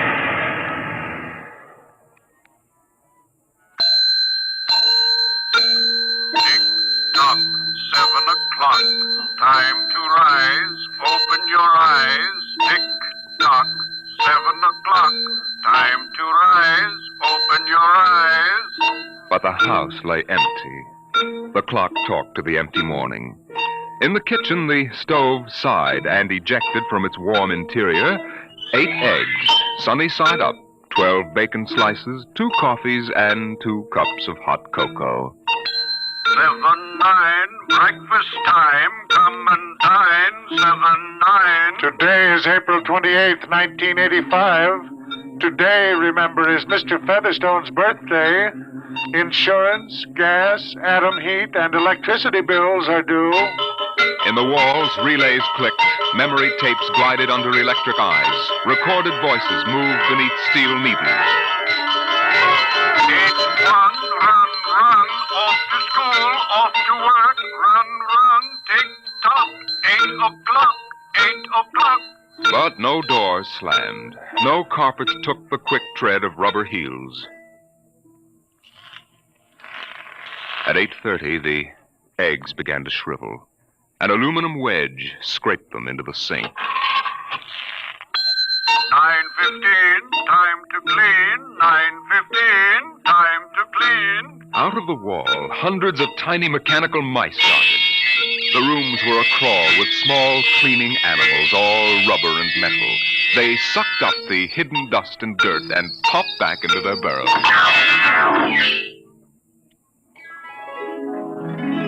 At 10 o'clock, the sun came out from behind the rain. The house stood alone on a street where all the other houses were rubble and ashes. At night, the ruined town gave off a radioactive glow which could be seen for miles. At 10:15, the garden sprinkler filled the soft morning air with golden fountains. The water tinkled over the charred west side of the house, the side which had been facing the blast. It was black, except in 5 places. One of the 5 places was a silhouette of a man mowing a lawn, just as he'd been the instant the radioactivity burned his image into the side of the house. Over there, a woman bent to pick flowers. Still further over, their images burned into the wood, where a small boy, hands flung into the air. Higher up, the image of a thrown ball, and opposite, a girl, her hands raised to catch a ball which never came down. 5 people. 5 spots of paint. On the front porch, the dog whined and shivered. The front door recognized the dog's voice and opened. The dog padded in wearily, thin to the bone, covered with sores. It ran to the kitchen and pawed the kitchen door wildly. Behind the door, the stove was making pancakes which filled the house with their odor, as prescribed by the automatic preset menu selector. The dog frothed, ran insanely, spun in a circle, biting its tail, and died. 1 o'clock, 1 o'clock. Delicately sensing decay, the regiments of mice hummed out of the walls, soft as blown leaves, their electric eyes glowing. 1:15. The dog was gone. 2:15. Bridge tables unfolded from the walls of the patio. Playing cards fluttered onto pads. Martinis appeared on an oaken bench. But the tables were silent, the cards untouched. 5 o'clock, 6 o'clock, 7 o'clock, 8 o'clock, 9 o'clock. Dinner was made, ignored, flushed away. Dishes were washed. In the study, the tobacco stand produced a cigar with half an inch of gray ash upon it, smoking, waiting, waiting. The hearth fire bloomed out of nothing. 9 o'clock, 9 o'clock. The beds began to warm their hidden circuits, and the phonograph spoke from beside the fireplace. Mrs. McClelland, what poem would you like to hear this evening? Mr. McClelland? Since you express no preference, I shall select at random from among your favorites. Sarah Teasdale, There Will Come Soft Rains. There will come soft rains, and the smell of the ground, and swallows circling with their shimmering sound, and frogs in the pools singing at night, and wild plum trees in tremulous white. Robins will wear their feathery fire, whistling their whims on a low fence wire, and not one will know of war. Not one will care at last when it is done. Not one would mind, neither bird nor tree, if mankind perished utterly. And spring herself, when she woke at dawn, would scarcely know that we were gone. The phonograph finished the poem. The empty chairs faced each other between the silent walls. At 10 o'clock that evening, the house began to die. The wind blew the bough of a falling tree into the kitchen window, smashing it. A bottle of cleaning fluid crashed on the stove.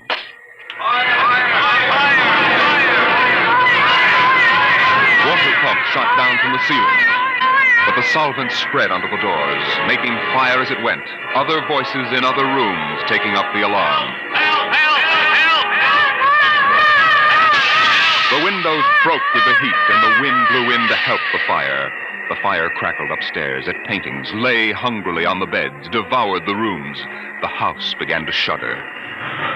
The bared skeleton began to cringe in the heat. The wires revealed as if a surgeon had torn the skin off. Voices screamed in every room.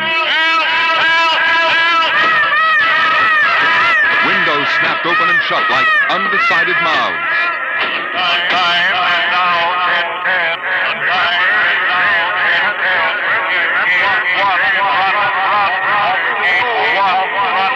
A thousand things were happening at once.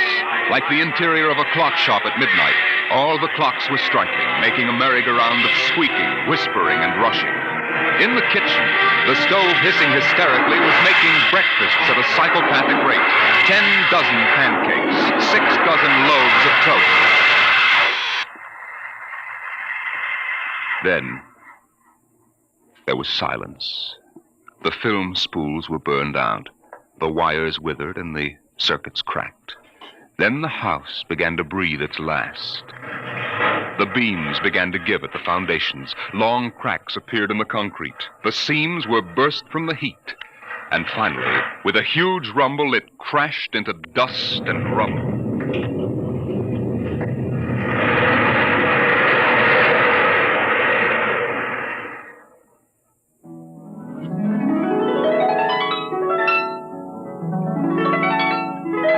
Dawn shone faintly in the east. In the ruins of the house, only one wall remained standing. And within the wall, even as the sun rose to shine upon the burning rubble, a voice spoke again and again and again. No one would mind, neither bird nor tree, if mankind perished utterly. And spring herself, when she woke at dawn, would scarcely know that we were gone, that we were gone, that we were gone, that we were gone. Today is April 29th, 1985. Today is April 29th, 1985.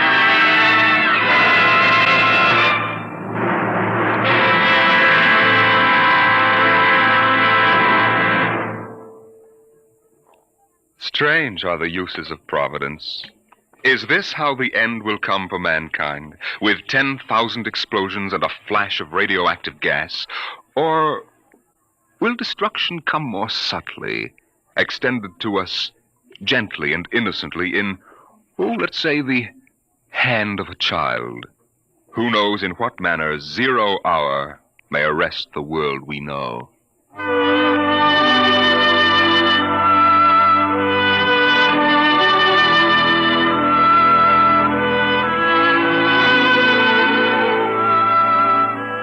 It was a perfect summer day in the year 1985. The streets were lined with green, peaceful trees.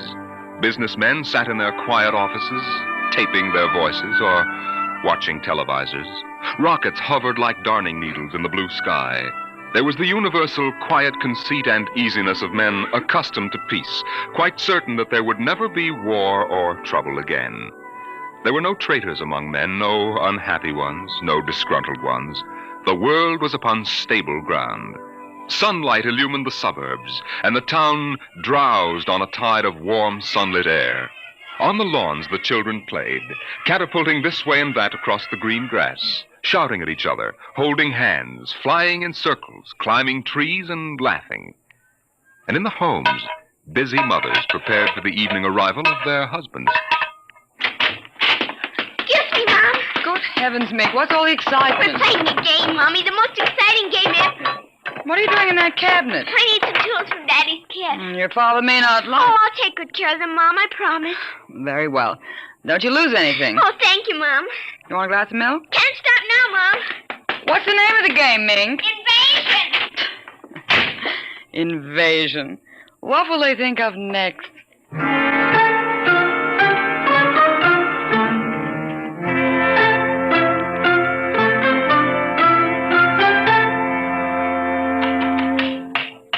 Now this, and this, and this, and this. Now put that there and bring that over here. Oh, no, you ninny. Now get back while I fix this. There, they want it this way, see? Here, just let me fix it. Oh, Mink, it's that smarty pants Joseph Connors. Don't let him play. He's 12 years old. Don't worry, I won't. What you playing, Mink? None of your business, smarty pants. I want to play. Can't. Why not? You're too old. Just 'cause you're only 8. No, you'd only laugh at us and spoil the invasion. Make him go away, Mink. Go away. This is my backyard. Who wants to play with you and your old fairies anyway? They aren't fairies. Nuts to you. I don't want to play anyway. Good riddance. I'm glad you didn't let him play, Mink. He'd only laugh. Now, we'd better talk to Drill and get some more instructions, Art. Now, here's your pad and pencil. Where is Drill? Drill? Here, Drill. Drill? Well, he's in the rose bush, I think. I'll talk to him myself, and you write it down in the pad. Okay. Drill? Drill? Okay. Drill wants you to write down triangle. What's a triangle? Never mind. Drill will tell us when he wants us to know. It helps the invasion. How do you spell it? Well, that's Drill. Drill, how do you spell... Here's your mother, looking out the window. Mink? Yes, Mother? Who are you talking to? The rose bush, Mom. Only it's not really a rose bush. That's Drill. Who's Drill? He's planning the invasion. Oh, I see. Well, you better come in and clean up for supper. Your daddy will be home soon. In just a second, Mom. You got that, Art? See, now what? 4, 9, 7, and A, and B, and X, and a fork, and some string, and a hexagonal droopy. Come on, Mink. Supper's in 10 minutes. Okay, Mom, just a minute. I have to tell Drill. I wish we didn't have to eat, though. It holds up the invasion.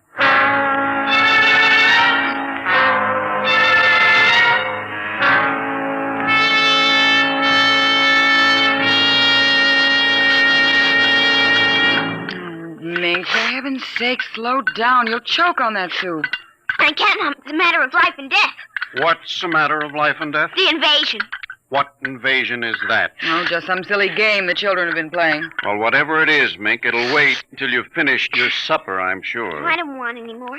You've barely touched anything. Oh, but Drill is waiting for me, Daddy. Drill? Who's Drill? He lives in a rose bush in our backyard. Imagination, Henry. Such nonsense. I've got to run now. You'll sit through dessert, young lady. Oh, gee, Daddy. And while you're at it, tell me more about this new game. It's Martians invading Earth, Daddy. What? Well, not exactly Martians, Daddy. They're from... Well, gee, I don't know. From up. And from inside that little head of yours. You're laughing at me. Drill said you would. You'll kill Drill and everybody. Oh, I didn't know you could kill a Martian. But it's not really a Martian, Mom. Maybe it's from Jupiter or Venus, even. Imagine. They couldn't figure out a way to attack the Earth. We are impregnable. Impregnable, dear. Well, that's the word Drill said, Well, anyway, that was the word, Mom, the same word. Anyway, so we're helping them. Now, who's helping who? Well, the kids are helping the Martians. Oh, fifth column, eh? Well, Drill says in order to make a good fight, you gotta have a new way of surprising the people. That way you win.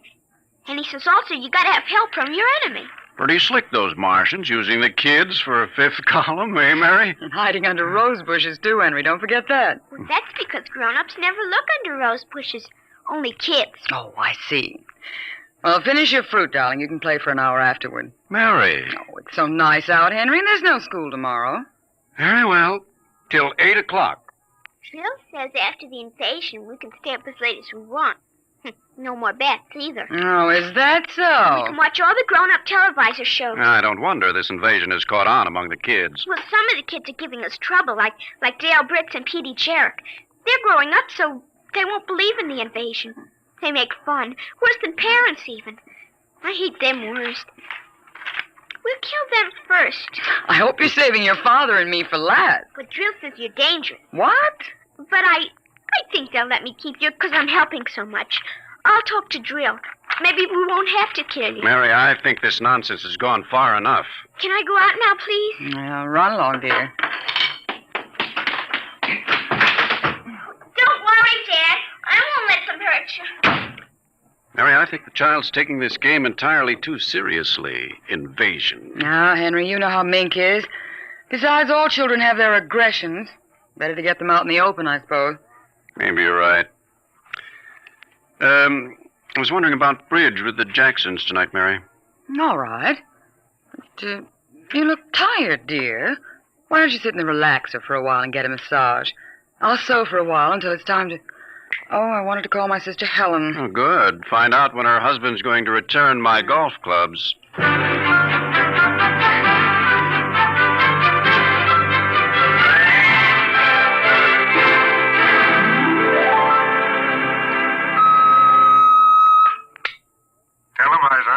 Would you please connect me with Mrs. Helen Rogerson on Channel 7-2Z, Pittsburgh, Pennsylvania. What is your channel, please? 817X, New Rochelle, New York. Thank you. Just a moment. Go ahead. You can see your party now. Hello, Mary. How are things in New York? Fine, Helen. How are things in Pittsburgh? You look tired. Oh, I've been having a terrible time with the children. Sick? No, just underfoot. They've got a new game that's got me just about crazy. It's called Invasion. Did you say invasion? That's right. Well, isn't that strange? My Mink is playing it, too. My boy Tim is all involved with some imaginary fellow named Drill who's running the invasion. Must be a new password. Mink likes him, too. How do you suppose these games start? My backyard looks like a scrap drive. They've got every conceivable kind of mechanical gadget arranged out there. I talked to Josephine Schiller in Boston, and she says her kids are wild about it, too. It's sweeping the country. Remember when it was the Roomba? Please, dear, I'm not that old.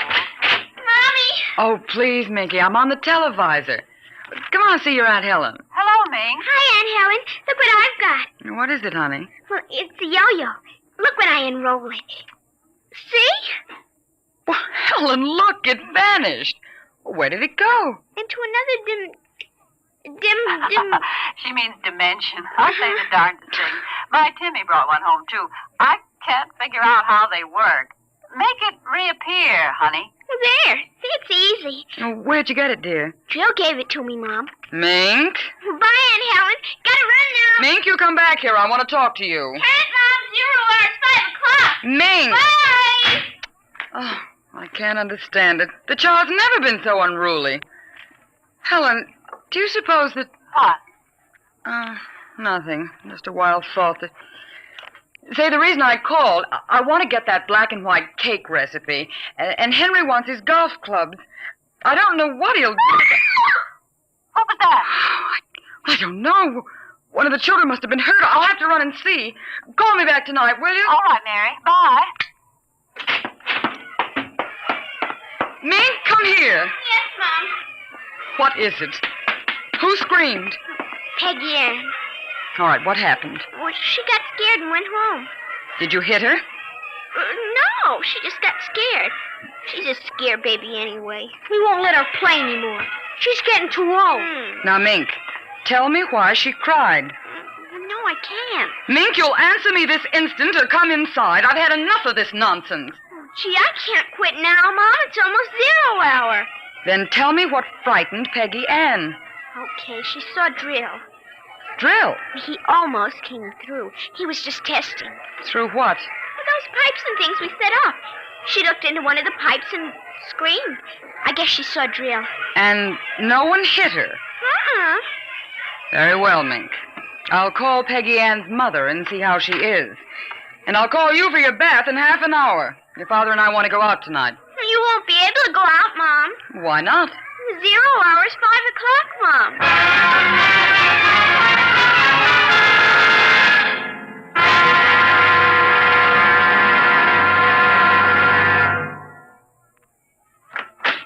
Hello, dear. Oh, you home already, Henry? Yes, I thought I'd relax a little before we went to theater. Where's the little one? Out back. Same game? Same game. They've got a stack of pipes and hammers and spoons a mile high out there. Children, why do we have them? Yeah, strange little creatures, aren't they? Even Mink, Henry. She's a part of us, and yet what do we really know about how she thinks and feels? Oh, I didn't mean to start a philosophic discussion. Kids are such a queer mixture of love and hate, though. Even normal, healthy kids. They need you and they're dependent on you, and yet they resent that dependence. You sound like a child psychology course I once took. I wonder if they ever really forgive the whippings and the commands we have to give them sometimes. I wonder if we ever forgot them when we were children. Look, I'd like to discuss this with you, dear, but we do have a theater date, and it's almost 5 o'clock now. What's happened to the kids? They're so quiet. When children are quiet, you know there's some mischief. What's that sound? I don't know. Those kids aren't playing with anything electrical, are they? I'm sure they aren't. At least I Just the same, I'd better go out and Henry, see. Tell them to put off the invasion. What? Mary, don't get upset. It's just a game.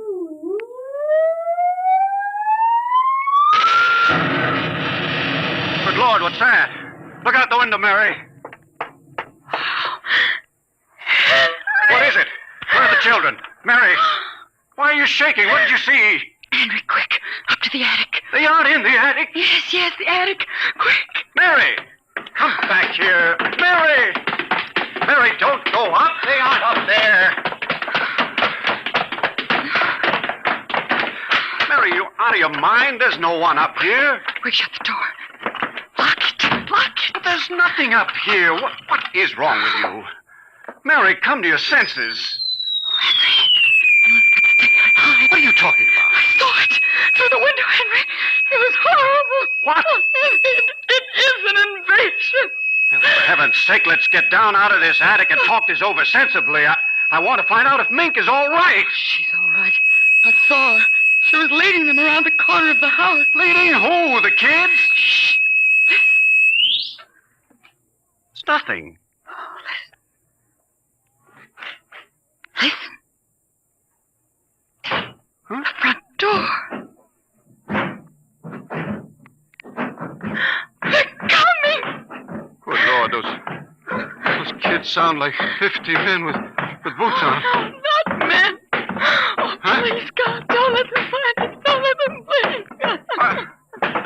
understand. Who's there? Shh, don't shout now. Who's down there? I demand that you answer me. They're coming.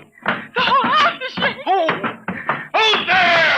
Please, be quiet, Henry. They might go away. Henry? Henry? Mom? Dad? Are you in the attic? Henry, listen. It's me. Hank, we've got to save her. Henry, you don't understand. She's leading them. What? She's leading them. She's on their side. Oh, please, God, forgive them. The children on their side? Oh, she told us, but we wouldn't believe her. Henry, they're coming out! Mom? Dad, we know you're in there. Well, I guess you better melt the lock, Trill. Henry, the lock! It's melting! The door! Oh, dear God! Mom? Dad? Oh, I see you now. Peek-a-boo!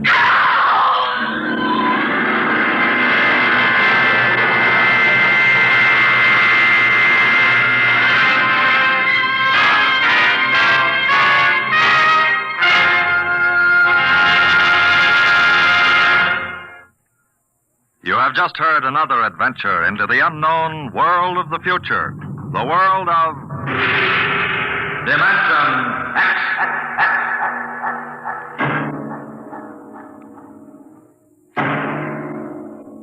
Next week, Destination Moon, a preview of the movie which is soon to have its world premiere in New York, telling the Robert Heinlein story of man's first trip to the moon. Tonight's adventures in Dimension X, There Will Come Soft Rains, and 0 Hour were written by Ray Bradbury and adapted for radio by George Lefferts. Featured in the first story as narrator was your host, Norman Rose. The leading players in 0 Hour were Denise Alexander as Mink and Rita Lynn as the mother, Roger DeKoven as the father. Music by Albert Berman. Engineer Don Abbott. Dimension X is produced by Van Woodward and directed by Edward King. Robert Warren speaking. Adventures in time and space, told in future tense. Dimension X.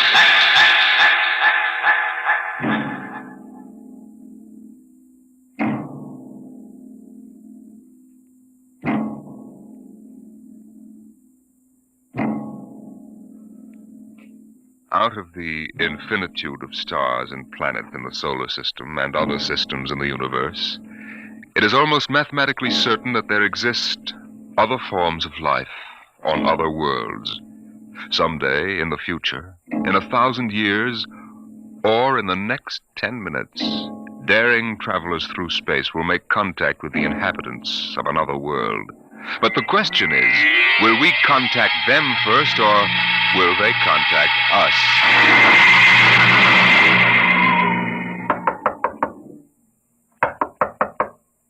Come in. This is Broderick's private detective agency. Check. My name is Graffius of Springfield. I would like to see Mr. Broderick. Check. What is it, Dolan? There's a guy outside. What kind of a guy? Oh, a great big guy with a big shining head and thick glasses like the bottoms of Coca-Cola bottles. And he looks like a professor or something. What I mean is, does he look like a client or a bill collector? He didn't say. Okay, Iron Man. Send him in. Check. Mr. Graffius, Mr. Broderick will see you. Thank you. Mr. Broderick? In the flesh. Okay, Iron Man. Step outside. Check. If you need me, I'll be outside. You'll have to excuse Mr. Dolan. He's a very useful man if you happen to want a house moved or somebody's head unscrewed from their shoulders. His reflexes aren't too good. He's what you might call underorganized. I suspected as much. All right, Mr. Graphius. Let's get down to business. Precisely. I would like your assistance in helping me locate something here in New York City. Just what are you trying to locate, Mr. Graphius? The Martian embassy. Would you say that again very slowly? I came to New York to locate the Martian embassy. Martian? Like in Buck Rogers? Precisely. Agents of the government of the planet of Mars. Dolan! What's the trouble, boss? Throw him out. He's a crackpot. Of course, if you wish me to leave, I will leave. But before I go, you might examine this. You'll find it quite authentic. Holy mackerel. A 5th-century note. Let me see that. Sit down, Mr. Graphius. Sit down. Make yourself comfortable. Dolan, get Mr. Graphius a light. Check. Okay, Mr. Graphius. Your remarks about our speckled friends, the Martians, I shall ignore. This being the year 1955, I assume you were joking. On the contrary, I'm completely serious. As it happens, I'm interested only in Martians at the moment. I see. Okay, shoot. It occurred to me in the course of my studies that we Earth people cannot possibly be the only intelligent form of life in the universe. Out of the infinitude of stars and planets, there must definitely, mathematically, be others. Since Mars is older geologically, and since it is also an atmospheric planet, its evolutionary history could easily be similar to ours. You follow me? So far, I can't say no. But if this is true, then they must have been watching us, observing us, for hundreds, possibly thousands of years. What for, blackmail? Shut up, Dolan. They know, then, that we are not far from achieving space travel. Atomic rocket ships that can travel to other planets. They also know we're a militaristic, warlike race. We might conceivably set out to conquer and occupy Mars one day. In which case, they'd try to get the jump on it. Precisely, Mr. Broderick. And how would they do that? For a civilization as old as theirs, space travel would be a simple enough matter. Flying saucers. I read about it. Relax, Iron Man. Go on, Mr. Graphius. If you were planning to attack an unknown nation, what would be your first move, Mr. Broderick? Intelligence. Find out what the odds are. You have a very logical mind, sir. You would send agents to scout the nerve centers of earthly civilization and advancement. Not in Kansas City or Equatorial Africa, my dear sir, but here in New York City. The most technically advanced spot on Earth. Uh-huh. And, you want me to help you prove this theory of yours? Precisely. Expense does not interest me. Well, this may take a very long, long time, Mr. Graphius. After all, nobody's ever seen a Martian. I assure you, they will be very ordinary-appearing people. Very likely they live together in downtown New York, close to the newspapers and publishers, the news cables, communication centers, and the financial center of Wall Street. Most certainly, they live in a private house with no servants to pry into their affairs. Some ordinary people who live in a private house in downtown New York. Yes. I might just as well look up Martians in the classified section of the phone book. There's one other lead which might help you. What's that? They would be almost certain to subscribe to every conceivable type of newspaper, scientific journal, foreign language publication. Mm-hmm. Well, that might be something. Okay, Mr. Graphius. It's a deal. Excellent. I shall contact you tomorrow. Oh, before you leave. Yes? Just as a matter of interest. Why are you so interested in meeting up with these Martians? Mr. Broderick, I wish to avert the catastrophe of a successful Martian invasion of the Earth. Naturally, I cannot go to the police or the military. I'd be laughed out of existence. So I'm doing this privately. You seem to know all the answers, Mr. Graphius. Not all of them, Mr. Broderick. Not quite all the answers. Not quite yet.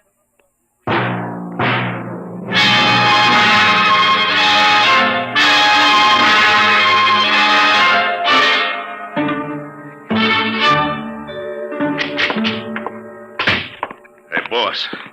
Here's a private address. Takes everything from Pick magazine to the Manchester Guardian. Listen to this. Pick, Look, Scientific America, the Daily News, the Daily Worker, the Police Gazette, the Journal of Engineering, Scientific Quarterly, American Psychiatric Journal. Let me see that. Oh, Doolin. Doolin, sometimes I wonder. What's the address on this? 9 West 124th Street. Which happens to be the Harlem branch of the Public Library. Oh. Now listen, Noodle Brain. Check all the renting agents. Find out every private house in downtown New York. And then cross-check with the magazine subscription departments of the scientific magazines. You got that? Check. I wonder. Boss, what's the sense of all this?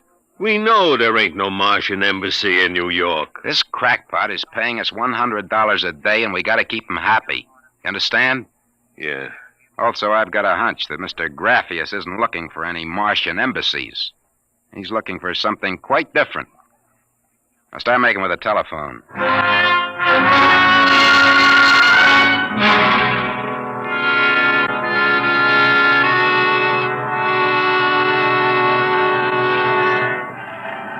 Which house is it, Doolin? Right down there. Number 108. Did you find out anything? Not a thing. I've been watching the place for a week now. Nobody comes out. Nobody goes in. I asked around. Nobody knows nothing. You ain't been blabbing around the neighborhood that we're looking for the Martian embassy, have you? Boss, I'm stupid. But I ain't that stupid. Who'd you talk to? I struck up what you might call a casual acquaintanceship with those 2 girls standing with the baby carriages up the street. The cute one is real cute. Now, look, Doolin, don't try to do anything intelligent. Just keep walking up and down. See? Check. I'm going back to the office to meet Graffius. See you later, boss.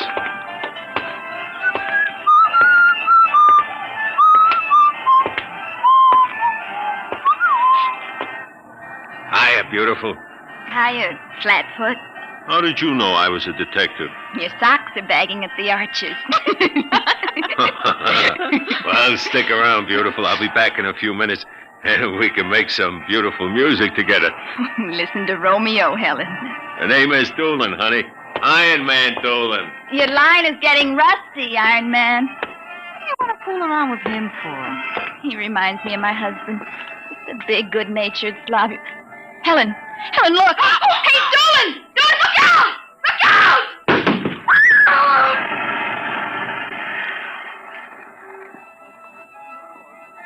Helen?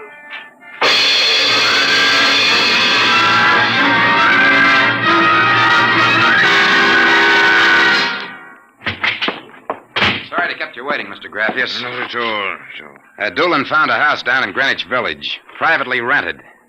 Number 108 Conklin Street. Nobody seems to know anything about who lives there, except that they subscribe to every paper and scientific journal put out. And also they have a peculiar antenna on the roof. You don't suppose your Mr. Doolin will try to get inside the house? No, he knows better. Mr. Broderick, I assure you, if that place is the Martian embassy... Doolin can take care of himself. Still, I wish you had informed me before. Well, that's probably him reporting back now. Excuse me. Hello? Yeah, speaking. Doolin? Yeah, he works. What? Oh, no. No, I can't think of any. Yeah, sure, okay. Yeah, I'll be right down. Okay, Lieutenant. Yeah, right away. Something the matter? Doolin is dead, Mr. Graffius. What? They found him splattered all over the sidewalk in front of number 108 Conklin Street. How did it happen? There were some witnesses. They said a building cornice dropped on him. The cornice? But how? It fell off the building next to 108, right on top of him. Come on, we can get a cab. I have to identify the body.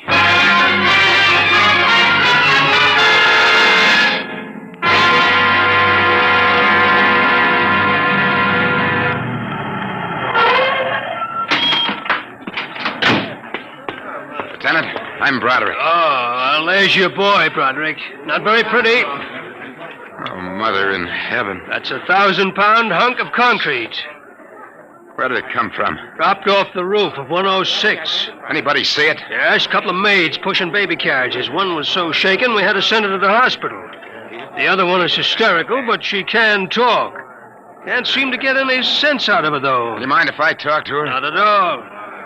I'll be back in a minute, Graffius. I'll wait here. She's standing right over there with the patrolman on the beat. Hanson. Yes, sir? This guy wants a few questions with the girl. Please, I told you what I saw.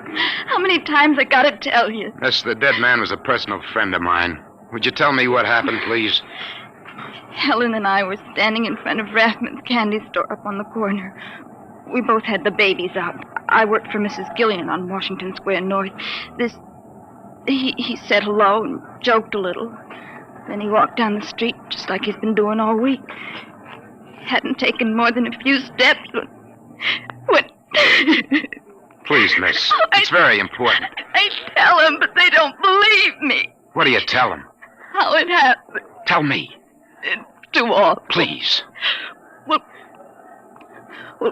first he squashed, and then the stone fell on him. What do you mean, he squashed? They don't believe me, but Helen saw it too. She saw what? First, he squashed, then it fell on him. He was mashed flat before it even hit him. Now, look. That's the story, Broderick. Please, let me alone. Let me go home. I told you what I saw. Now let me alone. Let me alone. Did you learn anything, Mr. Broderick? Huh? I don't know. I don't know what to make of it. It's crazy. Mr. Broderick, if I may make a suggestion at this point, perhaps it would be better if we drop the entire matter. What's eating you? First you come at me with a chain of nonsense that you're staking real cash on, and now when we hit solid trail, you want to call off the dogs. Well, maybe you operate that way, but Broderick doesn't. May I ask, then, what do you intend doing? As soon as the cops clear out and this place quiets down, I'm going to pay a personal call on the Martian embassy. Whatever number 108 is.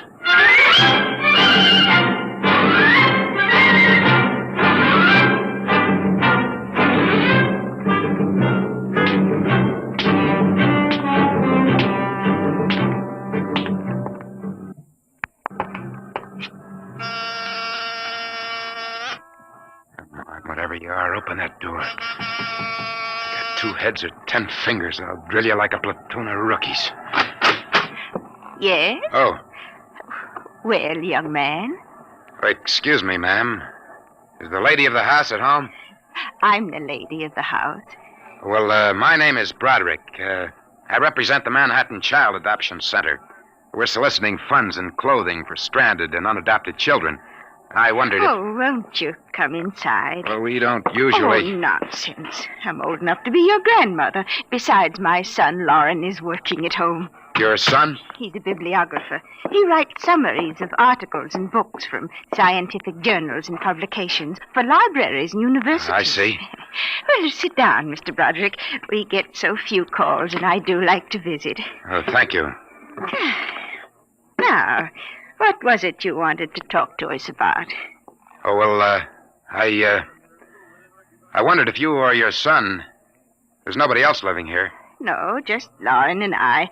I'll have to ask him about the contribution, but I'm sure he'd like to. Good. Thank you very much. I'll send a representative to collect... Oh, please, stay a moment. I was just about to have tea. Let me pour you a cup. Well, no, thanks, really. No, young man, I insist. Well, thank you. I was getting awfully tired of having tea by myself every afternoon.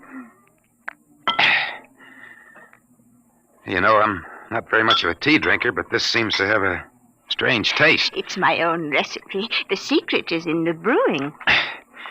It's sweet. It almost metallic. It takes a few sips to get used to, like olives. Uh-huh. Well, I think I'd better be running along. Oh, but you haven't finished your tea, Mr. Broderick. I better be going. I'm late. Oh, you're not being very polite. Do finish your tea. No, really, I feel funny. Oh, I'll call Lauren. No, I'm leaving. I feel dizzy. Oh, I'm sure Lauren can help you. I'll call him. Oh, no, don't bother. But I must. Besides, you aren't well. Gee. Lauren! Gotta get out. Lauren, hurry. Got it out of my way. No, you must stay. You drugged my tea. Let go of my arm. Lauren! Let go. Gotta get out of here. What heaven? The other one, that Broderick, he was here. I drugged his tea. He got away. Fool, idiot. Go after him. Use the pressure ray. Risk another murder on our doorstep. Are you insane? What he suspects. We'll have to take our chances. We'll have to think of some other way. How did they find us? I don't know how, but I'm certain someone else sent them. Who? I don't know. I'm afraid to let myself think. It might be them.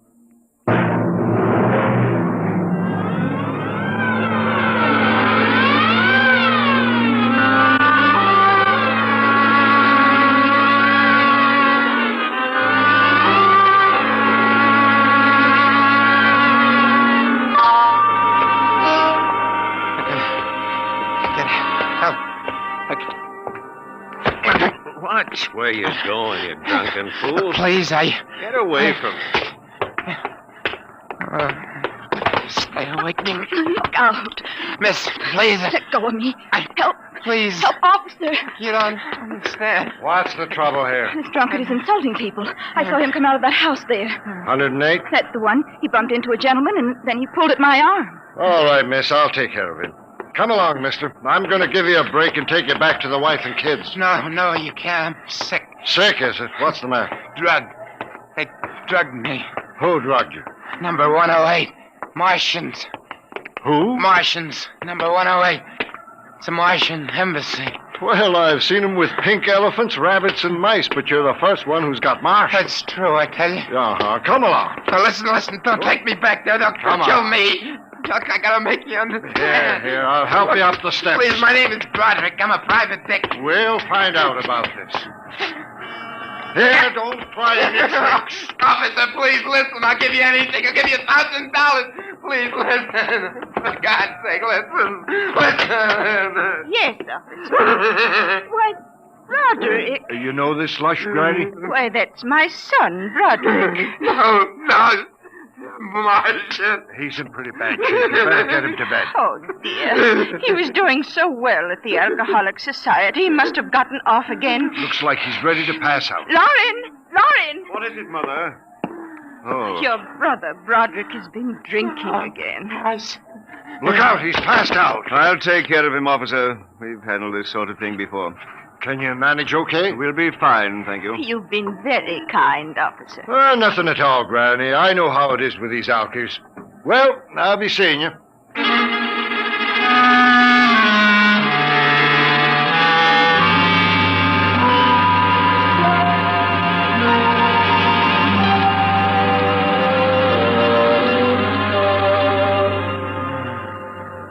Martian embassy. Martian. Oh, my head. Oh, Mr. Broderick is regaining consciousness, Mother. What happened? Oh, I can't get up. Do not struggle, Mr. Broderick. It'll be impossible for you to rise from that chair. The pressure from this ray will keep you there. Ray? What? Who are you? You've already guessed, Mr. Broderick. You mean this really is the... Martian Embassy, yes. You have the honor to be the first prisoner of the Imperial Government of Mars. First prisoner? Yes. After the invasion, of course, you will all be our prisoners. Hey, look. What sort of a business is this? No business, Mr. Broderick. As your people will soon find out. Our preparations for invasion are nearly completed now. As soon as we give the signal, our armed forces will launch a surprise attack. And then the Earth will be ours. You're crazy. Not half as mad as you, Mr. Broderick, to come muddling so foolishly into our affairs. That was a fatal mistake. So, Doolin's death was no accident, then? Assuredly not. We found it necessary to use a pressure ray on your friend. The block of concrete was an afterthought. We thought it might help to avert suspicion. All right. What happens now? If you cooperate, you can look forward to a quick, painless death like your friend, Mr. Doolin. If not? This pressure ray has many delicate adjustments. It can move a pin, or it can crush a boulder. Let me demonstrate.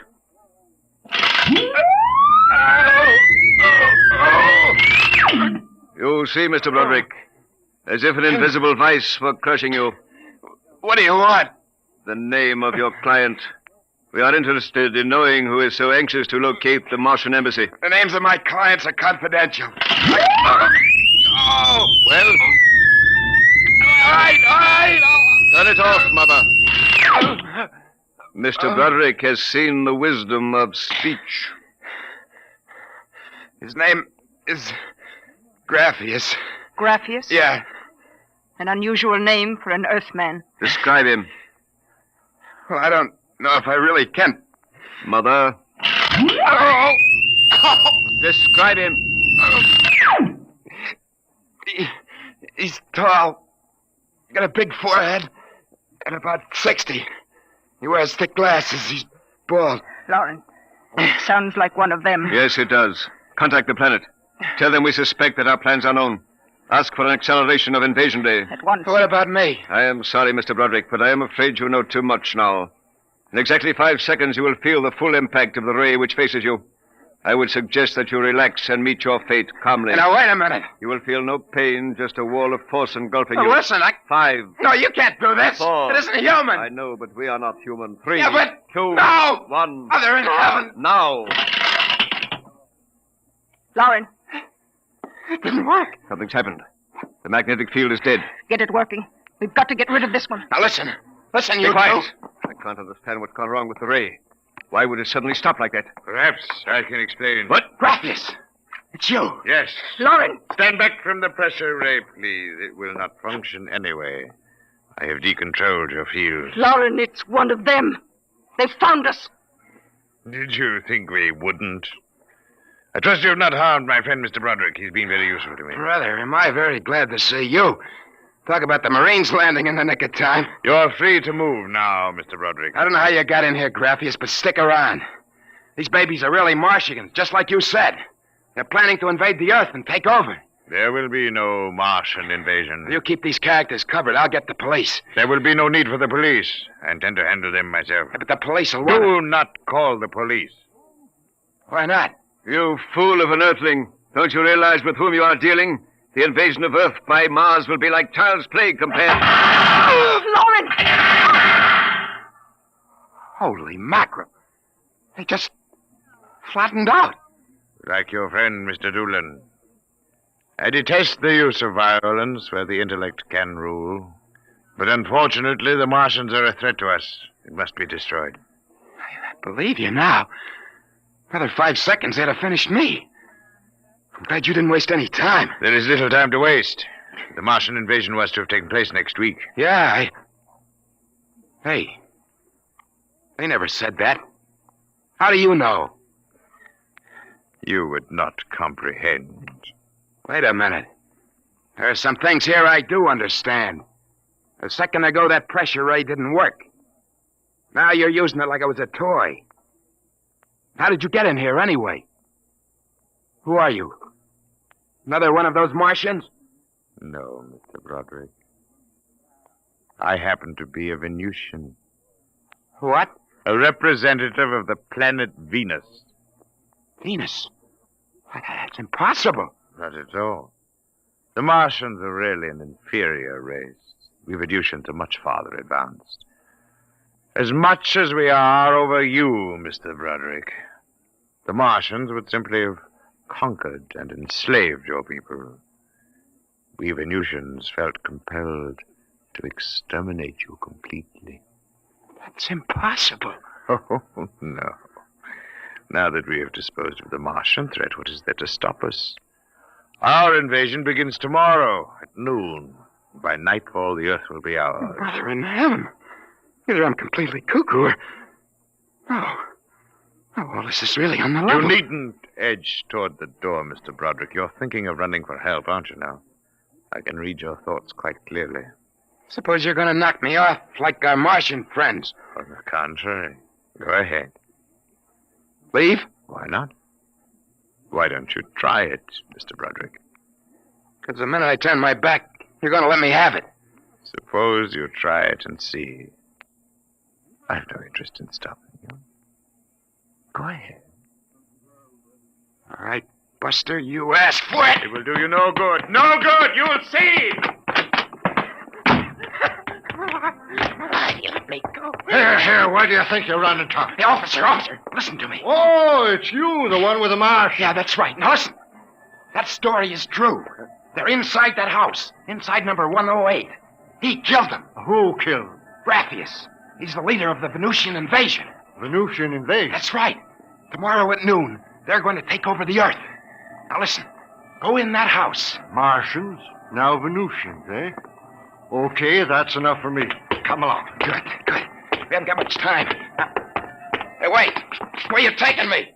Bellevue Psychiatric Ward, my friend. Come Bellevue, on. no! Now, come along. No! Why don't you listen to me? Why are you such a fool? Let go of me! Here, Looney is a bedbug. Come on! No!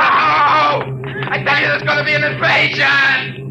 The Venusians are going to invade us, don't you understand? You gotta believe me! You gotta believe me! All right, I believe you. Oh, why don't they listen? Why don't they believe me?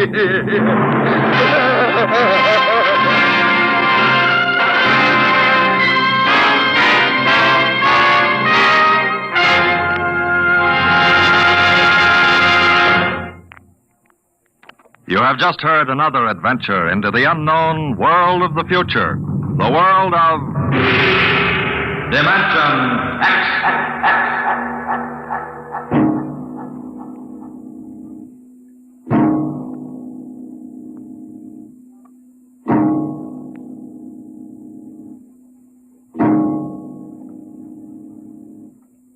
Next week, the story of Riesling, the strange blind singer of the spaceways. He traveled the space lines from Mars to Venus to the moons of Jupiter. No captain could refuse to carry Riesling and his battered guitar. He sang of all the wonders of the galaxy, but his greatest song was of the sight he would never see, the green hills of Earth.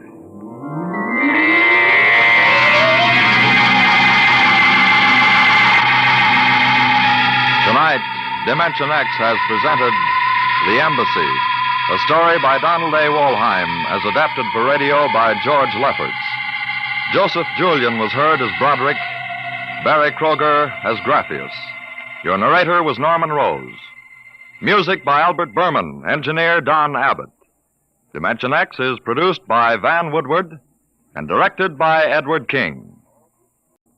Adventures in time and space, told in future tense. Dimension X.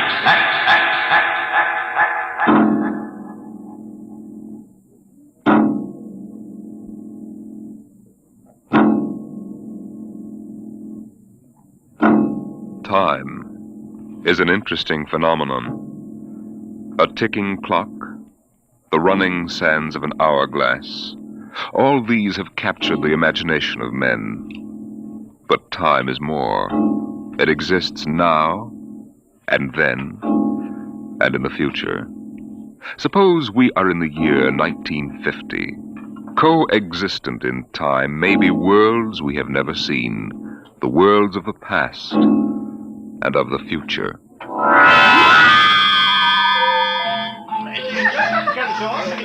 The year was 1950. It was a spring night in Mexico, fiesta time.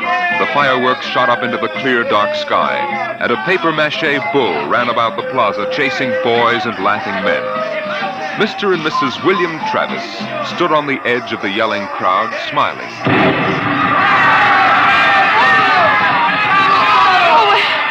What is it, Bill? What are they saying? They're cheering for the bull. Here he comes. He's good, isn't he? I wonder how they rigged up that fire breathing. Oh, Bill, it's wonderful. I've never enjoyed myself so much in my life. It's terrific. Oh, they brought the bull. Bravo, Toro! Bravo, Toro! Oh, it will go on, won't it? I mean, our trip. Ah, Sue, don't worry. I've enough traveler's checks for a lifetime. Relax. But suppose they find us. Forget it now. They haven't a chance. But suppose they do. Suppose they take us back. They'll never find us now. Relax. Enjoy yourself. Oh, if it only lasts. Come on, darling. Let's get out of the crowd.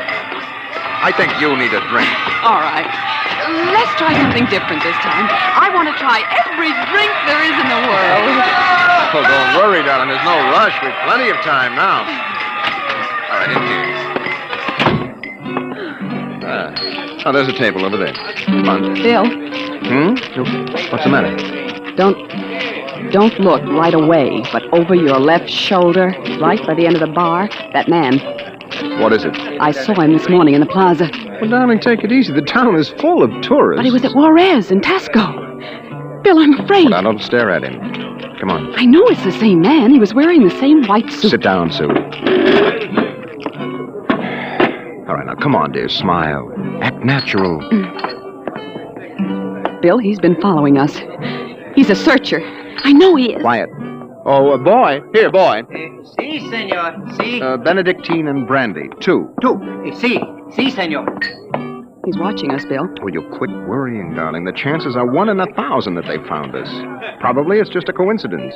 I want to lie down. I think I'm going to be sick. Susan, hang on, will you? If he is looking for us, we can't run out. What's he doing now? He stopped our waiter. He's asking him something. He may just want a drink. Bill, I can't stand it. I've got to go upstairs and lie down. All right. As soon as we finish our drinks. What's he doing now? Well, he's nodding at me, as if he knows me. And he's smiling. Bill, he's coming over here. Now, watch yourself. We've got to go right on in front of him. So if he is what we think he is, he won't suspect. I couldn't. We've got to. Come on. So I said to David, Dave, that's ridiculous. You know that a thing as that is never going to take place. Kristen. What? You did not pull up your pants leg when you sat down. Oh, well, I'm afraid you have the wrong person. My name isn't Chrysler. Kristen. No, well, I'm William Travis. I don't see what my pants leg has got to do with it. Mind if I sit down? Well, yes, Everyone nowadays pulls up his pants leg when he sits down. Like this. Keeps the trousers from bagging at the knees. But, of course, if you're not used to this style of clothing... Now, see here. We don't know you. We don't?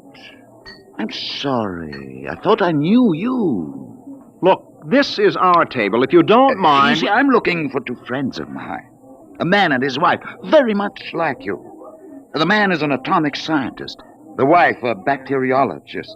Very important people. They work on government business. Just what are you talking about? When I find my friends, going to take them home with me. Look here, Mr. Sims. That will do for now. All right, Sims. I understand that you thought you knew us. But you can see you're mistaken. Now, if you'll excuse us, my wife and I were just going up to our room. We have to make an early start in the morning. Going for a trip? Up Acapulco, perhaps? Lovely Never spot. mind where we're going. Yes, of course. You don't like crowds, tourists. Probably like to get off the beaten path. You know, I've got a vacation folder here that might interest you. Please, Bill, let's go. Oh, wait. So, it's put out by an outfit that calls itself Travel in Time Incorporated. Travel in time? Yes, they've come up with a rather intriguing idea. Would you like to actually witness the burning of Rome? Sail with Columbus in 1492 on his voyage of discovery to America? Meet Cleopatra? Then why not take your vacation in time as well as in place? But perhaps you've seen this leaflet before. Of course not. Then you'll be interested in hearing the rest. Travel in Time Incorporated can costume you, put you in the crowd at any place and time in history. Look, we guarantee to teach you any language you need to move freely in any year without risk of detection. This summer, why not escape from the worries of our modern world?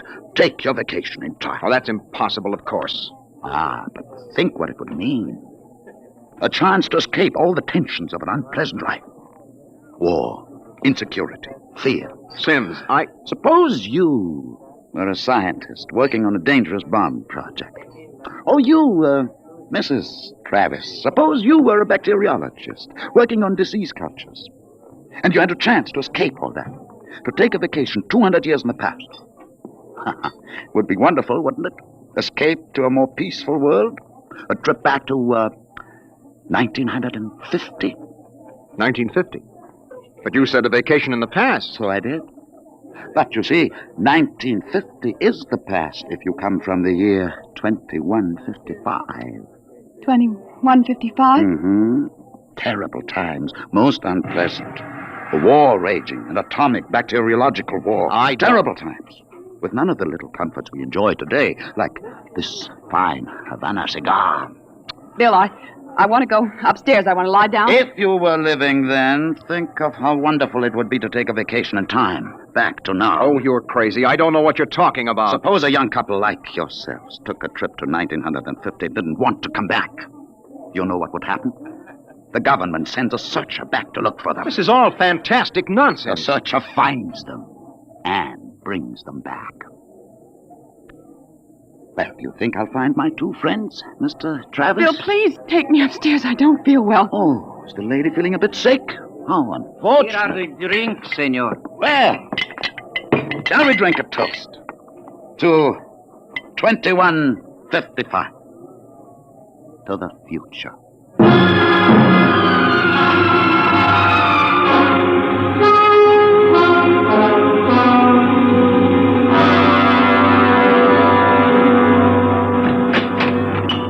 Inside, quick.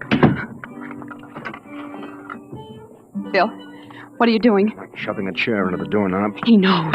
He has been following us. Bill, he's a searcher. You keep quiet, Sue. I want to think. Bill, take us back. That isn't over yet. Oh, I've got a headache. I'll get you an aspirin. What will they do to us? I don't know what they'll do to us. Something slipped. Something must have slipped. But we were so careful. Well, the searchers are trained to watch for detail. Things like not pulling up my trousers. That started him thinking. There's a man who isn't used to ancient clothes.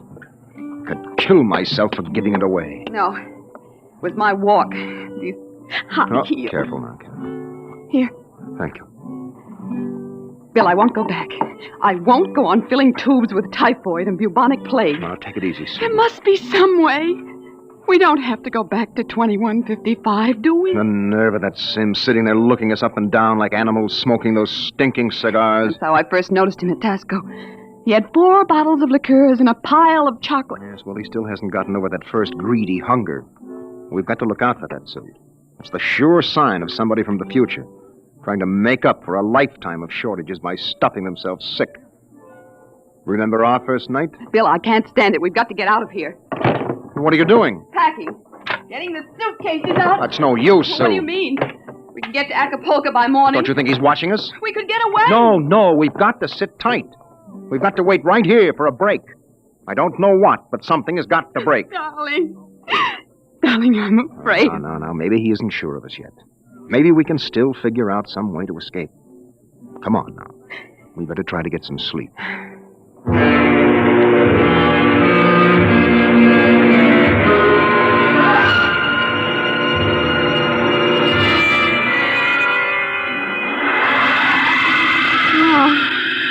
No, I won't go back. Security police. The bomb. The bomb, it's falling. It's falling. Sue, what's the matter? Sue! Sue, wake up, darling. Sue, wake up. Where are we? Bill. All right, now calm down, honey. You were dreaming now. It's all right. Bill, where are we? No, we're still in 1950. It's all right. You must have had a nightmare. It was awful, Bill. Bill, there was an explosion, a terrible explosion, and my hand burned and wrinkled, and the buildings broke. Oh, Bill. Bill, we won't go back there, will we? Ever? No. Go to sleep, honey. It's all right. We're in Mexico, 1950, and we're going to stay here. Oh, Bill. Sue, I've been lying awake here thinking. It may be that he's still testing us, that he's not absolutely certain. That may be why he hasn't moved. Well, maybe he's just playing with us. Yes, maybe. I wouldn't put that past him either. He's got all the time in the world. He can stay here as long as he likes, then bring us back to the future 60 seconds after we left it. They can't make a scene, can they? They don't dare come out in the open. No. That might change the future. They're afraid of that. Oh, Bill. If we could only tell somebody, ask for help. Now, Sue, you know we can't. That's why we had to submit to the psychological block treatment before they okayed our vacation. We couldn't tell if we tried. The block is too strong. Oh, maybe we can break it, Bill. And what if we did? Who'd believe a crazy story like ours? Who would believe that we come from 2155? No, Sue, that would do no good. But this is important. They have to get us alone to put us in the time machine to send us back. Well, then that's it. We'll never be alone. Listen, it's still fiesta time. It'll be easy to stay in the crowd. Yes, that's our only chance. We must not let him get us alone. He won't get us back to that war and that insane world. Bill. It could be the room clerk. At 3 in the morning? I'd better answer it. No, don't. Don't, Bill, don't. I've got to. Hello? Hello? Mr. Travers? What is the idea of this? It's 3 in the morning. Yes. I just wanted to remind you, the rabbits may hide in the forest, but a fox can always find them. What was it, Bill? Bill? No, never mind, Ellen. Come on. Let's get some sleep. Why, we can.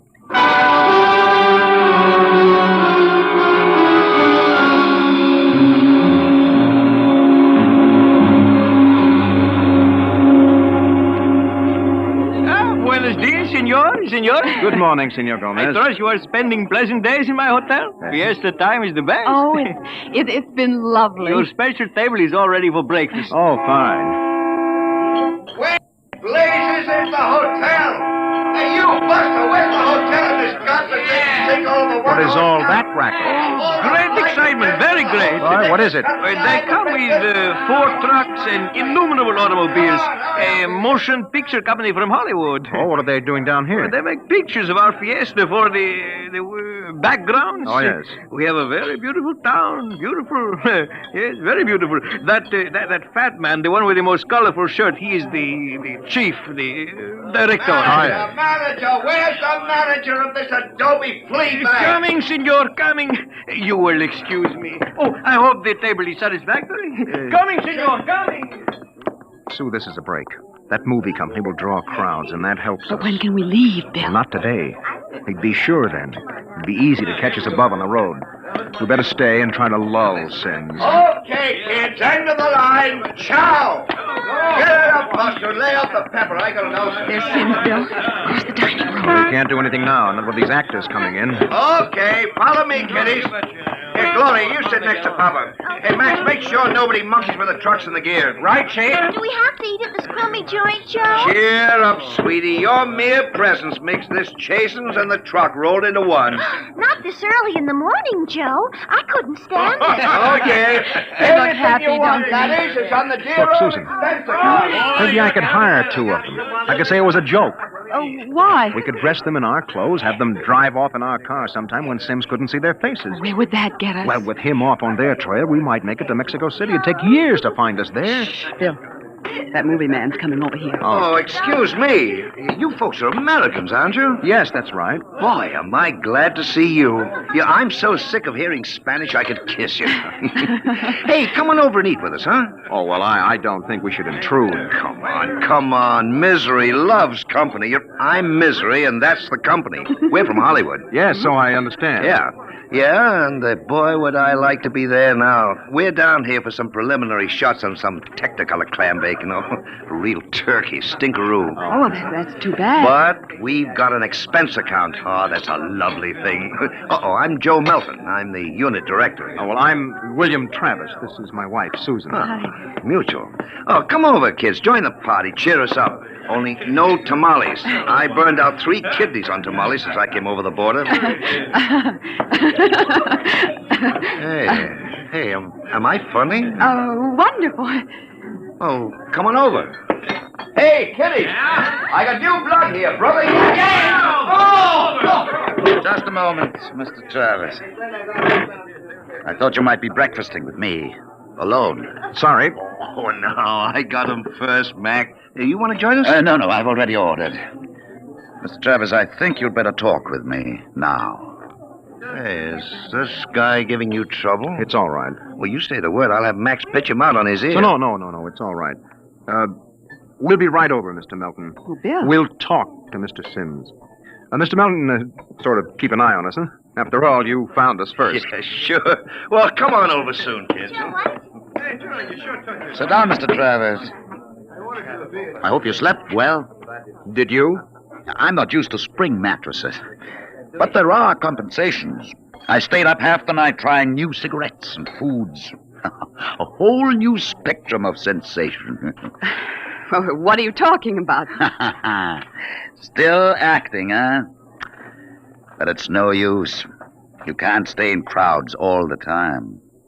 I'll get you alone soon enough. I'm immensely patient. Let's come to the point. It took me a month to trace you down and be sure of you. Now, if you come with me quietly, I might be able to get you off with no punishment. If you agree to go back to work on the bacteria bomb. We don't know what you're talking about. Stop it. Use your intelligence. You know we can't let you get away with this escape. Other people in the year 2155 might get the same idea and do the same. We need people. To fight your war. It's all right, Susan. We can talk on his terms now. He's got us. We can't escape. At last. Really, you've both been incredibly romantic. Running away from your responsibilities. Running away from horror. Nonsense. Only a war. Only? With half the world dead, the other half dying? Yes. But we can't have you escaping here while we drop off a cliff. Dying people love to know that others died with them. Kids, bring it up. We're waiting on you. The longer you keep me waiting, the harder it will go on you. What do you mean? We need you on that bomb project. Return now and no torture. Torture? Yes. You see, later we'll force you to work. And after you finish the bomb, we'll try a number of complicated new devices on you. Bill. As you say, you can't escape. We have all the time in the world. Here in 1950. Sims, I'll make a deal with you. I'll come back now if my wife stays here alive, safe, away from that war. No, Bill, Keep quiet, Sue. Well, Sims, you need me for that bomb. You can duplicate her work. It exceeds my authority. But all right. Meet me in the plaza in 10 minutes. I'll pick you up in the car. Good. We'll drive out into the country to some deserted spot, and I'll have the time travel machine pick us up. Bill, I won't let you. Don't argue, Sue. It's settled. Good. I'll meet you in the plaza in 10 minutes. Your wife may stay here as long as she wishes. All right, Sims. It's a deal. Don't try anything now, Travis. I know when I'm licked. We just want a few minutes to say goodbye. I'll be seeing you then. Bill, I won't let you do it. I won't let you. Please, Susan. I'm going to tell the truth. I'm going to get help. You can't. The psychological block It's won't... our last chance, Bill. Hey, aren't you two going to join us? I thought Mr. Melton, I've got something to tell you, and you've got to believe me. Sue, it won't work. You've got to try. Go ahead, kids. Spill it. You've got to understand. You see, we really... Bill. Bill, my head. I can't think. My you head. need a My bromo, head. honey. It can't work, Sue. Now, the block is too strong. Come on, we'd better get the car. Hey, someone's crying now. Breakfast, no time for people to cry. Now, what in the world could a good-looking kid like you find to cry about?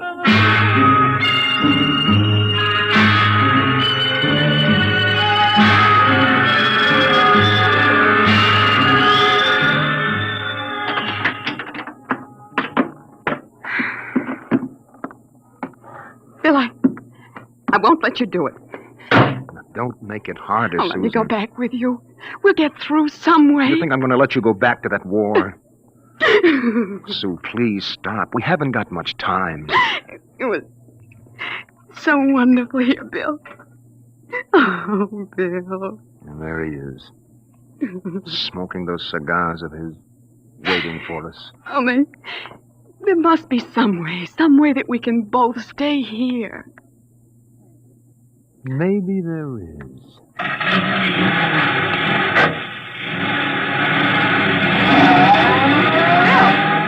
Bill, what are you going to do? Hang on, Sue, and duck when I tell you. No, Bill, you're heading right for him. Not going to get either of us now. Oh.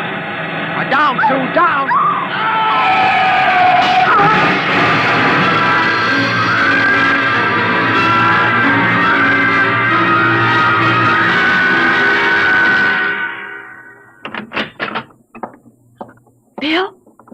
Bill? It's all right, darling. It's all over now. This is the mayor, dear. Senora, your husband has been officially cleared in this most unfortunate affair. It's obvious this Senor Sims died of an unavoidable accident. An accident? Yes. Oh, yes, of course. Adios, Senora. Adios. Will they want to see you again? No. I'm clear. I lost control of the car. That's the way it stands. Oh, Sue, I hated to kill him. I never wanted to do anything like that in my life.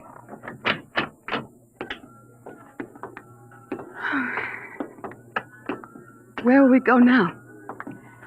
Mexico City? Well, the car's in the repair shop. It won't be ready till 4, then we'll get out of here. Hey there, Travis. Wait up. It's the movie man, Bill. Oh. He was very good to me when they had you in there. Oh?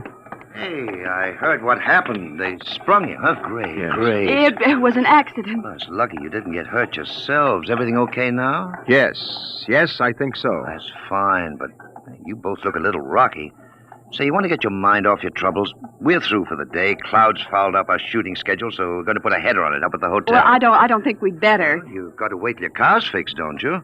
Oh, come on, Nup. It'll do you good to relax. It'll get your mind off what's happened. Gloria's cracking the ice now. Well, maybe we will join you. I've got to go check up on the car, and then... Oh, don't miss the party, kiddies. I'll see you upstairs. Bill, I don't think we... Come on, honey. We've got the break now. Sims is dead. Before they can put another searcher on our trail, we'll have time to make a clean getaway. Bill, I'm so tired. I know, and what you need is a little excitement. We rate a celebration, honey. Well, I guess it would be nice to unwind. Sure. We'll go up to Melton's room, have a couple of drinks and a few laughs. Honey, it's all over. We can relax.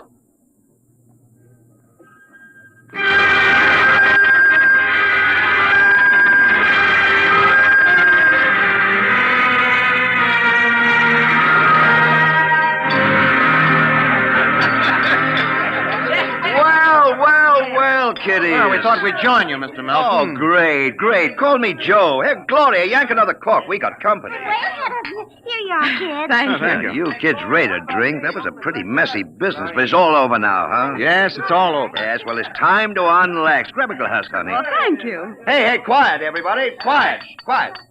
How about a toast to our guests? Oh, sure. You're back. All right. To a very beautiful lady, lovely enough for the movies. Why, thank you. No, I'm not kidding. That's why I came over to you in the first place. I might even give you a test. Oh. No, I mean it, honey. You're pretty nice. I could make you a movie star. Oh, and take me to Hollywood? Well, at least it'll get us out of Mexico. No, you're not serious. Sure I am. Gloria, how about a refill? Coming up. Well, it sounds wonderful, doesn't it, Bill? Yes. Los Angeles is a pretty crowded city, isn't it? Crowded? Wait till you see the Sunset Bus. No, you don't really think I could be an actress. You don't have to cheer me up anymore. I'm feeling wonderful now. No, I'm serious. I think you'd be great.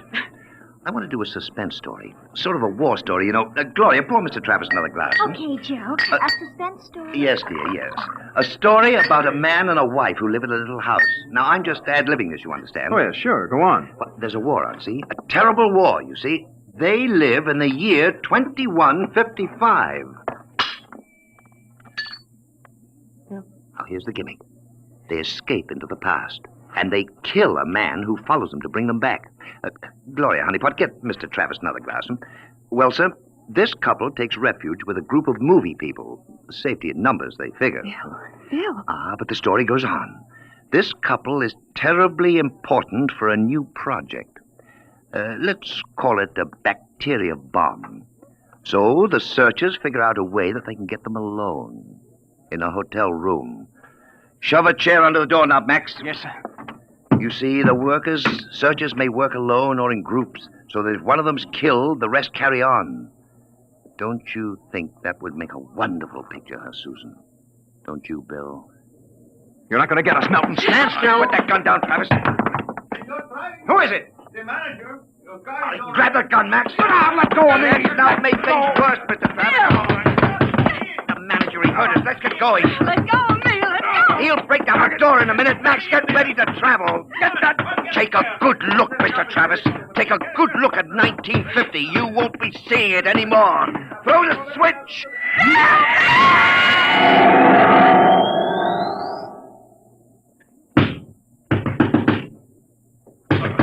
All right, Juan.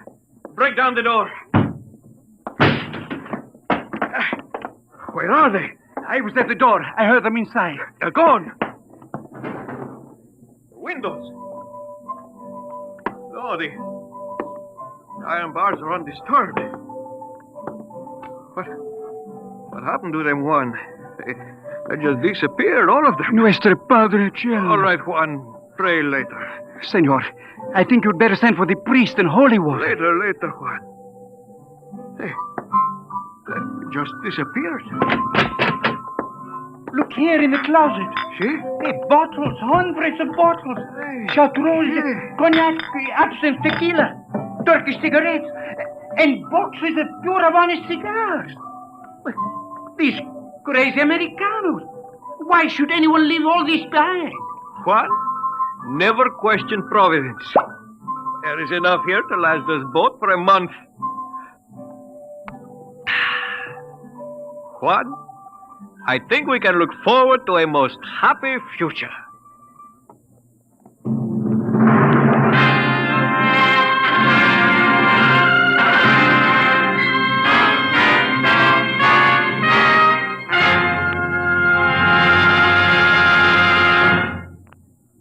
You have just heard another adventure into the unknown world of the future, the world of Dimension X.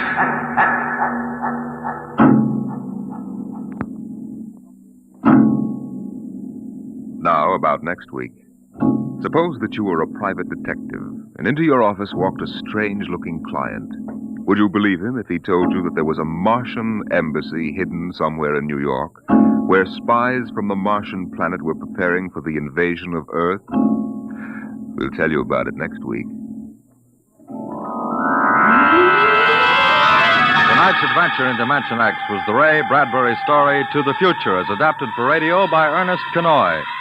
John Larkin was heard as Bill, and Jan Miner as Susan. Your narrator was Norman Rose. Music by Albert Berman, engineer Don Abbott. Dimension X is produced by Van Woodward and directed by Edward King. Adventures in time and space, told in future tense. Dimension X.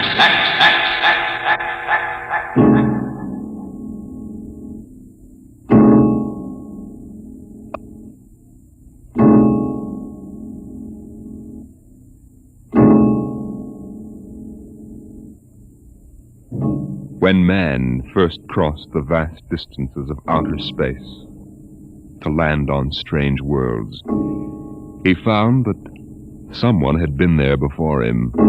The ruined canals of Mars, the smashed cities of Titan and Centaurus II and III, all these were evidence that 100,000 years ago, a race of intelligent beings built their cities across the galaxy. They knew space travel, atomic power, astrophysics, and engineering. And then they destroyed themselves completely, so that of all the cities on 1,000 worlds, only dust and rubble remained. Why? Why did these beings obliterate all record of themselves? That is the mystery of the lost race. The freighter Carillia, bound out of Earth for Cetus Alpha 2, came into normal flight after 103 days in overdrive. The stars were unfamiliar. The constellations known on Earth had disappeared. But there was a yellow sun off the port, and about it revolved 3 planets.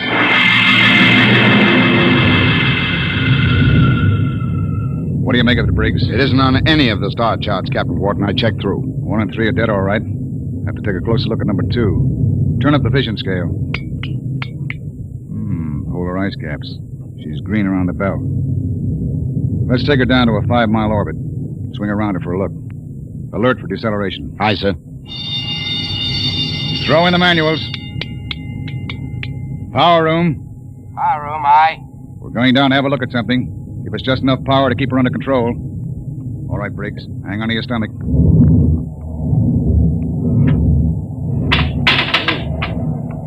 You sent for me, Captain Wharton? Come in, Mr. Howell. Do you mind if I sit down? Free fall sickness? Well, I'm afraid I'm not an old space hand. Oof. We'll level out in a minute. Do you want something? Yes. We come out of overdrive, smack in the middle of a new planetary system. Briggs says it's unreported. Well, that's rather good news, isn't it? Depends. First report's pretty common. But we'll stake a claim on her in case there are any mineral discoveries. Well, I meant the possibility of archaeological finds. I'm afraid I'll leave that to you, Mr. Howell. You're the expert. Coming up 5, Captain. Level off. Hang on, Howell.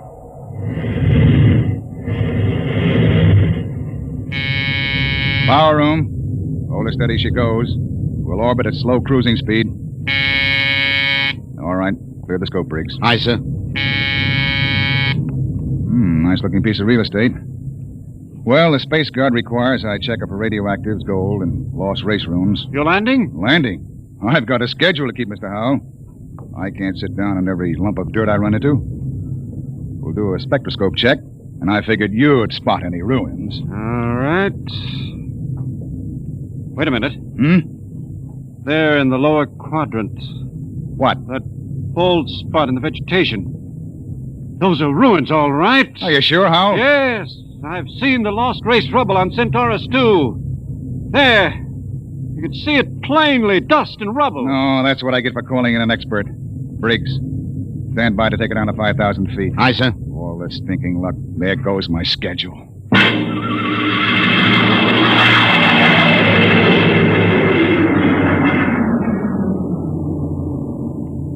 Seen enough, Howell? It's going to set me back 5 hours. Interesting. Wait a minute. What's wrong? I don't believe it. Marvelous. Incredible. Stop sputtering, Howell. What is it? Look over that rise in the ground. It's a section of the city still standing. Hey, you're right. That hill must have shielded it from the blast. Captain, you've got to land. Land? You've got to. This is the first lost race site that's ever been spotted. Of course, you'll land. Howell, we get a $1,000 bonus for every day under par for the run. But you don't understand. It's the biggest find in the century. We can chart it, and you'll have to get back somehow. That's all. I'm not sitting down to rake over old dust heaps. Captain Wharton, I'm on commission to the Space Guard. You may have to answer to them. I'll think up one. Look, Howell, strictly speaking, you're a passenger. Well, you've got to You land. don't belong on the bridge. I'm not landing down there, and that's the... Briggs! Emergency from the power room. Something must have blown. Power room. Power room. Stanton, what's wrong down there? Stanton! He doesn't answer. Anything serious, Captain? Reaches the fuel locker. That 5 pounds of bessendium will go and kick us right out of space.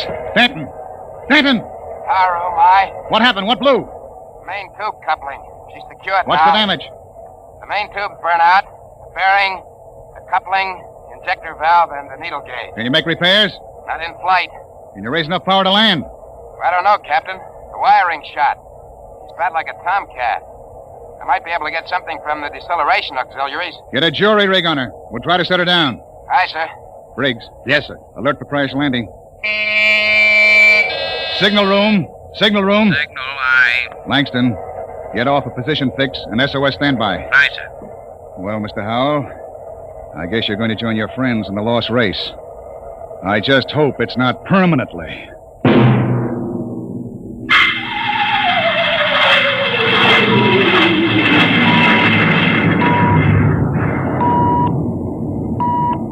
Leveled off now, Captain. Trim her up a point. That's it. She's bucking bad. 5 more minutes and the hull plates will shake loose. Power room. Stand by for bow blast on signal. All ready. I'm going to try for that clearing. Too narrow. 2 to 1 for $1. All right. Hang on.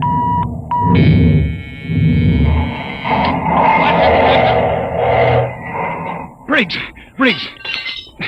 You all right? I hit my head on the panel. Well, I seem to be all assembled. Well, we're down. Guess our luck hasn't run out yet. Calling power room. Power room, aye. All right down there? Yeah, I'm all right. Stanton, I want a complete damage check and repair estimate. Get up here as soon as you got it for me. Briggs, you all right now? Yes, sir. I guess so. As soon as we get Dan's report, get a detail aft. Help him with repairs. Captain Wharton. What is it, Langston? My speaker line's out. Sending circuits blew. Spare tubes? That was a pretty rough landing, Captain. They're gone. I can't replace them this side of Lunar Space Station. I see. Well, the SOS ought to do it. And the Space Guard monitor reports opposition. They aren't going to, Captain. Why not? Sending circuits went out when the blast went off down there. I didn't get the SOS out. Thank you, Langston. Get back and see what you can salvage. Does that mean bad news? We were in overdrive, Mr. Howell. It would take 40 years to search the distance we've traveled in one day. Consequently, when a ship doesn't make port and doesn't transmit a position fix, they forget about it. Oh. I see. And with the radio out, we blast off on our own power. Or we don't get off. Got your damage report, Captain. Well? Here. It's on a B-23 checklist. Not bad? Worse. Stanton, how long will it take you for repairs? I don't know. An estimate. I know gypsy fortune teller. How about the lifeboat?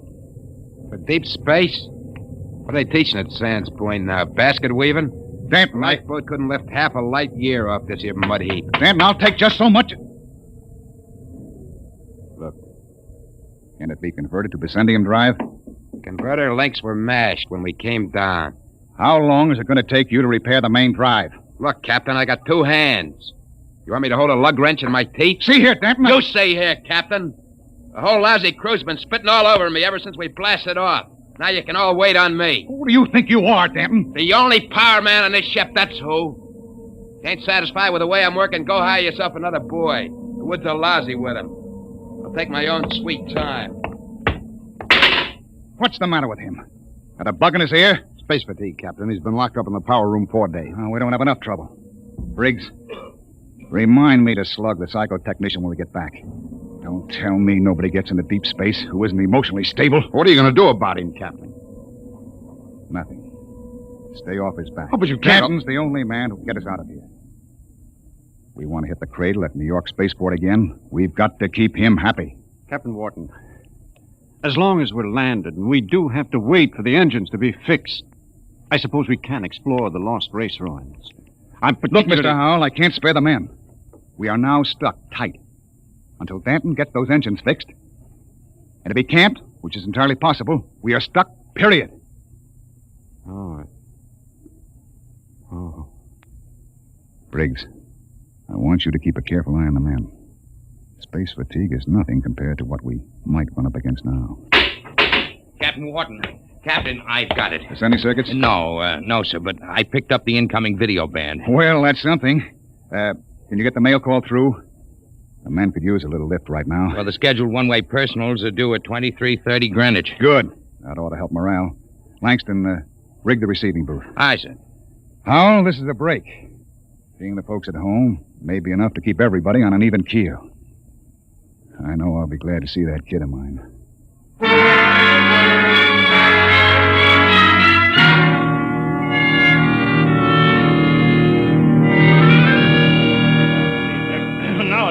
Yeah.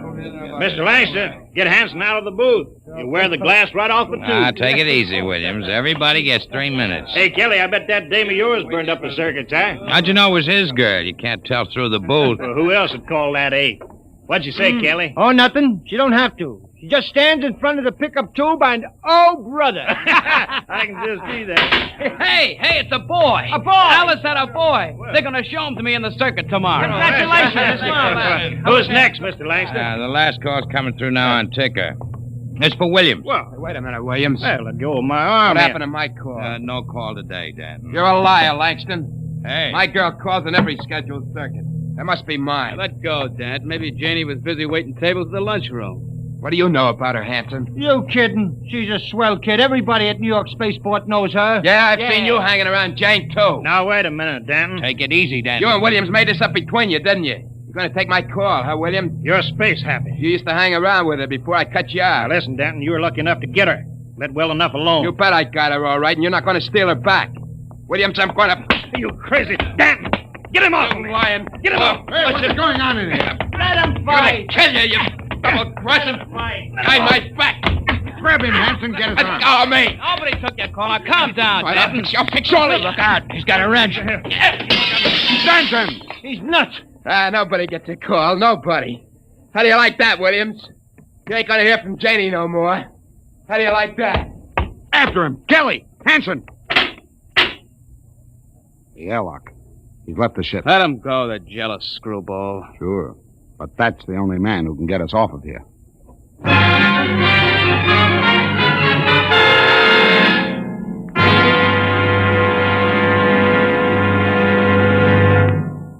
I warned you, so help me, Briggs. I warned you to keep an eye on Danton. Well, I didn't think he'd go off this way. Well, it's that girl of his, sir. He's crazy jealous about her. Any reason for it, Williams? No, sir. She's a good kid. Too good for Danton. I guess he's just so afraid of losing her to some other guy, he's getting psychopathic about it. Well, we've got to get him back. I want every man equipped and ready for search parties immediately. Aye, sir. Williams, rig some portable searchlights. And issue hand blasters and radiation tickers. Kelly. Aye, sir. You had the second party. If you find Danton, send up a signal flare. Aye, sir. Unless we do find him, we'll be on this planet until the next freighter stumbles on us. Maybe 10,000 years from now.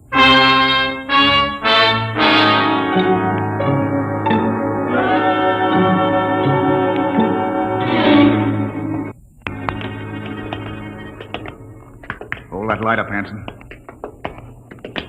This is amazing, Captain. Lost Race building's actually standing. Hey! What is it? Oh, nothing. A shadow. Place gives me the willies. We'll be able to find out so much about them, their science, art, what they looked like, perhaps even why they destroyed themselves. I'm beginning to wonder about that, Hal. You sure they destroyed themselves? Maybe they lost a war to another race. The winners would have left traces. Genghis Khan, the Mongol emperor, left a pile of skulls as a monument after he destroyed his enemies, but there's been nothing like that found. No clues at all, eh? Nothing. When they decided to wipe themselves out, they did a thorough job. But why? That's what we've been asking for 50 years. They wanted to end like that. Captain, there's a rise ahead. Keep going. Anything on your side, Briggs? No, sir. Hanson, what is it? I don't know, sir. It's a funny kind of a glow. I guess I shot without thinking. Don't get trigger happy. Howell. Yes? Where do you think the light is coming from? Down there. It's an amphitheater.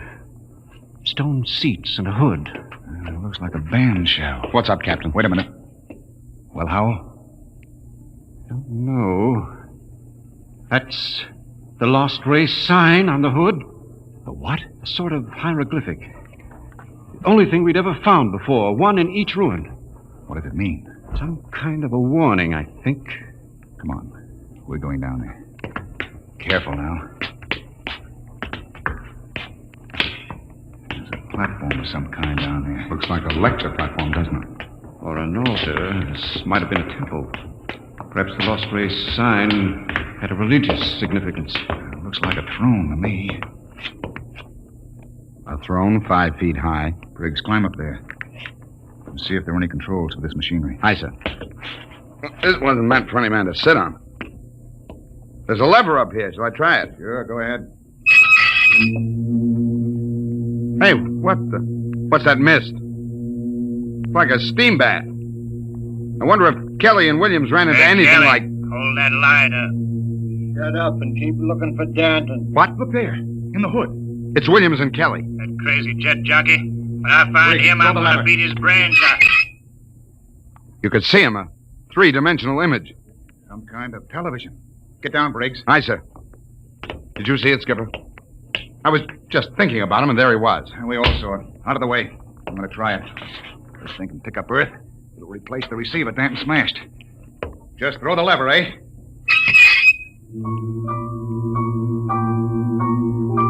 What? That's my son.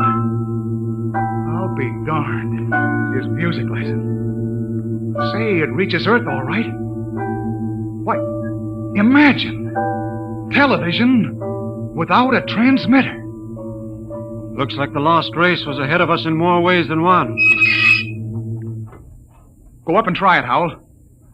Amazing, amazing. Television without a transmitter. This machine may be the clue to the mystery of the Lost Race. I'll try it. Mary, I've told you I like my paper first in the morning. If that youngster wants to know how the Tigers did, let him wait until I am... My father in Detroit. Remarkable, Captain. You can see the whole room clearly. Say, how about me, Captain? Let me get up there. I'd like to see my baby. Alice told me all about it. Out! What's the matter, Hanson? I kicked something, a wrench. Well, hold it up. What? It's Danton's. That means he's been here. We're on his trail, all right. Come on, Howell, let's go. Oh, but the baby, it wouldn't take a minute, Captain. Later, Hanson. We've got to find Danton first. All right, now, let's get moving. Hold it. What's that? The recall flare. Kelly and his men have found Danton. Oh, I hope that crazy fool is in one piece. We start back now, Captain? Yes. That came from the ship. Another flare? No, that was an explosion. That's all we need now. Something more to happen to the ship.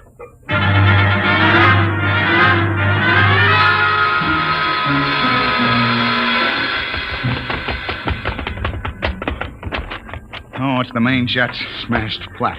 With all the stinking rot. Check through the ship for further damage. Aye, sir. Oh, look at those plates. Crumpled like an accordion. Captain! Oh, Captain! Here comes Kelly's party. We got him. Got Denton. Hold it. What happened here? Somebody blew up the main jets. Denton, do you know anything about this?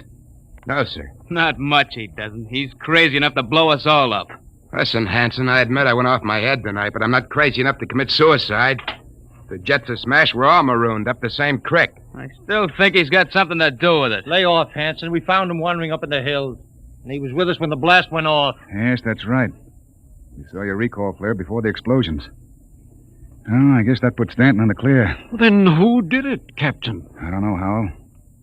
Looks like somebody didn't want us to leave this planet. Well, we still got one slim chance left. If we can repair the lifeboat. Skipper, it's gone. Gone? The escape port is open. The boat's missing. Oh, what else? The arms chest was cleaned out, sir, and the fuel locker was jimmied open. The descendium bars are gone. You sure? You can look for yourself, sir. She's clean. I see. There's only one answer left. There's something or somebody out in those ruins trying to get us. Maybe that lost race decided they weren't going to stay lost. You think some of them may still be alive? Who else could have blown up our ship?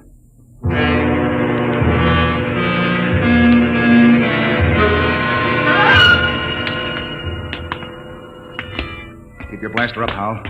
And be careful. It's a hair trigger. What are we doing back at the television machine, Captain? I thought we were looking for the lifeboat. We are. Whoever blew up the ship must be around here. Might as well try to use the machine to track them down. Yeah. Catch them with their own gadget, huh? That's right. All right, Hal, you're the expert. Get up there and try to find him. I hope it works. Well? Trying, Captain. Nothing but mist. I don't understand it. It reached all the way to Earth before. I saw my father in Detroit. Mary, my paper's all rumpled again. What? There it is again. My father in Detroit. I've told him time and time again I don't like a messy paper. Look at that. No selector control, yet all the way to Earth. You can see the whole room, the goldfish bowl, the antimacassars on the chairs. Yet we can't pick up something less than a mile away. Knock it off, Hal. We're wasting time. Come on. That gadget won't work. We'll have to comb these rooms inch by inch. I don't understand. Neither do I. We'll cut behind the hood here and go on. Briggs, you take the lead with the radiation ticker. We might be able to pick up a reading on where the rocket fuel is hidden. Aye, sir. All right, let's go. I can't understand why that machine can pick up Earth and not... Help, Captain! Briggs, what is it? Captain, help! I'm falling! It's a cave-in. Hang on, Briggs. I'm slipping, Captain. Grab his wrist. All right. Now pull. Pull. Higher. What happened? I was just walking along and the ground caved in. What? It's some kind of shaft. Hold your light over it, Captain. Oh! 50 feet deep in a stone bottom. I could have split my head open like a grapefruit. Something down there. Hold that light steady. Amazing. Amazing. Looks like a pile of bones to me. 2 piles. They may be the first skeletal remains ever found of the lost race. I've got to get down in there. We haven't got time, Howell. Come on. Let me have your binoculars. Wonderful. That small skeleton must be an infant. They've been laid out carefully at the burial chamber. The way they're lying, it's probably a mother and infant. Yeah. The tail, she's definitely anthropoid. Howell, you mean apes? Something like that. Yet they had atomic power and built cities across the galaxy. Amazing. Howell, we haven't got time. Hello, that's funny. The little one is different. The caudal bones are different. No tail. Listen, Howell. What do I care whether they had tails or not? Come on now. It's almost as if... Well, they did have atomics, and radiation does funny things to heredity. They had that problem of mutations in Detroit. What? Detroit! That must be it. What? The new atomics plant at Detroit. They tore down my father's house to make room for it. Quickly, Captain. Howell, where are you going? Back to the machine. I've got a theory that may solve the whole mystery of what happened to the lost race. I don't care what happened to the dead ones, Howell. I want to find the living ones who wrecked my ship. I think this machine may give us both answers. There's the house, Detroit, down to the last detail. Oh, come on down. We know all but that. Don't you understand? That house was torn down. I got a letter before we lifted off Earth. It's gone. But it's on the television machine. Captain, that machine isn't television. It's a thought projector. What? It only mirrors what's in your own mind. But, Mr. Howell, we saw Earth. It was really there. But it was just because we imagined it, Briggs. It's a thought projection. I can produce any mental image that occurs to me on this machine. New York, spaceport, a Space Guard patrol, anything. Anything? Yes. And now I think I know what inspired the lost race to do what they did. It was fear. Fear of what was in their own minds. They could all see it with machines like this. But fear? Fear of what? They foresaw the future. So they destroyed themselves. Every last one of them. Hold it, Howell. Are you sure they're all dead? 100,000 years ago. Then who blew up the ship and stole our lifeboat? Danton. Danton? But why? He was pathologically jealous. Yes, but blowing up the ship was like committing suicide. He wasn't crazy enough to do that. The lost race was after they looked at this machine. You mean Danton did too? We found his wrench here. You're right. He must have looked at the machine and thought it was television. He must have seen all his fears about losing his girl confirmed. That was enough to make him completely unbalanced. But he was with Kelly when that explosion went off. He's got an ironclad alibi. No, he hasn't. Wouldn't take a power man long to sneak back to the ship and rig a delayed action fuse. Howell, we've got to get back to the ship before Danton. Never mind, Captain. Stay right there. That's Danton. I'm in the dark. You make a perfect target there. Stop your gun. I got a blaster set at wide angle. Drop him. He's got us cold. I've been following you, Wharton. I wanted to tell you. I'm going back to Earth. I got the lifeboat hidden over that rise. It won't work in deep space. You believed me when I told you that, didn't you? Well, I've got it fixed. And with that Vicendium fuel, it'll be a milk run. I'll reach the Space Guard station at Volta with a long, sad story about how the rest of you exploded in mid-space. Danton, that's murder. Yeah, that's just what it is. And easy, too. Danton, you can't just leave us here. Watch me. Sit in front of that machine and watch me. Yeah, I know what it is. I know it's a television without a transmitter. And I did some checking up. I've seen how you were stealing my calls. Trying to steal my girl. Danton, you're sick. You Pretty can't... smart, that lost race. They built some machine. And it showed me plenty. It showed me enough to kill you. Oh, you've got it all wrong. This isn't a television machine. What are you trying to pull, Wharton? I saw it. Those were your own thoughts, Danton. Those things you saw exist only in your mind. Shut up before I blast all of you down. You're just trying to lie out of it, that's all. But I know the truth when I see it. And you're going to die. All right, Danton, but you're not going to get away with it. Look at the machine. What's that? The machine. It's the Space Guard patrol, Danton. Look, they're coming. X3 to command. Spotted the Corellias. Reported. Preparing to land. That's the Space Guard, Danton. Yeah, whole patrol. You're lying. They couldn't come. There wasn't any SOS. X3 to command. Preparing to land. There's the clearing. That's enough, Howell. All right, Danton. They'll be coming over the horizon. Drop your gun and give yourself up. No, they're not going to catch me. I'll be away in that lifeboat before they land. Stay still, all of you. Stay where you are. I still got you covered. Danton, look out behind you! Burial shaft. He fell in it. Hold the light down, Briggs. Well? He's dead. Deader than the lost race. And what about those Space Guard cruisers? Out of my head. I just imagined them, and there they were on the machine. Poor Danton believed they were real. I wish they were real so we could get off this planet. No, it doesn't matter. We know where the lifeboat is now. We can send one man to bring back help. And it won't be Danton. The machine got him the same way it got the lost race. Through fear. But what was the lost race afraid of, Howell? Changing. Changing? Look at those skeletons down there. They had atomic energy, but they couldn't control it. Look. The baby's different from the other. The race was changing by mutation. Mutation? Look at those skeletons. Now imagine a shifted hip socket so they could walk upright. The baby was already without a tail. But how? That would mean they were changing into... Yes, Captain. The lost race committed suicide rather than face the fear of seeing their descendants become such horrible creatures as men.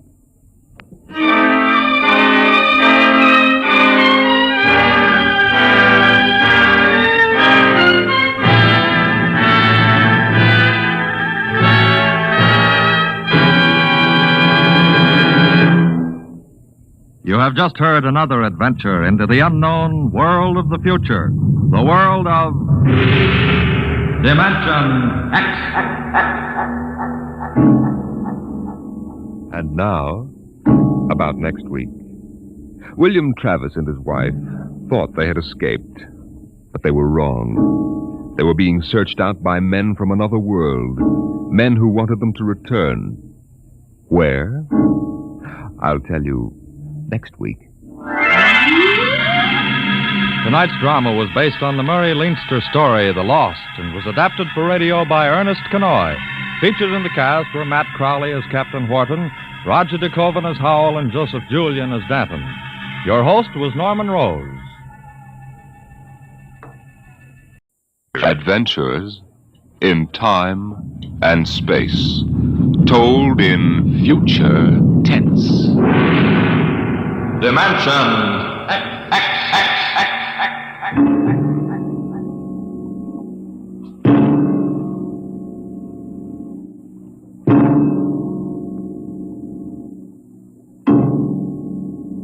Can you predict the future? Can you tell what will happen in 100 years? Or in 10? Or in the next minute? Can you look beyond the known dimensions of time and space into the unknown, Dimension X? Tonight we have a strange story to tell. A sweet, blood-curdling little story that is really only 2 sentences long. The last man on Earth sat alone in a room. There was a knock on the door.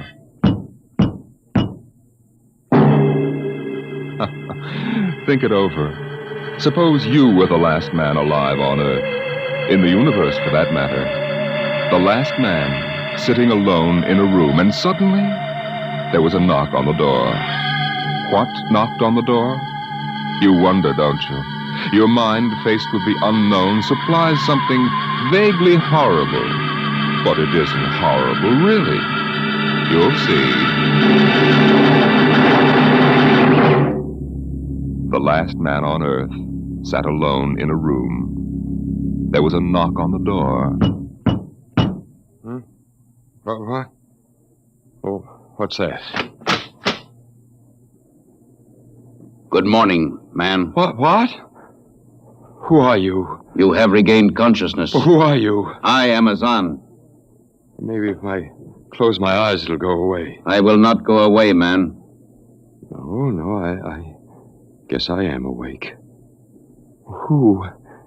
What are you? I am Azan. What's that? Azan is intelligent life. What happened? Where are you from? From Planet 7 in the 3rd galaxy in the 4th quadrant. Where? It is not necessary to repeat information which is correct in the original statement. Planet 7? You mean I'm not on Earth? You are still on your planet. Well, then what are you doing here? The Zans have annexed your world. You mean you've conquered Earth? Yes, that is correct. We will now prepare your planet for habitation by the Zan. How about the people? There is no longer any use for large numbers of lower life forms. Therefore, we have dispensed with them. Dispensed with? You mean you've... When did all this happen? 2 days ago. You have been unconscious until now. You really mean I'm the last man on Earth? That is correct. Identify yourself now. What? Kindly provide data as to your position in the elementary social order of your planet. Well, I'm Walter Phelan, Associate Professor of Anthropology at Nathan University. How is it you speak English? We have deciphered your written and recorded records. It is not difficult to reconstruct your language, very type of auditory communication. Oh. Is there anything you want to complete your natural habitat? You mean I'm a prisoner? That is correct. What will you want further in your room? Well, do I have to stay here? Yes. The rest of my life? Forever. Well, then you better bring in my books. I gotta call you something. Do you mind if I call you, George? It is immaterial. All right, then, George. You know, I can't really believe this.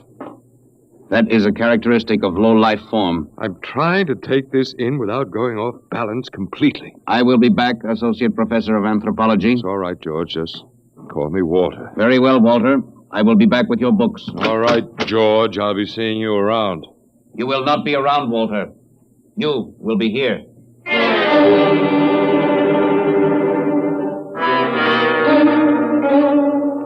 Yes, the last man on Earth sat alone in a room. A rather peculiar room. He just noticed how peculiar it was, and he'd been studying out the reason for its peculiarity. His conclusion didn't horrify him, but it annoyed him. There was a knock on the door. Come in. Oh, hello, George. Hello, Walter.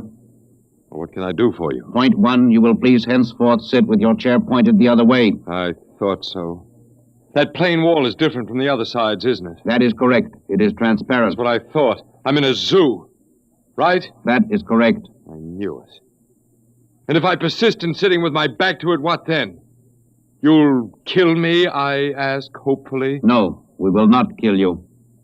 It's too bad. George, face the bars and perform for the people. I mean for the Zons. How many other animals do you have here in the zoo, George? 216, a male and female each of 108 kinds. Male and female of all the animals? There is a female of your species among the collection. Anyone I know? Never mind, it doesn't matter anyway. Well, George, you started out with point one. I suppose there's a point two kicking around somewhere. What is it? Something we do not understand. 2 of the other animals sleep and do not wake. They are cold. What is wrong with them, Walter? Well, they must be dead. Dead? That means stopped. But nothing stopped them. Each was alone. Sure, they just died. But I have told you they were alone.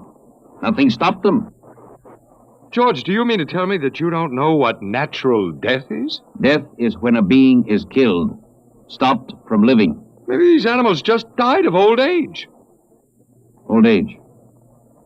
I do not understand. George, how old are you? Your planet went around the sun about 7,000 times since I was born. What? 7,000 years? Yes, I'm still young. Well, look, George, you've got something to learn about this planet you've hijacked. Here on Earth, we've got somebody that's a stranger where you come from. Down here, our people and animals live until the Grim Reaper stops them. This, Grim Reaper stopped the 2 animals? That's right. He will stop more? Oh, he gets us all, George. This is a new factor we have not considered. But you can consider it. Because when the Grim Reaper gets through, there won't be very much left of your zoo. You mean he will stop more animals soon? Well, with your lifespan, it won't seem like a minute and we'll all be gone. Oh, it looks like you made a mistake, George. I don't think there's very much you can do about it. That is not correct. The Zon is a logical being. We will take action.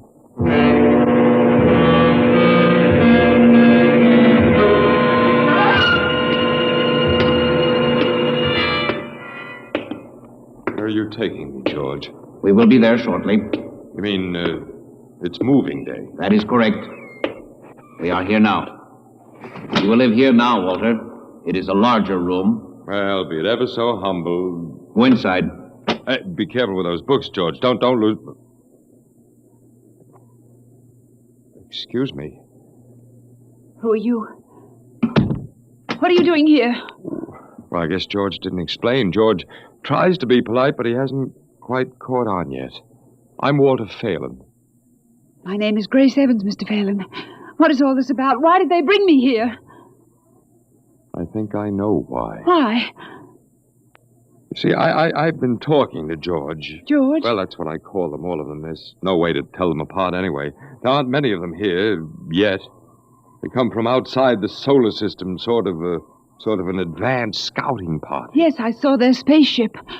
It's as big as a mountain. They're moving in on us. They cleaned off the earth with some kind of vibration that destroys all sorts of animal life. They killed everybody. Oh, no. I was afraid. Well, the cheerful note is that you and I and 200-odd other animals were picked up beforehand as specimens for the zoo. You know that this is a zoo, don't you? Yes. I suspected it. But I don't remember anything about being captured. I just woke up here. Well, they solved a lot of problems for us. Housing shortages, wars. I don't suppose the human race, you and I, that is, have to worry about anything now. It's awful. Only they made one mistake. They overestimated us. I don't understand. They thought we were immortal. That we were what? Immortal, like they are. Oh, they can be killed. The Zons don't know what natural death is. They didn't know anyway until they lost 2 of us yesterday. You mean there are more than 2 of us? No more of our species. These were merely brother animals. A rabbit and a canary. And by the Zons' way of figuring time, the rest of us are only good for a few minutes apiece anyway. That's a joke on them. They figured they had permanent specimens here in their zoo. But didn't they know that we'd all die eventually? No, I don't think so. See, George told me he was 7,000 years old and he's supposed to be young. When they learned how quickly we die, well, they were probably shocked to the core. If they have core. How can you talk that way about it? Academic detachment. I learned it at faculty teas. At any rate, they've decided to reorganize their zoo 2 by 2. Oh. Sure, they figure we'll last longer collectively, if not individually. But if they think... That is, if you think for 1 minute... No, don't worry. I don't. But are they going to keep us locked up together in this one little room? I'm afraid so. It's horrible. I agree with you perfectly, my dear. But all personal considerations aside, the least favor we can do the human race is to let it end with us. I don't see much point in continuing it just for an exhibition in a zoo. How can you just sit here and lecture? Habit. But we've got to do something. Why? I don't know. It just seems we owe it to the human race to do something. Got a suggestion? There must be some way. They can be killed, you said. I think that anything that would kill one of us would kill one of them. You see, I figured it out, I think. George cut his... Well, I suppose you'd call it his hand when he brought in my books. It started to bleed, red blood, but I could see the cut closing just as he stood there. And by the time he left, it was healed. I don't understand. Don't you see, whatever factor there is in man that makes him grow old is missing in the Zon. They just go on and on and on until they're stopped. Yes. But suppose we killed one. There must be some way. Well, but what would be the use? They wouldn't even punish us. They just give us our food through a trap door and put a sign out saying, "Beware of the man, dangerous." I don't think they'd have to bother in your case. I don't see anything funny. I'm sorry. Just reminds me of Martha. Martha? My wife. She died 2 years ago. I'm sorry. No, not at all. Oh, it'll be George with my books. Come in. Hello, George. Hello, Walter. Point 1, I have brought your books. Point 1, Well, what else is on your mind? Point 2, another creature sleeps and will not wake. A small feathered one called a duck. It happens, George. I warned you. Old man Death, the Grim Reaper. I told you all about him. Walter, the Council of Zon has met. It has been decided logically that the only intelligent life to escape the vibration is you. Therefore, the logical conclusion is you are stopping these animals by some means unknown to us. George, you're off your trolley. You will tell me now how this is done. You boys afraid you're going to lose the whole zoo? It is necessary to save the remaining specimens as long as possible. If we do not get information, we may be forced to dispense with your species entirely. Now, wait a minute. This means you, Walter, and the female. Now, wait a minute, George. Don't go off half-cocked. Let me take a look at these animals that won't wake up. I will take you there now. Go first, Walter. After you, my dear George.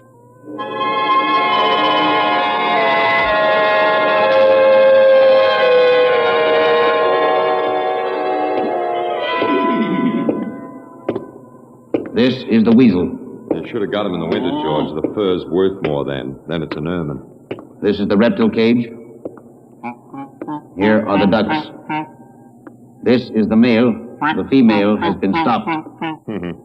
Lucky girl. What's the matter, fella? You lonely down there? Walter, you will tell me how you stopped the female duck. You got me, George. I didn't do it. Maybe she died of the Dutch elm blight. Walter, you are not being logical. We have concluded you are stopping these animals. Tell us how it is done. I told you, George, I haven't the foggiest notion. Very well. We will have to take further action. Well, what are you going to do, George? We have methods of action you will know soon. We will go back now to your room.